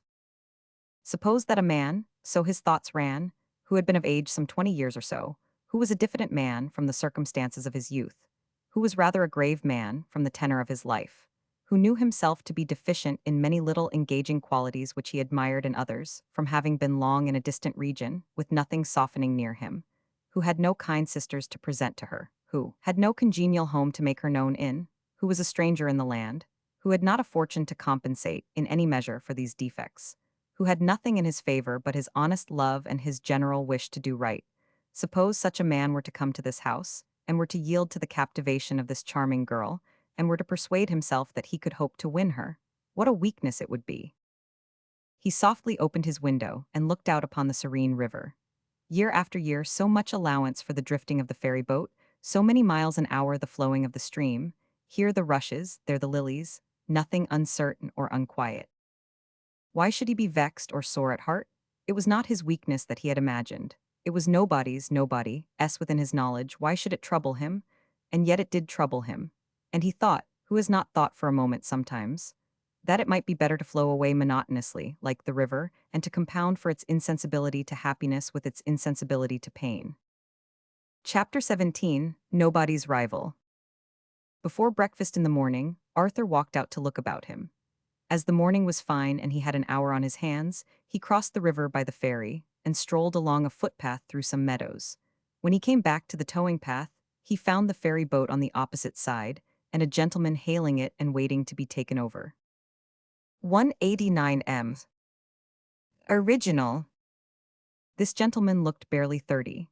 He was well dressed, of a sprightly and gay appearance, a well-knit figure, and a rich dark complexion. As Arthur came over the stile and down to the water's edge, the lounger glanced at him for a moment, and then resumed his occupation of idly tossing stones into the water with his foot. There was something in his way of spurning them out of their places with his heel, and getting them into the required position, that Clennam thought had an air of cruelty in it. Most of us have more or less frequently derived a similar impression from a man's manner of doing some very little thing. Plucking a flower, clearing away an obstacle, or even destroying an insentient object. The gentleman's thoughts were preoccupied, as his face showed, and he took no notice of a fine Newfoundland dog, who watched him attentively, and watched every stone too, in its turn, eager to spring into the river on receiving his master's sign. The ferry boat came over, however, without his receiving any sign, and when it grounded his master took him by the collar and walked him into it. "Not this morning," he said to the dog. "You won't do for ladies' company, dripping wet, lie down." Clennam followed the man and the dog into the boat and took his seat. The dog did as he was ordered. The man remained standing, with his hands in his pockets, and towered between Clennam and the prospect. Man and dog both jumped lightly out as soon as they touched the other side, and went away. Clennam was glad to be rid of them. The church clock struck the breakfast hour as he walked up the little lane by which the garden gate was approached. The moment he pulled the bell, a deep loud barking assailed him from within the wall. "I heard no dog last night," thought Clennam. The gate was opened by one of the rosy maids, and on the lawn were the Newfoundland dog and the man. "Miss Minnie is not down yet, gentlemen," said the blushing portress, as they all came together in the garden. Then she said to the master of the dog, "Mr. Clennam, sir," and tripped away. "Odd enough, Mr. Clennam, that we should have met just now," said the man, upon which the dog became mute. "Allow me to introduce myself, Henry Gowan. A pretty place this, and looks wonderfully well this morning." The manner was easy, and the voice agreeable. But still Clennam thought that if he had not made that decided resolution to avoid falling in love with Pet, he would have taken a dislike to this Henry Gowan. "It's new to you, I believe?" said this Gowan when Arthur had extolled the place. "Quite new. I made acquaintance with it only yesterday afternoon." "Ah, of course this is not its best aspect. It used to look charming in the spring, before they went away last time. I should like you to have seen it then." But for that resolution so often recalled, Clennam might have wished him in the crater of Mount Etna, in return for this civility. "I have had the pleasure of seeing it under many circumstances during the last 3 years, and it's a paradise." It was, at least it might have been, always excepting for that wise resolution, like his dexterous impudence to call it a paradise. He only called it a paradise because he first saw her coming, and so made her out within her hearing to be an angel, confusion to him. And ah, how beaming she looked and how glad, how she caressed the dog and how the dog knew her, how expressive that heightened color in her face, that fluttered manner, her downcast eyes, her irresolute happiness. When had Clennam seen her look like this? Not that there was any reason why he might, could, would, or should have ever seen her look like this, or that he had ever hoped for himself to see her look like this, but still, when had he ever known her do it? He stood at a little distance from them. This Gowan, when he had talked about a paradise, had gone up to her and taken her hand. The dog had put his great paws on her arm and laid his head against her dear bosom. She had laughed and welcomed them, and made far too much of the dog, far too much. That is to say, supposing there had been any third person looking on who loved her. She disengaged herself now, and came to Clennam, and put her hand in his and wished him good morning, and gracefully made as if she would take his arm and be escorted into the house. To this Gowan had no objection. No, he knew he was too safe.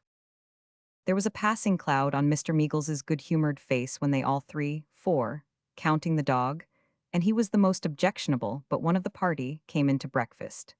Neither it, nor the touch of uneasiness on Mrs. Meagles as she directed her eyes towards it, was unobserved by Clennam. "Well, Gowan," said Mr. Meagles, even suppressing a sigh, "how goes the world with you this morning?" "Much as usual, sir. Lion and I, being determined not to waste anything of our weekly visit, turned out early and came over from Kingston, my present headquarters, where I am making a sketch or two." Then he told how he had met Mr. Clennam at the ferry, and they had come over together. "Mrs. Gowan is well, Henry?" said Mrs. Meagles. Clennam became attentive. "My mother is quite well, thank you." Clennam became inattentive. "I have taken the liberty of making an addition to your family dinner party today, which I hope will not be inconvenient to you or to Mr. Meagles. I couldn't very well get out of it," he explained, turning to the latter. "The young fellow wrote to propose himself to me, and as he is well connected, I thought you would not object to my transferring him here." "Who is the young fellow?" asked Mr. Meagles with peculiar complacency. "He is one of the Barnacles, Tite Barnacle's son, Clarence Barnacle, who is in his father's department. I can at least guarantee that the river shall not suffer from his visit. He won't set it on fire." "Aye," said Meagles. "A Barnacle is he. We know something of that family, eh, Dan? By George, they are at the top of the tree, though. Let me see. What relation will this young fellow be to Lord Decimus now?" "His lordship married, in 1797, Lady Jemima Bilberry, who was the second daughter by the third marriage. No, there I am wrong. That was Lady Seraphina. Lady Jemima was the first daughter by the second marriage of the 15th Earl of Stiltstocking with the Honourable Clementina Tuzellum. Very well. Now this young fellow's father married a Stiltstocking, and his father married his cousin who was a Barnacle. The father of that father who married a Barnacle married a Joddelby. I am getting a little too far back, Gowan. I want to make out what relation this young fellow is to Lord Decimus." "That's easily stated. His father is nephew to Lord Decimus." "Nephew to Lord Decimus," Mr. Meagles luxuriously repeated with his eyes shut, that he might have nothing to distract him from the full flavor of the genealogical tree. "By George, you are right, Gowan, so he is. Consequently, Lord Decimus is his great-uncle." "But stop a bit," said Mr. Meagles, opening his eyes with a fresh discovery. "Then on the mother's side, Lady Stiltstocking is his great-aunt." "Of course she is." Aye," said Mr. Meagles with much interest. Indeed, we shall be glad to see him. We'll entertain him as well as we can in our humble way, and we shall not starve him, I hope, at all events." In the beginning of this dialogue, Clennam had expected some great harmless outburst from Mr. Meagles, like that which had made him burst out of the Circumlocution Office, holding Doyce by the collar. But his good friend had a weakness which none of us need go into the next street to find, and which no amount of circumlocution experience could long subdue in him. Clennam looked at Doyce, but Doyce knew all about it beforehand and looked at his plate, and made no sign, and said no word. "I am much obliged to you," said Gowan, to conclude the subject. "Clarence is a great ass, but he is one of the dearest and best fellows that ever lived." It appeared, before the breakfast was over, that everybody whom this Gowan knew was either more or less of an ass, or more or less of a knave, but was, notwithstanding, the most lovable, the most engaging, the simplest, truest, kindest, dearest, best fellow that ever lived. The process by which this unvarying result was attained, whatever the premises, might have been stated by Mr. Henry Gowan thus: "I claim to be always bookkeeping, with a peculiar nicety, in every man's case, and posting up a careful little account of good and evil with him. I do this so conscientiously, that I am happy to tell you I find the most worthless of men to be the dearest old fellow too, and am in a condition to make the gratifying report that there is much less difference than you are inclined to suppose between an honest man and a scoundrel." The effect of this cheering discovery happened to be that while he seemed to be scrupulously finding good in most men, he did in reality lower it where it was, and set it up where it was not. But that was its only disagreeable or dangerous feature. It scarcely seemed, however, to afford Mr. Meagles as much satisfaction as the Barnacle genealogy had done. The cloud that Clennam had never seen upon his face before that morning frequently overcast it again, and there was the same shadow of uneasy observation of him on the comely face of his wife. More than once or twice, when Pet caressed the dog, it appeared to Clennam that her father was unhappy in seeing her do it. And, in one particular instance, when Gowan stood on the other side of the dog, and bent his head at the same time, Arthur fancied that he saw tears rise to Mr. Meagles's eyes as he hurried out of the room. It was either the fact, too, or he fancied further that Pet herself was not insensible to these little incidents, that she tried, with a more delicate affection than usual, to express to her good father how much she loved him, that it was on this account that she fell behind the rest, both as they went to church and as they returned from it, and took his arm.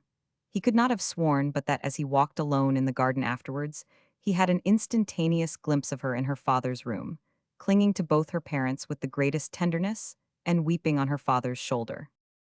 The latter part of the day turning out wet, they were fain to keep the house, look over Mr. Meagles's collection, and beguile the time with conversation.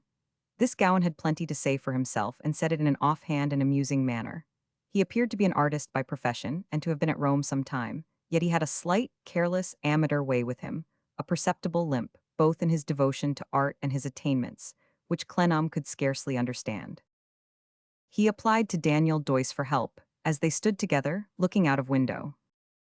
"You know Mr. Gowan," he said in a low voice. "I have seen him here, comes here every Sunday when they are at home. An artist, I infer from what he says." "A sort of a one," said Daniel Doyce in a surly tone. "What sort of a one?" asked Clennam with a smile. "Why, he has sauntered into the arts at a leisurely Pall Mall pace," said Doyce, "and I doubt if they care to be taken quite so coolly." Pursuing his inquiries, Clennam found that the Gowan family were a very distant ramification of the Barnacles, and that the paternal Gowan, originally attached to a legation abroad, had been pensioned off as a commissioner of nothing particular somewhere or other, and had died at his post with his drawn salary in his hand, nobly defending it to the last extremity. In consideration of this eminent public service, the Barnacle then in power had recommended the Crown to bestow a pension of 200 or 300 a year on his widow, to which the next Barnacle in power had added certain shady and sedate apartments in the palaces at Hampton Court, where the old lady still lived, deploring the degeneracy of the times in company with several other ladies of both sexes.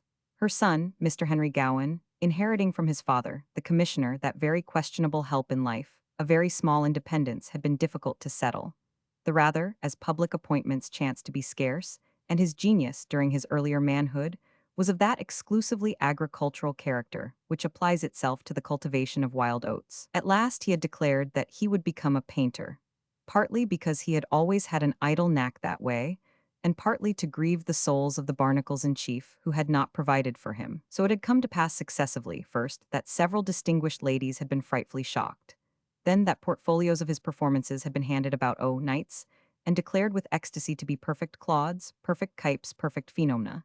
Then that Lord Decimus had bought his picture, and had asked the President and Council to dinner at a blow, and had said, with his own magnificent gravity, "Do you know, there appears to me to be really immense merit in that work," and, in short, that people of condition had absolutely taken pains to bring him into fashion, but somehow it had all failed.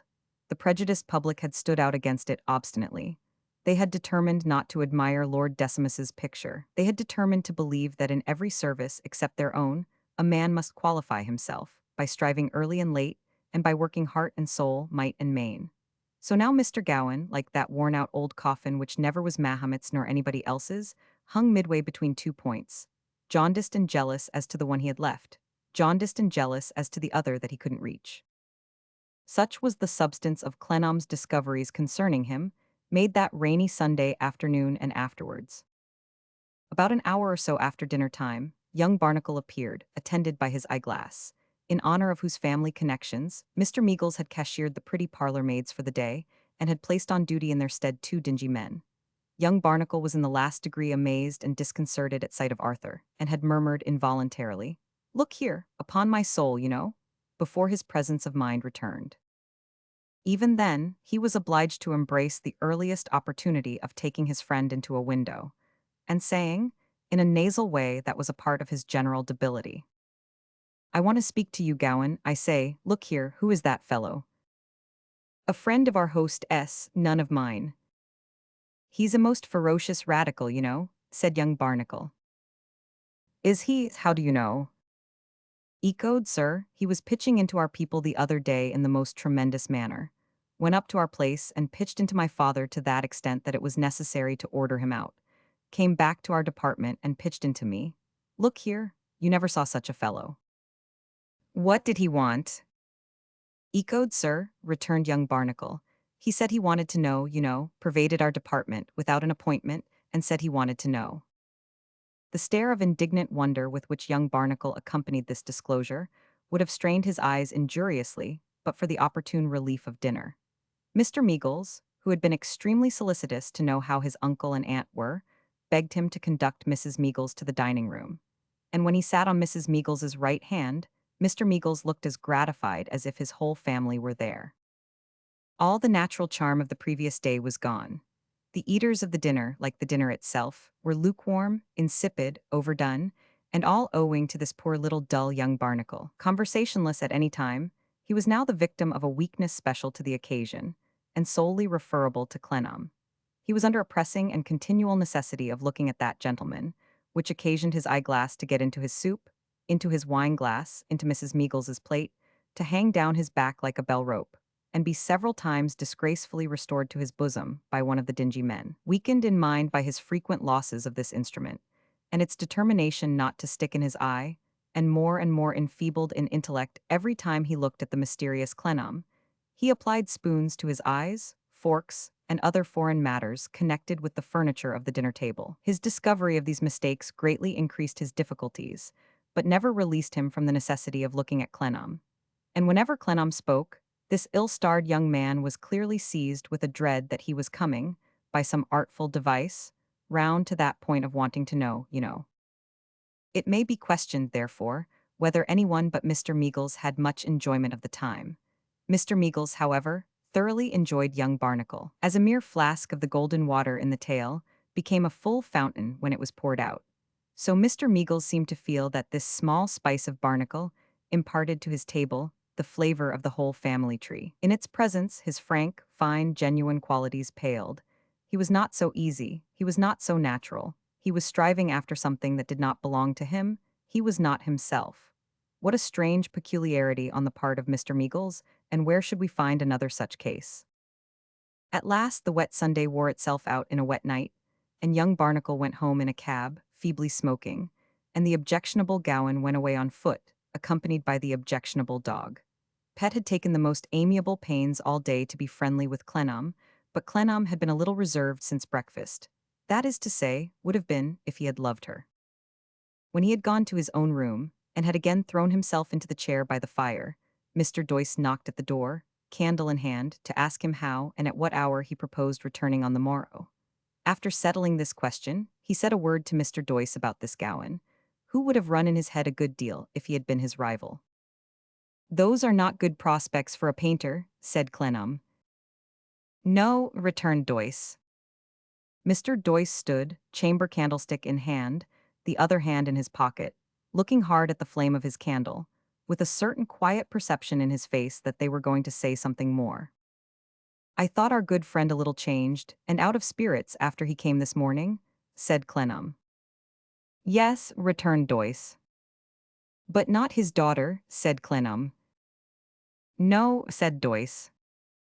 There was a pause on both sides. Mr. Doyce, still looking at the flame of his candle, slowly resumed. "The truth is, he has twice taken his daughter abroad in the hope of separating her from Mr. Gowan. He rather thinks she is disposed to like him, and he has painful doubts. I quite agree with him, as I dare say you do, of the hopefulness of such a marriage." There, Clennam choked and coughed and stopped. "Yes, you have taken cold," said Daniel Doyce, but without looking at him. "There is an engagement between them, of course?" said Clennam airily. "No, as I am told, certainly not. It has been solicited on the gentleman's part, but none has been made. Since their recent return, our friend has yielded to a weekly visit, but that is the utmost. Minnie would not deceive her father and mother. You have traveled with them, and I believe you know what a bond there is among them, extending even beyond this present life. All that there is between Miss Minnie and Mr. Gowan, I have no doubt we see." "Ah, we see enough," cried Arthur. Mr. Doyce wished him good night in the tone of a man who had heard a mournful, not to say despairing, exclamation, and who sought to infuse some encouragement and hope into the mind of the person by whom it had been uttered. Such tone was probably a part of his oddity, as one of a crotchety band, for how could he have heard anything of that kind without Clennam's hearing it too. The rain fell heavily on the roof, and pattered on the ground, and dripped among the evergreens and the leafless branches of the trees. The rain fell heavily, drearily. It was a night of tears. If Clennam had not decided against falling in love with Pet, if he had had the weakness to do it, if he had, little by little, persuaded himself to set all the earnestness of his nature, all the might of his hope, and all the wealth of his matured character on that cast, if he had done this and found that all was lost, he would have been, that night, unutterably miserable. As it was. The rain fell heavily, drearily. Chapter 18, Little Dorrit's Lover. Little Dorrit had not attained her 22nd birthday without finding a lover. Even in the shallow Marshalsea, the ever-young archer shot off a few featherless arrows now and then from a moldy bow, and winged a collegian or two. Little Dorrit's lover, however, was not a collegian. He was the sentimental son of a turnkey. His father hoped, in the fullness of time, to leave him the inheritance of an unstained key, and had from his early youth familiarized him with the duties of his office, and with an ambition to retain the prison lock in the family. While the succession was yet in abeyance, he assisted his mother in the conduct of a snug tobacco business round the corner of Horsemonger Lane, his father being a non-resident turnkey, which could usually command a neat connection within the college walls. Years agone, when the object of his affections was wont to sit in her little armchair by the high lodge fender, young John, family name, Chivery, a year older than herself, had eyed her with admiring wonder. When he had played with her in the yard, his favorite game had been to counterfeit locking her up in corners, and to counterfeit letting her out for real kisses. When he grew tall enough to peep through the keyhole of the great lock of the main door, he had divers times set down his father's dinner, or supper, to get on as it might on the outer side thereof, while he stood taking cold in one eye by dint of peeping at her through that airy perspective. If young John had ever slackened in his truth in the less penetrable days of his boyhood, when youth is prone to wear its boots unlaced and is happily unconscious of digestive organs, he had soon strung it up again and screwed it tight. At 19, his hand had inscribed in chalk on that part of the wall which fronted her lodgings, on the occasion of her birthday, "Welcome, sweet nursling of the fairies." At 23, the same hand falteringly presented cigars on Sundays to the father of the Marshalsea, and father of the queen of his soul. Young John was small of stature, with rather weak legs and very weak light hair. One of his eyes, perhaps the eye that used to peep through the keyhole, was also weak and looked larger than the other, as if it couldn't collect itself. Young John was gentle likewise, but he was great of soul, poetical, expansive, faithful. Though too humble before the ruler of his heart to be sanguine, young John had considered the object of his attachment in all its lights and shades. Following it out to blissful results, he had descried, without self-commendation, a fitness in it. Say things prospered, and they were united. She, the child of the Marshalsea, he, the lock-keeper. There was a fitness in that. Say he became a resident turnkey. She would officially succeed to the chamber she had rented so long. There was a beautiful propriety in that. It looked over the wall if you stood on tiptoe, and, with a trellis work of scarlet beans and a canary or so, would become a very arbor. There was a charming idea in that. Then, being all in all to one another, there was even an appropriate grace in the lock. With the world shut out, except that part of it which would be shut in, with its troubles and disturbances only known to them by hearsay, as they would be described by the pilgrims tarrying with them on their way to the insolvent shrine, with the arbor above and the lodge below, they would glide down the stream of time, in pastoral domestic happiness. Young John drew tears from his eyes by finishing the picture with a tombstone in the adjoining churchyard, close against the prison wall, bearing the following touching inscription: "Sacred to the memory of John Chivery, 60 years turnkey and 50 years head turnkey, of the neighboring Marshalsea, who departed this life, universally. Respected on the 31st of December, 1886, aged 83 years.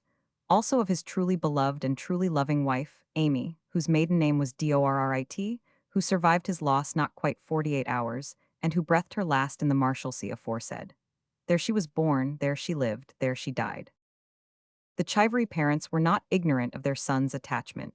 Indeed, it had, on some exceptional occasions, thrown him into a state of mind that had impelled him to conduct himself with irascibility towards the customers and damage the business. But they, in their turns, had worked it out to desirable conclusions. Mrs. Chivery, a prudent woman, had desired her husband to take notice that their John's prospects of the lock would certainly be strengthened by an alliance with Miss Dorrit, who had herself a kind of claim upon the college, and was much respected there.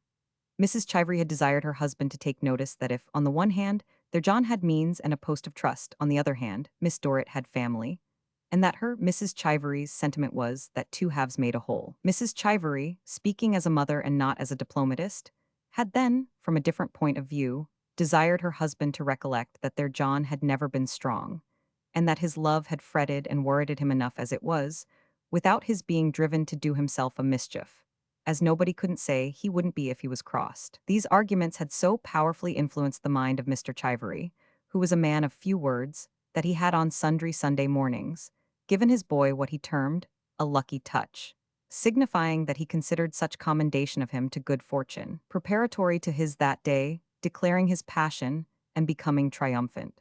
But young John had never taken courage to make the declaration, and it was principally on these occasions that he had returned excited to the tobacco shop and flown at the customers.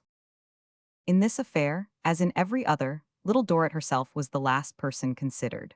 Her brother and sister were aware of it, and attained a sort of station by making a peg of it on which to air the miserably ragged old fiction of the family gentility. Her sister asserted the family gentility by flouting the poor swain as he loitered about the prison for glimpses of his dear. Tip asserted the family gentility, and his own, by coming out in the character of the aristocratic brother, and loftily swaggering in the little skittle ground respecting seizures by the scruff of the neck, which there were looming probabilities of some gentleman, unknown, executing on some little puppy not mentioned. These were not the only members of the Dorrit family who turned it to account. No, no. The father of the Marshalsea was supposed to know nothing about the matter, of course. His poor dignity could not see so low. But he took the cigars on Sundays and was glad to get them, and sometimes even condescended to walk up and down the yard with the donor, who was proud and hopeful then, and benignantly to smoke one in his society. With no less readiness and condescension did he receive attentions from Chivery Senior, who always relinquished his armchair and newspaper to him when he came into the lodge during one of his spells of duty, and who had even mentioned to him that, if he would like at any time after dusk quietly to step out into the forecourt and take a look at the street, there was not much to prevent him. If he did not avail himself of this latter civility, it was only because he had lost the relish for it, inasmuch as he took everything else he could get, and would say at times, "Extremely civil person, Chivery, very attentive man and very respectful." Young Chivery, too, really almost with a delicate perception of one's position here. A very well-conducted family indeed, the Chiverys. Their behavior gratifies me. The devoted young John all this time regarded the family with reverence. He never dreamed of disputing their pretensions, but did homage to the miserable mumbo-jumbo they paraded. As to resenting any affront from her brother, he would have felt, even if he had not naturally been of a most pacific disposition, that to wag his tongue or lift his hand against that sacred gentleman would be an unhallowed act. He was sorry that his noble mind should take offense. Still, he felt the fact to be not incompatible with its nobility, and sought to propitiate and conciliate that gallant soul. Her father, a gentleman in misfortune, a gentleman of a fine spirit and courtly manners, who always bore with him, he deeply honored. Her sister he considered somewhat vain and proud, but a young lady of infinite accomplishments, who could not forget the past. It was an instinctive testimony to Little Dorrit's worth and difference from all the rest, that the poor young fellow honored and loved her for being simply what she was. The tobacco business round the corner of Horsemonger Lane was carried out in a rural establishment 1 story high, which had the benefit of the air from the yards of Horsemonger Lane jail, and the advantage of a retired walk under the wall of that pleasant establishment. The business was of too modest a character to support a life-size Highlander, but it maintained a little one on a bracket on the doorpost, who looked like a fallen cherub that had found it necessary to take to a kilt.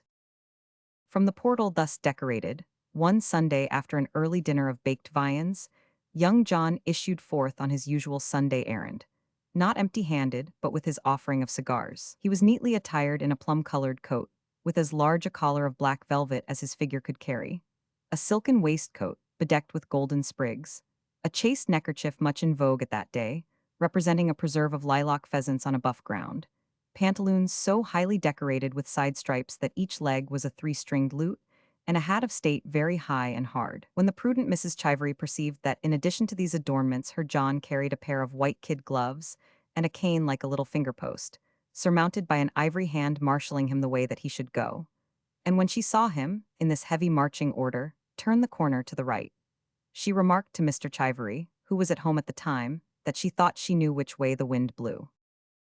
The collegians were entertaining a considerable number of visitors that Sunday afternoon, and their father kept his room for the purpose of receiving presentations. After making the tour of the yard, Little Dorrit's lover with a hurried heart went upstairs and knocked with his knuckles at the father's door.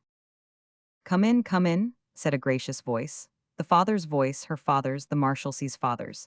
He was seated in his black velvet cap with his newspaper, 3 and 6pence accidentally left on the table, and 2 chairs arranged. Everything prepared for holding his court. "Ah, young John, how do you do, how do you do?" "Pretty well, I thank you, sir. I hope you are the same." "Yes, John Chivery, yes, nothing to complain of." "I have taken the liberty, sir, of—" "Eh?" The father of the Marshalsea always lifted up his eyebrows at this point, and became amiably distraught and smilingly absent in mind. "A few cigars, sir." "Oh," for the moment, excessively surprised. "Thank you, young John, thank you. But really I am afraid I am too— no, well then I will say no more about it. Put them on the mantel shelf if you please, young John, and sit down, sit down. You are not a stranger, John."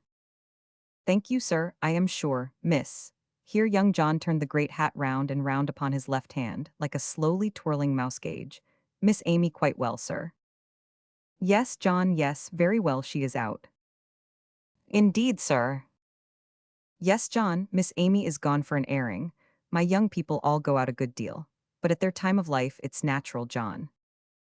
"Very much so, I am sure, sir." An airing, yes." He was blandly tapping his fingers on the table and casting his eyes up at the window. "Amy has gone for an airing on the iron bridge. She has become quite partial to the iron bridge of late and seems to like to walk there better than anywhere." He returned to conversation. "Your father is not on duty at present, I think, John?" "No, sir, he comes on later in the afternoon." Another twirl of the great hat, and then young John said, rising, "I am afraid I must wish you good day, sir." "So soon? Good day, young John." "Nay, nay," with the utmost condescension. "Never mind your glove, John. Shake hands with it on. You are no stranger here, you know." Highly gratified by the kindness of his reception, young John descended the staircase. On his way down, he met some collegians bringing up visitors to be presented, and at that moment, Mr. Dorrit happened to call over the banisters with particular distinctness. "Much obliged to you for your little testimonial, John." Little Dorrit's lover very soon laid down his penny on the toll plate of the iron bridge, and came upon it looking about him for the well-known and well-beloved figure. At first he feared she was not there, but as he walked on towards the Middlesex side, he saw her standing still, looking at the water. She was absorbed in thought, and he wondered what she might be thinking about. There were the piles of city roofs and chimneys, more free from smoke than on weekdays, and there were the distant masts and steeples. Perhaps she was thinking about them. Little Dorrit mused so long, and was so entirely preoccupied, that although her lover stood quiet for what he thought was a long time, and twice or thrice retired and came back again to the former spot, still she did not move. So, in the end, he made up his mind to go on, and seemed to come upon her casually in passing and speak to her. The place was quiet, and now or never was the time to speak to her. He walked on, and she did not appear to hear his steps until he was close upon her. When he said, "Miss Dorrit?" she started and fell back from him, with an expression in her face of fright and something like dislike that caused him unutterable dismay. She had often avoided him before, always, indeed, for a long, long while. She had turned away and glided off so often when she had seen him coming toward her, that the unfortunate young John could not think it accidental. But he had hoped that it might be shyness, her retiring character, her foreknowledge of the state of his heart, anything short of aversion. Now that momentary look had said, "You, of all people, I would rather have seen anyone on earth than you." It was but a momentary look, inasmuch as she checked it, and said in her soft little voice, "Oh, Mr. John, is it you?" But she felt what it had been, as he felt what it had been, and they stood looking at one another equally confused. "Miss Amy, I am afraid I disturbed you by speaking to you." "Yes, rather. I came here to be alone, and I thought I was." "Miss Amy, I took the liberty of walking this way, because Mr. Dorrit chanced to mention, when I called upon him just now, that you—" She caused him more dismay than before by suddenly murmuring, "Oh, father, father," in a heartrending tone, and turning her face away.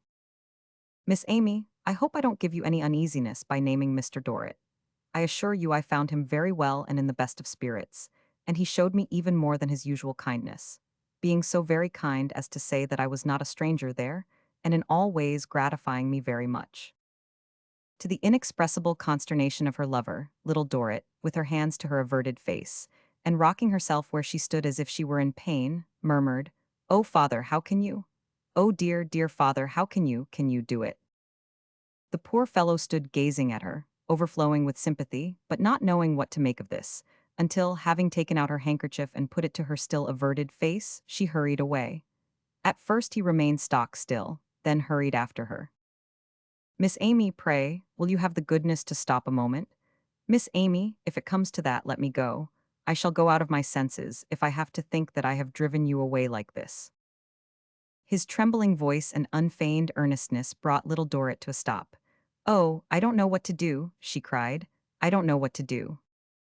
To young John, who had never seen her bereft of her quiet self-command, who had seen her from her infancy ever so reliable and self-suppressed, there was a shock in her distress, and in having to associate himself with it as its cause, that shook him from his great hat to the pavement. He felt it necessary to explain himself. He might be misunderstood, supposed to mean something, or to have done something that had never entered into his imagination. He begged her to hear him explain himself, as the greatest favor she could show him. "Miss Amy, I know very well that your family is far above mine. It were vain to conceal it.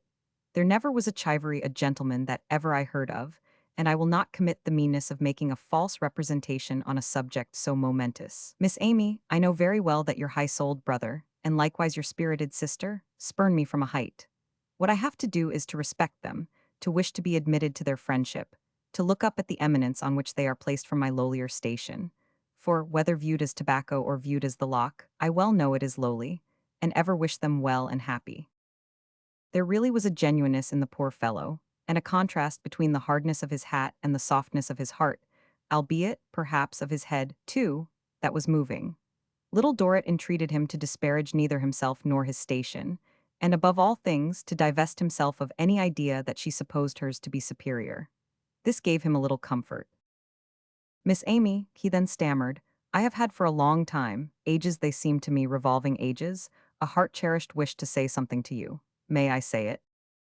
Little Dorrit involuntarily started from his side again, with the faintest shadow of her former look. Conquering that, she went on at great speed half across the bridge without replying. "May I, Miss Amy? I but ask the question humbly. May I say it?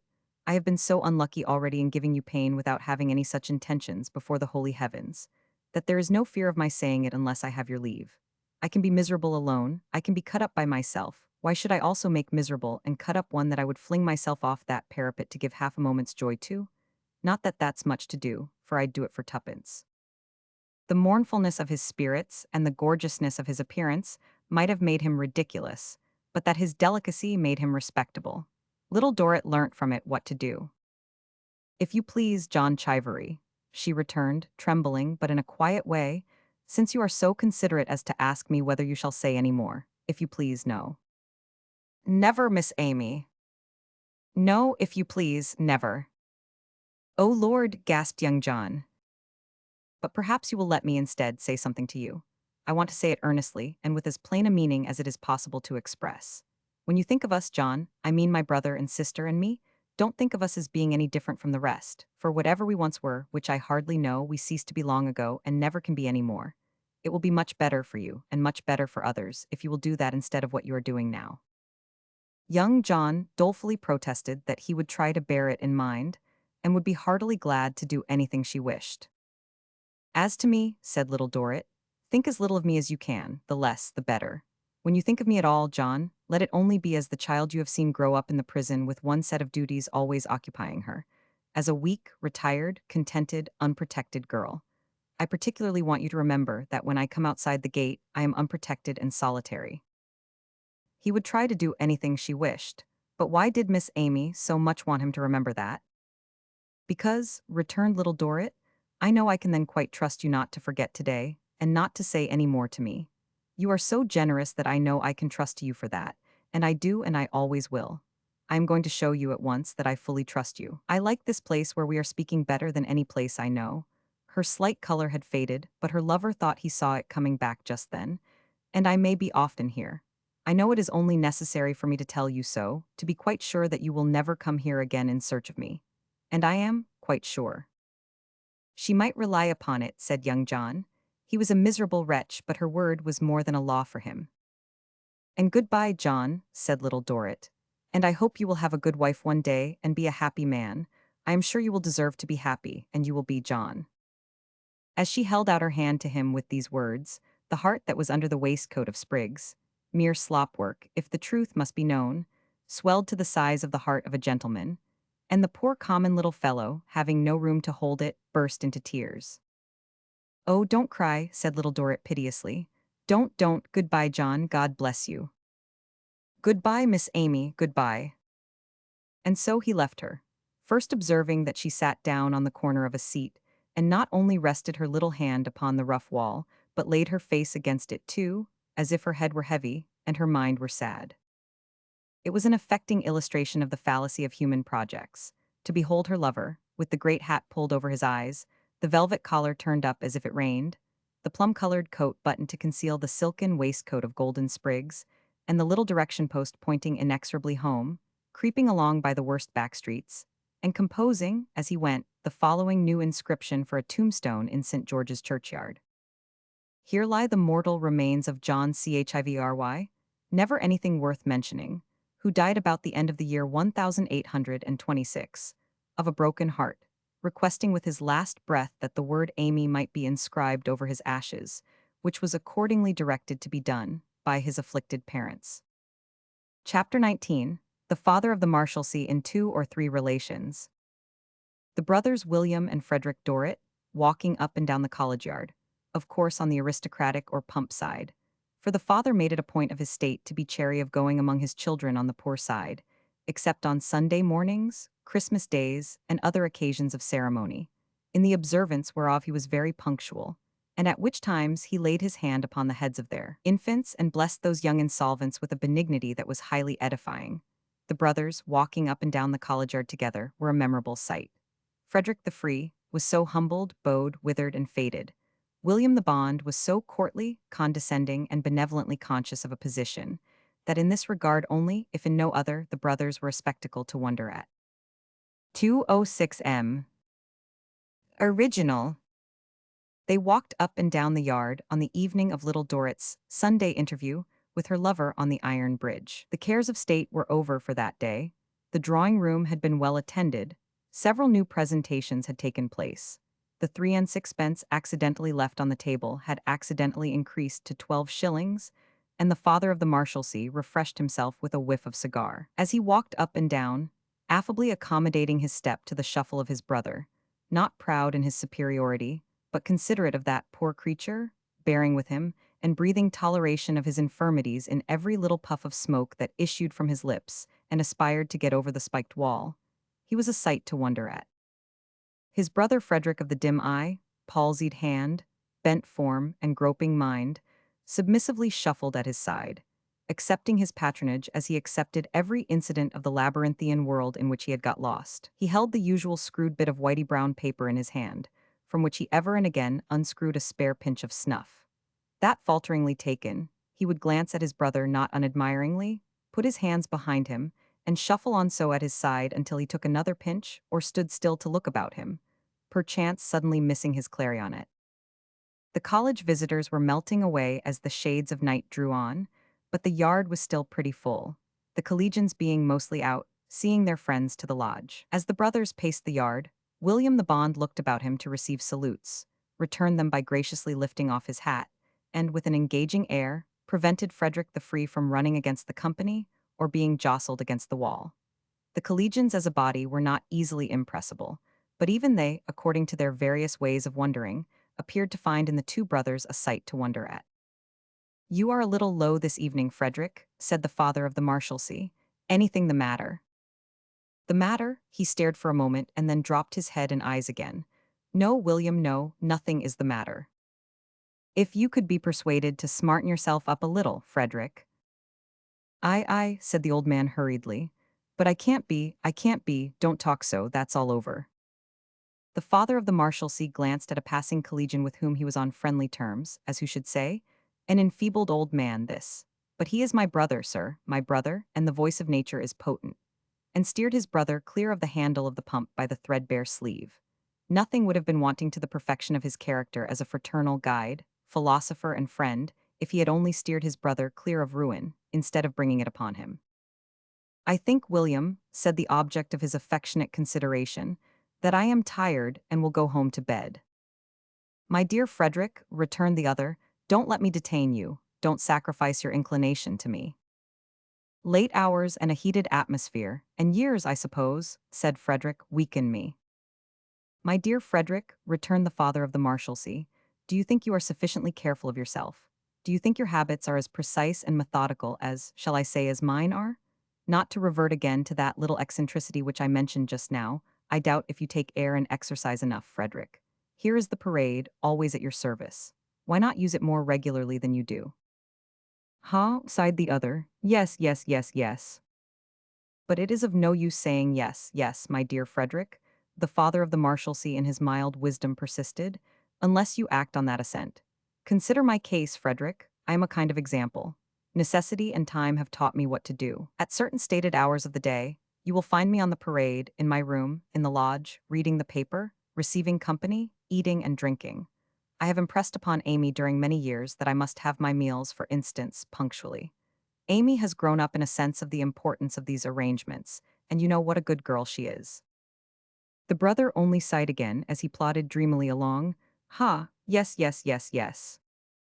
My dear fellow, said the father of the Marshalsea, laying his hand upon his shoulder and mildly rallying him, mildly because of his weakness, poor dear soul. You said that before, and it does not express much, Frederick, even if it means much. I wish I could rouse you, my good Frederick. You want to be roused. Yes, William, yes, no doubt, returned the other, lifting his dim eyes to his face. But I am not like you. The father of the Marshalsea said, with a shrug of modest self-depreciation, oh, you might be like me, my dear Frederick, you might be if you chose, and forbore, in the magnanimity of his strength, to press his fallen brother further. There was a great deal of leave-taking going on in corners, as was usual on Sunday nights, and here and there in the dark, some poor woman, wife or mother, was weeping with a new collegian. The time had been when the father himself had wept, in the shades of that yard, as his own poor wife had wept. But it was many years ago, and now he was like a passenger aboard ship in a long voyage, who has recovered from seasickness, and is impatient of that weakness in the fresher passengers taken aboard at the last port. He was inclined to remonstrate, and to express his opinion that people who couldn't get on without crying had no business there. In manner, if not in words, he always testified his displeasure at these interruptions of the general harmony, and it was so well understood that delinquents usually withdrew if they were aware of him. On this Sunday evening, he accompanied his brother to the gate with an air of endurance and clemency, being in a bland temper and graciously disposed to overlook the tears. In the flaring gaslight of the lodge, several collegians were basking, some taking leave of visitors and some who had no visitors, watching the frequent turning of the key and conversing with one another and with Mr. Chivery. The paternal entrance made a sensation, of course, and Mr. Chivery, touching his hat in a short manner though with his key, hoped he found himself tolerable. Thank you, Chivery, quite well, and you? Mr. Chivery said in a low growl. Oh, he was all right, which was his general way of acknowledging inquiries after his health when a little sullen. I had a visit from young John today, Chivery, and very smart he looked, I assure you. So Mr. Chivery had heard. Mr. Chivery must confess, however, that his wish was that the boy didn't lay out so much money upon it, for what did it bring him in? It only brought him in vexation, and he could get that anywhere for nothing. How vexation, Chivery? Asked the benignant father. No odds, returned Mr. Chivery. Never mind, Mr. Frederick going out. Yes, Chivery, my brother is going home to bed. He is tired and not quite well. Take care, Frederick, take care. Good night, my dear Frederick. Shaking hands with his brother, and touching his greasy hat to the company in the lodge, Frederick slowly shuffled out of the door which Mr. Chivery unlocked for him. The father of the Marshalsea showed the amiable solicitude of a superior being that he should come to no harm. Be so kind as to keep the door open a moment, Chivery, that I may see him go along the passage and down the steps. Take care, Frederick. He is very infirm. Mind the steps. He is so very absent. Be careful how you cross, Frederick. I really don't like the notion of his going wandering at large. He is so extremely liable to be run over. With these words, and with a face expressive of many uneasy doubts and much anxious guardianship, he turned his regards upon the assembled company in the lodge, so plainly indicating that his brother was to be pitied for not being under lock and key, that an opinion to that effect went round among the collegians assembled.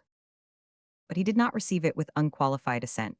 On the contrary, he said, "No, gentlemen, no, let them not misunderstand him. His brother Frederick was much broken, no doubt, and it might be more comfortable to himself, the father of the Marshalsea, to know that he was safe within the walls. Still, it must be remembered that to support an existence there during many years required a certain combination of qualities. He did not say high qualities, but qualities, moral qualities. Now, had his brother Frederick that peculiar union of qualities?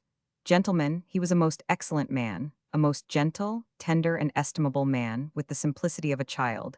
But would he, though unsuited for most other places, do for that place? No, he said confidently no. And he said, Heaven forbid that Frederick should be there in any other character than in his present voluntary character. Gentlemen, whoever came to that college, to remain there a length of time, must have strength of character to go through a good deal and to come out of a good deal. Was his beloved brother Frederick that man? No, they saw him, even as it was, crushed. Misfortune crushed him. He had not power of recoil enough, not elasticity enough, to be a long time in such a place, and yet preserve his self-respect and feel conscious that he was a gentleman. Frederick had not, if he might use the expression, power enough to see in any delicate little attentions, and testimonials that he might under such circumstances receive, the goodness of human nature, the fine spirit animating the collegians as a community, and at the same time no degradation to himself and no depreciation of his claims as a gentleman. Gentlemen, God bless you.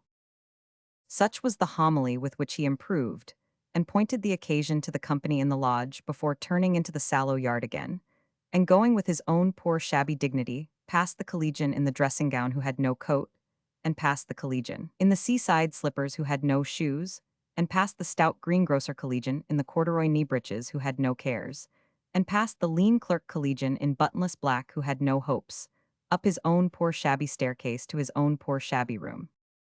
There, the table was laid for his supper, and his old gray gown was ready for him on his chair back at the fire. His daughter put her little prayer book in her pocket, had she been praying for pity on all prisoners and captives, and rose to welcome him. Uncle had gone home, then? She asked him as she changed his coat and gave him his black velvet cap. Yes, Uncle had gone home. Had her father enjoyed his walk? Why, not much, Amy, not much. No, did he not feel quite well? As she stood behind him, leaning over his chair so lovingly, he looked with downcast eyes at the fire. An uneasiness stole over him that was like a touch of shame, and when he spoke, as he presently did, it was in an unconnected and embarrassed manner. Something I don't know what has gone wrong with Chivery. He is not nearly so obliging and attentive as usual tonight. It's a little thing, but it puts me out, my love. It's impossible to forget, turning his hands over and over and looking closely at them, that in such a life as mine, I am unfortunately dependent on these men for something every hour in the day. Her arm was on his shoulder, but she did not look in his face while he spoke. Bending her head, she looked another way. I can't think, Amy, what has given Chivery offense. He is generally so very attentive and respectful. And tonight he was quite short with me. Other people there too? Why, good heaven, if I was to lose the support and recognition of Chivery and his brother officers, I might starve to death here. While he spoke, he was opening and shutting his hands like valves, so conscious all the time of that touch of shame that he shrunk before his own knowledge of his meaning. I can't think what it's owing to. I'm sure I cannot imagine what the cause of it is. There was a certain Jackson here once, a turnkey of the name of Jackson. I don't think you can remember him, my dear, you were very young, and he had a brother, and this young brother paid his addresses to, at least did not go so far as to pay his addresses to, but admired, respectfully admired, the not daughter, the sister of one of us, a rather distinguished collegian, I may say very much so. His name was Captain Martin, and he consulted me on the question whether it was necessary that his daughter, sister, should hazard offending the turnkey brother by being too plain with the other brother. Captain Martin was a gentleman and a man of honor, and I put it to him first to give me his own opinion. Captain Martin, highly respected in the army, then unhesitatingly said that it appeared to him that his sister was not called upon to understand the young man too distinctly, and that she might lead him on. I am doubtful whether lead him on was Captain Martin's exact expression. Indeed, I think he said tolerate him, on her father's, I should say brother's, account. I hardly know how I have strayed into this story. I suppose it has been through being unable to account for Chivery, but as to the connection between the two, I don't see. His voice died away, as if she could not bear the pain of hearing him, and her hand had gradually crept to his lips. For a little while there was a dead silence and stillness, and he remained shrunk in his chair, and she remained with her arm round his neck and her head bowed down upon his shoulder. His supper was cooking in a saucepan on the fire, and when she moved, it was to make it ready for him on the table. He took his usual seat, she took hers, and he began his meal. They did not as yet look at one another. By little and little he began, laying down his knife and fork with a noise, taking things up sharply, biting at his bread as if he were offended with it, and in other similar ways showing that he was out of sorts. At length he pushed his plate from him and spoke aloud, with the strangest inconsistency. What does it matter whether I eat or starve? What does it matter whether such a blighted life as mine comes to an end now, next week, or next year? What am I worth to anyone? A poor prisoner, fed on alms and broken victuals, a squalid, disgraced wretch. Father, father. As he rose, she went on her knees to him and held up her hands to him. Amy, he went on in a suppressed voice, trembling violently, and looking at her as wildly as if he had gone mad. I tell you, if you could see me as your mother saw me, you wouldn't believe it to be the creature you have only looked at through the bars of this cage. I was young, I was accomplished, I was good-looking, I was independent. By God, I was, child. And people sought me out and envied me, envied me. Dear father, she tried to take down the shaking arm that he flourished in the air, but he resisted and put her hand away. If I had but a picture of myself in those days, though it was ever so ill done, you would be proud of it, you would be proud of it. But I have no such thing. Now let me be a warning. Let no man, he cried, looking haggardly about, fail to preserve at least that little of the times of his prosperity and respect. Let his children have that clue to what he was. Unless my face, when I am dead, subsides into the long-departed look, they say such things happen, I don't know, my children will have never seen me. Father, father. Oh, despise me, despise me. Look away from me, don't listen to me, stop me, blush for me, cry for me. Even you, Amy, do it, do it. I do it to myself. I am hardened now, I have sunk too low to care long even for that. Dear father, loved father, darling of my heart. She was clinging to him with her arms, and she got him to drop into his chair again, and caught at the raised arm, and tried to put it round her neck. Let it lie there, father. Look at me, father, kiss me, father. Only think of me, father, for one little moment. Still he went on in the same wild way, though it was gradually breaking down into a miserable whining. And yet I have some respect here. I have made some stand against it. I am not quite trodden down. Go out and ask who is the chief person in the place. They'll tell you it's your father. Go out and ask who is never trifled with and who is always treated with some delicacy. They'll say, your father. Go out and ask what funeral here. It must be here. I know it can be nowhere else will make more talk and perhaps more grief than any that has ever gone out at the gate. They'll say your father's. Well then, Amy, Amy, is your father so universally despised? Is there nothing to redeem him? Will you have nothing to remember him by but his ruin and decay? Will you be able to have no affection for him when he is gone, poor castaway gone? He burst into tears of maudlin pity for himself, and at length suffering her to embrace him and take charge of him, let his grey head rest against her cheek, and bewailed his wretchedness. Presently he changed the subject of his lamentations, and clasping his hands about her as she embraced him, cried, "O Amy, his motherless, forlorn child." Oh, the days that he had seen her careful and laborious for him. Then he reverted to himself, and weakly told her how much better she would have loved him if she had known him in his vanished character, and how he would have married her to a gentleman who should have been proud of her as his daughter. And how? At which he cried again, she should first have ridden at his fatherly side on her own horse, and how the crowd, by which he meant in effect the people who had given him the 12 shillings he then had in his pocket, should have trudged the dusty roads respectfully. Thus, now boasting, now despairing, in either fit a captive with the jail rod upon him, and the impurity of his prison worn into the grain of his soul, he revealed his degenerate state to his affectionate child. No one else ever beheld him in the details of his humiliation. Little recked the collegians who were laughing in their rooms over his late address in the lodge, what a serious picture they had in their obscure gallery of the Marshalsea that Sunday night. There was a classical daughter once, perhaps, who ministered to her father in his prison as her mother had ministered to her. Little Dorrit, though of the unheroic modern stock and mere English, did much more, in comforting her father's wasted heart upon her innocent breast, and turning to it a fountain of love and fidelity that never ran dry or waned through all his years of famine. She soothed him, asked him for his forgiveness if she had been, or seemed to have been, undutiful. Told him, heaven knows truly, that she could not honor him more if he were the favorite of fortune and the whole world acknowledged him. When his tears were dried, and he sobbed in his weakness no longer, and was free from that touch of shame, and had recovered his usual bearing, she prepared the remains of his supper afresh, and, sitting by his side, rejoiced to see him eat and drink. For now he sat in his black velvet cap and old grey gown, magnanimous again, and would have comported himself towards any collegian who might have looked in to ask his advice, like a great moral Lord Chesterfield or master of the ethical ceremonies of the Marshalsea.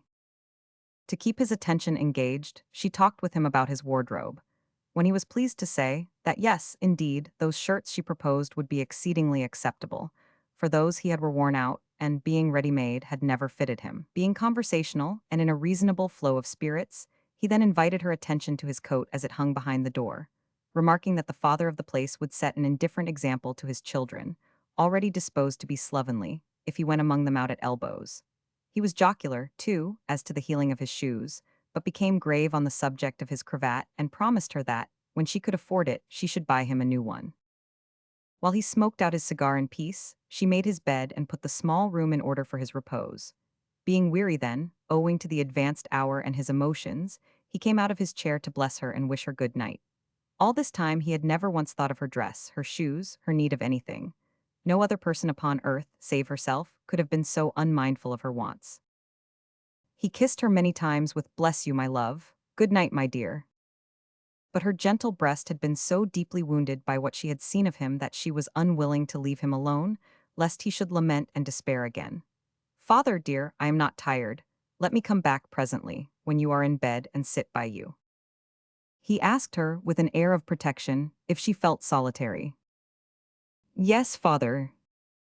"Then come back by all means, my love." "I shall be very quiet, father."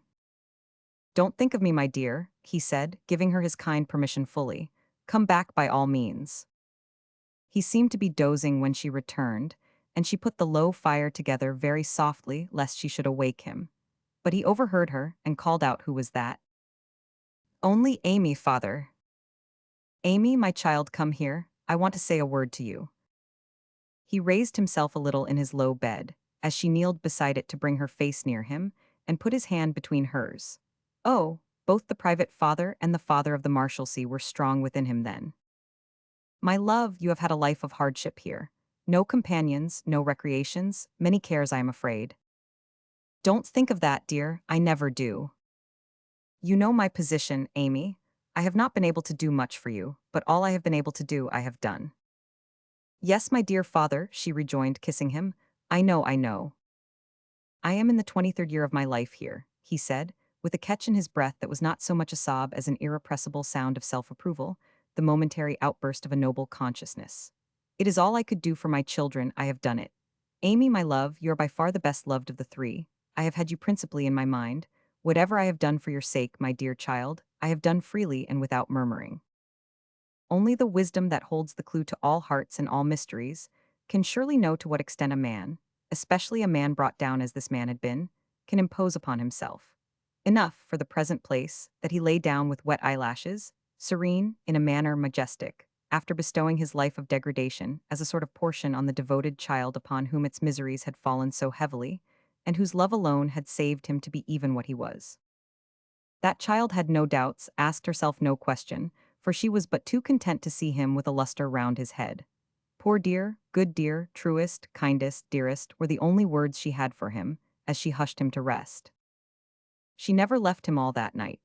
As if she had done him a wrong which her tenderness could hardly repair, she sat by him in his sleep, at times softly kissing him with suspended breath, and calling him in a whisper by some endearing name. At times she stood aside so as not to intercept the low firelight, and watching him when it fell upon his sleeping face, wondered did he look now at all as he had looked when he was prosperous and happy, as he had so touched her by imagining that he might look once more in that awful time.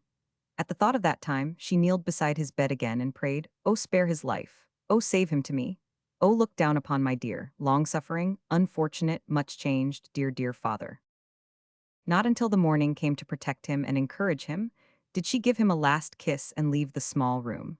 When she had stolen downstairs, and along the empty yard, and had crept up to her own high garret, the smokeless housetops and the distant country hills were discernible over the wall in the clear morning. As she gently opened the window and looked eastward down the prison yard, the spikes upon the wall were tipped with red, then made a sullen purple pattern on the sun as it came flaming up into the heavens. The spikes had never looked so sharp and cruel, nor the bars so heavy, nor the prison space so gloomy and contracted. She thought of the sunrise on rolling rivers, of the sunrise on wide seas, of the sunrise on rich landscapes, of the sunrise on great forests where the birds were waking and the trees were rustling.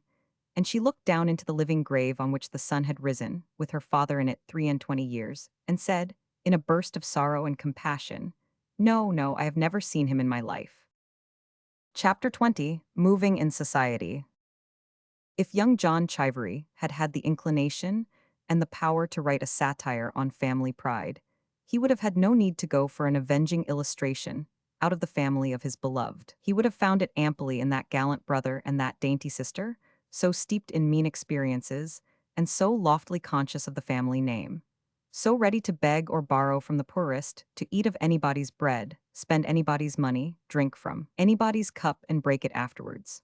To have painted the sordid facts of their lives, and they throughout invoking the death's head apparition of the family gentility to come and scare their benefactors, would have made young John a satirist of the first water. Tip had turned his liberty to hopeful account by becoming a billiard marker. He had troubled himself so little as to the means of his release, that Clennam scarcely needed to have been at the pains of impressing the mind of Mr. Plornish on that subject. Whoever had paid him the compliment, he very readily accepted the compliment with his compliments, and there was an end of it. Issuing forth from the gate on these easy terms, he became a billiard marker, and now occasionally looked in at the little skittle ground in a green Newmarket coat, second-hand, with a shining collar and bright buttons, new, and drank the beer of the collegians. One solid stationary point in the looseness of this gentleman's character was that he respected and admired his sister Amy. The feeling had never induced him to spare her a moment's uneasiness, or to put himself to any restraint or inconvenience on her account. But with that Marshalsea taint upon his love, he loved her. The same rank Marshalsea flavor was to be recognized in his distinctly perceiving that she sacrificed her life to her father, and in his having no idea that she had done anything for himself. When this spirited young man and his sister had begun systematically to produce the family skeleton for the overawing of the college, this narrative cannot precisely state. Probably at about the period when they began to dine on the college charity. It is certain that the more reduced and necessitous they were, the more pompously the skeleton emerged from its tomb, and that when there was anything particularly shabby in the wind, the skeleton always came out with the ghastliest flourish. Little Dorrit was late on the Monday morning, for her father slept late, and afterwards there was his breakfast to prepare and his room to arrange. She had no engagement to go out to work, however, and therefore stayed with him until, with Maggie's help, she had put everything right about him, and had seen him off upon his morning walk of 20 yards or so to the coffee house to read the paper. She then got on her bonnet and went out, having been anxious to get out much sooner. There was, as usual, a cessation of the small talk in the lodge as she passed through it, and a collegian who had come in on Saturday night received the intimation from the elbow of a more seasoned collegian, "Look out, here she is." She wanted to see her sister, but when she got round to Mr. Cripples's, she found that both her sister and her uncle had gone to the theatre where they were engaged. Having taken thought of this probability by the way, and having settled that in such case she would follow them, she set off afresh for the theatre, which was on that side of the river, and not very far away. Little Dorrit was almost as ignorant of the ways of theatres as of the ways of gold mines, and when she was directed to a furtive sort of door, with a curious up-all-night air about it, that appeared to be ashamed of itself and to be hiding in an alley, she hesitated to approach it, being further deterred by the sight of some half-dozen close-shaved gentlemen with their hats very strangely on, who were lounging about the door, looking not at all unlike collegians. On her applying to them, reassured by this resemblance, for a direction to Miss Dorrit, they made way for her to enter a dark hall. It was more like a great grim lamp gone out than anything else, where she could hear the distant playing of music and the sound of dancing feet. A man so much in want of airing that he had a blue mold upon him, sat watching this dark place from a hole in a corner, like a spider. And he told her that he would send a message up to Miss Dorrit by the first lady or gentleman who went through. The first lady who went through had a roll of music, half in her muff and half out of it, and was in such a tumbled condition altogether that it seemed as if it would be an act of kindness to iron her. But as she was very good-natured and said, "Come with me, I'll soon find Miss Dorrit for you," Miss Dorrit's sister went with her, drawing nearer and nearer at every step she took in the darkness to the sound of music and the sound of dancing feet.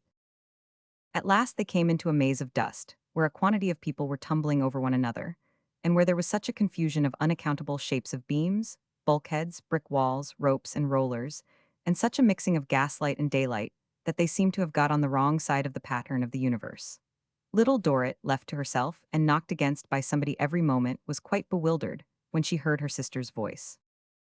"Why, good gracious, Amy, whatever brought you here?"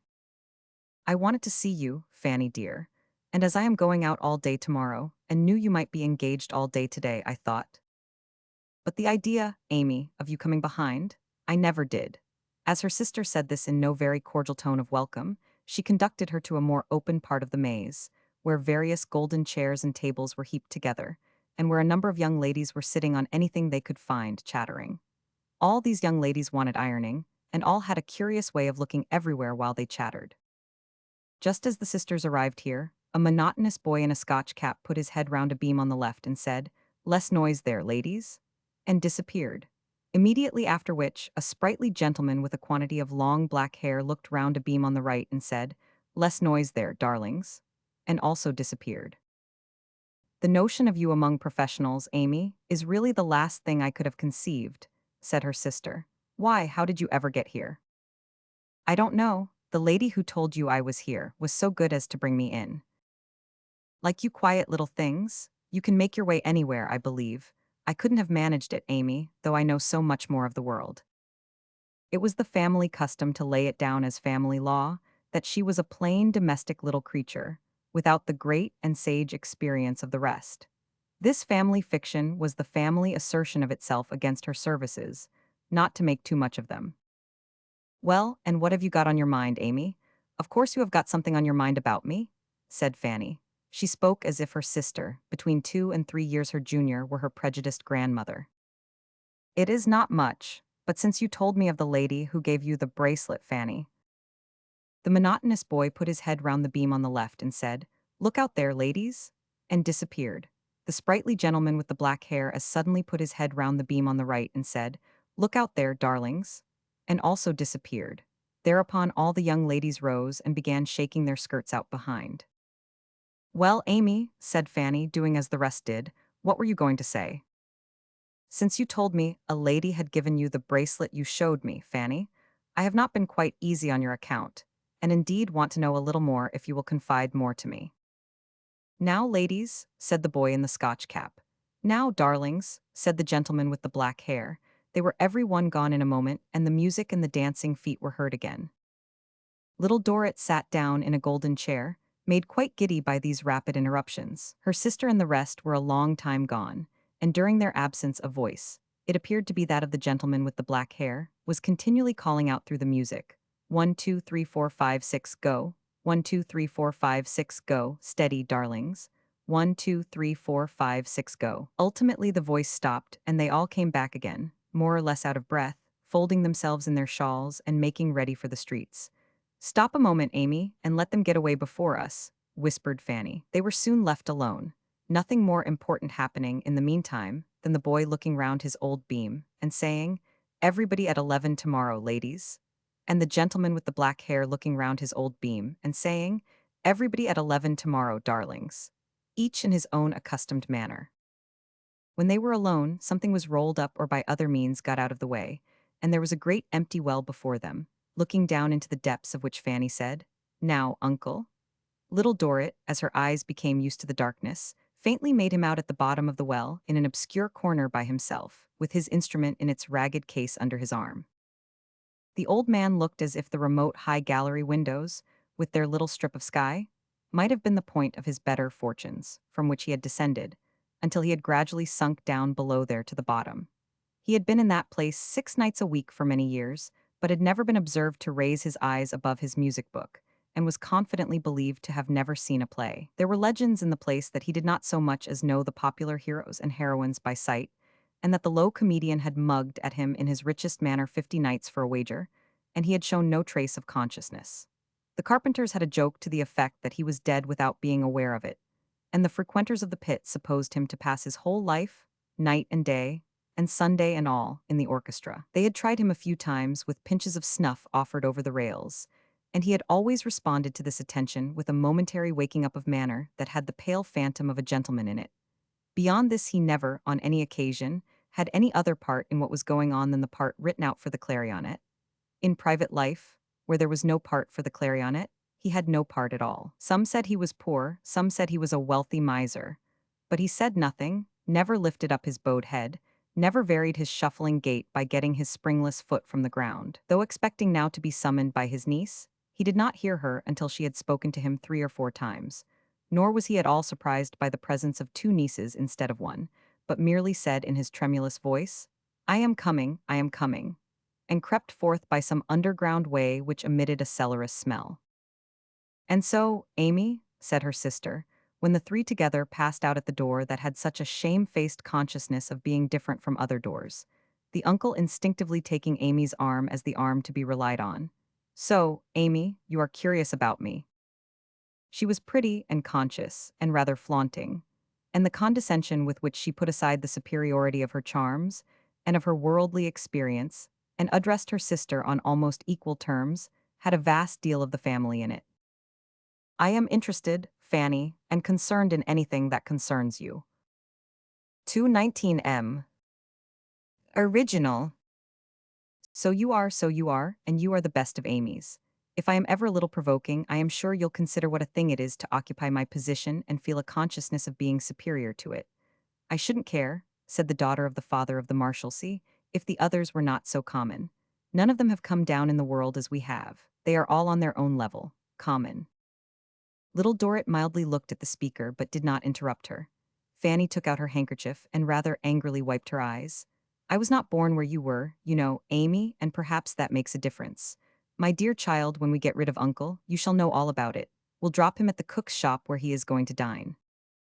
They walked on with him until they came to a dirty shop window in a dirty street, which was made almost opaque by the steam of hot meats, vegetables, and puddings. But glimpses were to be caught of a roast leg of pork bursting into tears of sage and onion in a metal reservoir full of gravy, of an unctuous piece of roast beef and blisterous Yorkshire pudding, bubbling hot in a similar receptacle, of a stuffed fillet of veal in rapid cut, of a ham in a perspiration with the pace it was going, of a shallow tank of baked potatoes glued together by their own richness, of a truss or 2 of boiled greens, and other substantial delicacies. Within were a few wooden partitions, behind which such customers as found it more convenient to take away their dinners in stomachs than in their hands, packed their purchases in solitude.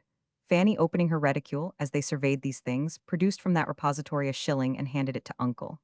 Uncle, after not looking at it a little while, divined its object and muttering, "Dinner? Ha, yes," slowly vanished from them into the mist. Now, Amy, said her sister, come with me, if you are not too tired to walk to Harley Street, Cavendish Square. The air with which she threw off this distinguished address and the toss she gave to her new bonnet, which was more gauzy than serviceable, made her sister wonder. However, she expressed her readiness to go to Harley Street, and thither they directed their steps. Arrived at that grand destination, Fanny singled out the handsomest house and, knocking at the door, inquired for Mrs. Myrtle. The footman who opened the door, although he had powder on his head and was backed up by 2 other footmen likewise powdered, not only admitted Mrs. Myrtle to be at home, but asked Fanny to walk in. Fanny walked in, taking her sister with her, and they went upstairs with powder going before and powder stopping behind, and were left in a spacious semicircular drawing room, one of several drawing rooms, where there was a parrot on the outside of a golden cage holding on by its beak, with its scaly legs in the air, and putting itself into many strange upside-down postures. This peculiarity has been observed in birds of quite another feather, climbing upon golden wires. The room was far more splendid than anything Little Dorrit had ever imagined, and would have been splendid and costly in any eyes. She looked in amazement at her sister and would have asked a question, but that Fanny with a warning frown pointed to a curtained doorway of communication with another room. The curtain shook next moment, and a lady, raising it with a heavily ringed hand, dropped it behind her again as she entered. The lady was not young and fresh from the hand of nature, but was young and fresh from the hand of her maid. She had large, unfeeling, handsome eyes, and dark, unfeeling, handsome hair, and a broad, unfeeling, handsome bosom, and was made the most of in every particular. Either because she had a cold, or because it suited her face, she wore a rich white fillet tied over her head and under her chin. And if ever there were an unfeeling, handsome chin that looked as if, for certain, it had never been, in familiar parlance, chucked by the hand of man, it was the chin curbed up so tight and close by that laced bridle. "Mrs. Myrtle," said Fanny, "my sister, ma'am." "I am glad to see your sister, Miss Dorrit. I did not remember that you had a sister." "I did not mention that I had," said Fanny.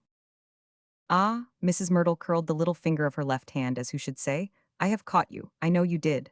All her action was usually with her left hand because her hands were not a pair, and left being much the whiter and plumper of the two.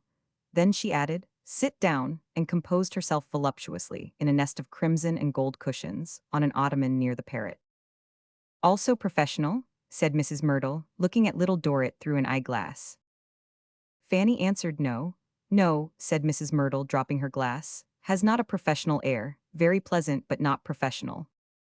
"My sister, ma'am," said Fanny, in whom there was a singular mixture of deference and hardihood, "has been asking me to tell her, as between sisters, how I came to have the honor of knowing you.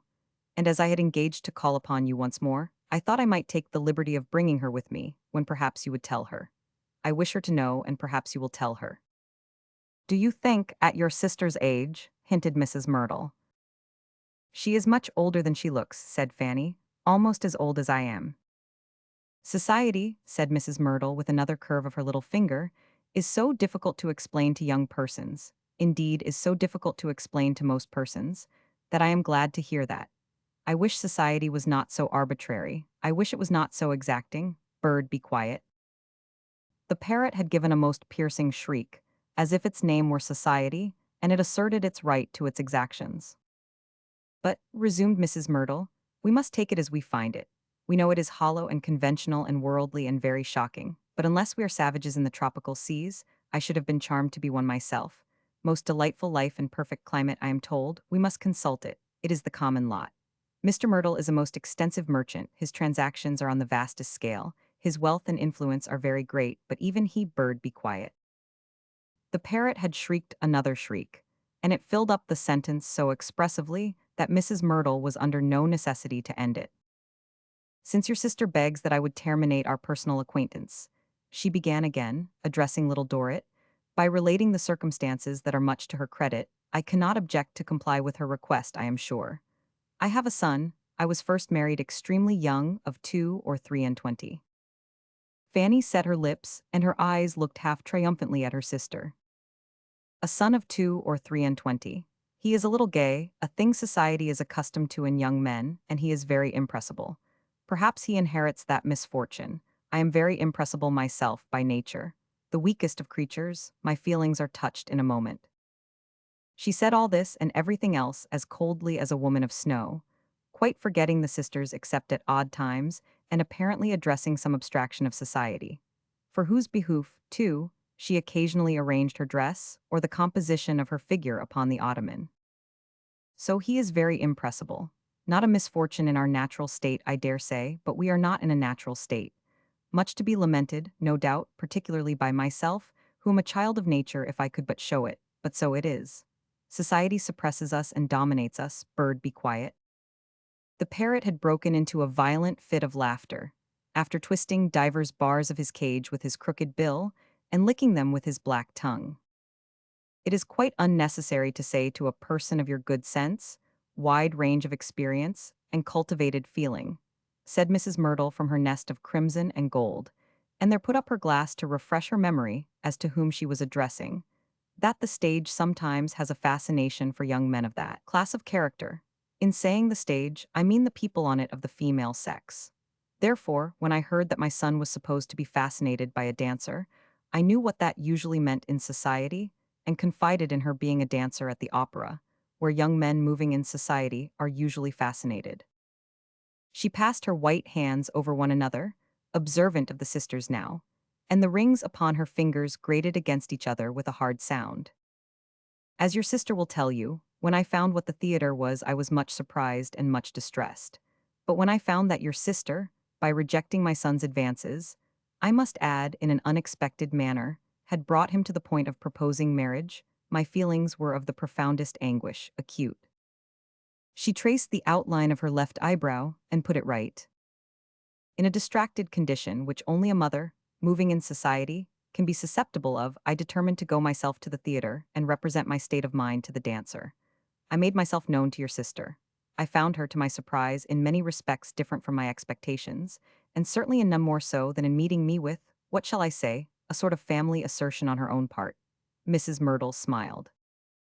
I told you, ma'am, said Fanny, with a heightening color, that although you found me in that situation, I was so far above the rest that I considered my family as good as your son, S., and that I had a brother who, knowing the circumstances, would be of the same opinion, and would not consider such a connection any honor.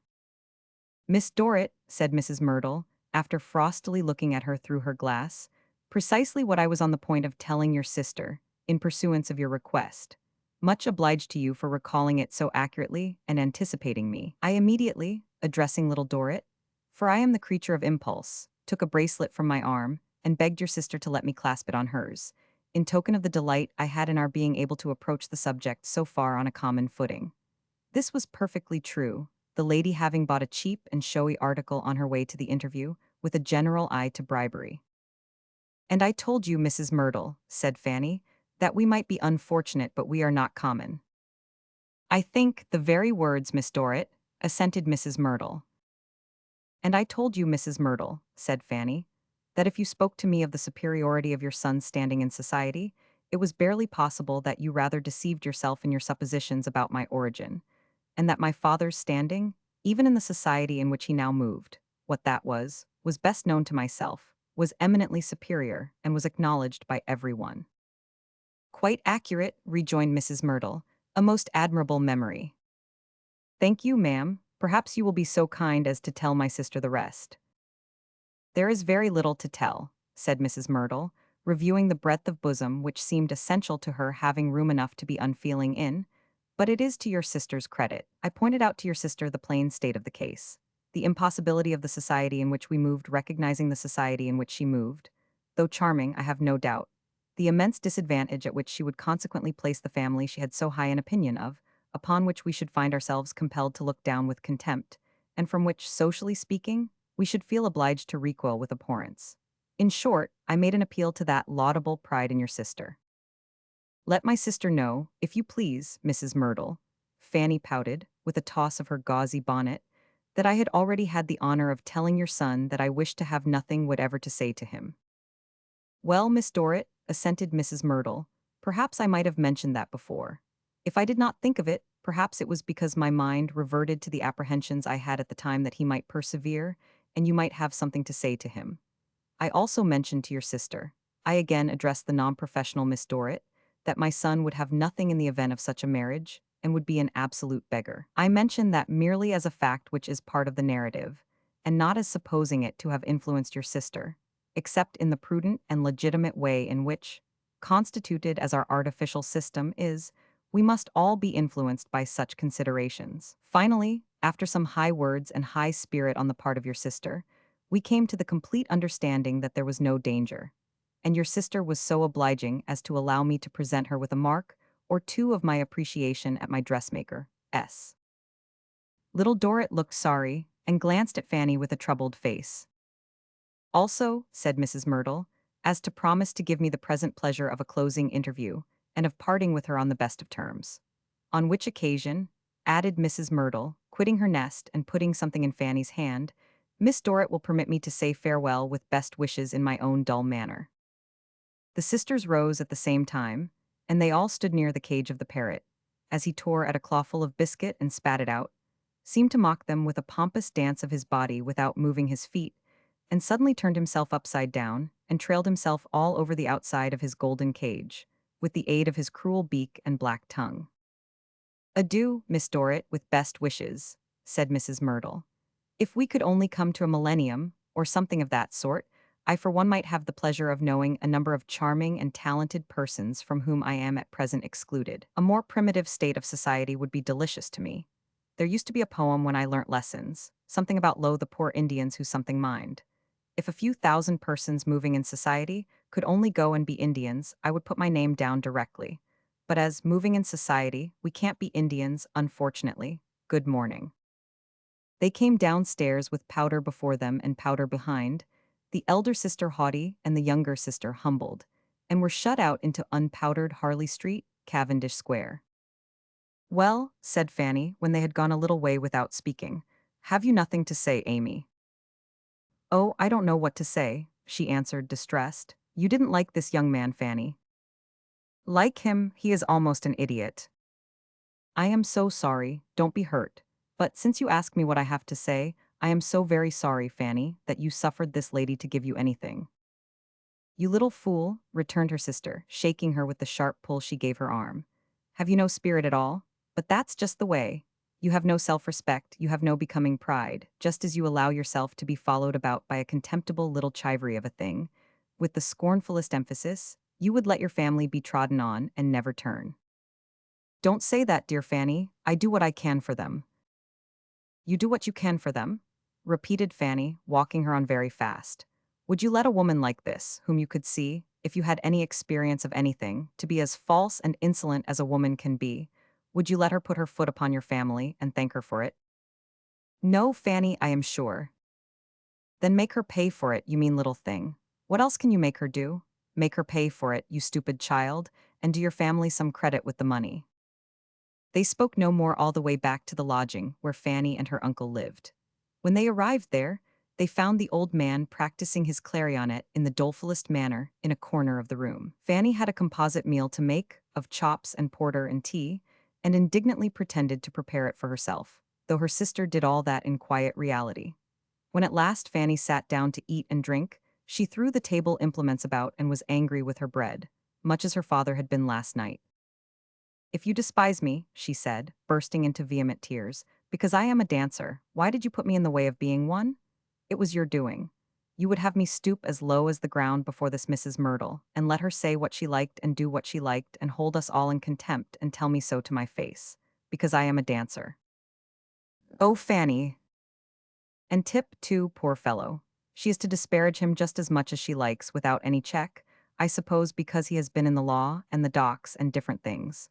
Why, it was your doing, Amy. You might at least approve of his being defended.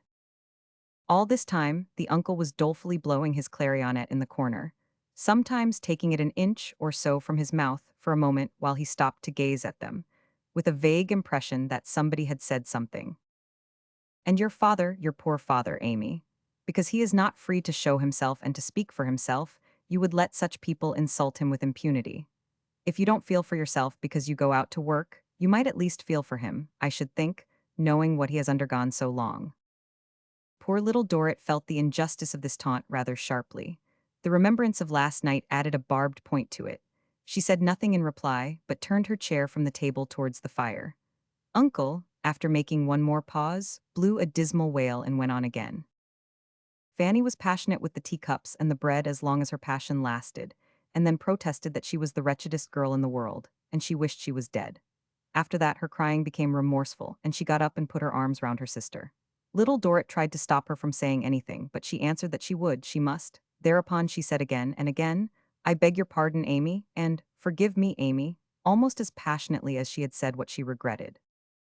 But indeed, Amy, she resumed when they were seated in sisterly accord side by side, I hope and I think you would have seen this differently, if you had known a little more of society. Perhaps I might, Fanny, said the mild little Dorrit. You see, while you have been domestic and resignedly shut up there, Amy, pursued her sister, gradually beginning to patronize, I have been out, moving more in society, and may have been getting proud and spirited, more than I ought to be, perhaps. Little Dorrit answered, yes, oh yes. And while you have been thinking of the dinner or the clothes, I may have been thinking, of the family. Now, may it not be so, Amy? Little Dorrit again nodded, yes, with a more cheerful face than heart. Especially as we know, said Fanny, that there certainly is a tone in the place to which you have been so true, which does belong to it, and which does make it different from other aspects of society. So kiss me once again, Amy dear, and we will agree that we may both be right, and that you are a tranquil, domestic, home-loving, good girl. The clarionet had been lamenting most pathetically during this dialogue, but was cut short now by Fanny's announcement that it was time to go, which she conveyed to her uncle by shutting up his scrap of music and taking the clarionet out of his mouth.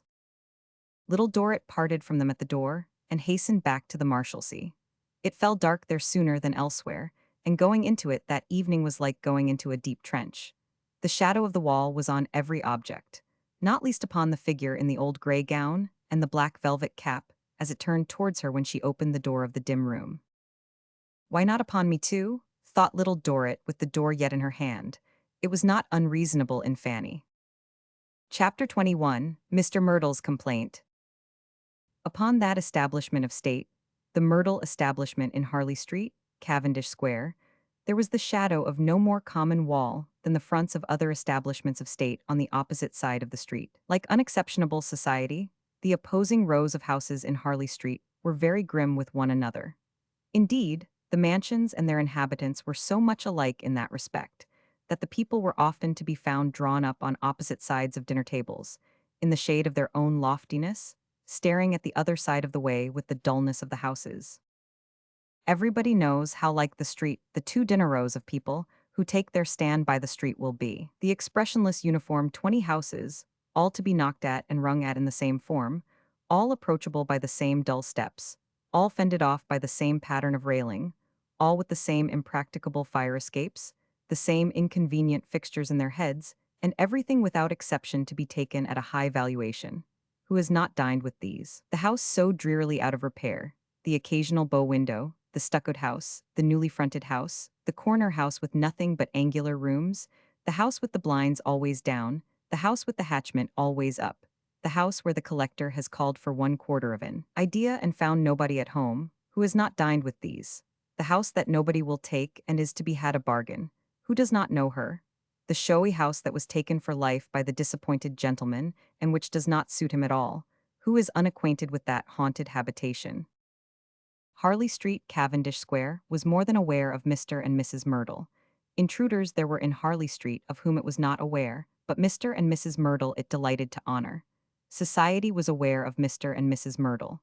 Society had said, "Let us license them, let us know them." Mr. Myrtle was immensely rich, a man of prodigious enterprise, a Midas without the ears who turned all he touched to gold. He was in everything good from banking to building. He was in Parliament, of course. He was in the city, necessarily. He was chairman of this, trustee of that, president of the other. The weightiest of men had said to projectors, "Now, what name have you got? Have you got Myrtle?" And the reply being in the negative had said, "Then I won't look at you." This great and fortunate man had provided that extensive bosom which required so much room to be unfeeling enough in, with a nest of crimson and gold some 15 years before. It was not a bosom to repose upon, but it was a capital bosom to hang jewels upon. Mr. Myrtle wanted something to hang jewels upon, and he bought it for the purpose. Store and Mortimer might have married on the same speculation. Like all his other speculations, it was sound and successful. The jewels showed to the richest advantage. The bosom moving in society with the jewels displayed upon it attracted general admiration. Society approving, Mr. Myrtle was satisfied. He was the most disinterested of men, did everything for society, and got as little for himself out of all his gain and care as a man might. That is to say, it may be supposed that he got all he wanted, otherwise with unlimited wealth he would have got it. But his desire was to the utmost to satisfy society, whatever that was, and take up all its drafts upon him for tribute. He did not shine in company. He had not very much to say for himself. He was a reserved man, with a broad, overhanging, watchful head, that particular kind of dull red color in his cheeks which is rather stale than fresh, and a somewhat uneasy expression about his coat cuffs, as if they were in his confidence, and had reasons for being anxious to hide his hands. In the little he said, he was a pleasant man enough, plain, emphatic about public and private confidence, and tenacious of the utmost deference being shown by every one, in all things, to society. In this same society, if that were it which came to his dinners, and to Mrs. Myrtle's receptions and concerts, he hardly seemed to enjoy himself much, and was mostly to be found against walls and behind doors. Also, when he went out to it instead of its coming home to him, he seemed a little fatigued, and upon the whole rather more disposed for bed, but he was always cultivating it nevertheless, and always moving in it, and always laying out money on it with the greatest liberality. Mrs. Myrtle's first husband had been a colonel, under whose auspices the bosom had entered into competition with the snows of North America, and had come off at little disadvantage in point of whiteness, and at none in point of coldness. The colonel's son was Mrs. Myrtle's only child.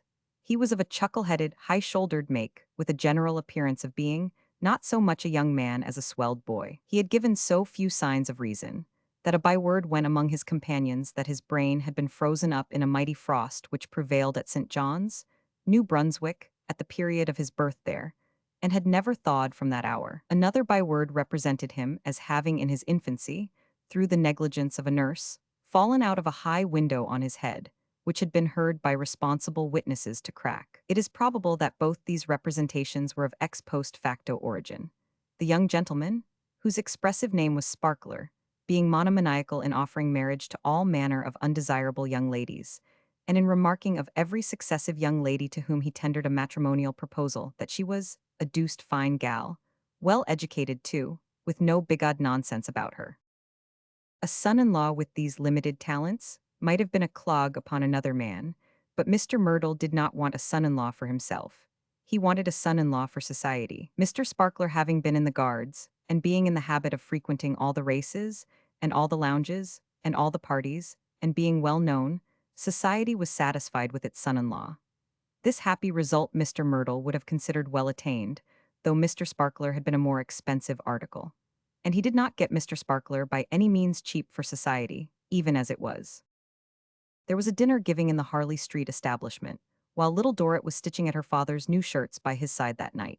And there were magnates from the court and magnates from the city, magnates from the commons and magnates from the lords, magnates from the bench and magnates from the bar, bishop magnates, treasury magnates, horse guard magnates, admiralty magnates, all the magnates that keep us going and sometimes trip us up. I am told, said Bishop Magnate to horse guards, that Mr. Myrtle has made another enormous hit. They say £100,000. Horse guards had heard 2. Treasury had heard 3. Barr, handling his persuasive double eyeglass, was by no means clear but that it might be 4. It was one of those happy strokes of calculation and combination, the result of which it was difficult to estimate. It was one of those instances of a comprehensive grasp, associated with habitual luck and characteristic boldness, of which an age presented us but few. But here was Brother Bellows, who had been in the great bank case, and who could probably tell us more. What did Brother Bellows put this new success at? Brother Bellows was on his way to make his bow to the bosom, and could only tell them in passing that he had heard it stated, with great appearance of truth, as being worth, from first to last, 500,000 of money. Admiralty said Mr. Myrtle was a wonderful man, Treasury said he was a new power in the country, and would be able to buy up the whole House of Commons. Bishop said he was glad to think that this wealth flowed into the coffers of a gentleman who was always disposed to maintain the best interests of society. Mr. Myrtle himself was usually late on these occasions, as a man still detained in the clutch of giant enterprises when other men had shaken off their dwarfs for the day. On this occasion, he was the last arrival. Treasury said Myrtle's work punished him a little. Bishop said he was glad to think that this wealth flowed into the coffers of a gentleman who accepted it with meekness. Powder, there was so much powder in waiting, that it flavored the dinner. Pulverous particles got into the dishes, and society's meats had a seasoning of first-rate footmen. Mr. Myrtle took down a countess who was secluded somewhere in the core of an immense dress, to which she was in the proportion of the heart to the overgrown cabbage. If so low a simile may be admitted, the dress went down the staircase like a richly brocaded jack in the green, and nobody knew what sort of small person carried it. Society had everything it could want and could not want for dinner. It had everything to look at, and everything to eat, and everything to drink. It is to be hoped it enjoyed itself, for Mr. Myrtle's own share of the repast might have been paid for with 18 pence. Mrs. Myrtle was magnificent. The chief butler was the next magnificent institution of the day. He was the stateliest man in the company. He did nothing, but he looked on as few other men could have done. He was Mr. Myrtle's last gift to society. Mr. Myrtle didn't want him, and was put out of countenance when the great creature looked at him, but inappeasable society would have him, and had got him. The invisible countess carried out the green at the usual stage of the entertainment, and the file of beauty was closed up by the bosom. Treasury said Juno. Bishop said Judith. Barr fell into discussion with horse guards concerning courts-martial. Brothers Bellows and Bench struck in. Other magnates paired off. Mr. Myrtle sat silent and looked at the tablecloth. Sometimes a magnate addressed him, to turn the stream of his own particular discussion towards him, but Mr. Myrtle seldom gave much attention to it, or did more than rouse himself from his calculations and pass the wine.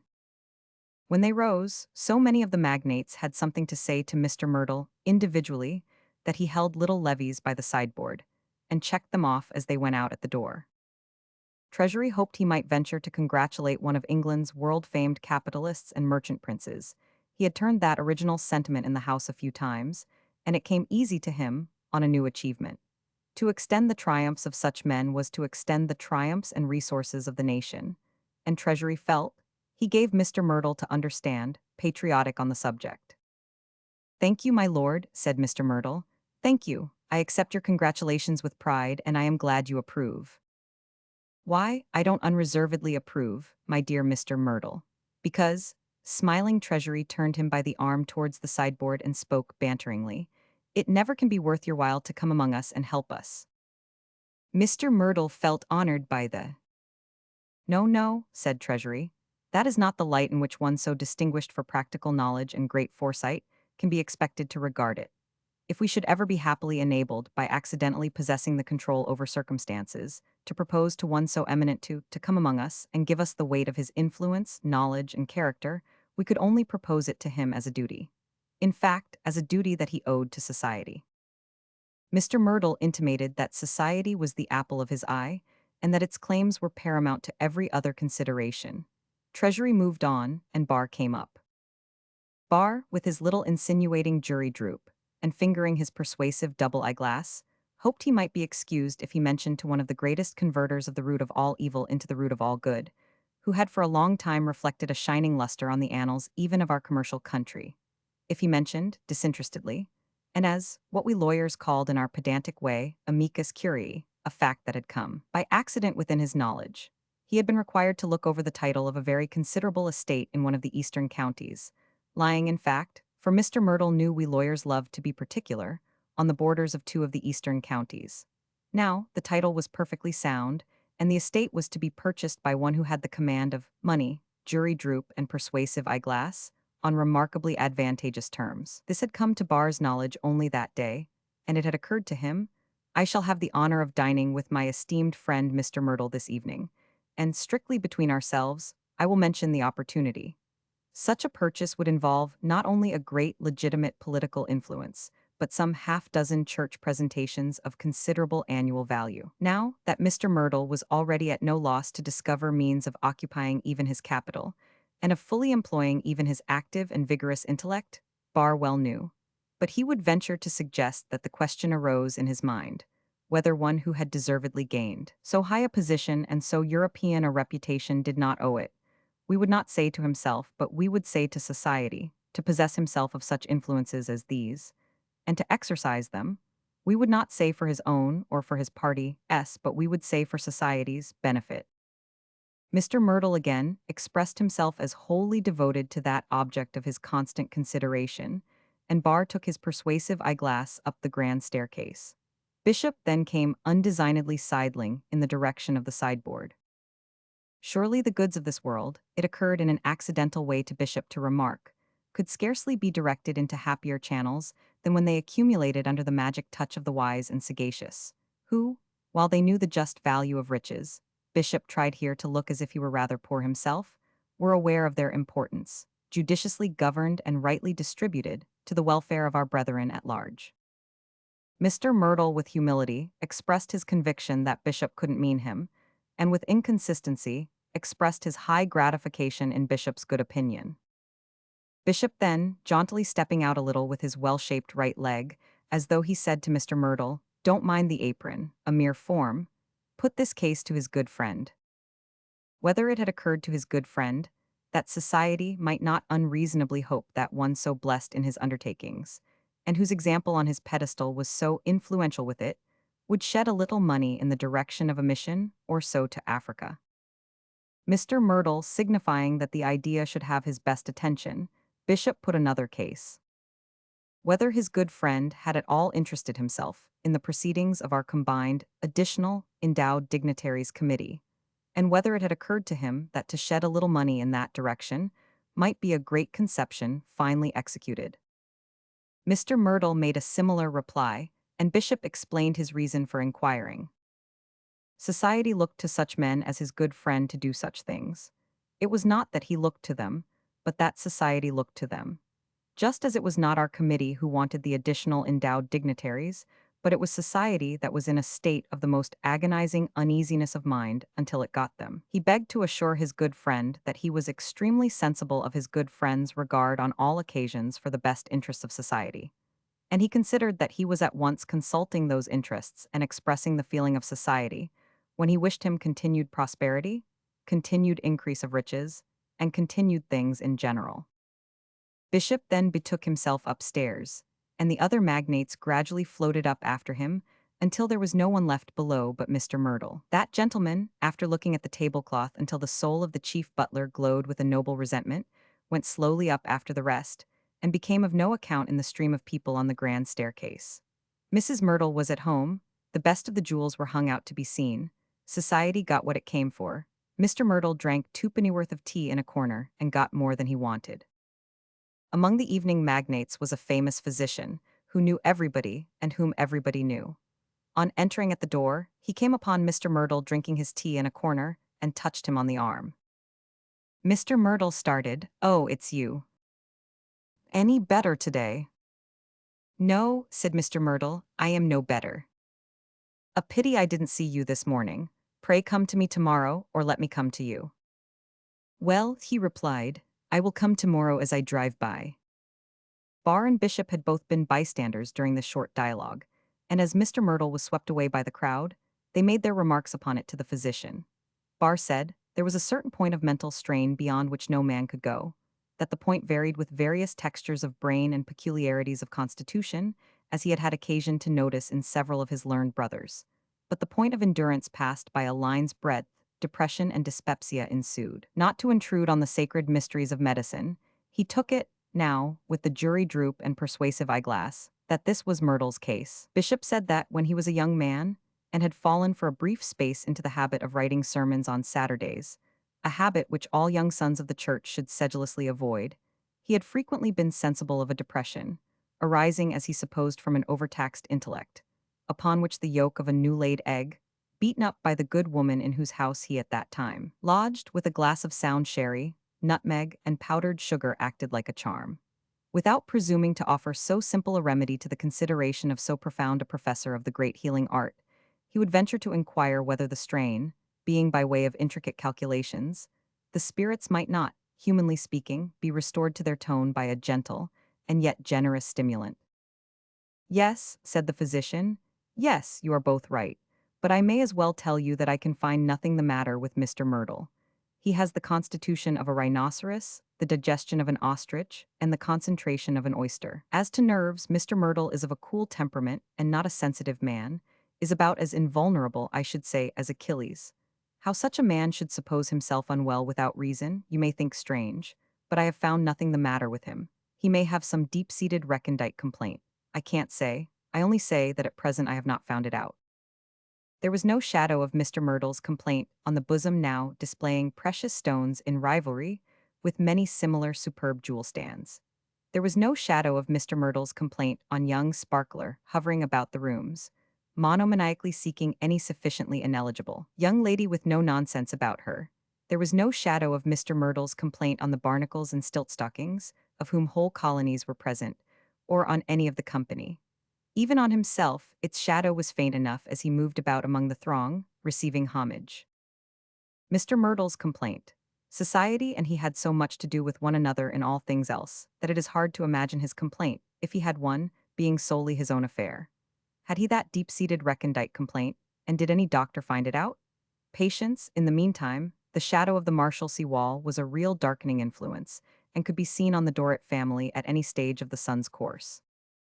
Chapter 22, A Puzzle.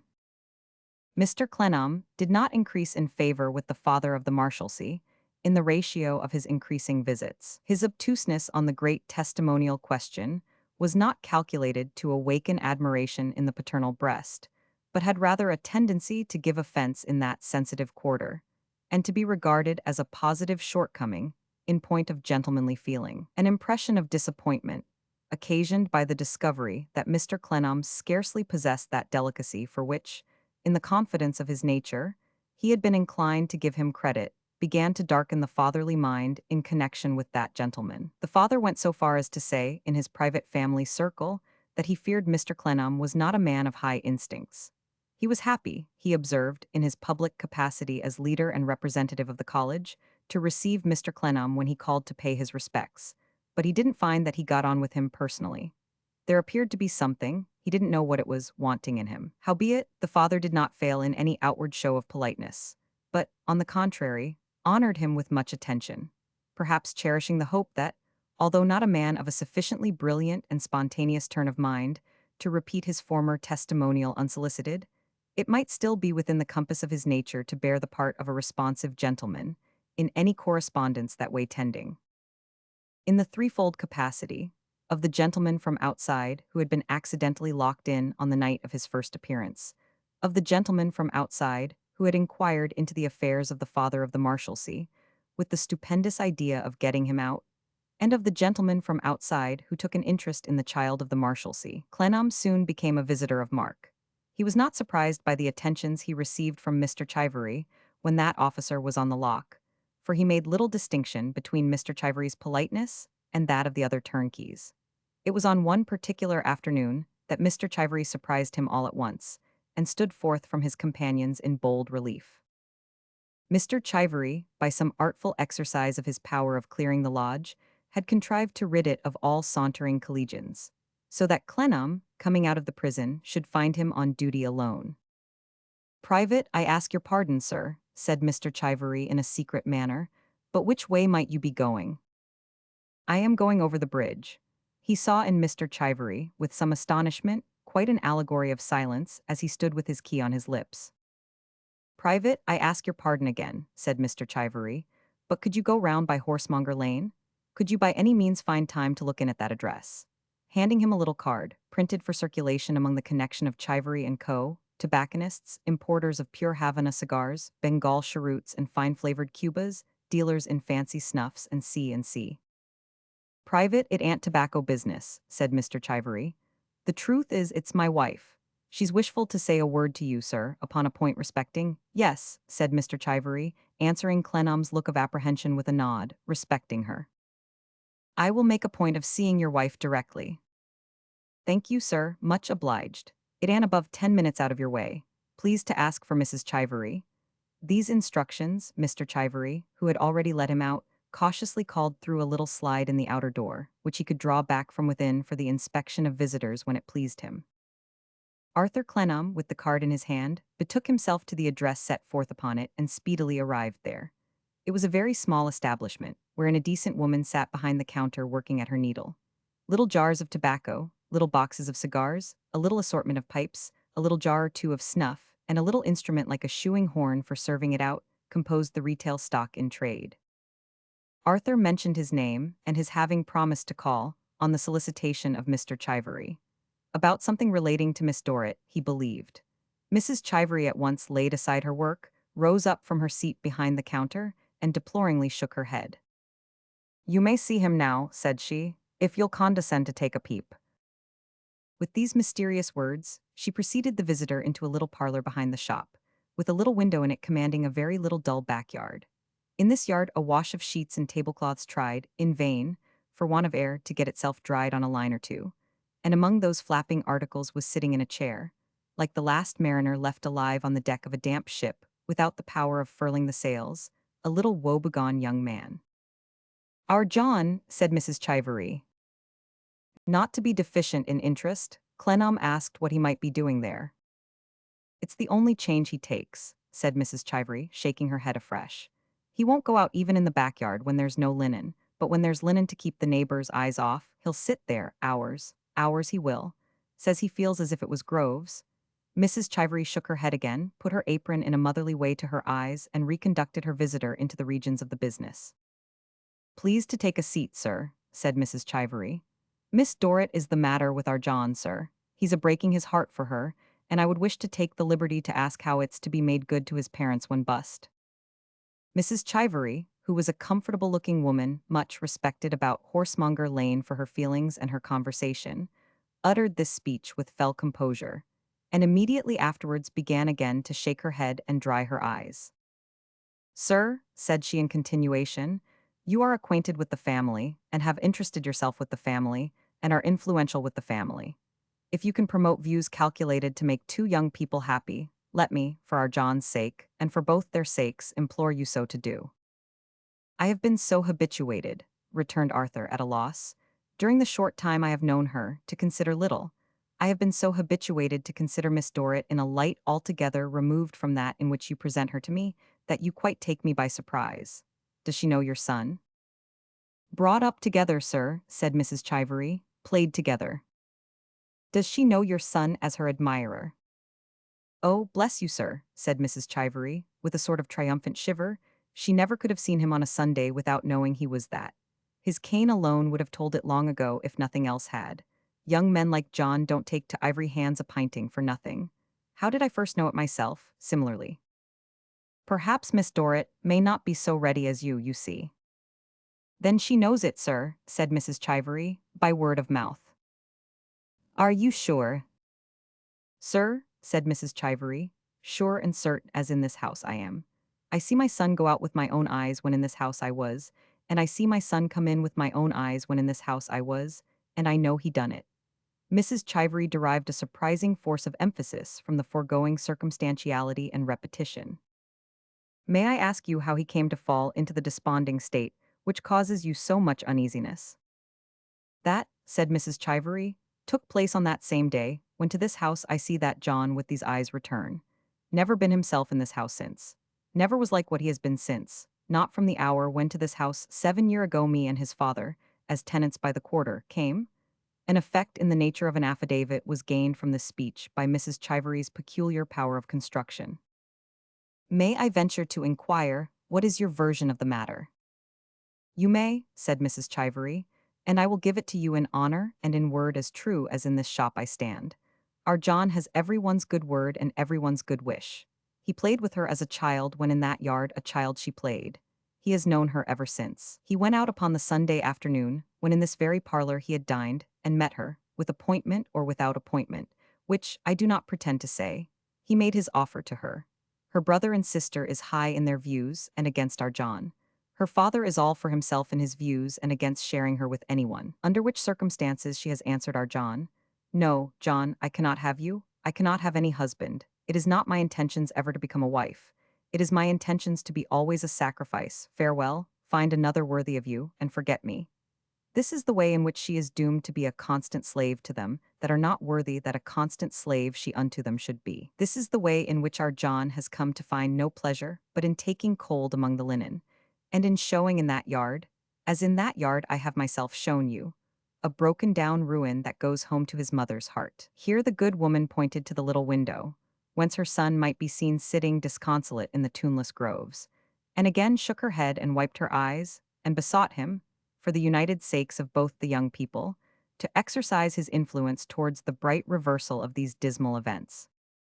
She was so confident in her exposition of the case, and it was so undeniably founded on correct premises in so far as the relative positions of Little Dorrit and her family were concerned, that Clennam could not feel positive on the other side. He had come to attach to Little Dorrit an interest so peculiar, an interest that removed her from, while it grew out of, the common and coarse things surrounding her, that he found it disappointing, disagreeable, almost painful to suppose her in love with young Mr. Chivery in the backyard, or any such person. On the other hand, he reasoned with himself that she was just as good and just as true in love with him as not in love with him, and that to make a kind of domesticated fairy of her, on the penalty of isolation at heart from the only people she knew, would be but a weakness of his own fancy, and not a kind one. Still, her youthful and ethereal appearance, her timid manner, the charm of her sensitive voice and eyes, the very many respects in which she had interested him out of her own individuality, and the strong difference between herself and those about her,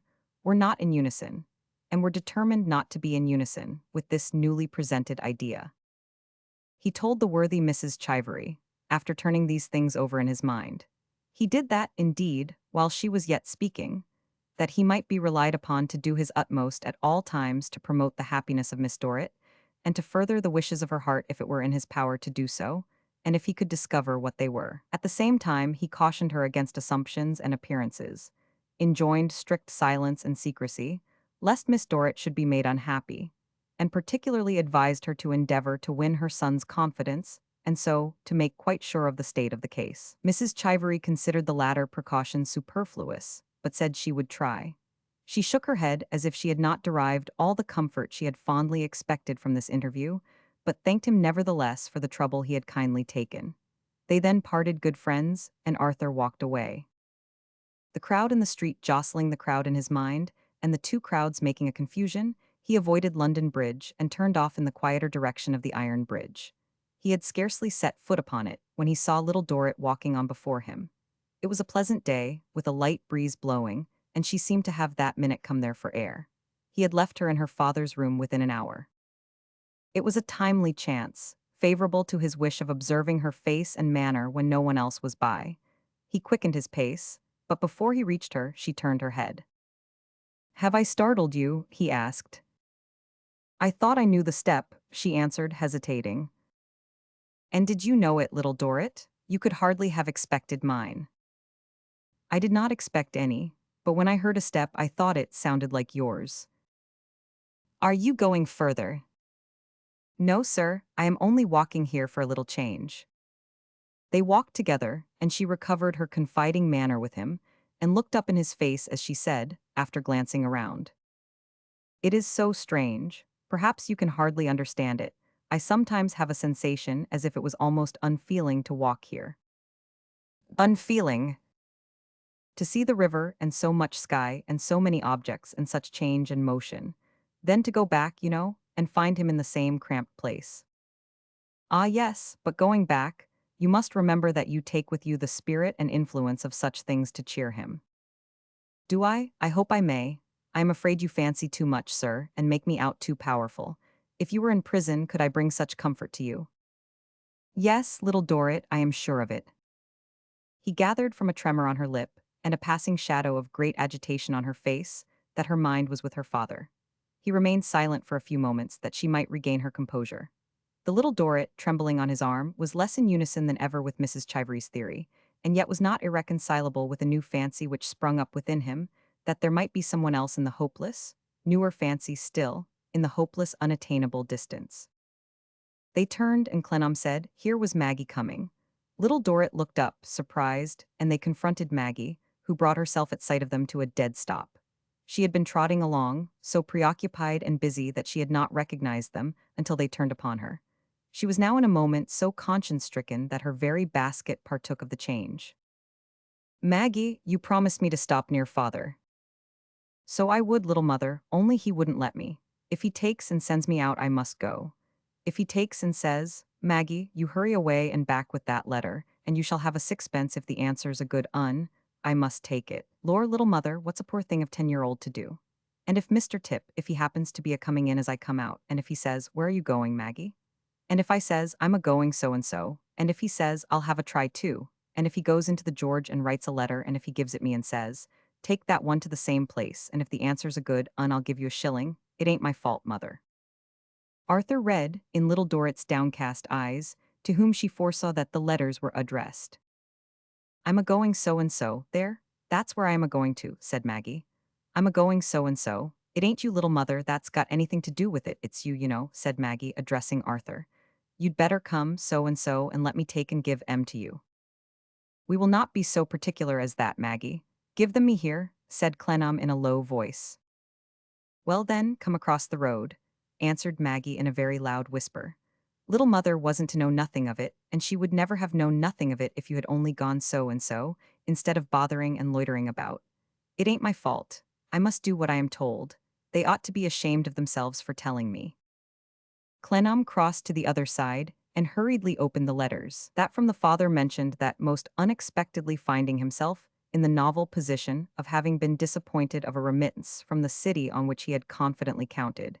He took up his pen, being restrained by the unhappy circumstance of his incarceration during 23 years, doubly underlined, from coming himself, as he would otherwise certainly have done, took up his pen to entreat Mr. Clennam to advance him the sum of £3 10 upon his IOU, which he begged to enclose. That from the Sun set forth that Mr. Clennam would, he knew, be gratified to hear that he had at length obtained permanent employment of a highly satisfactory nature, accompanied with every prospect of complete success in life, but that the temporary inability of his employer to pay him his arrears of salary to that date, in which condition said employer had appealed to that generous forbearance in which he trusted, he should never be wanting towards a fellow creature, combined with the fraudulent conduct of a false friend and the present high price of provisions, had reduced him to the verge of ruin, unless he could by a quarter before 6 that evening raise the sum of £8. This sum, Mr. Clennam would be happy to learn,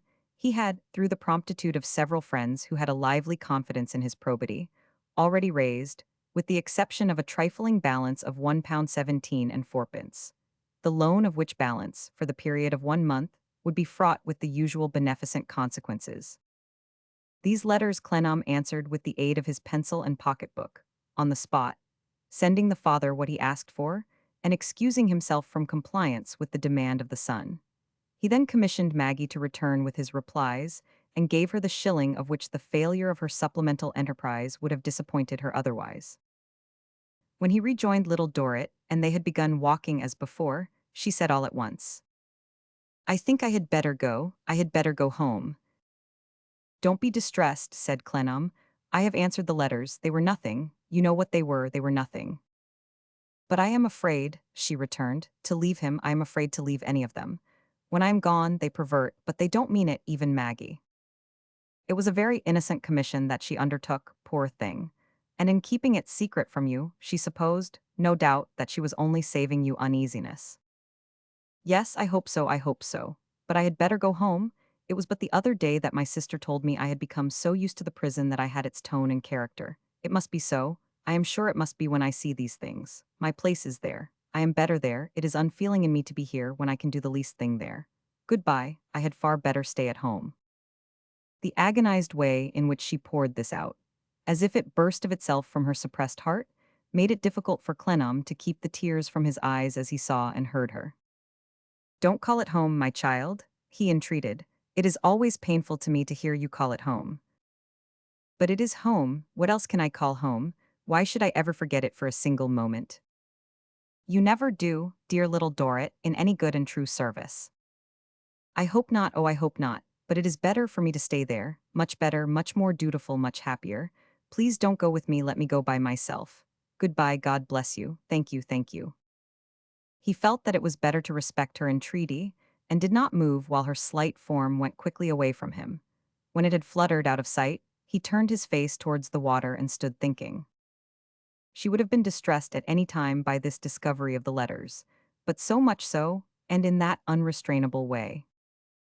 No. When she had seen her father begging with his threadbare disguise on, when she had entreated him not to give her father money, she had been distressed, but not like this.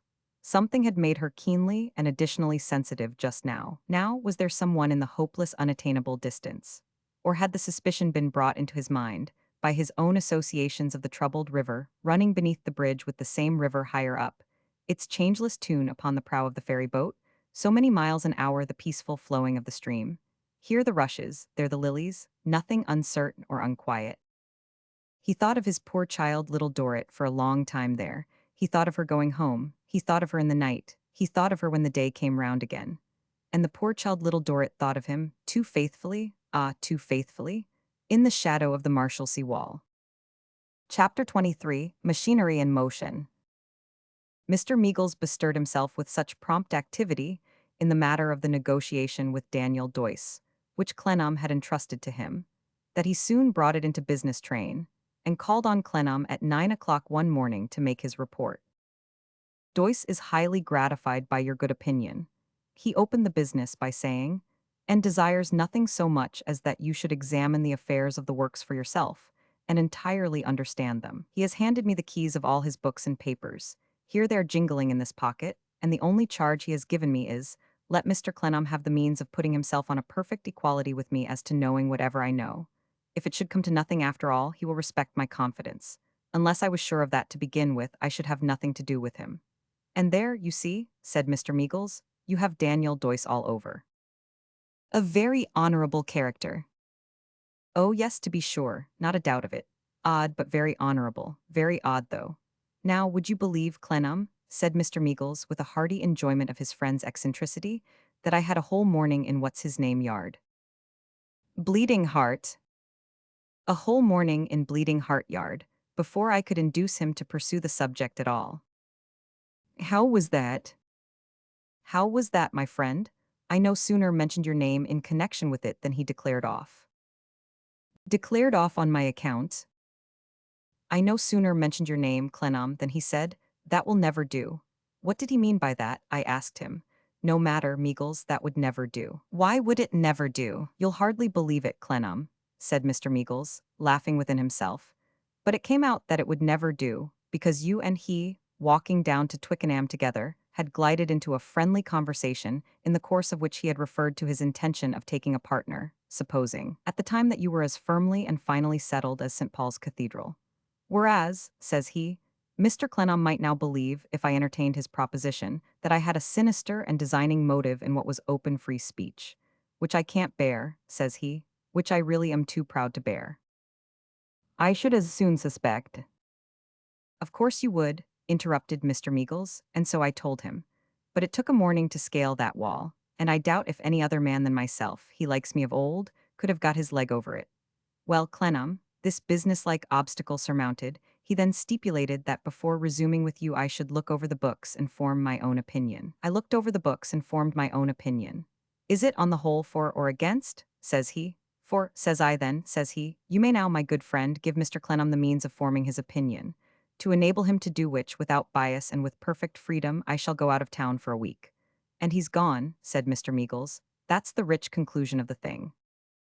Leaving me, said Clennam, with a high sense, I must say, of his candor and his oddity, Mr. Meagles struck in, I should think so. It was not exactly the word on Clennam's lips, but he forbore to interrupt his good-humored friend. And now, added Mr. Meagles, you can begin to look into matters as soon as you think proper. I have undertaken to explain where you may want explanation, but to be strictly impartial, and to do nothing more. They began their perquisitions in Bleeding Heart Yard that same forenoon. Little peculiarities were easily to be detected by experienced eyes in Mr. Doyce's way of managing his affairs, but they almost always involved some ingenious simplification of a difficulty, and some plain road to the desired end. That his papers were in arrear, and that he stood in need of assistance to develop the capacity of his business, was clear enough. But all the results of his undertakings during many years were distinctly set forth, and were ascertainable with ease. Nothing had been done for the purposes of the pending investigation. Everything was in its genuine working dress, and in a certain honest, rugged order. The calculations and entries in his own hand, of which there were many, were bluntly written, and with no very neat precision, but were always plain and directed straight to the purpose. It occurred to Arthur that a far more elaborate and taking show of business, such as the records of the Circumlocution Office made perhaps, might be far less serviceable, as being meant to be far less intelligible. 3 or 4 days of steady application tendered him master of all the facts it was essential to become acquainted with. Mr. Meagles was at hand the whole time, always ready to illuminate any dim place with the bright little safety lamp belonging to the scales and scoop. Between them, they agreed upon the sum it would be fair to offer for the purchase of a half-share in the business, and then Mr. Meagles unsealed a paper in which Daniel Doyce had noted the amount at which he valued it, which was even something less. Thus, when Daniel came back, he found the affair as good as concluded. And I may now avow, Mr. Clennam, said he, with a cordial shake of the hand, that if I had looked high and low for a partner, I believe I could not have found one more to my mind. I say the same, said Clennam. And I say of both of you, added Mr. Meagles, that you are well matched. You keep him in check, Clennam, with your common sense, and you stick to the works, Dan, with your uncommon sense, suggested Daniel with his quiet smile. You may call it so if you like, and each of you will be a right hand to the other. Here's my own right hand upon it, as a practical man, to both of you. The purchase was completed within a month. It left Arthur in possession of private personal means, not exceeding a few £100, but it opened to him an active and promising career. The three friends dined together on the auspicious occasion. The factory and the factory wives and children made holiday and dined too. Even Bleeding Heartyard dined and was full of meat. 2 months had barely gone by in all, when Bleeding Heartyard had become so familiar with short commons again that the treat was forgotten there. When nothing seemed new in the partnership, but the paint of the inscription on the doorposts, DOYCE and CLENN. When it appeared even to Clennam himself that he had had the affairs of the firm in his mind for years. The little counting house reserved for his own occupation was a room of wood and glass at the end of a long, low workshop, filled with benches and vices and tools and straps and wheels, which, when they were in gear with the steam engine, went tearing round as though they had a suicidal mission to grind the business to dust and tear the factory to pieces. A communication of great trapdoors in the floor and roof with the workshop above and the workshop below made a shaft of light in this perspective, which brought to Clennam's mind the child's old picture book, where similar rays were the witnesses of Abel's murder. The noises were sufficiently removed and shut out from the counting house to blend into a busy hum, interspersed with periodical clinks and thumps. The patient figures at work were swarthy with the filings of iron and steel that danced on every bench and bubbled up through every chink in the planking. The workshop was arrived at by a stepladder from the outer yard below, where it served as a shelter for the large grindstone, where tools were sharpened. The whole had at once a fanciful and practical air in Clennam's eyes, which was a welcome change.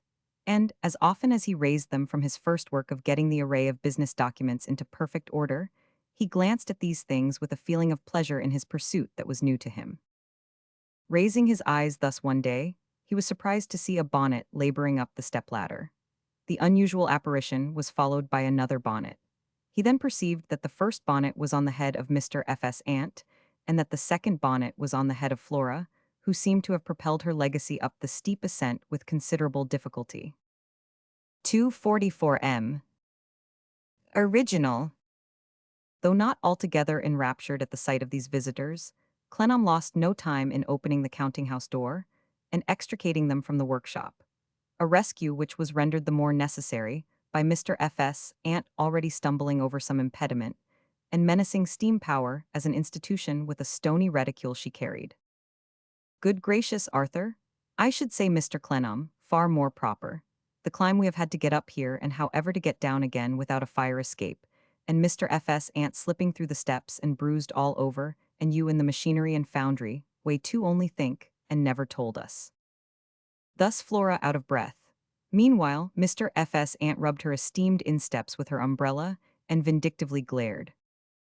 Most unkind never to have come back to see us since that day, though naturally it was not to be expected that there should be any attraction at our house, and you were much more pleasantly engaged, that's pretty certain. And is she fair, or dark blue eyes, or black eye? Wonder, not that I expect that she should be anything but a perfect contrast to me, in all particulars, for I am a disappointment, as I very well know, and you are quite right to be devoted, no doubt, though what I am saying, Arthur, never mind, I hardly know myself, good gracious. By this time he had placed chairs for them in the counting house. As Flora dropped into hers, she bestowed the old look upon him. And to think of Doyce and Clennam, and who Doyce can be, said Flora. Delightful man, no doubt, and married perhaps, or perhaps a daughter. Now has he really? Then one understands the partnership and sees it all. Don't tell me anything about it, for I know I have no claim to ask the question, the golden chain that once was forged being snapped, and very proper. Flora put her hand tenderly on his, and gave him another of the youthful glances. Dear Arthur, force of habit, Mr. Clennam every way more delicate, and adapted to existing circumstances. I must beg to be excused for taking the liberty of this intrusion, but I thought I might so far presume upon old times, for ever faded never more to bloom, as to call with Mr. F.S. Ant to congratulate and offer best wishes. A great deal superior to China not to be denied, and much nearer though higher up. I am very happy to see you, said Clennam, and I thank you, Flora, very much for your kind remembrance. More than I can say myself at any rate, returned Flora, for I might have been dead and buried 20 distinct times over, and no doubt, whatever should have been before you had genuinely remembered me, or anything like it, in spite of which one last remark I wish to make, one last explanation I wish to offer. My dear Mrs. Finching, Arthur remonstrated in alarm. Oh, not that disagreeable name, say Flora. Flora, is it worth troubling yourself afresh to enter into explanations? I assure you none are needed. I am satisfied, I am perfectly satisfied. A diversion was occasioned here by Mr. F.S. Ant making the following inexorable and awful statement. There's milestones on the Dover Road.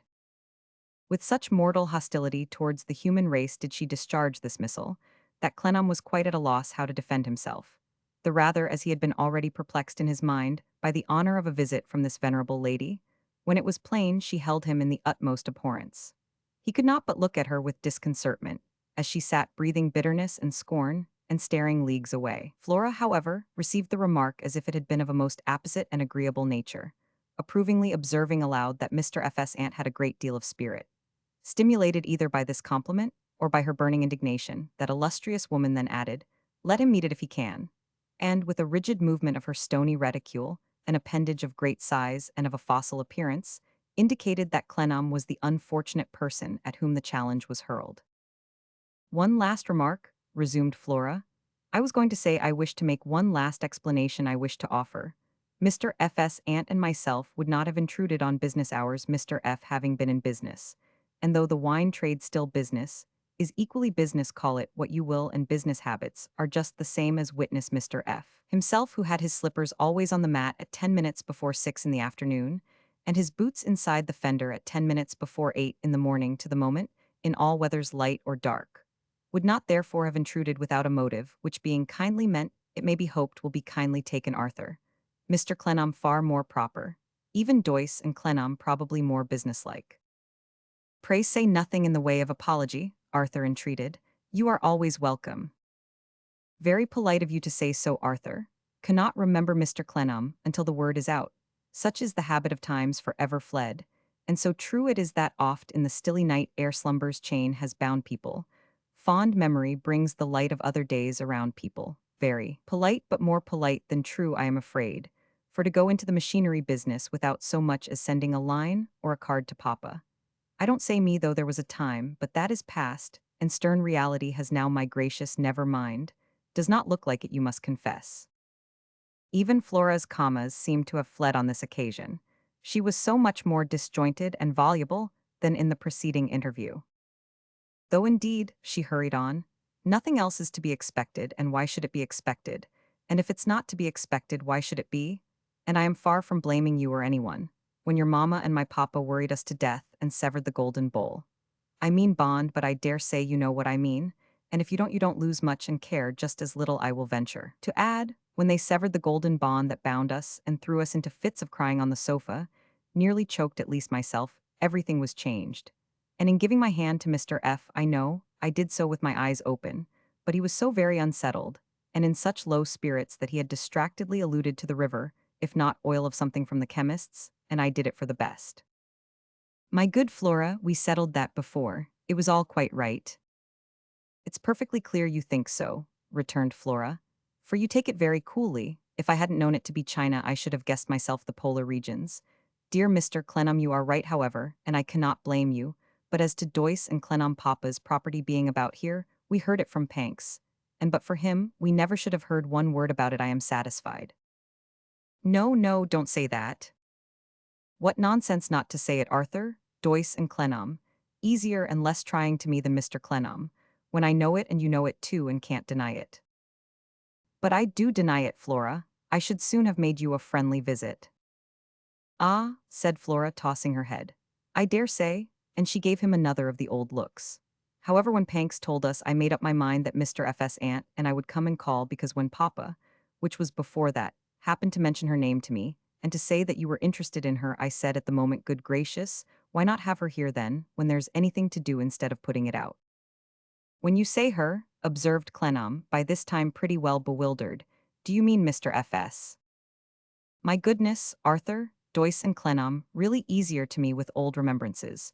Who ever heard of Mr. F.S. Ant doing needlework and going out by the day?" "Going out by the day, do you speak of Little Dorrit?" "Why, yes, of course," returned Flora. "And of all the strangest names I ever heard the strangest, like a place down in the country with a turnpike, or a favorite pony, or a puppy, or a bird, or something from a seed shop to be put in a garden or a flower pot and come up speckled." "Then, Flora," said Arthur, with a sudden interest in the conversation, Mr. Casby was so kind as to mention Little Dorrit to you, was he? What did he say? Oh, you know what Papa is, rejoined Flora, and how aggravatingly he sits looking beautiful and turning his thumbs over and over one another till he makes one giddy if one keeps one's eyes upon him. He said when we were talking of you, I don't know who began the subject, Arthur, Doyce, and Clennam, but I am sure it wasn't me. At least I hope not, but you really must excuse my confessing more on that point. Certainly, said Arthur, by all means. You are very ready, pouted Flora, coming to a sudden stop in a captivating bashfulness, that I must admit, Papa said you had spoken of her in an earnest way, and I said what I have told you, and that's all. That's all, said Arthur, a little disappointed. Except that when Panks told us of your having embarked in this business, and with difficulty persuaded us that it was really you, I said to Mr. F.S., Aunt, then we would come and ask you if it would be agreeable to all parties that she should be engaged at our house, when required, for I know she often goes to your mamma's, and I know that your mamma has a very touchy temper, Arthur, Doyce, and Clennam, or I never might have married Mr. F. and might have been at this hour, but I am running into nonsense. It was very kind of you, Flora, to think of this. Poor Flora rejoined with a plain sincerity which became her better than her youngest glances, that she was glad he thought so. She said it with so much heart that Clennam would have given a great deal to buy his old character of her on the spot, and throw it and the mermaid away forever. I think, Flora, he said, that the employment you can give Little Dorrit, and the kindness you can show her. Yes, and I will, said Flora quickly. I am sure of it will be a great assistance and support to her. I do not feel that I have the right to tell you what I know of her, for I acquired the knowledge confidentially and under circumstances that bind me to silence. But I have an interest in the little creature and a respect for her that I cannot express to you. Her life has been one of such trial and devotion and such quiet goodness as you can scarcely imagine. I can hardly think of her, far less speak of her, without feeling moved. Let that feeling represent what I could tell you, and commit her to your friendliness with my thanks. Once more he put out his hand frankly to poor Flora. Once more poor Flora couldn't accept it frankly, found it worth nothing openly, must make the old intrigue and mystery of it. As much to her own enjoyment as to his dismay, she covered it with a corner of her shawl as she took it. Then, looking towards the glass front of the counting-house, and seeing two figures approaching, she cried with infinite relish, Papa, hush, Arthur, for mercy's sake, and tottered back to her chair with an amazing imitation of being in danger of swooning, in the dread surprise and maidenly flutter of her spirits. The patriarch, meanwhile, came inanely beaming towards the counting-house in the wake of Panks. Panks opened the door for him, towed him in, and retired to his own moorings in a corner. I heard from Flora, said the patriarch with his benevolent smile, that she was coming to call. And being out, I thought I'd come also. The benign wisdom he infused into this declaration, not of itself profound, by means of his blue eyes, his shining head, and his long white hair, was most impressive. It seemed worth putting down among the noblest sentiments enunciated by the best of men. Also, when he said to Clennam, seating himself in the proffered chair, "And you are in a new business, Mr. Clennam? I wish you well, sir, I wish you well." He seemed to have done benevolent wonders. Mrs. Finching has been telling me, sir, said Arthur, after making his acknowledgments, the relict of the late Mr. F. meanwhile protesting, with a gesture, against his use of that respectable name, that she hopes occasionally to employ the young needlewoman you recommended to my mother, for which I have been thanking her. The patriarch turning his head in a lumbering way towards Panks, that assistant put up the notebook in which he had been absorbed, and took him in tow. You didn't recommend her, you know, said Panks. How could you? You knew nothing about her, you didn't. The name was mentioned to you, and you passed it on. That's what you did. Well, said Clennam, as she justifies any recommendation, it is much the same thing. You are glad she turns out well, said Panks, but it wouldn't have been your fault if she had turned out ill. The credit's not yours as it is, and the blame wouldn't have been yours as it might have been. You gave no guarantee, you knew nothing about her. You are not acquainted then, said Arthur, hazarding a random question, with any of her family. Acquainted with any of her family? Returned Panks. How should you be acquainted with any of her family? You never heard of M. You can't be acquainted with people you never heard of, can you? You should think not. All this time the patriarch sat serenely smiling, nodding or shaking his head benevolently, as the case required. As to being a reference, said Panks, you know in a general way what being a reference means. It's all your eye, that is. Look at your tenants down the yard here. They'd all be references for one another if you'd let M. What would be the good of letting M? It's no satisfaction to be done by two men instead of one. One's enough. A person who can't pay gets another person who can't pay to guarantee that he can pay. Like a person with two wooden legs getting another person with two wooden legs to guarantee that he has got two natural legs. It don't make either of them able to do a walking match. And four wooden legs are more troublesome to you than two, when you don't want any. Mr. Panks concluded by blowing off that steam of his. A momentary silence that ensued was broken by Mr. F.'s aunt, who had been sitting upright in a cataleptic state since her last public remark. She now underwent a violent twitch, calculated to produce a startling effect on the nerves of the uninitiated, and with the deadliest animosity observed. You can't make a head and brains out of a brass knob with nothing in it. You couldn't do it when your Uncle George was living, much less when he's dead. Mr. Panks was not slow to reply, with his usual calmness. Indeed, ma'am. Bless my soul, I'm surprised to hear it. Despite his presence of mind, however, the speech of Mr. F.'s aunt produced a depressing effect on the little assembly. Firstly, because it was impossible to disguise that Clennam's unoffending head was the particular temple of reason depreciated.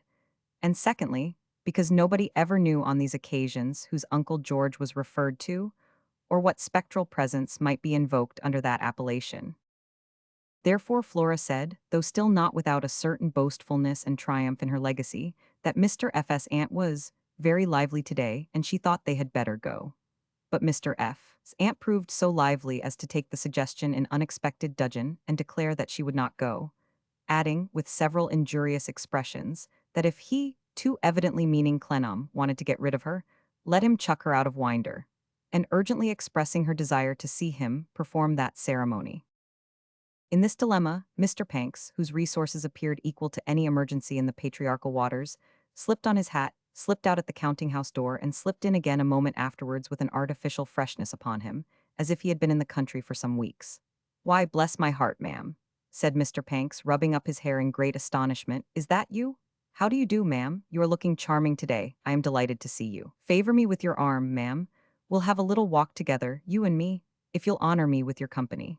And so escorted Mr. F.'s aunt down the private staircase of the counting-house with great gallantry and success. The patriarchal Mr. Casby then rose with the air of having done it himself, and blandly followed, leaving his daughter, as she followed in her turn, to remark to her former lover in a distracted whisper, which she very much enjoyed, that they had drained the cup of life to the dregs, and further to hint mysteriously that the late Mr. F. was at the bottom of it. Alone again, Clennam became a prey to his old doubts in reference to his mother and Little Dorrit, and revolved the old thoughts and suspicions. They were all in his mind, blending themselves with the duties he was mechanically discharging, when a shadow on his papers caused him to look up for the cause. The cause was Mr. Panks, with his hat thrown back upon his ears, as if his wiry prongs of hair had darted up like springs, and cast it off, with his jet-black beads of eyes inquisitively sharp, with the fingers of his right hand in his mouth that he might bite the nails, and with the fingers of his left hand in reserve in his pocket for another course, Mr. Panks cast his shadow through the glass upon the books and papers. Mr. Panks asked, with a little inquiring twist of his head, if he might come in again? Clennam replied with a nod of his head in the affirmative. Mr. Panks worked his way in, came alongside the desk, made himself fast by leaning his arms upon it, and started conversation with a puff and a snort. "Mr. F.'s aunt is appeased, I hope," said Clennam.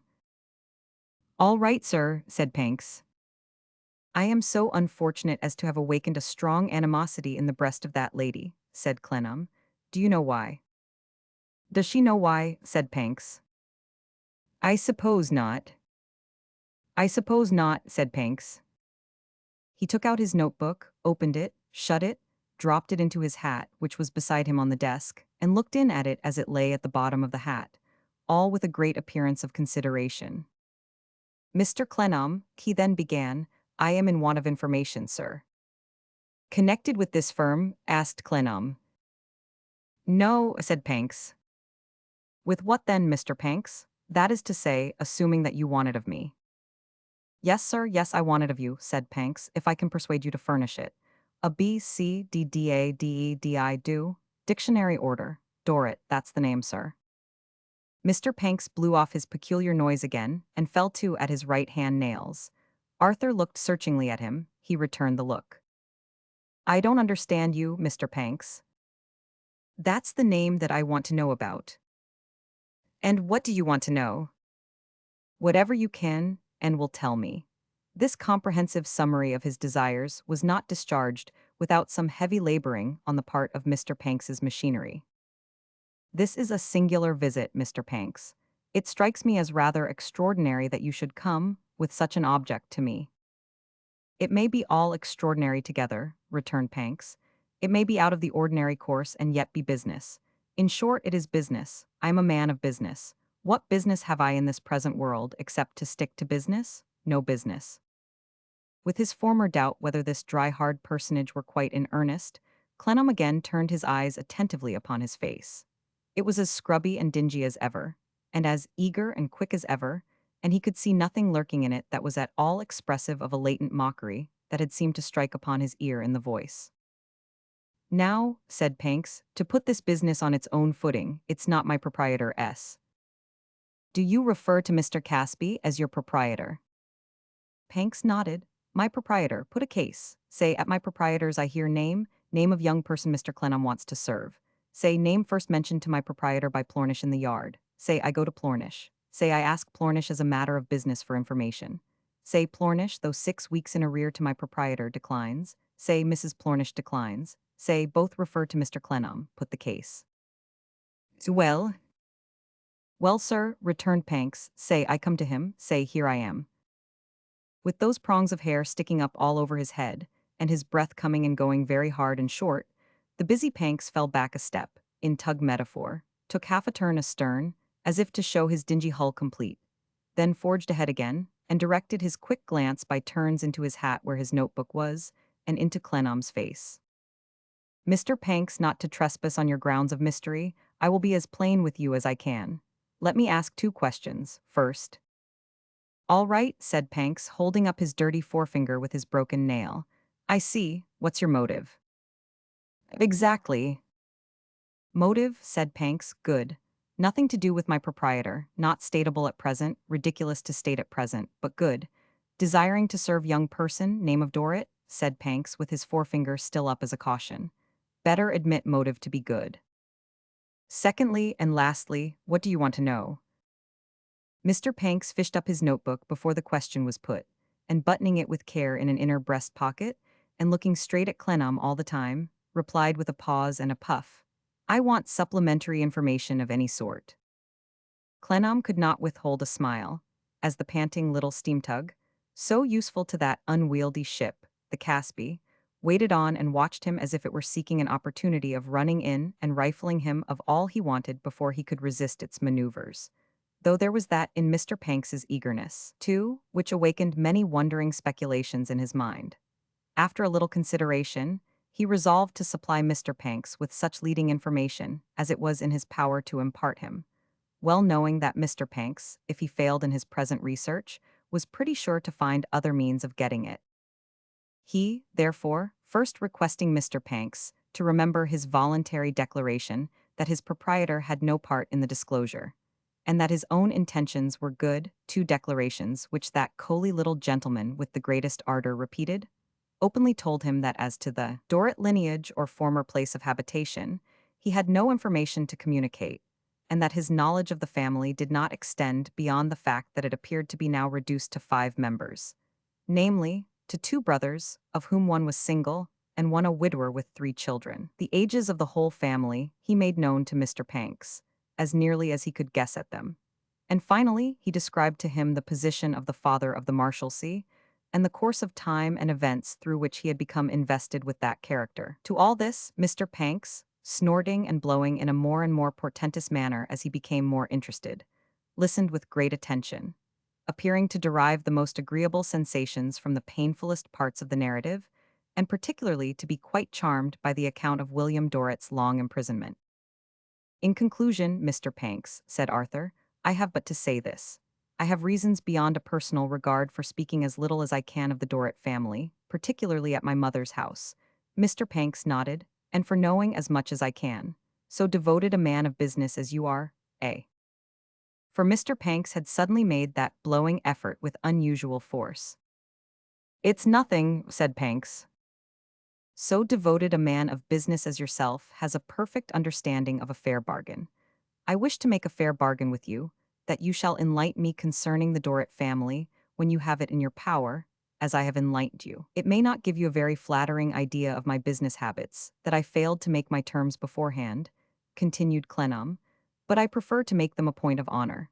I have seen so much business done on sharp principles that, to tell you the truth, Mr. Panks, I am tired of them." Mr. Panks laughed. "It's a bargain, sir," said he. "You shall find me stick to it." After that he stood a little while looking at Clennam, and biting his 10 nails all round, evidently while he fixed in his mind what he had been told, and went over it carefully, before the means of supplying a gap in his memory should be no longer at hand. "It's all right," he said at last, "and now I'll wish you good day, as it's collecting day in the yard. By the by, though, a lame foreigner with a stick." "Aye, you do take a reference sometimes, I see," said Clennam.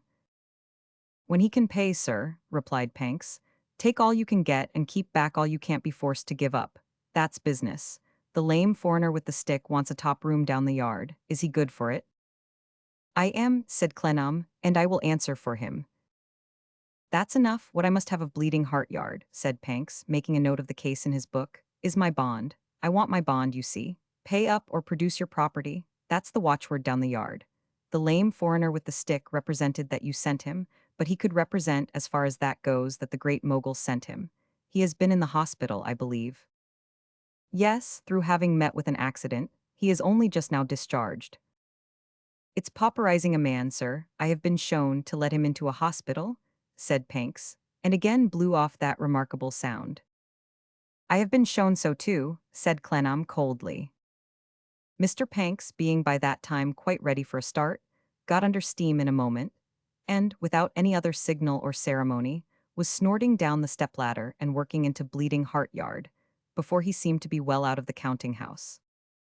Throughout the remainder of the day, Bleeding Heart Yard was in consternation, as the grim Panks cruised in it, haranguing the inhabitants on their backslidings in respect of payment, demanding his bond, breathing notices to quit and executions, running down defaulters, sending a swell of terror on before him, and leaving it in his wake. Knots of people, impelled by a fatal attraction, lurked outside any house in which he was known to be, listening for fragments of his discourses to the inmates.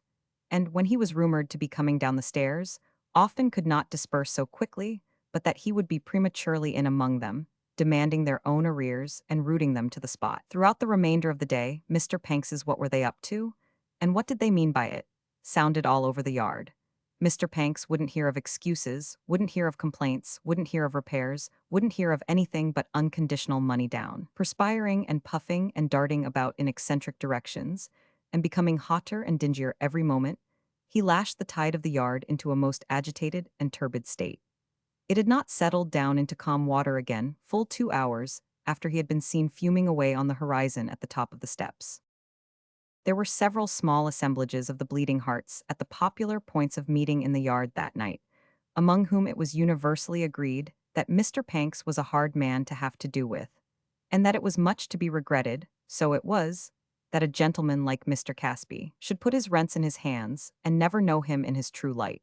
For, said the Bleeding Hearts, if a gentleman with that head of hair and them eyes took his rents into his own hands, ma'am, there would be none of this worriting and wearing, and things would be very different.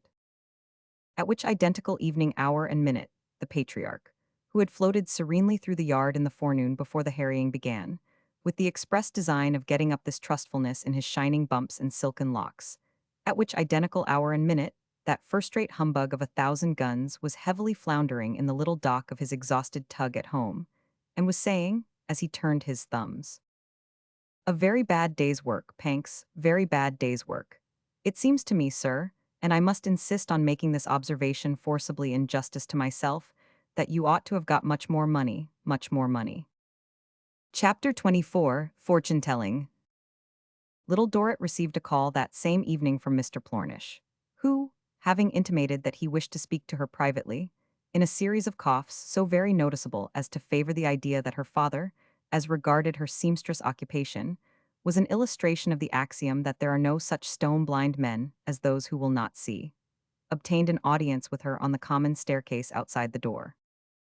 "There's been a lady at our place today, Miss Dorrit," Plornish growled, "and another one along with her, as is a old wixen if ever I met with such. The way she snapped a person's head off, dear me."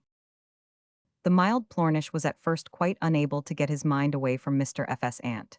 "For," said he to excuse himself, "she is, I do assure you, the wingeriest party." At length, by a great effort, he detached himself from the subject sufficiently to observe. "But she's neither here nor there just at present. The other lady, she's Mr. Casby's daughter, and if Mr. Casby an't well off, none better, it an't through any fault of Panks. For, as to Panks, he really does, he does indeed." Mr. Plornish, after his usual manner, was a little obscure, but conscientiously emphatic.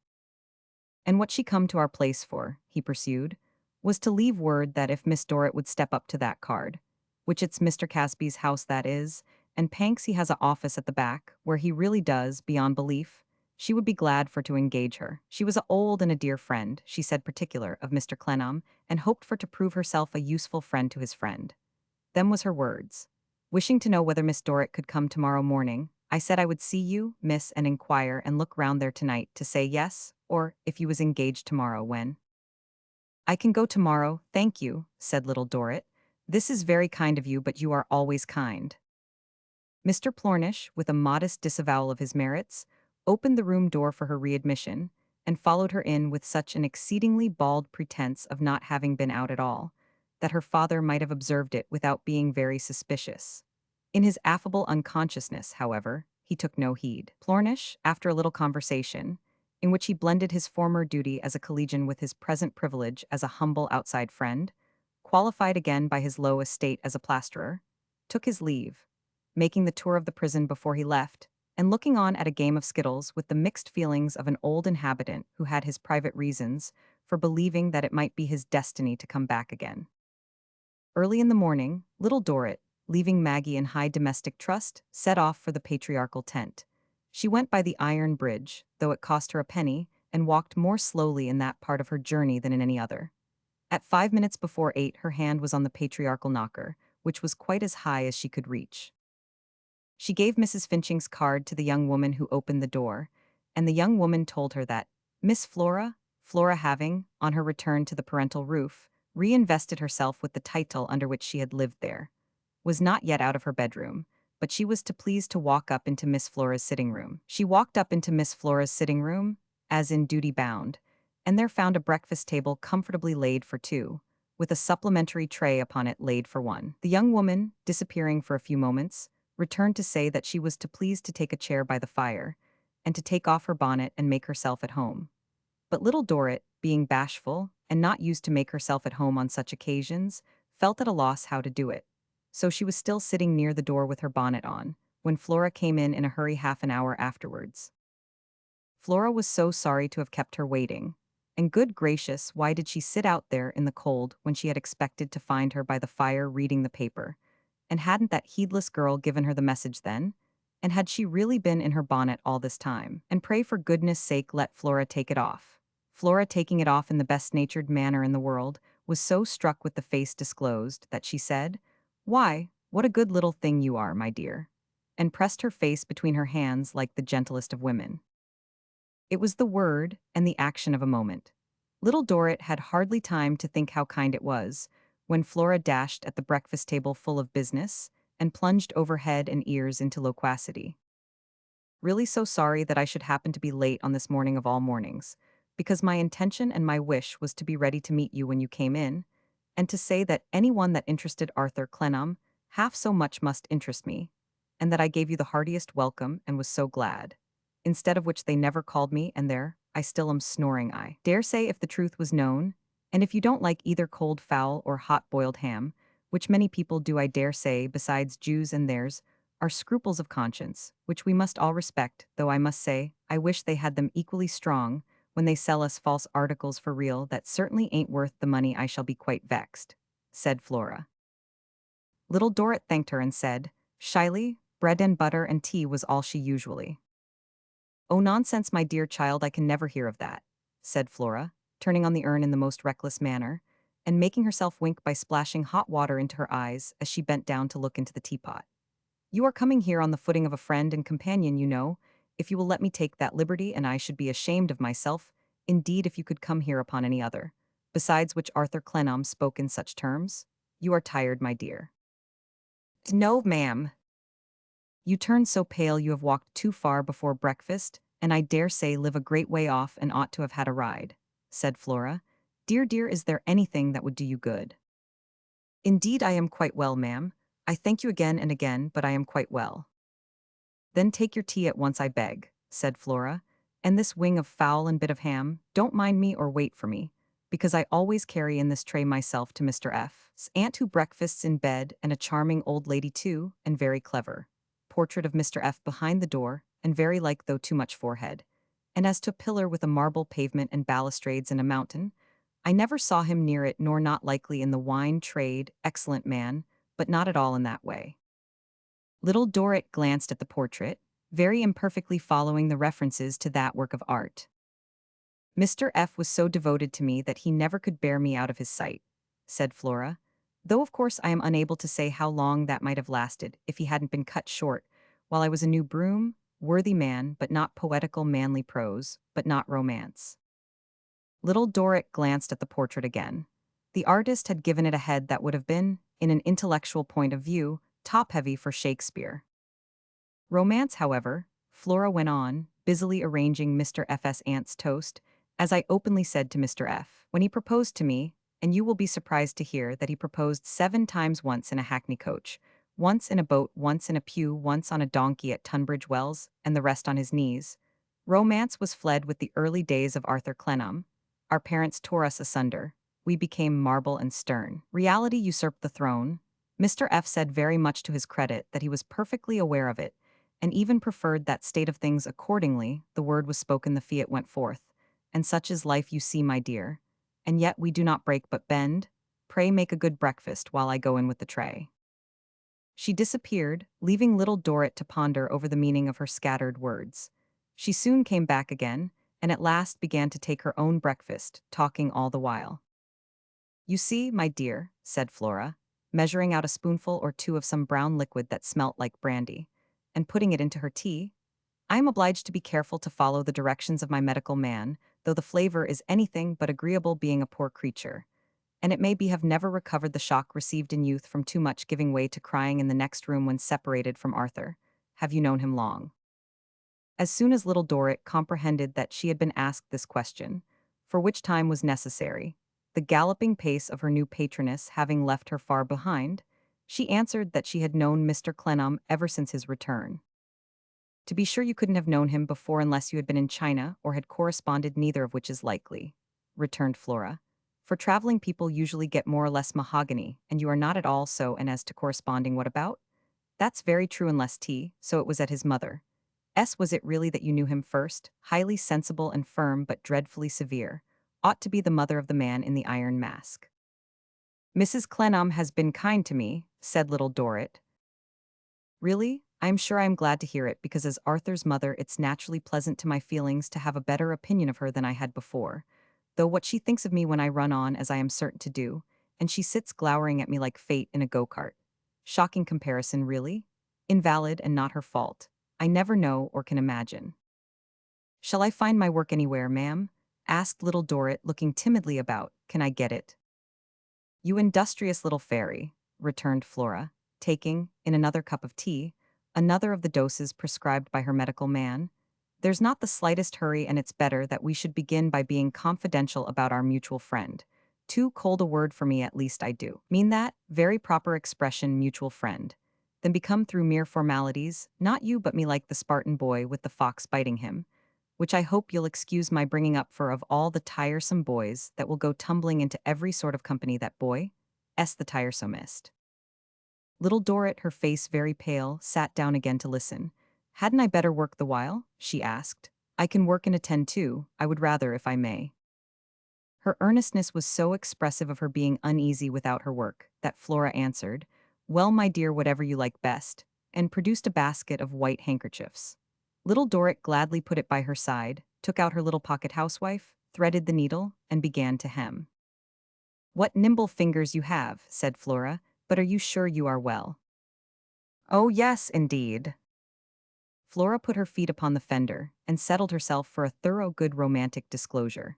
She started off at score, tossing her head, sighing in the most demonstrative manner, making a great deal of use of her eyebrows, and occasionally, but not often, glancing at the quiet face that bent over the work. You must know, my dear, said Flora, but that I have no doubt you know already, not only because I have already thrown it out in a general way, but because I feel I carry it stamped in burning what's his names upon my brow, that before I was introduced to the late Mr. F., I had been engaged to Arthur Clennam. Mr. Clennam in public where reserve is necessary, Arthur here. We were all in all to one another, it was the morning of life, it was bliss, it was frenzy, it was everything else of that sort in the highest degree. When rent asunder, we turned to stone in which capacity Arthur went to China, and I became the statue bride of the late Mr. F. Flora, uttering these words in a deep voice, enjoyed herself immensely. To paint, said she, the emotions of that morning when all was marble within, and Mr. F.'s aunt followed in a glass coach, which it stands to reason must have been in shameful repair, or it never could have broken down 2 streets from the house, and Mr. F.'s aunt brought home like the 5th of November in a rush-bottomed chair, I will not attempt. Suffice it to say that the hollow form of breakfast took place in the dining room downstairs, that Papa, partaking too freely of pickled salmon, was ill for weeks, and that Mr. F. and myself went upon a continental tour to Calais, where the people fought for us on the pier, until they separated us, though not for ever, that was not yet to be. The statue bride, hardly pausing for breath, went on, with the greatest complacency, in a rambling manner sometimes incidental to flesh and blood. I will draw a veil over that dreamy life. Mr. F. was in good spirits, his appetite was good, he liked the cookery, he considered the wine weak but palatable, and all was well. We returned to the immediate neighborhood of number 30 Little Gosling Street, London Docks, and settled down, ere we had yet fully detected the housemaid in selling the feathers out of the spare bed gout flying upwards soared with Mr. F. to another sphere. His relict, with a glance at his portrait, shook her head and wiped her eyes. I revere the memory of Mr. F. as an estimable man and most indulgent husband, only necessary to mention asparagus, and it appeared, or to hint at any little delicate thing to drink, and it came like magic in a pint bottle. It was not ecstasy, but it was comfort. I returned to Papa's roof and lived secluded, if not happy, during some years, until one day Papa came smoothly blundering in, and said that Arthur Clennam awaited me below. I went below, and found him. Ask me not what I found him, except that he was still unmarried, still unchanged. The dark mystery with which Flora now enshrouded herself might have stopped other fingers than the nimble fingers that worked near her. They worked on without pause, and the busy head bent over them watching the stitches. Ask me not, said Flora, if I love him still, or if he still loves me, or what the end is to be, or when. We are surrounded by watchful eyes, and it may be that we are destined to pine asunder. It may be never more to be reunited, not a word, not a breath, not a look to betray us.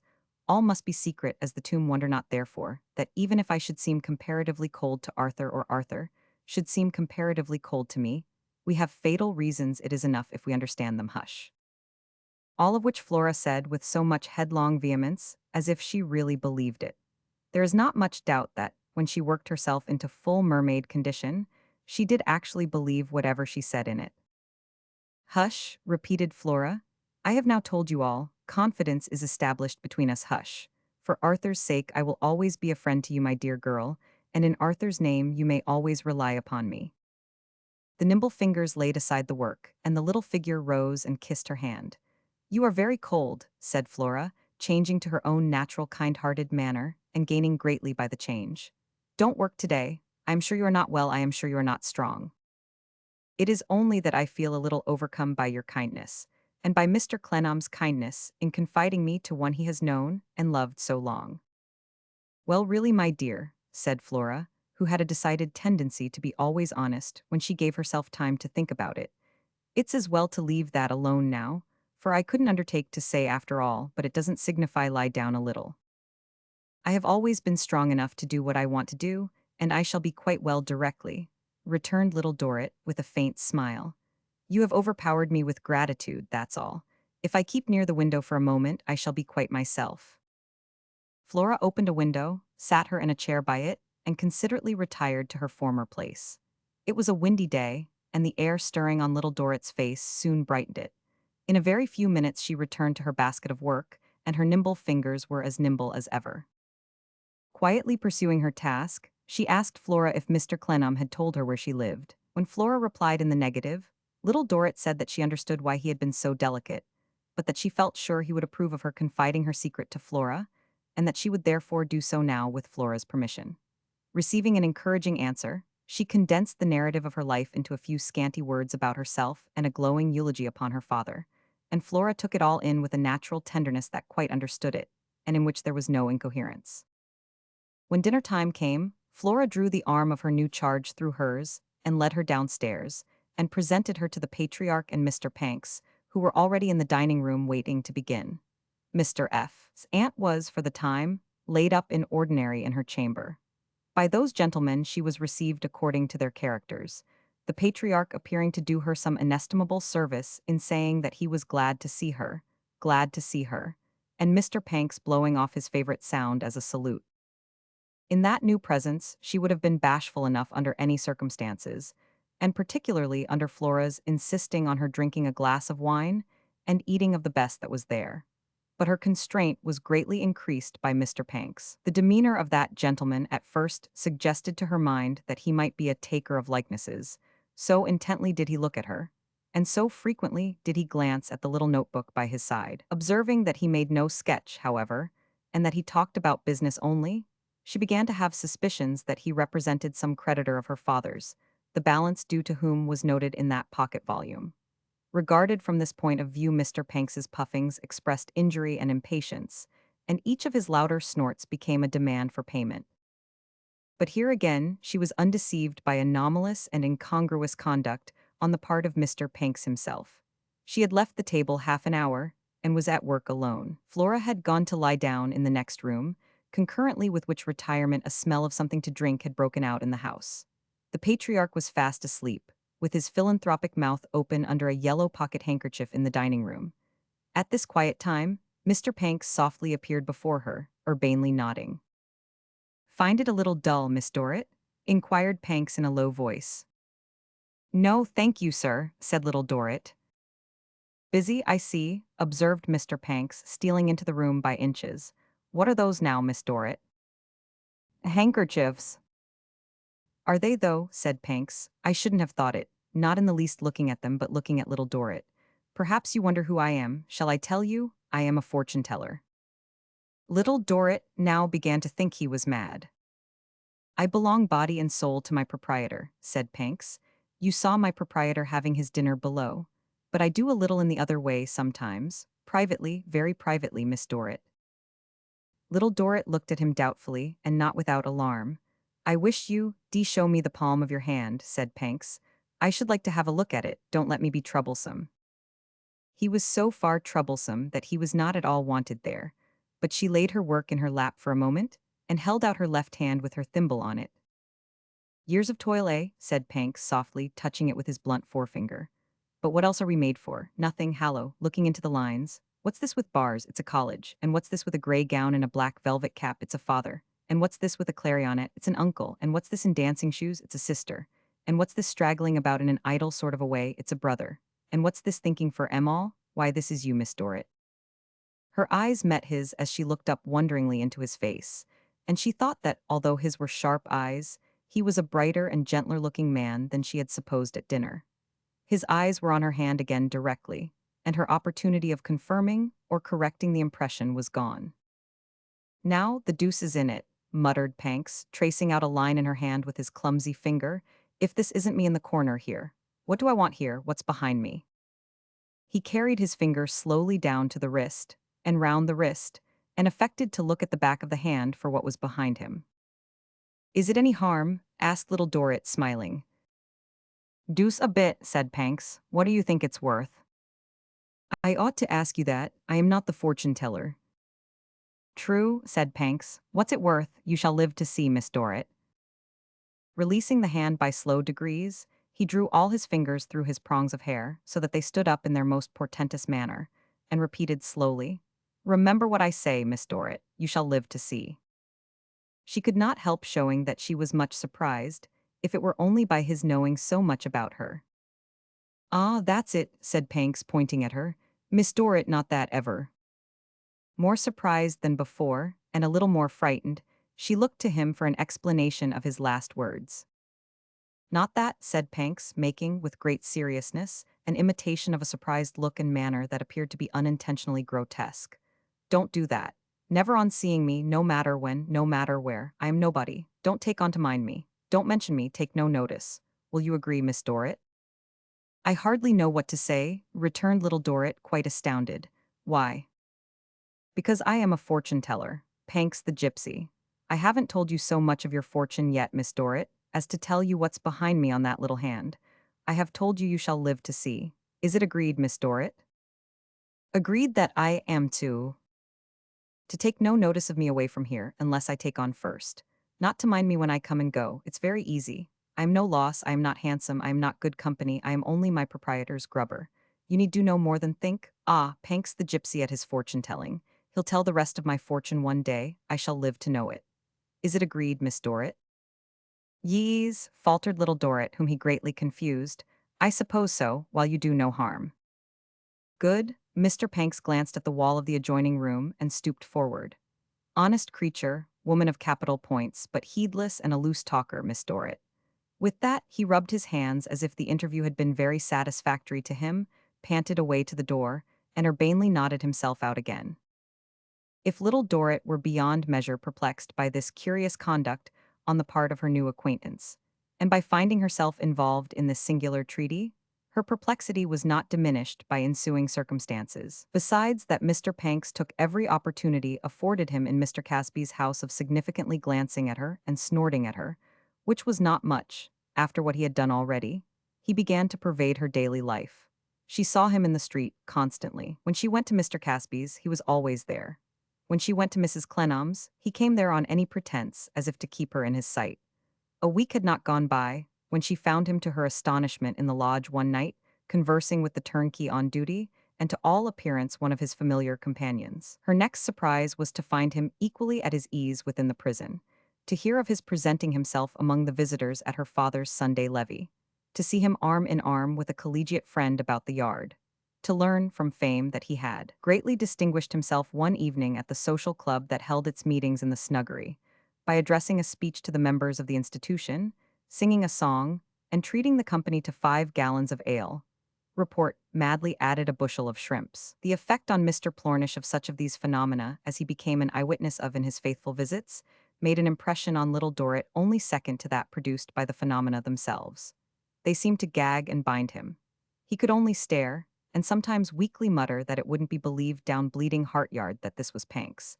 But he never said a word more, or made a sign more, even to Little Dorrit. Mr. Panks crowned his mysteries by making himself acquainted with Tip in some unknown manner, and taking a Sunday saunter into the college on that gentleman's arm.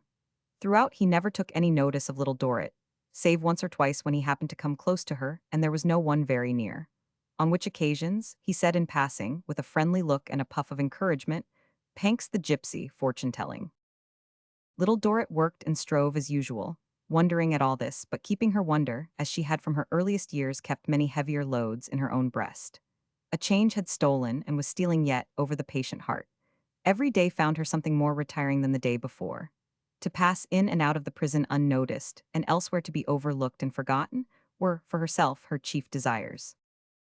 To her own room, too, strangely assorted room for her delicate youth and character, she was glad to retreat as often as she could without desertion of any duty. There were afternoon times when she was unemployed, when visitors dropped in to play a hand at cards with her father, when she could be spared and was better away. Then she would flit along the yard, climb the scores of stairs that led to her room, and take her seat at the window. Many combinations did those spikes upon the wall assume, many light shapes did the strong iron weave itself into, many golden touches fell upon the rust, while Little Dorrit sat there musing. New zigzags sprung into the cruel pattern sometimes, when she saw it through a burst of tears, but beautified or hardened still, always over it and under it and through it, she was fain to look in her solitude, seeing everything with that ineffaceable brand. A garret, and a Marshalsea garret without compromise, was Little Dorrit's room. Beautifully kept, it was ugly in itself, and had little but cleanliness and air to set it off, for what embellishment she had ever been able to buy had gone to her father's room.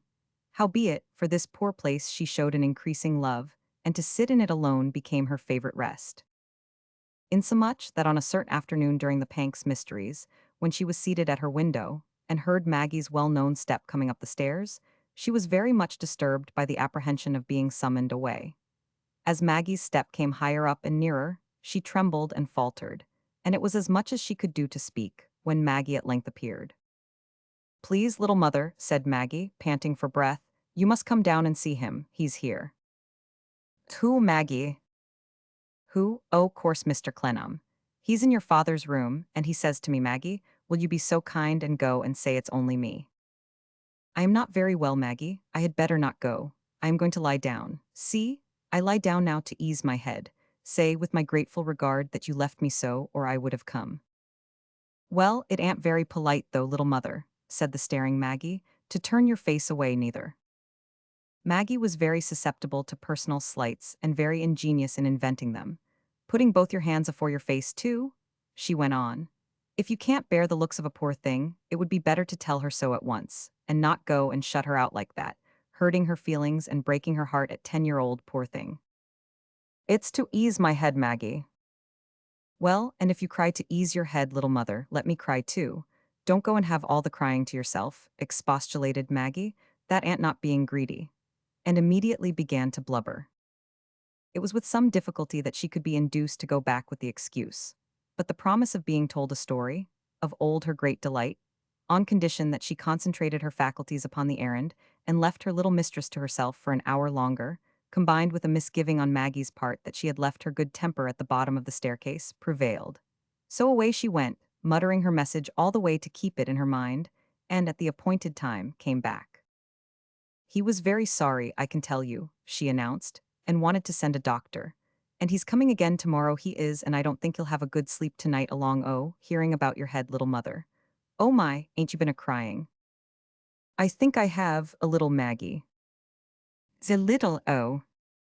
But it's all over now, all over for good, Maggie.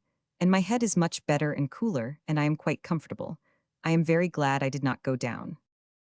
Her great staring child tenderly embraced her, and having smoothed her hair, and bathed her forehead and eyes with cold water offices in which her awkward hands became skillful, hugged her again, exulted in her brighter looks, and stationed her in her chair by the window. Over against this chair, Maggie, with apoplectic exertions that were not at all required, dragged the box which was her seat on storytelling occasions, sat down upon it, hugged her own knees, and said, with a voracious appetite for stories and with widely opened eyes, "Now, little mother, let's have a good un. What shall it be about, Maggie?"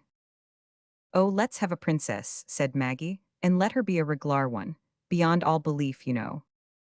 Little Dorrit considered for a moment, and with a rather sad smile upon her face, which was flushed by the sunset, began. 266 Original. "Maggie, there was once upon a time a fine king, and he had everything he could wish for and a great deal more. He had gold and silver, diamonds and rubies, riches of every kind. He had palaces, and he had—" "Hospitals," interposed Maggie, still nursing her knees. "Let him have hospitals because they're so comfortable, hospitals with lots of chicking." "Yes, he had plenty of them, and he had plenty of everything." "Plenty of baked potatoes, for instance," said Maggie. "Plenty of everything." "Lor," chuckled Maggie, giving her knees a hug, "wasn't it prime?" This king had a daughter, who was the wisest and most beautiful princess that ever was seen. When she was a child, she understood all her lessons before her masters taught them to her, and when she was grown up, she was the wonder of the world. Now, near the palace where this princess lived, there was a cottage in which there was a poor little tiny woman, who lived all alone by herself. "An old woman," said Maggie, with an unctuous smack of her lips. "No, not an old woman, quite a young one." "I wonder she weren't afraid," said Maggie. "Go on, please." The princess passed the cottage nearly every day, and whenever she went by in her beautiful carriage, she saw the poor tiny woman spinning at her wheel, and she looked at the tiny woman, and the tiny woman looked at her. So, one day she stopped the coachman a little way from the cottage, and got out and walked on and peeped in at the door, and there, as usual, was the tiny woman spinning at her wheel, and she looked at the princess, and the princess looked at her. "Like trying to stare one another out," said Maggie. "Please go on, little mother." The princess was such a wonderful princess that she had the power of knowing secrets, and she said to the tiny woman, "Why do you keep it there?" This showed her directly that the princess knew why she lived all alone by herself spinning at her wheel, and she kneeled down at the princess's feet and asked her never to betray her. So the princess said, "I never will betray you. Let me see it." So the tiny woman closed the shutter of the cottage window and fastened the door, and trembling from head to foot for fear that anyone should suspect her, opened a very secret place and showed the princess a shadow. "Lore," said Maggie. It was the shadow of someone who had gone by long before, of someone who had gone on far away quite out of reach, never, never to come back.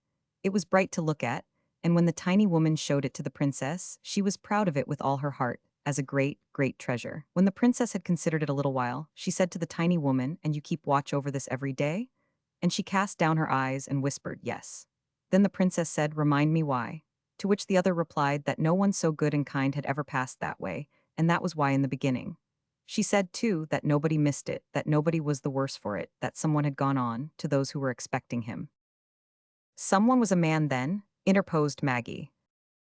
Little Dorrit timidly said yes, she believed so, and resumed. Had gone on to those who were expecting him, and that this remembrance was stolen or kept back from nobody. The princess made answer, "Ah, but when the cottager died it would be discovered there." The tiny woman told her no. When that time came, it would sink quietly into her own grave and would never be found. "Well, to be sure," said Maggie. "Go on, please." The princess was very much astonished to hear this, as you may suppose, Maggie. "And well she might be," said Maggie. So she resolved to watch the tiny woman and see what came of it. Every day she drove in her beautiful carriage by the cottage door, and there she saw the tiny woman always alone by herself spinning at her wheel, and she looked at the tiny woman, and the tiny woman looked at her. At last one day the wheel was still, and the tiny woman was not to be seen. When the princess made inquiries why the wheel had stopped, and where the tiny woman was, she was informed that the wheel had stopped because there was nobody to turn it, the tiny woman being dead. "They ought to have took her to the hospital," said Maggie, "and then she'd have got over it." The princess, after crying a very little for the loss of the tiny woman, dried her eyes and got out of her carriage at the place where she had stopped it before, and went to the cottage and peeped in at the door. There was nobody to look at her now, and nobody for her to look at, so she went in at once to search for the treasured shadow. But there was no sign of it to be found anywhere. And then she knew that the tiny woman had told her the truth, and that it would never give anybody any trouble, and that it had sunk quietly into her own grave, and that she and it were at rest together. That's all, Maggie. The sunset flush was so bright on Little Dorrit's face when she came thus to the end of her story that she interposed her hand to shade it. Had she got to be old? Maggie asked. The tiny woman. Zuh. I don't know, said Little Dorrit, but it would have been just the same if she had been ever so old. Would it, Raleigh? Said Maggie. Well, I suppose it would, though, and sat staring and ruminating. She sat so long with her eyes wide open that at length Little Dorrit, to entice her from her box, rose and looked out of window. As she glanced down into the yard, she saw Panks come in and leer up with the corner of his eye as he went by. Who's he, little mother? Said Maggie. She had joined her at the window and was leaning on her shoulder. I see him come in and out often. I have heard him called a fortune-teller, said Little Dorrit, but I doubt if he could tell many people even their past or present fortunes. Couldn't have told the princess hers, said Maggie.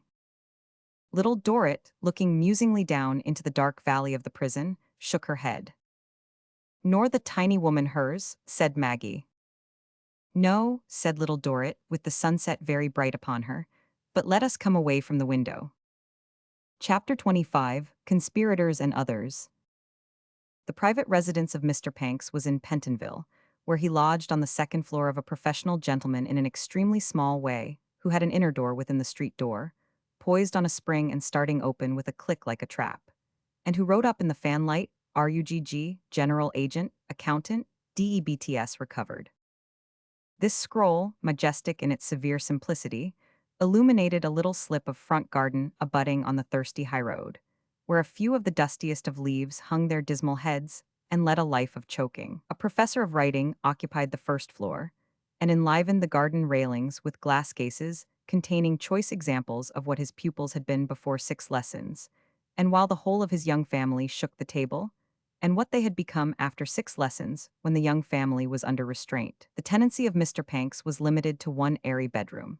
He covenanting and agreeing with Mr. Rugg his landlord, that in consideration of a certain scale of payments accurately defined, and on certain verbal notice duly given, he should be at liberty to elect to share the Sunday breakfast, dinner, tea, or supper, or each or any or all of those repasts or meals of Mr. and Miss Rugg, his daughter, in the back parlor.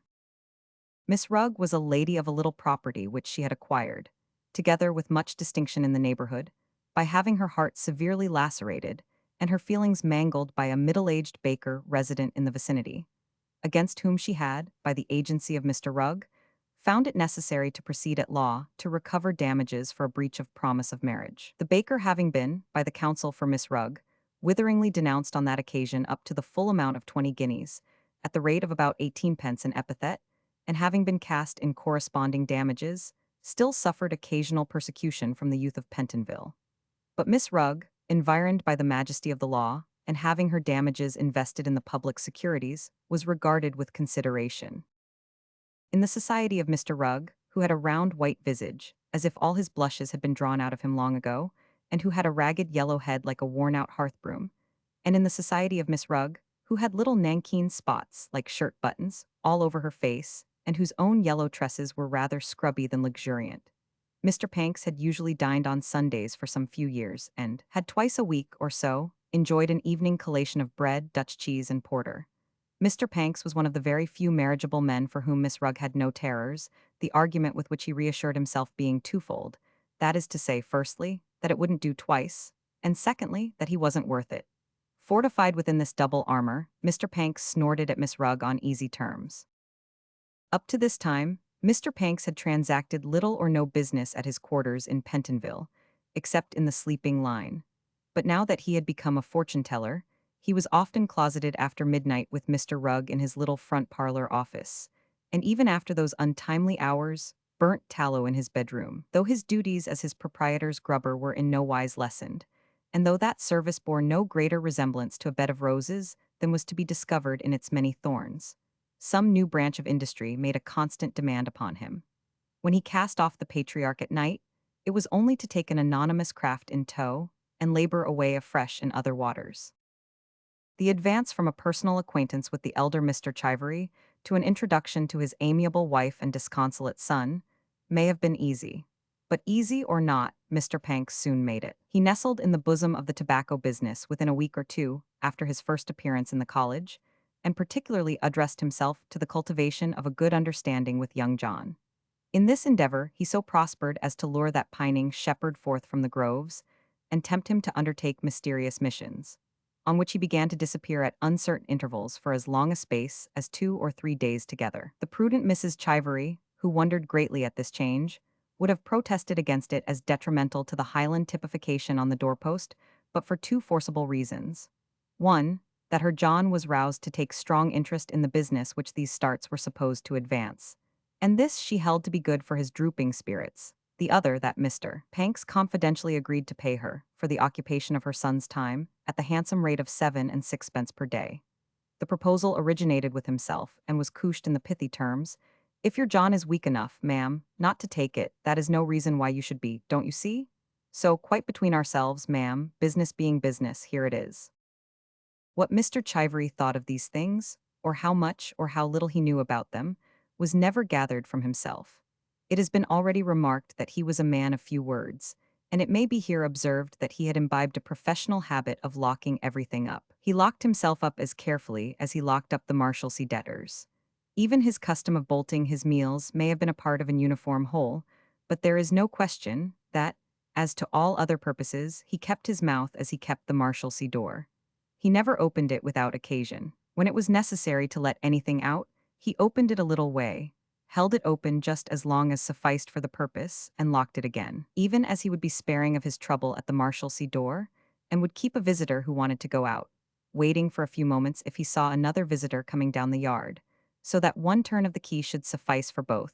Similarly, he would often reserve a remark if he perceived another on its way to his lips, and would deliver himself of the 2 together.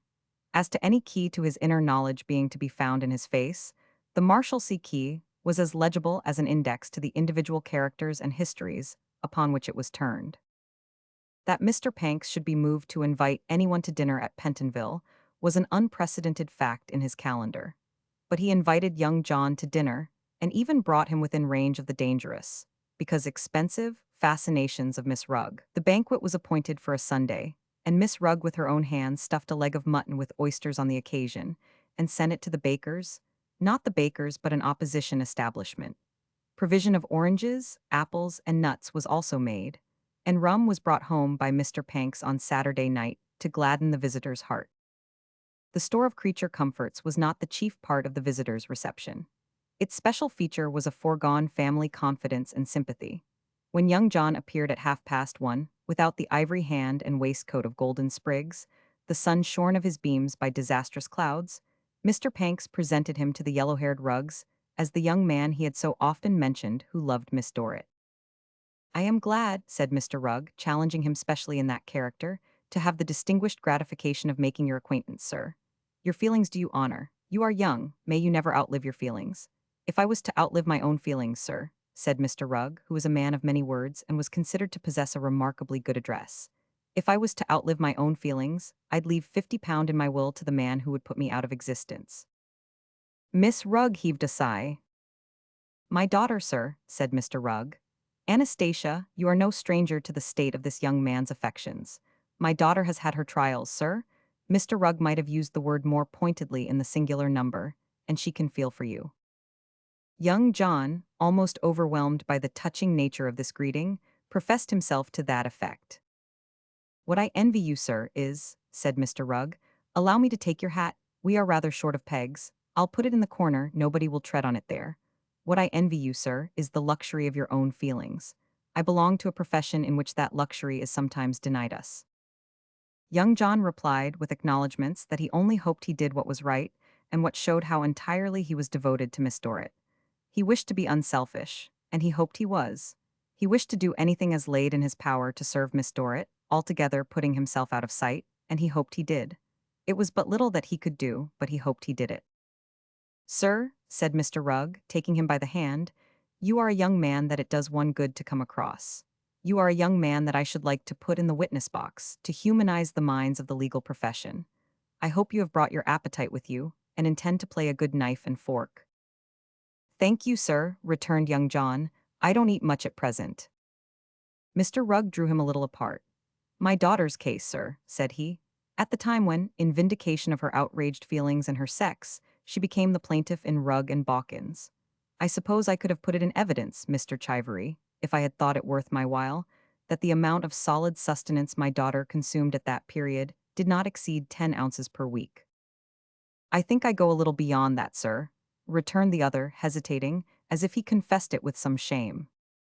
"But in your case there's no fiend in human form," said Mr. Rugg, with argumentative smile and action of hand. "Observe, Mr. Chivery, no fiend in human form." "No, sir, certainly," young John added with simplicity. "I should be very sorry if there was." "The sentiment," said Mr. Rugg, "is what I should have expected from your known principles. It would affect my daughter greatly, sir, if she heard it. As I perceive the mutton, I am glad she didn't hear it. Mr. Panks, on this occasion, pray face me. My dear, face Mr. Chivery. For what we are going to receive, may we and Miss Dorrit be truly thankful."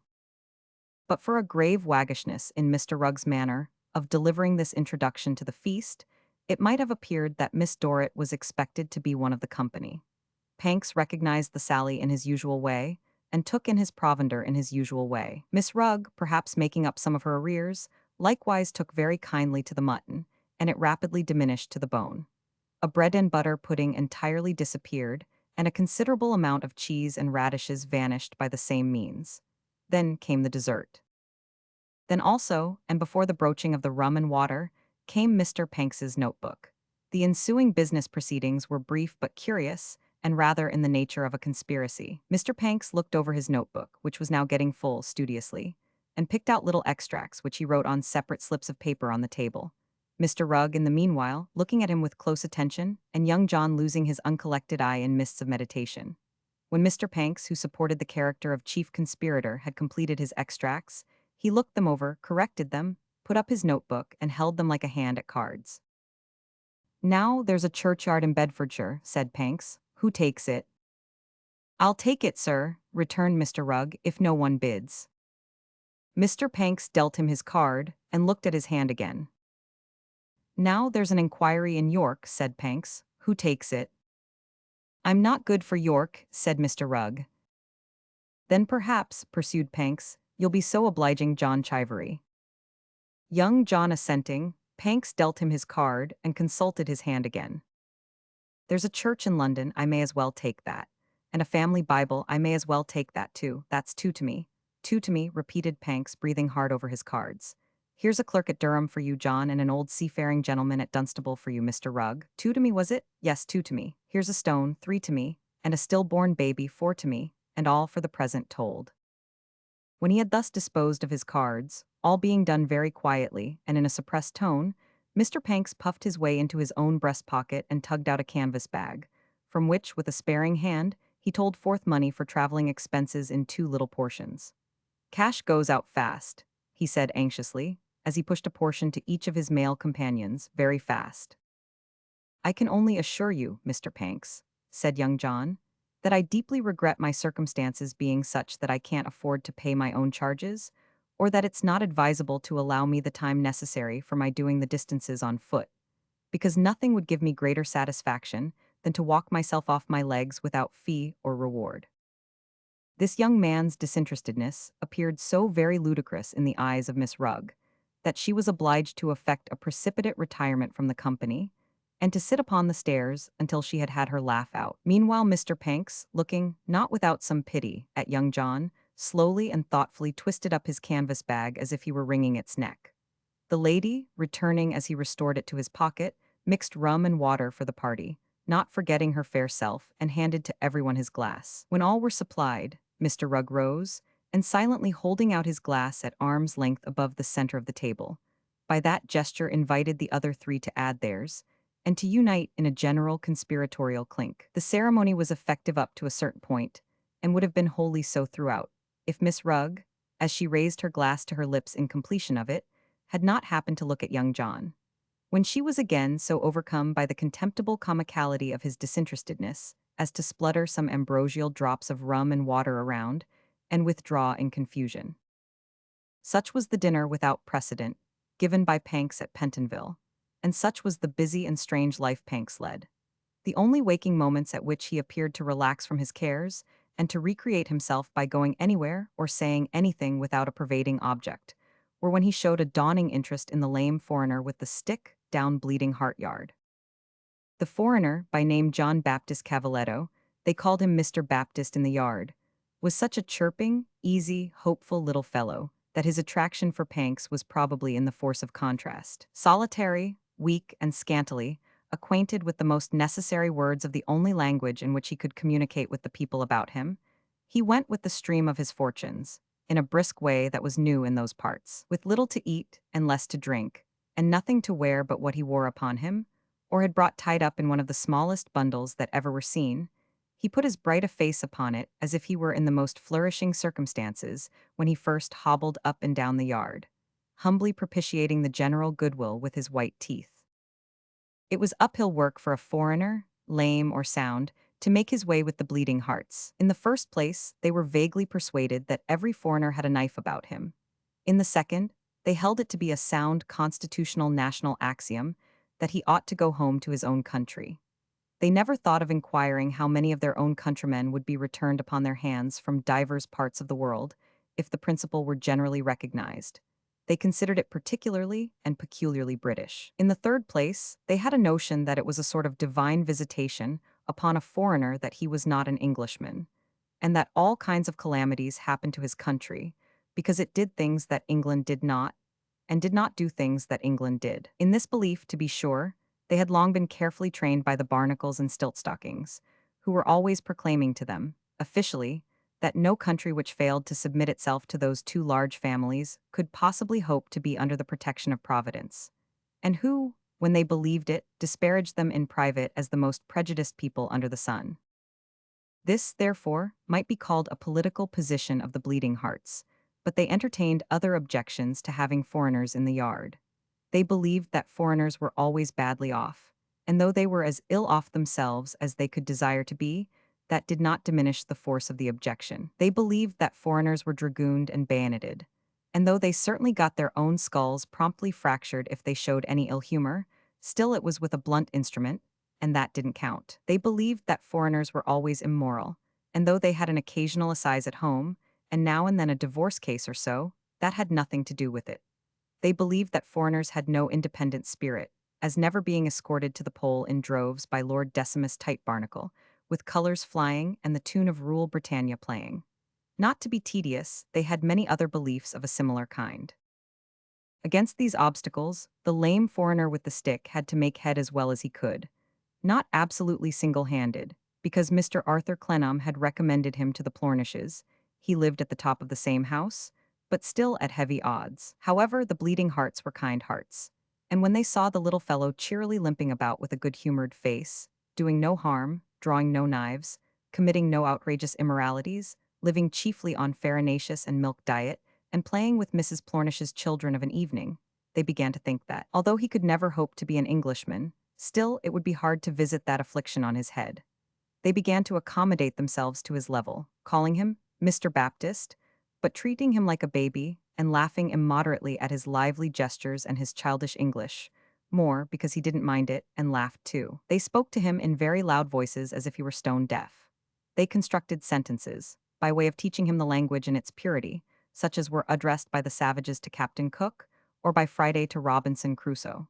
Mrs. Plornish was particularly ingenious in this art, and attained so much celebrity for saying, "Me 'ope you leg well soon," that it was considered in the yard but a very short remove indeed from speaking Italian. Even Mrs. Plornish herself began to think that she had a natural call towards that language. As he became more popular, household objects were brought into requisition for his instruction in a copious vocabulary, and whenever he appeared in the yard ladies would fly out at their doors crying, "Mr. Baptist, teapot. Mr. Baptist, dustpan. Mr. Baptist, flour dredger. Mr. Baptist, coffee biggin," at the same time exhibiting those articles and penetrating him with a sense of the appalling difficulties of the Anglo-Saxon tongue. It was in this stage of his progress, and in about the third week of his occupation, that Mr. Panks's fancy became attracted by the little man. Mounting to his attic, attended by Mrs. Plornish as interpreter, he found Mr. Baptist with no furniture but his bed on the ground, a table and a chair, carving with the aid of a few simple tools, in the blithest way possible. "Now, old chap," said Mr. Panks, "pay up." He had his money ready, folded in a scrap of paper, and laughingly handed it in. Then, with a free action, threw out as many fingers of his right hand as there were shillings, and made a cut crosswise in the air for an odd sixpence. "Oh," said Mr. Panks, watching him wonderingly. "That's it, is it? You're a quick customer. It's all right. I didn't expect to receive it, though." Mrs. Plornish here interposed with great condescension, and explained to Mr. Baptist, "E please, e glad get money." The little man smiled and nodded. His bright face seemed uncommonly attractive to Mr. Panks. "How's he getting on in his limb?" he asked Mrs. Plornish. "Oh, he's a deal better, sir," said Mrs. Plornish. "We expect next week he'll be able to leave off his stick entirely." The opportunity being too favorable to be lost, Mrs. Plornish displayed her great accomplishment by explaining with pardonable pride to Mr. Baptist, "E 'ope you leg well soon." "He's a merry fellow, too," said Mr. Panks, admiring him as if he were a mechanical toy. "How does he live?" "Why, sir," rejoined Mrs. Plornish, "he turns out to have quite a power of carving them flowers that you see him at now." Mr. Baptist, watching their faces as they spoke, held up his work. Mrs. Plornish interpreted in her Italian manner, on behalf of Mr. Panks, "E please, double good." "Can he live by that?" asked Mr. Panks. "He can live on very little, sir, and it is expected as he will be able, in time, to make a very good living. Mr. Clennam got at him to do, and gives him odd jobs besides in at the works next door. Makes M for him, in short, when he knows he wants M." "And what does he do with himself, now, when he ain't hard at it?" said Mr. Panks. "Why, not much as yet, sir, on accounts, I suppose, of not being able to walk much. But he goes about the yard, and he chats without particular understanding or being understood, and he plays with the children, and he sits in the sun. He'll sit down anywhere as if it was an armchair, and he'll sing, and he'll laugh." "Laugh?" echoed Mr. Panks. "He looks to me as if every tooth in his head was always laughing." But whenever he gets to the top of the steps at t'other end of the yard, said Mrs. Plornish, he'll peep out in the curiousest way, so that some of us thinks he's peeping out towards where his own country is, and some of us thinks he's looking for somebody he don't want to see, and some of us don't know what to think. Mr. Baptist seemed to have a general understanding of what she said, or perhaps his quickness caught and applied her slight action of peeping. In any case, he closed his eyes and tossed his head with the air of a man who had sufficient reasons for what he did, and said in his own tongue, it didn't matter. Altro. What's altro? Said Panks. It's a sort of a general kind of expression, sir, said Mrs. Plornish. Is it? Said Panks. Why then altro to you, old chap. Good afternoon, altro. Mr. Baptist in his vivacious way, repeating the word several times, Mr. Panks in his duller way, gave it him back once. From that time it became a frequent custom with Panks the gypsy, as he went home jaded at night, to pass round by Bleeding Heart Yard, go quietly up the stairs, look in at Mr. Baptist's door, and finding him in his room to say, "Hallo, old chap, altro," to which Mr. Baptist would reply with innumerable bright nods and smiles, "Altro, signor, altro, altro, altro." After this highly condensed conversation, Mr. Panks would go his way with an appearance of being lightened and refreshed. Chapter 26, Nobody's State of Mind. If Arthur Clennam had not arrived at that wise decision firmly to restrain himself from loving Pet, he would have lived on in a state of much perplexity, involving difficult struggles with his own heart. Not the least of these would have been a contention, always waging within it, between a tendency to dislike Mr. Henry Gowan, if not to regard him with positive repugnance, and a whisper that the inclination was unworthy. A generous nature is not prone to strong aversions, and is slow to admit them even dispassionately. But when it finds ill will gaining upon it, and can discern between whiles that its origin is not dispassionate, such a nature becomes distressed. Therefore Mr. Henry Gowan would have clouded Clennam's mind, and would have been far oftener present to it than more agreeable persons and subjects, but for the great prudence of his decision aforesaid. As it was, Mr. Gowan seemed transferred to Daniel Doyce's mind. At all events, it so happened that it usually fell to Mr. Doyce's turn, rather than to Clennam's, to speak of him in the friendly conversations they held together. These were of frequent occurrence now, as the two partners shared a portion of a roomy house in one of the grave, old-fashioned city streets, lying not far from the Bank of England, by London Wall. Mr. Doyce had been to Twickenham to pass the day. Clennam had excused himself. Mr. Doyce was just come home. He put in his head at the door of Clennam's sitting room to say good night. Come in, said Clennam. I saw you were reading, returned Doyce as he entered, and thought you might not care to be disturbed. But for the notable resolution he had made, Clennam really might not have known what he had been reading, really might not have had his eyes upon the book for an hour past, though it lay open before him. He shut it up rather quickly. Are they well? He asked.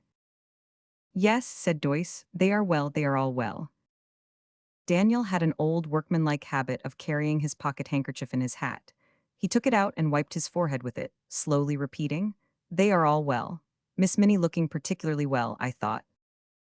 Any company at the cottage? No, no company.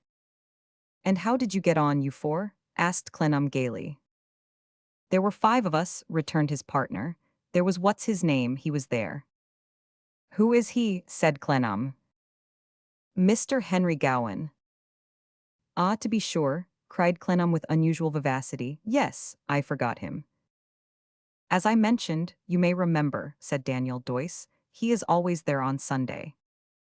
Yes, returned Clennam, I remember now. Daniel Doyce, still wiping his forehead, ploddingly repeated, Yes, he was there, he was there. Oh yes, he was there, and his dog, he was there too. Miss Meagles is quite attached to the dog, observed Clennam. Quite so, assented his partner, more attached to the dog than I am to the man. You mean Mr. I mean Mr. Gowan, most decidedly, said Daniel Doyce. There was a gap in the conversation, which Clennam devoted to winding up his watch. Perhaps you are a little hasty in your judgment, he said. Our judgments, I am supposing a general case.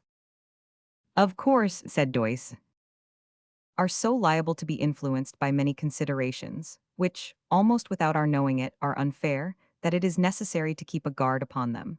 For instance, Mr. Gowan, quietly said Doyce, upon whom the utterance of the name almost always devolved. Is young and handsome, easy and quick, has talent, and has seen a good deal of various kinds of life. It might be difficult to give an unselfish reason for being prepossessed against him. Not difficult for me, I think, Clennam, returned his partner. I see him bringing present anxiety, and, I fear, future sorrow into my old friend's house. I see him wearing deeper lines into my old friend's face, the nearer he draws to, and the oftener he looks at, the face of his daughter. In short, I see him with a net about the pretty and affectionate creature whom he will never make happy. We don't know, said Clennam, almost in the tone of a man in pain, that he will not make her happy. We don't know, returned his partner, that the earth will last another 100 years, but we think it highly probable. Well, well, said Clennam, we must be hopeful, and we must at least try to be, if not generous, which, in this case, we have no opportunity of being, just. We will not disparage this gentleman, because he is successful in his addresses to the beautiful object of his ambition, and we will not question her natural right to bestow her love on one whom she finds worthy of it.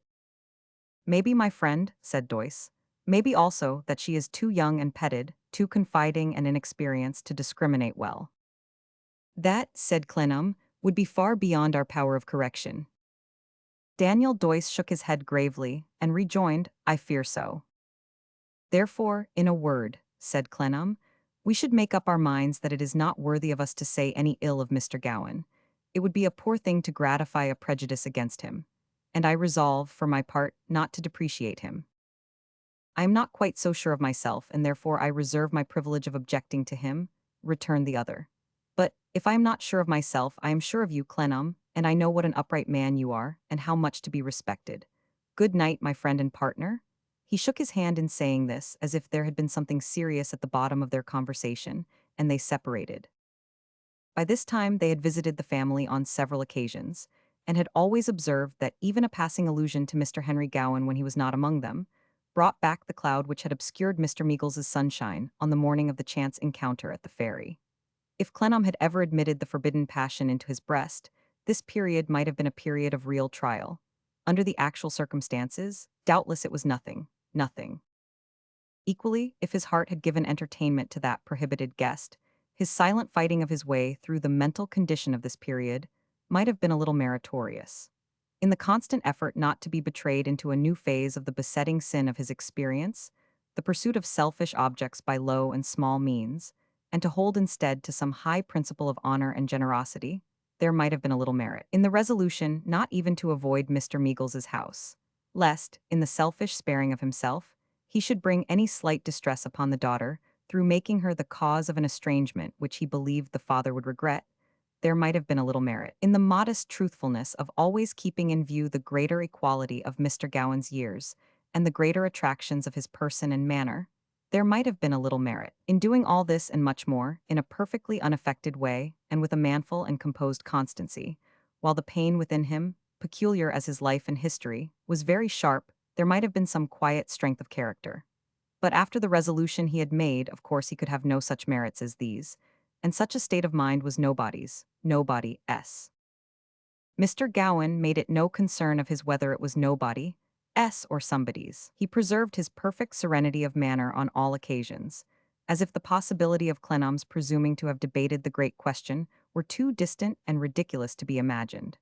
He had always an affability to bestow on Clennam, and an ease to treat him with, which might of itself, in the supposititious case of his not having taken that sagacious course, have been a very uncomfortable element in his state of mind. I quite regret you were not with us yesterday, said Mr. Henry Gowan, calling on Clennam the next morning. We had an agreeable day up the river there. So he had heard, Arthur said. From your partner, returned Henry Gowan. What a dear old fellow he is. I have a great regard for him. By Jove, he is the finest creature, said Gowan. So fresh, so green, trusts in such wonderful things. Here was one of the many little rough points that had a tendency to grate on Clennam's hearing. He put it aside by merely repeating that he had a high regard for Mr. Doyce.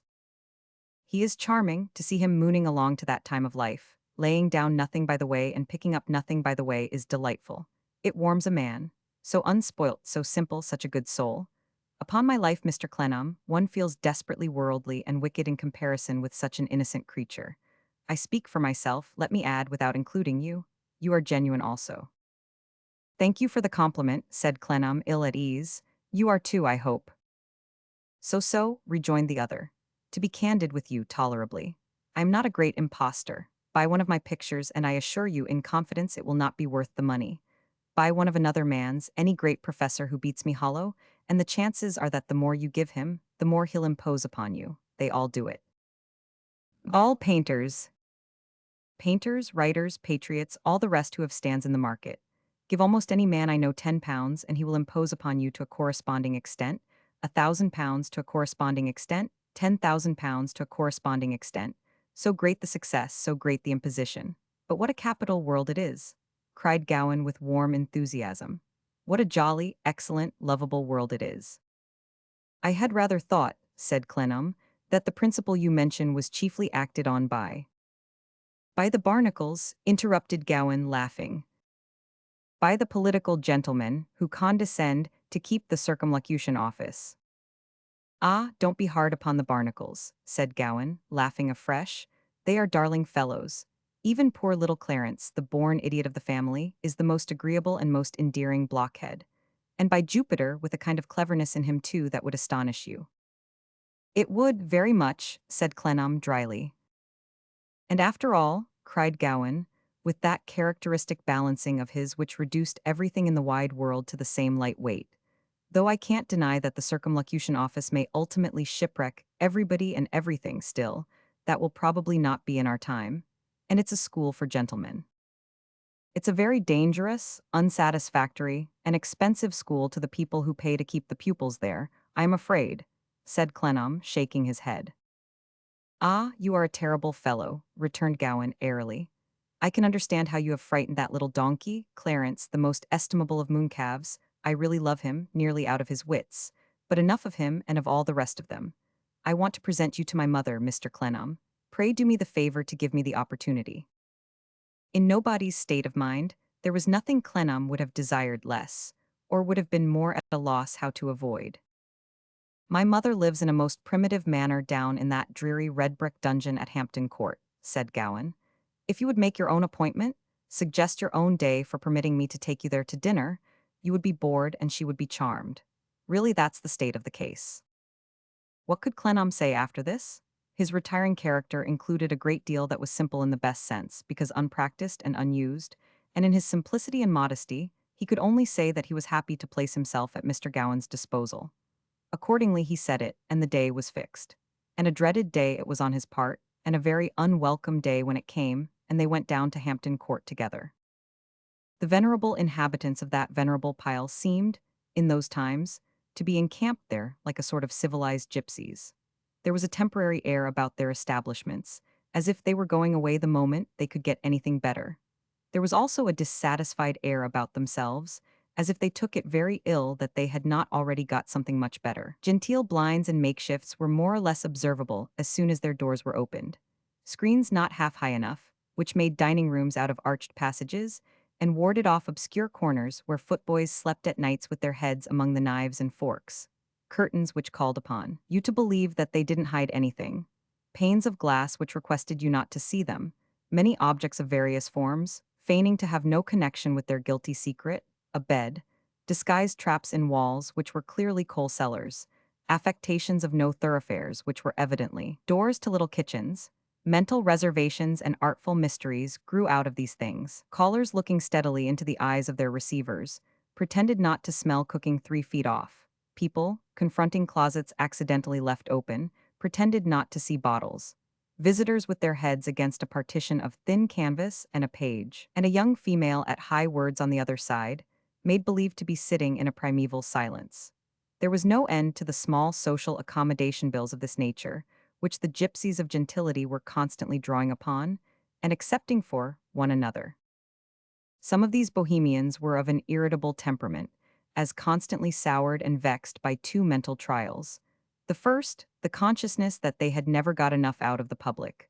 The second, the consciousness that the public were admitted into the building. Under the latter great wrong, a few suffered dreadfully, particularly on Sundays, when they had for some time expected the earth to open and swallow the public up, but which desirable event had not yet occurred, in consequence of some reprehensible laxity in the arrangements of the universe.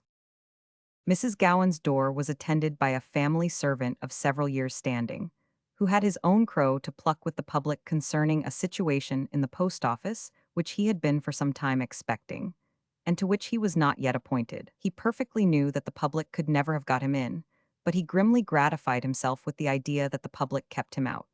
Under the influence of this injury, and perhaps of some little straightness and irregularity in the matter of wages, he had grown neglectful of his person and morose in mind, and now beholding in Clennam one of the degraded body of his oppressors, received him with ignominy.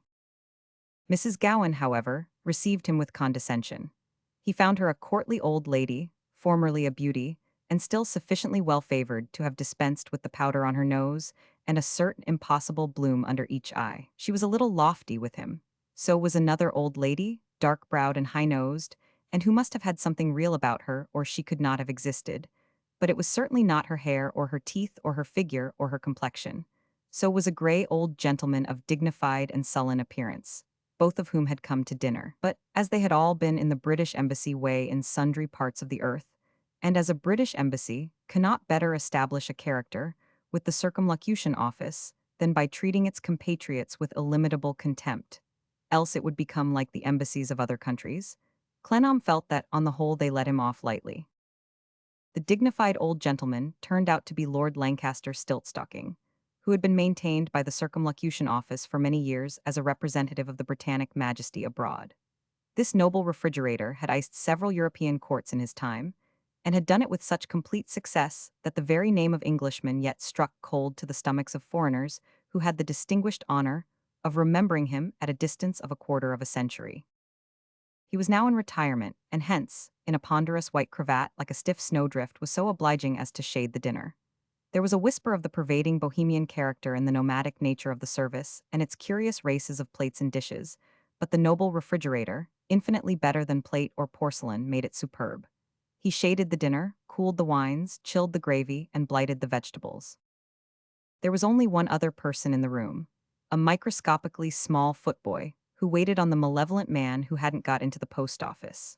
Even this youth, if his jacket could have been unbuttoned and his heart laid bare, would have been seen, as a distant adherent of the Barnacle family, already to aspire to a situation under government. Mrs. Gowan, with a gentle melancholy upon her, occasioned by her son's being reduced to court the swinish public as a follower of the low arts, instead of asserting his birthright and putting a ring through its nose as an acknowledged barnacle, headed the conversation at dinner on the evil days. It was then that Clennam learned for the first time what little pivots this great world goes round upon. If John Barnacle, said Mrs. Gowan, after the degeneracy of the times had been fully ascertained, if John Barnacle had but abandoned his most unfortunate idea of conciliating the mob, all would have been well, and I think the country would have been preserved. The old lady with the high nose assented, but added that if Augustus Stiltstocking had in a general way ordered the cavalry out with instructions to charge, she thought the country would have been preserved. The noble refrigerator assented, but added that if William Barnacle and Tudor Stiltstocking, when they came over to one another and formed their ever-memorable coalition, had boldly muzzled the newspapers, and rendered it penal for any editor person to presume to discuss the conduct of any appointed authority abroad or at home, he thought the country would have been preserved. It was agreed that the country, another word for the Barnacles and Stiltstockings, wanted preserving, but how it came to want preserving was not so clear. It was only clear that the question was all about John Barnacle, Augustus Stiltstocking, William Barnacle and Tudor Stiltstocking, Tom, Dick, or Harry Barnacle or Stiltstocking, because there was nobody else but mob. And this was the feature of the conversation which impressed Clennam, as a man not used to it, very disagreeably, making him doubt if it were quite right to sit there, silently hearing a great nation narrowed to such little bounds. Remembering, however, that in the parliamentary debates, whether on the life of that nation's body or the life of its soul, the question was usually all about and between John Barnacle, Augustus Stiltstocking, William Barnacle and Tudor Stiltstocking, Tom, Dick, or Harry Barnacle or Stiltstocking, and nobody else. He said nothing on the part of mob, bethinking himself that mob was used to it. Mr. Henry Gowan seemed to have a malicious pleasure in playing off the three talkers against each other, and in seeing Clennam startled by what they said. Having as supreme a contempt for the class that had thrown him off as for the class that had not taken him on, he had no personal disquiet in anything that passed. His healthy state of mind appeared even to derive a gratification from Clennam's position of embarrassment and isolation among the good company. And if Clennam had been in that condition with which nobody was incessantly contending, he would have suspected it, and would have struggled with the suspicion as a meanness, even while he sat at the table. In the course of a couple of hours, the noble refrigerator, at no time less than 100 years behind the period, got about 5 centuries in arrears, and delivered solemn political oracles appropriate to that epoch. He finished by freezing a cup of tea for his own drinking, and retiring at his lowest temperature. Then Mrs. Gowan, who had been accustomed in her days of a vacant armchair beside her to which to summon state to retain her devoted slaves, one by one, for short audiences as marks of her especial favor, invited Clennam with a turn of her fan to approach the presence. He obeyed, and took the tripod recently vacated by Lord Lancaster Stiltstocking. "Mr. Clennam," said Mrs. Gowan, "apart from the happiness I have in becoming known to you, though in this odiously inconvenient place, a mere barrack, there is a subject on which I am dying to speak to you. It is the subject in connection with which my son first had, I believe, the pleasure of cultivating your acquaintance." Clennam inclined his head, as a generally suitable reply to what he did not yet quite understand. "First," said Mrs. Gowan, "now is she really pretty?" In Nobody's Difficulties, he would have found it very difficult to answer, very difficult indeed to smile and say, "Who?" "Oh, you know," she returned, "this flame of Henry's, this unfortunate fancy. There, if it is a point of honor that I should originate the name, Miss Meagles. "Miss Meagles," said Clennam, "is very beautiful." "Men are so often mistaken on those points," returned Mrs. Gowan, shaking her head, "that I candidly confess to you I feel anything but sure of it, even now, though it is something to have Henry corroborated with so much gravity and emphasis. He picked the people up at Rome, I think." The phrase would have given nobody mortal offense. Clennam replied, "Excuse me, I doubt if I understand your expression." "Pick the people up," said Mrs. Gowan, tapping the sticks of her closed fan, a large green one which she used as a hand screen on her little table. "Came upon them, found them out, stumbled against them." "The people." "Yes, the Meagles people."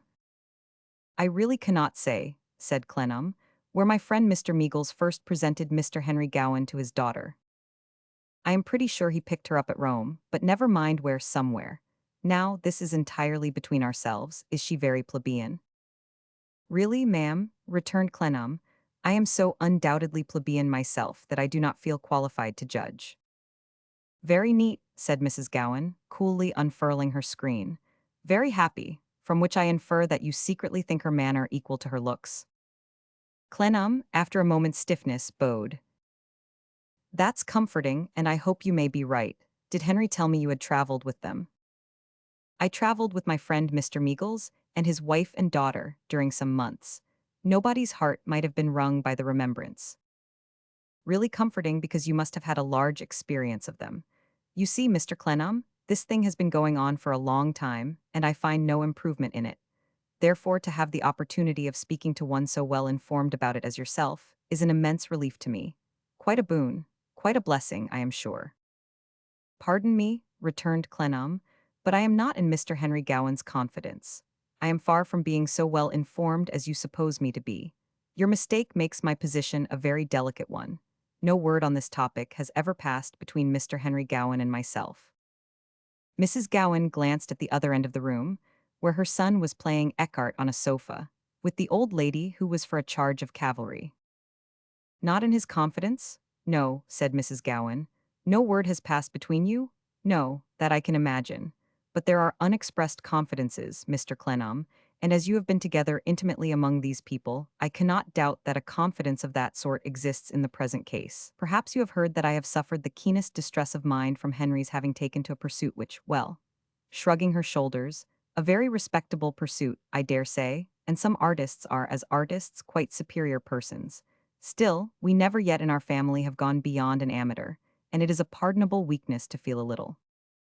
As Mrs. Gowan broke off to heave a sigh, Clennam, however resolute to be magnanimous, could not keep down the thought that there was mighty little danger of the family ever going beyond an amateur, even as it was. Henry, the mother resumed, is self-willed and resolute, and as these people naturally strain every nerve to catch him, I can entertain very little hope, Mr. Clennam, that the thing will be broken off. I apprehend the girl's fortune will be very small. Henry might have done much better. There is scarcely anything to compensate for the connection. Still, he acts for himself, and if I find no improvement within a short time, I see no other course than to resign myself and make the best of these people. I am infinitely obliged to you for what you have told me.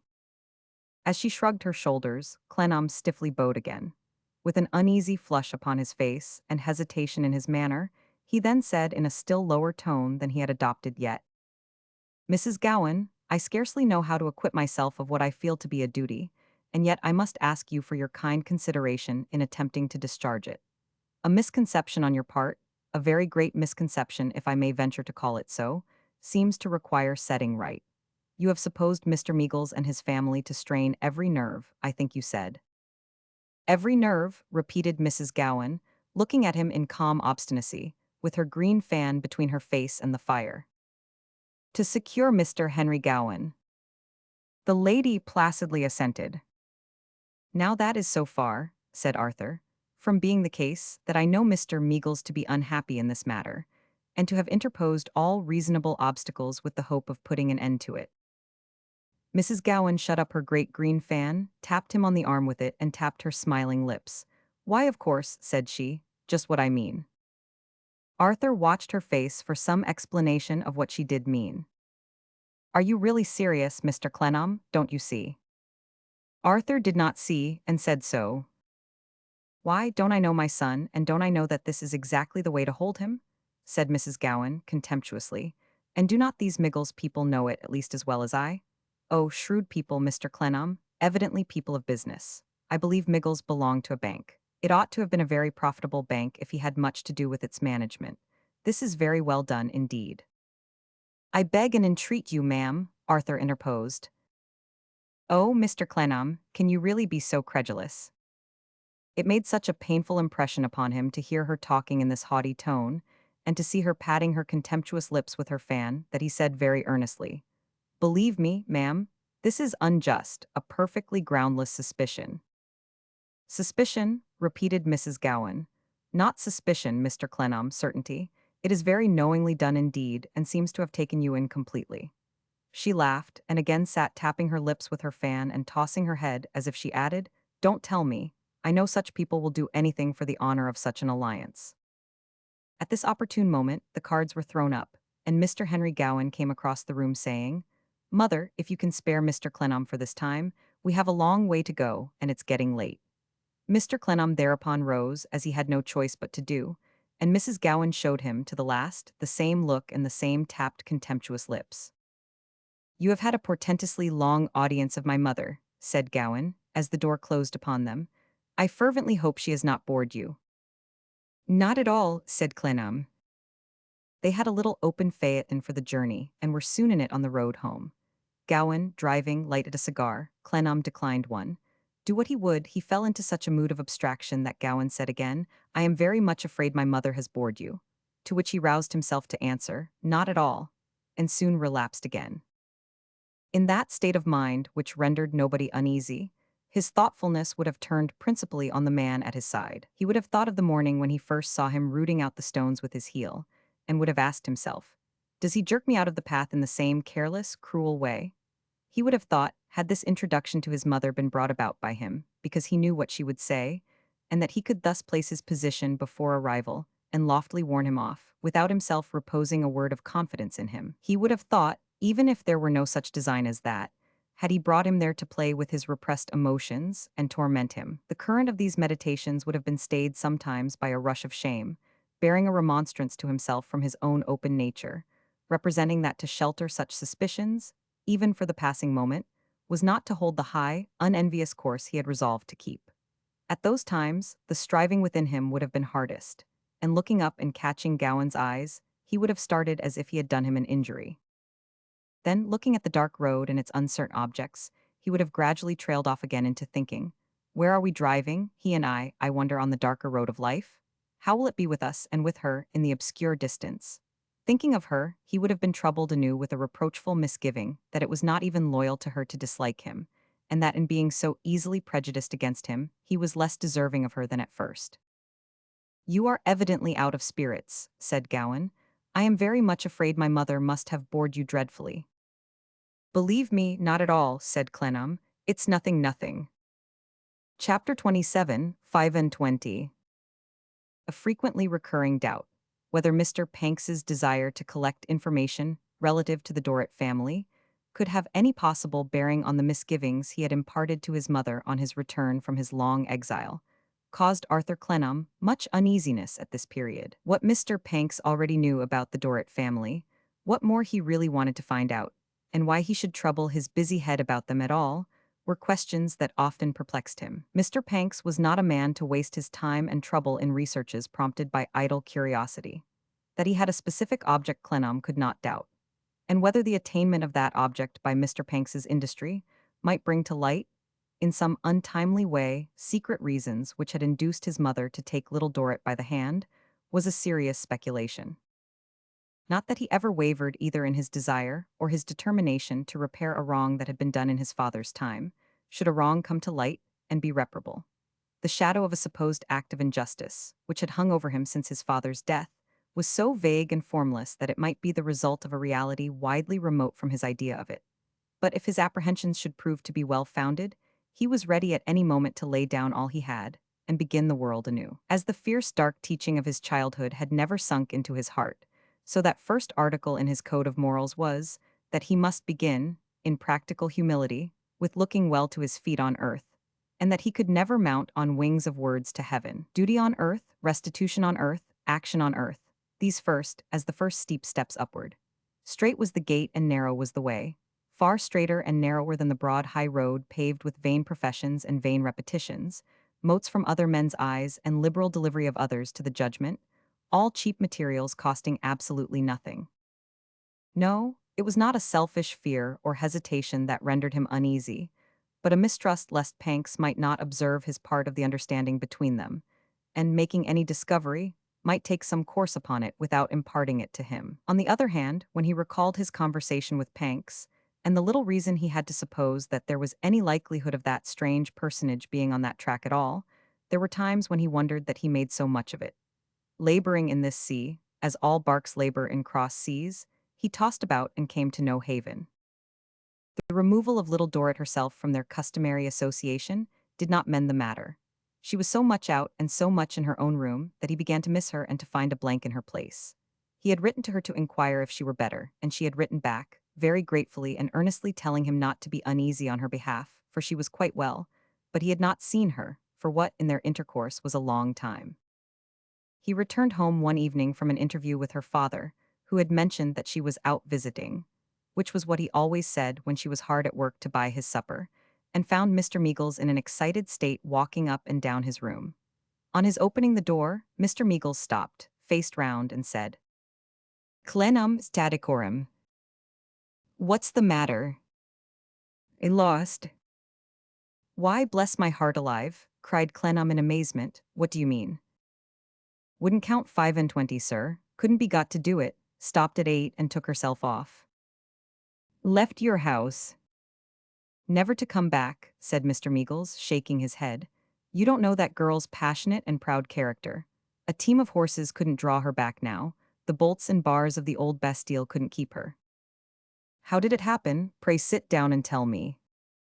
"As to how it happened, it's not so easy to relate, because you must have the unfortunate temperament of the poor impetuous girl herself, before you can fully understand it. But it came about in this way.